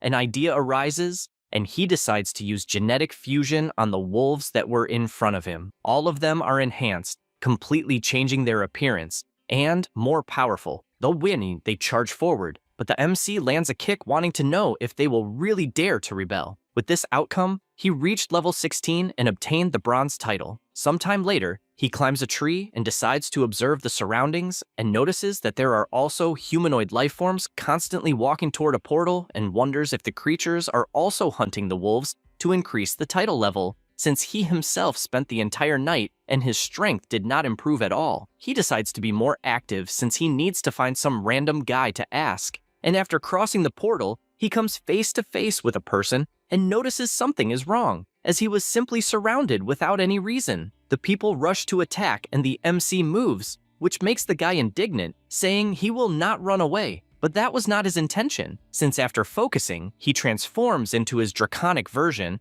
and retreats with his enormous speed. He notices that the players did not move, and that is perfect. The 3 people start killing the others to steal their equipment, and Hanwoo keeps observing from afar to gather more information, such as that the guys are specialists in assassination and theft. He returns to his original form and picks up an identification on the body, concluding that they are people who go to that place to hunt and level up, and therefore, he decides to follow the players as far as he can to collect information. After some time, they arrive at a cave and the MC does not understand what the people would be doing inside. After entering a bit, he comes face to face with a giant spider that shoots its webs without thinking twice, and this irritates him as he wonders if it has any relation to the wolves and whether they are managing to sense his smell. Then, without patience, he strikes an attack and blows up the spider with ease. Now he has the new title Black Iron for eliminating the nemesis spider. At this moment, he is startled by a sound, and when he goes to see what it is, he notices that the 3 players were captured by a spider,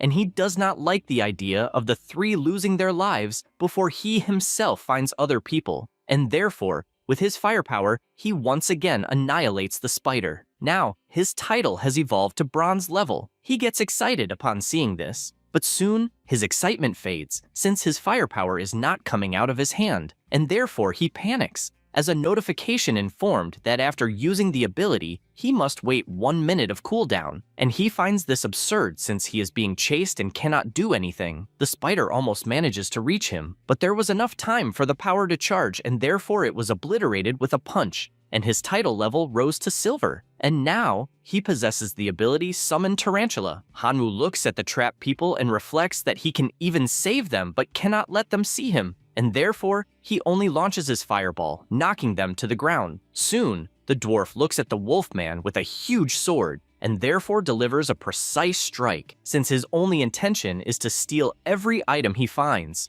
just like all his companions. The MC watches this from afar and concludes that he needs to teach those guys a lesson. After leaving the cave, the MC appears behind them and lands his fireball directly on the purple guy, eliminating him instantly. The other 2 start running, but Hanwoo gives them no chance and also takes down another player, then appears in front of the dwarf and tells him to behave or he will make sure he dies too. And the dwarf, trembling with fear, says he will listen to everything. The MC asks what place that is, and he replies that it is the domain of the civilization where one can earn titles for everything they do, and the titles level up, with the highest being Platinum and Diamond. Hanwoo then asks what the rules are to level up. The dwarf explains that creatures like spiders and wolves can help one level up just by finishing them, and that after reaching level 101 can advance. Hearing this makes Hanwoo reflect that if he can earn a diamond level title, he could return to report to the teacher, but even after much effort, he reached only level 40 and therefore is far from it. At this moment, the dwarf admits that in truth, the titles obtained by hunting monsters are not worth much, since the way to obtain high-level titles lies in the hands of great families, and common people do not have that kind of opportunity. The MC is surprised to hear this, since apparently there are celestial dragons everywhere, and asks what the metal tag on him is. The dwarf replies that it is an identification card and everyone is there to update that item. Hanwoo finally understands what it is about and imagines that if he can get someone else's badge, he may be able to go to more places. At that moment, the dwarf takes the chance to try to flee, but is taken down instantly, since Hanwoo made it clear that if he did not behave, he would lose his life. Then he takes the purple guy's badge and heads toward the portal to cross it, but is startled as several people appear asking where he stole the badge from. He starts running because there are many people, and he needs to hide his strength. He heads toward a cave and hits everyone who tries to enter with him. After thinking for a moment, all he can imagine is that he needs to quickly gather useful information so he can return, since a certain girl is waiting for him at the academy. So, determined, he assures that if he cannot leave normally, he will cause some trouble and escape amidst the chaos. With that, he returns to the desert and begins using his Genesis ability on the monsters he encounters, and all of them take on a bizarre appearance since they were modified. He orders the wolf-headed spider to advance, and it attacks the mountain with everything, opening a passage. At this moment, the system notifies him that he has been promoted to bronze level, and therefore must select the next area of enhancement. He is fed up but chooses the place. With that, he is teleported to the forest of Greenland, and hears a voice asking if a newcomer has appeared. He turns to see who it is, and a blonde guy appears saying that the team already has a warrior, an archer, and an assassin, and that they only needed a healer, which will be the MC. Another man approaches inviting him to work as a team, but the MC refuses since he is not interested, imagining that he knows no one and could be used as a scapegoat. After walking a bit, he sees someone saying they sell the title of Decomposer, capable of easily breaking down a corpse into the necessary materials. Hanwoo deduces that it must be convenient to have that kind of storage since he does not possess a spatial ring, and therefore says he wants it. The man, smiling, warns that it costs 2,000 gold coins. Hearing this leaves the MC outraged, since he did not know it was so expensive, and he managed to gather only 1,000 gold coins with a team of 3 people, so he asks if he can take just one. The seller is confused since he has never sold like that, and Hanwoo tries to persuade him, encouraging him to sell the merchandise separately, since he will be able to sell it for 1,000 gold coins and will not have a loss. The seller thinks it makes sense and sells a single glove for 1,000 gold coins. After some time still in the forest, the MC hears a sound and realizes he is being surrounded by goblins. The monsters leap toward him, and he uses his aura since he finds it funny that small monsters dare to challenge him. The goblins become intimidated, and Hanwoo decides to use the new ability he obtained from the wolf spider and, with that, summons them to the battlefield, causing a complete massacre of the defenseless goblins. The system notifies that he obtained the title Goblin Slayer, and the level 1 function summons a wooden club, and the level 2 function turns the initial friendship of goblins hostile. He finds it strange that he still does not have a waist tag, and the system informs that the iron waist token is positioned, but this only makes him certain that he will not receive anything unless he asks. He then puts on the glove he bought and uses his dismantling ability to eliminate the bodies on the ground. While using this ability, more goblins appear attacking, and he takes the opportunity to summon the wooden weapon he received, but upon doing so, he becomes frustrated since it is an insignificant stick. Even the monster laughs at the situation, and because of that, Hanwoo attacks anyway, managing to explode the monster's head, and only then realizes that it is indeed a powerful weapon. At this moment, the goblins become intimidated but are defeated one by one. Soon after, more people appear, and the warrior points his sword at the MC, telling him to leave his items and go away. Hanwoo quickly notices something and comments that the guy apparently has a spatial ring. He replies that of course he does since he is silver rank, and reveals that it has a capacity of 10 cubic meters, and probably no one has ever seen one like it. The MC becomes disappointed for being very small, but advances anyway since it is better than nothing. The warrior shouts to his team, and everyone prepares for battle. The sword collides with the stick and flies straight into the head of one of the players. They become scared, since they did not imagine that a novice would be so strong, and the leader shouts for everyone to hurry. The mage prepares his fireball and throws it toward Hanwoo, who simply jumps aside dodging and finishes off another member of the group. The redhead cannot believe that his partners are being taken down one by one, and becomes worried since he is starting to think that the MC is a traveling disciple from a prestigious family. While he was lost in thought, all his partners were finished off, and he turns trembling, immediately falling to his knees begging to be spared. Hanwoo orders him to hand over the spatial ring and all valuable objects, and the guy obeys, even while crying. The MC analyzes the items he obtained and sees that one of them is a scroll, and soon realizes that it definitely has great value. In the scroll, it is written that he must collect 10 types of materials from gold-level monsters to earn the title. He becomes excited and decides he will find monsters of that level immediately. After walking for a while, he comes across some monsters together, and one of them is the Thunder Goblin, a gold-level monster. He approaches drawing the monster's attention, which turns furious, but Hanwoo is not in the mood and starts finishing them one by one, and, after defeating them all, finds it interesting since he managed to collect materials very quickly. The system informs that his ranking is 76, and the Goblin Slayer title was promoted to silver rank. He now possesses Stone Throw and, when activated, a solid stone is quickly formed in his hand to throw. He also gained a second ability, which is Lava Throw, and when activated, a chunk of burning lava is quickly formed in his hand to throw. He decides to test his new resource and starts annihilating the monsters with his new power. However, the Thunder Goblin does not give up easily and attacks, but Hanwoo quickly notices and grabs one of the lower monsters in his hand, and the blow hits the goblin directly. Only then does he realize that the attack was electric type, reducing the target's movement speed. Elsewhere, the redhead that the MC spared goes to another player, asking him to kill the new intruder of the kingdom at once. However, he only comments that he is sensing several thunder strikes,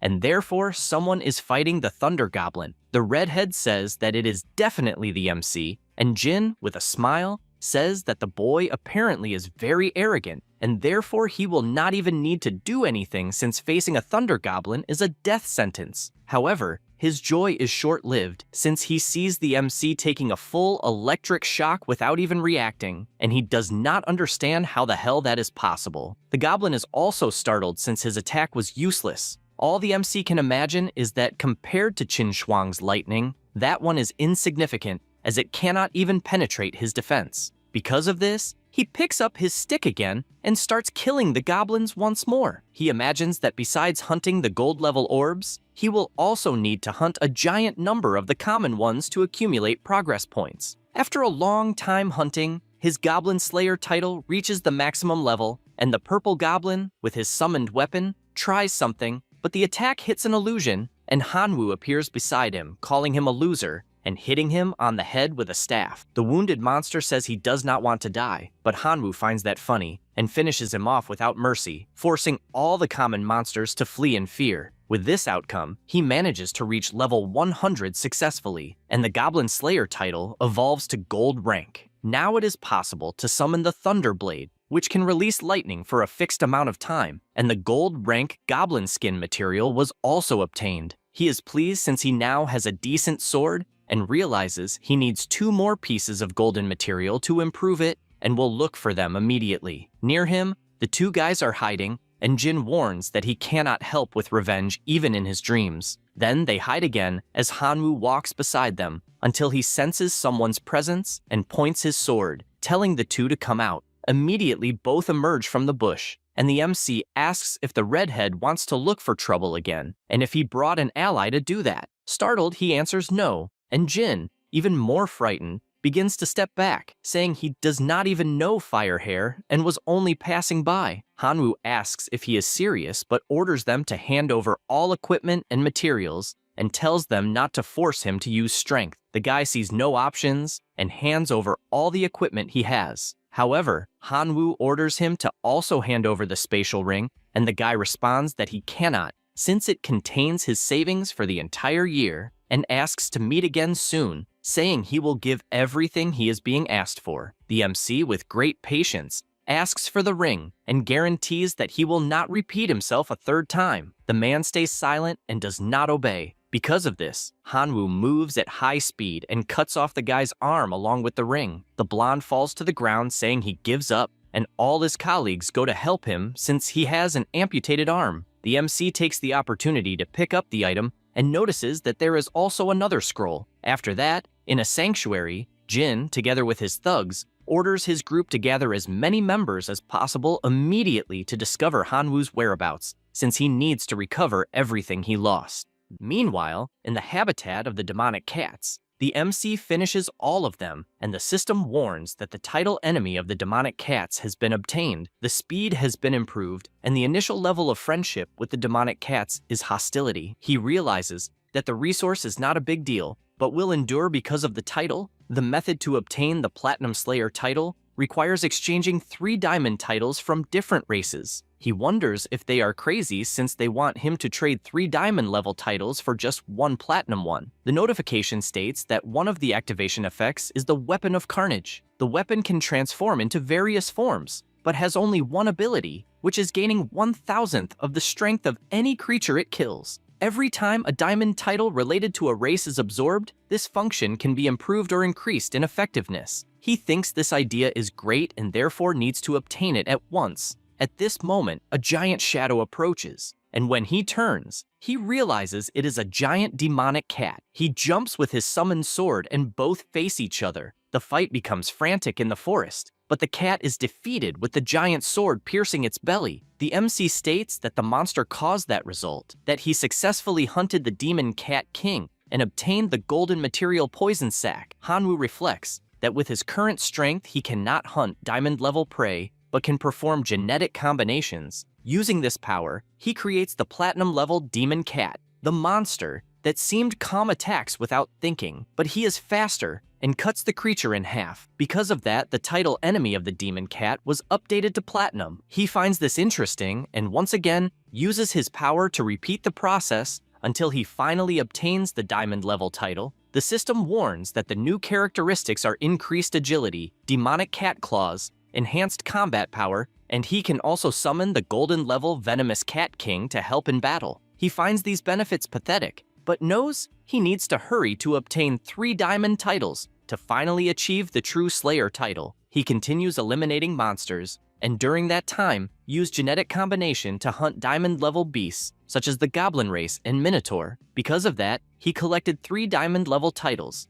and also gathered 10 types of golden materials. The effect of the first title significantly increases the user's strength. The second effect allows the summoning of 10 types of gold-level monsters absorbed by the title to fight together in battle. The third effect is that by permanently sacrificing the gold-level monsters absorbed by the title, he can temporarily and significantly increase his own strength. He gets excited about these descriptions and decides to activate the scroll. With that, he obtains the Slayer title. A giant sword appears before him, changing shape with his will until becoming a beautiful scythe. At this moment, Jin approaches him and furiously says that he finally found his target. The MC immediately realizes that the strongest member is silver level and therefore has nothing to fear. Jin makes it clear that he will not get away and orders him to hand over all equipment without repeating himself. Hanwoo laughs at this and asks if his arm is better. He gets irritated by the provocation, and all his subordinates summon their beasts to attack. The MC finds it interesting, since he can test his new weapon and summons the Great Massacre Sword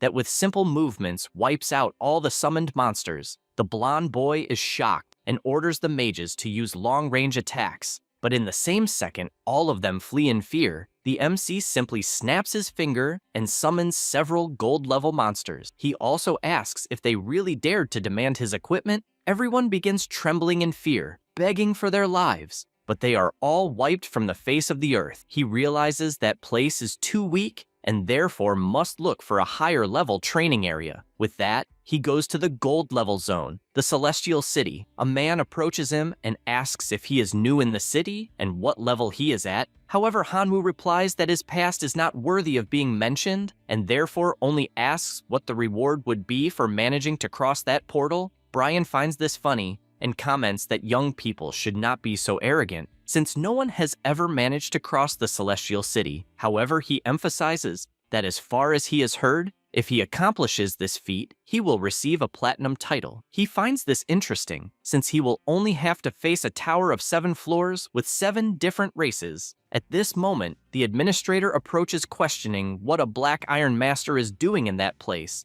and even tells him to go away since someone of that level should not dream of challenging the Celestial City. The MC laments since he did not know there was such a rule. Because of this, he goes to buy the silver level medal and laments because he spent a lot just to obtain it. Suddenly, he hears someone saying that they have the platinum title in their possession. A woman asks the guy the price of that title, but another person tells her not to even dream about it since the platinum title was claimed by the Da Ping Adventure Group, so no one would dare take it. Jumin reveals that this title is a family inheritance, and therefore he will not sell it unless absolutely necessary. The big guy tells him to stop pretending to be pitiful and asks once again how much gold he wants. He replies that he does not want gold for that scroll and only wants to exchange it for something else, such as the prophecy, crystal ball of the Lord of Light. Everyone becomes outraged, since as far as they know, this crystal ball only drops after defeating the Lord of the City of Light. He confirms this and guarantees he will give the scroll if someone manages to obtain this crystal ball in exchange. The girl does not think it is a good deal, since she does not know what is really in the scroll, and therefore asks him to show it, since they will go through the trouble of defeating someone so powerful for something that might be useless. Jumin says there is no problem and shows the content of his scroll. Its first effect is to open a personal space, being able to ignore any platinum attitude. The second effect is fixed point spatial teleportation, which can teleport to any restricted area that has been visited before at any time and anywhere, and the consumption is proportional to the distance. Furthermore, there is a third effect that can only be seen after obtaining the title. Everyone finds it extremely interesting, as does the MC, since he thinks it is great to be able to teleport to any place he has visited before because it would save a lot of time. All the people run toward the tower, and Hanwoo also prepares, since even if he loses, in the worst case scenario, he will simply have to take it by force. After arriving at the entrance, he goes to the first floor of the Celestial Palace and is immediately startled since a bizarre mermaid-shaped monster appears in front of him. The MC makes his first attack and easily eliminates the monster. The system notifies the progress of the first floor of the castle, and he finds it annoying since the progress was minimal, even after killing a half-dragon, and believes he will have to continue fighting. But electric monsters appear and attack without even warning. He notices that he is becoming increasingly surrounded and questions whether the monsters really think he is alone. He then summons his golden beasts and orders them to kill everyone at that moment. After all this, he decides to see what he gained. The system informs that by killing the half-dragons, he will obtain the silver title Lament of the Half-Dragons. Its first effect is that he gains the ability to transform into a half-dragon. The second effect is that the initial sympathy of the half-dragons is hostility. He finds it interesting to be able to transform into this monster and decides to test it. Upon doing so, the MC becomes excited since the ability charged instantly, and he also carries half the draconic transformation, making it interesting to use both transformations at the same time. At that moment, more monsters approach, and he, with his summoned demonic sword, continues clearing the floor. After some time, the half-dragons inform their leader about the one responsible for the massacre. This is Bakal, king of the half-dragons. The leader says that until they discover the reason for all the slaughter, no one is to challenge the MC again. Hanwoo is surprised to see who the chief is, and looking at him, realizes that his behavior and physique are completely different from the others, and knows that if he eliminates him, he will have the progress bar increased a lot, and therefore attacks with everything. But Bakal also prepares his lightning attack and both collide. The MC keeps moving at high speed and leaves the leader surprised. At this moment, Hanwoo appears behind him attacking, but he is counterattacked by the chief, who also moves at high speed. The MC is surprised since he has definitely found a troublesome monster. Bakal reflects that he is facing a human, but also has a dragon's body, and therefore asks them to stop fighting since they can sit and talk. He agrees with this, but asks him not to try any tricks. The chief says he is always sincere, so the MC simply orders the monsters to move at least 100 meters away, since he noticed that the chief does not seem to be bluffing, and therefore wants to hear what he has to say. The monsters obey this order, and both stand face to face. Then, completely out of nowhere, the dungeon chief kneels down and begs for help. Seeing this leaves the MC completely confused, and therefore he asks if by any chance it is some kind of prank. He replies that it is not, and once again asks please for help in taking the half-dragon clan out of the prison that is the Celestial City. Hanwoo is surprised trying to understand what is going on, and Bakal explains that rumors say they themselves are a race born from the crossing of dragons and humans, and their tribe sincerely worships the dragon lineage. That is why they are confined in the Celestial Palace since birth, and it has always been his desire to escape that prison that is the Celestial City, together with all members of his family, but he does not have the strength for that. Therefore, he says that upon seeing Hanwoo's exceptional talent combined with the dragon bloodline, it gave him hope that maybe they could escape. The MC wonders if the chief really sensed the dragon inside him, and therefore returns to his human form, asking for more details about what exactly he wants. The leader says that as long as he promises that he will take the half-dragons out of the Celestial City, he himself will accept that the MC can do whatever he wants. Hanwoo asks if he is not afraid that the MC might be tempted by profit and end up killing him without even taking the half-dragons. Bakal admits he is afraid, but has no choice since as king of that race. Even if there is a chance of 1 in 10,000 of escaping, he is willing to risk his own life. Then he says that if the MC agrees to the request, he will also tell a secret about the diamond title. The MC asks for more information, and the half-dragon goes straight to the point and says that the Celestial City is actually alive. Hanwoo is startled hearing this, and the dragon explains that any adventurer who enters the palace cannot find it unless he gains the recognition of the Celestial Palace City. The MC imagines that at the time he did not take those words seriously, but remembered Jumin saying that as far as he heard, the adventurer receives a blessing when crossing the 7-layer tower perfectly in a single attempt. He mentions this memory to the Half-Dragon King, and Bakal confirms it, since it means he must defeat the strongest of each race on his first entry into each floor, and therefore, if the MC kills him there at the entrance, he will be able to proceed with the perfect pass on the first floor. Hanwoo thinks about this, but questions whether things will still go well, since there will still be 6 leaders of other races left to defeat, and they definitely will not seek voluntary death in front of him. The half-dragon chief realizes that the dragon bloodline inside Hanwoo is about to awaken and explains that as soon as he is killed, the MC will have his title promoted to Dragon Bloodline and will finally have his awakening. With that, the leaders of the 6 races above will be no match for him. Hanwoo increasingly realizes that the leader is definitely not joking and is indeed seeking death to guarantee the future of his race.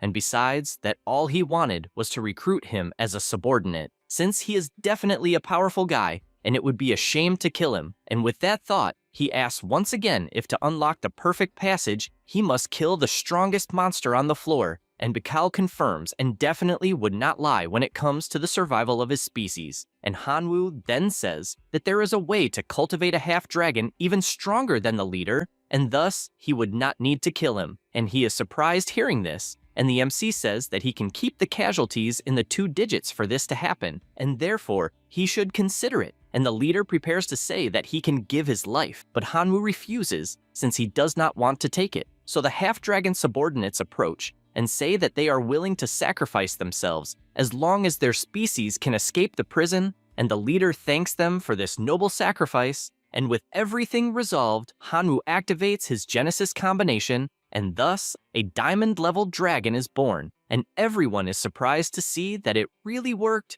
But it did not take long since the MC eliminated it in the same instant, and with that, the title Lament of the Half-Dragon was raised to diamond level, becoming the Hope of the Half-Dragon, and its first effect is the transformation into the Black Dragon, activating the full draconic lineage and granting the ability to transform into a black dragon, and the initial affinity of the half-dragons is raised to worship, and the MC feels all this power inside himself and transforms into his final form, Black Dragon, and the first layer of the Celestial Palace was perfectly completed, and therefore he will be transported to the next level, and the MC, pleased with the result, asks the leader to wait for his return, since he will guarantee everyone's freedom, and Baikal thanks him and asks for the great dragon to please return to save his descendants. And after this, on the second level of the Celestial Palace, all Hanwoo wishes is that there are no hidden monsters, and only then does he realize that he forgot to ask Baikal about the situation of the second floor, but as it is too late to ask, he simply enters,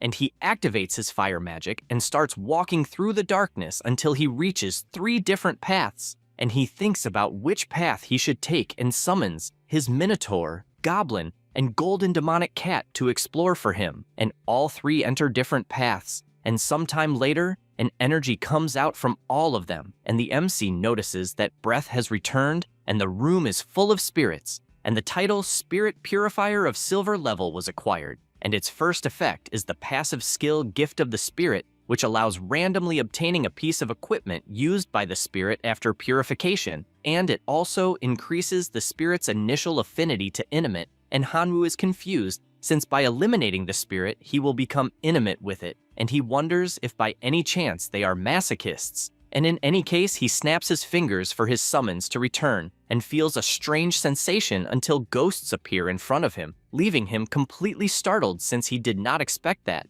And in any case, he recomposes himself since a ghost is nothing more than a ghost, and goes out defeating them one by one, but they change shape when attacked. And the MC asks if they really are masochists, and what the hell is happening since they may be trapped and unable to escape. And then a notification informs that the progress is at 11, and he goes out to find the boss at once, since he wants to defeat him quickly, and near the door, he makes a mark on the wall and enters. Since as he does not know the place well, he just has to fill it with marks to locate himself in case he walks in circles. And time goes by and his monsters keep defeating the ghosts that appear, and at every moment he marks the walls to locate himself, and sometime later, he realizes that he reached one of his marks, and together with his summons, he cannot understand how they return to the beginning, since his marks are everywhere, and he decides to try a different path until he sees a light at the end of the tunnel, and upon crossing it, he comes across a giant shadow that strikes his chest, throwing him with full force against the wall. He prepares to use his draconic form and flies away to distance himself from the opponent.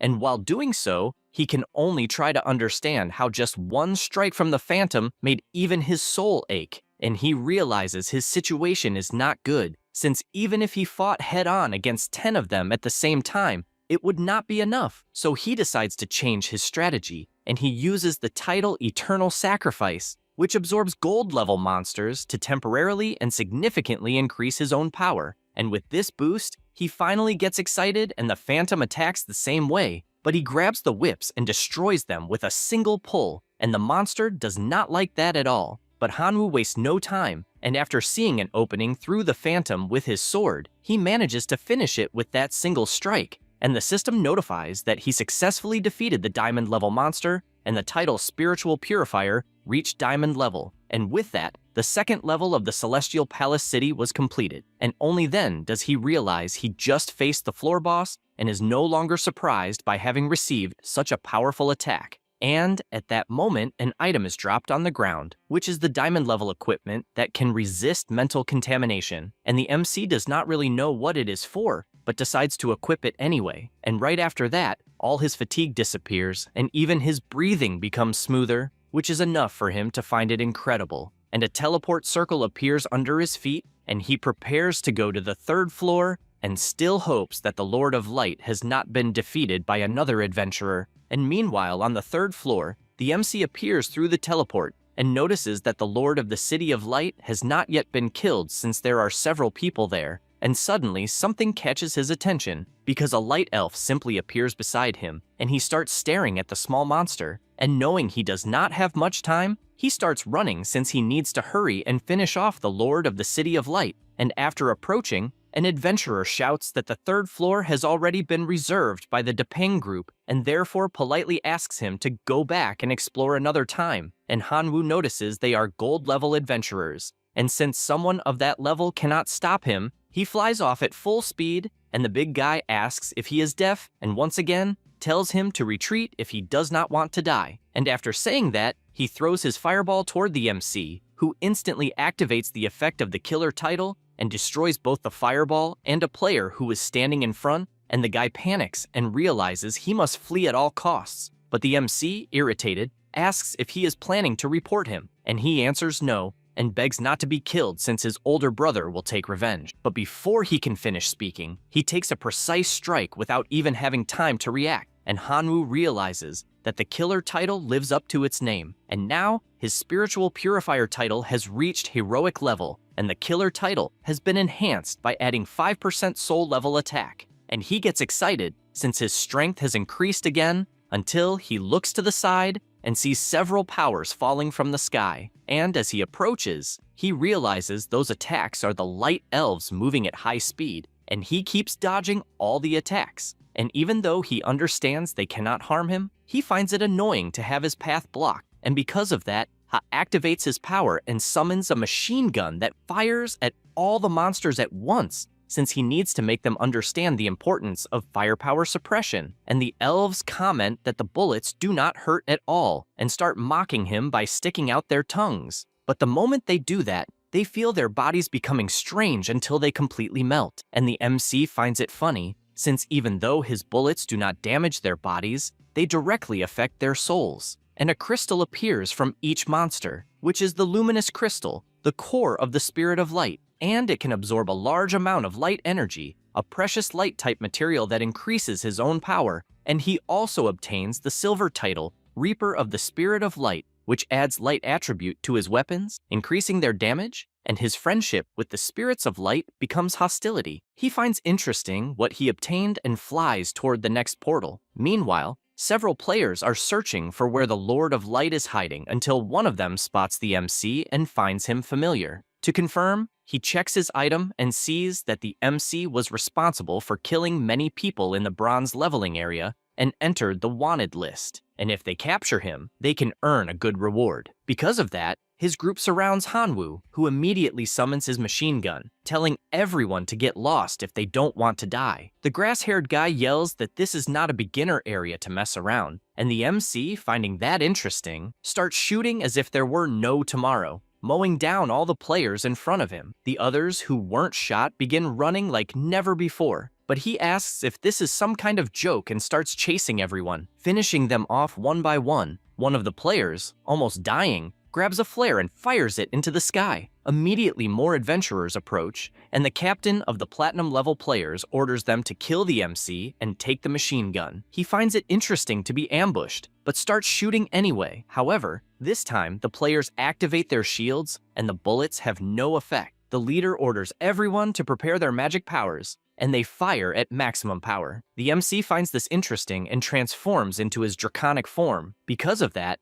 his machine gun reaches its complete form, and everyone sees the trouble they got into, since not even their shields are enough to block the attacks. And one by one they are finished while the MC keeps shooting non-stop. After using the machine gun for a while, he returns to his normal form and realizes it is different from when he uses it in his human form, since in draconic form, it becomes stronger but consumes much more energy. At that moment, something whispers behind him, and he turns around startled, asking who it is. A giant monster stands beside him, and he immediately wonders if it is the Lord of the City of Light, since apparently it has a crystal ball capable of predicting everything, so it knew he would kill it and therefore hid in advance, and believing the MC was lost, appeared to eliminate him. He smiles, asking if it finally decided to show up, and the Lord of Light becomes frustrated since apparently the MC is not injured and therefore considers fleeing immediately. However, Hanwoo appears in front of him and asks if he will really let him escape after being exposed. The Lord of Light begins sweating cold, but still summons his energy and fires toward Hanwoo, causing several explosions. This attack excites him, and he warns that if anyone stands in his way, death will be guaranteed. However, as the smoke dissipates, he is shocked because Hanwoo is intact even after taking the attack. The boss does not understand how that is possible and summons a new power, guaranteeing that not even the body will remain intact. With that, he fires several power orbs, but Hanwoo simply transforms into his draconic form and dodges all the attacks, landing a direct strike in the monster's stomach, making it disappear without even being able to react. The system informs that the level has been surpassed again, and the qualification to equip has been obtained. The third layer of the Celestial City has been completed, and the Reaper of the Lord of Light has been promoted to Platinum level. He takes the crystal ball in his hand, since that was his goal, and leaves the Celestial Tower to deliver it to Jumin, who is shocked to see that someone actually succeeded and does not believe it,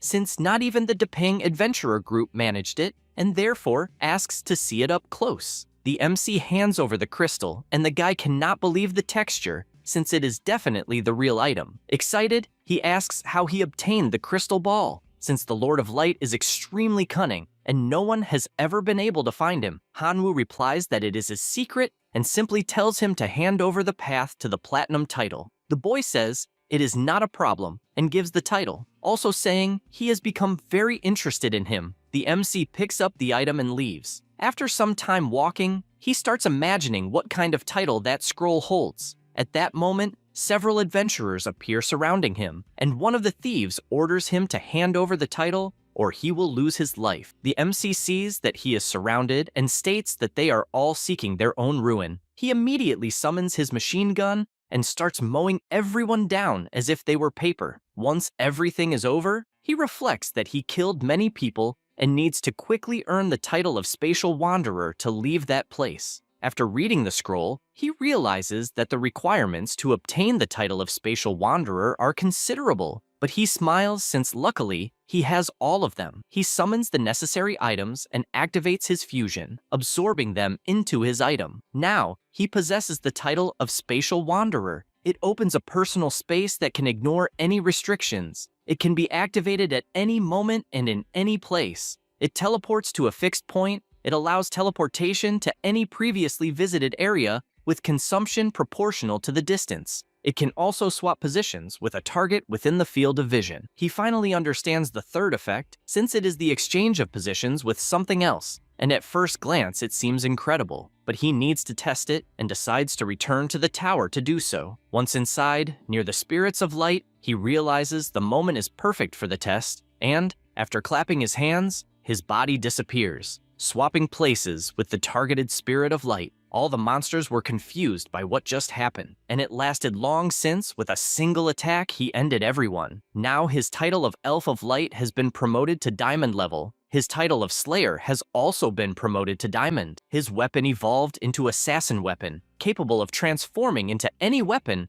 and, after killing any creature, absorbing 1,000th of the creature's power to strengthen him. It grants 5% spiritual attack and also grants 10% attack as a light attribute. He also obtained the Shadow of the Massacre. It replicates the bearer's actions, intensifying the damage with attack power equivalent to 50% of the host's attack. Hanwoo finds this incredible, as if he had won the lottery, and prepares to go to the 4th layer. After reaching the floor, he reflects that he already passed through the 7th level of the Celestial Palace and gathered enough for 7 diamond titles. But as far as he knew, if he passed all 7 levels, he would receive a blessing. Yet nothing happened. At that moment, something appears in front of him, a portal to the 8th floor. The MC is surprised to see that the 8th floor truly exists, and wonders if Bakal really told the truth, because in his memories, the half-dragon leader said that the Celestial City is actually alive. For this reason, he decides to enter, being pulled into another dimension. Once in the location, he begins walking but soon notices that the heat is immense to the point where he cannot even step on the ground. Hanwoo looks upward and concludes that the sun of that place is extremely strong. At that moment, he sees a statue and notices there are stones around, so he decides to test his position switching ability once more with an object. Upon doing so, the two switch positions,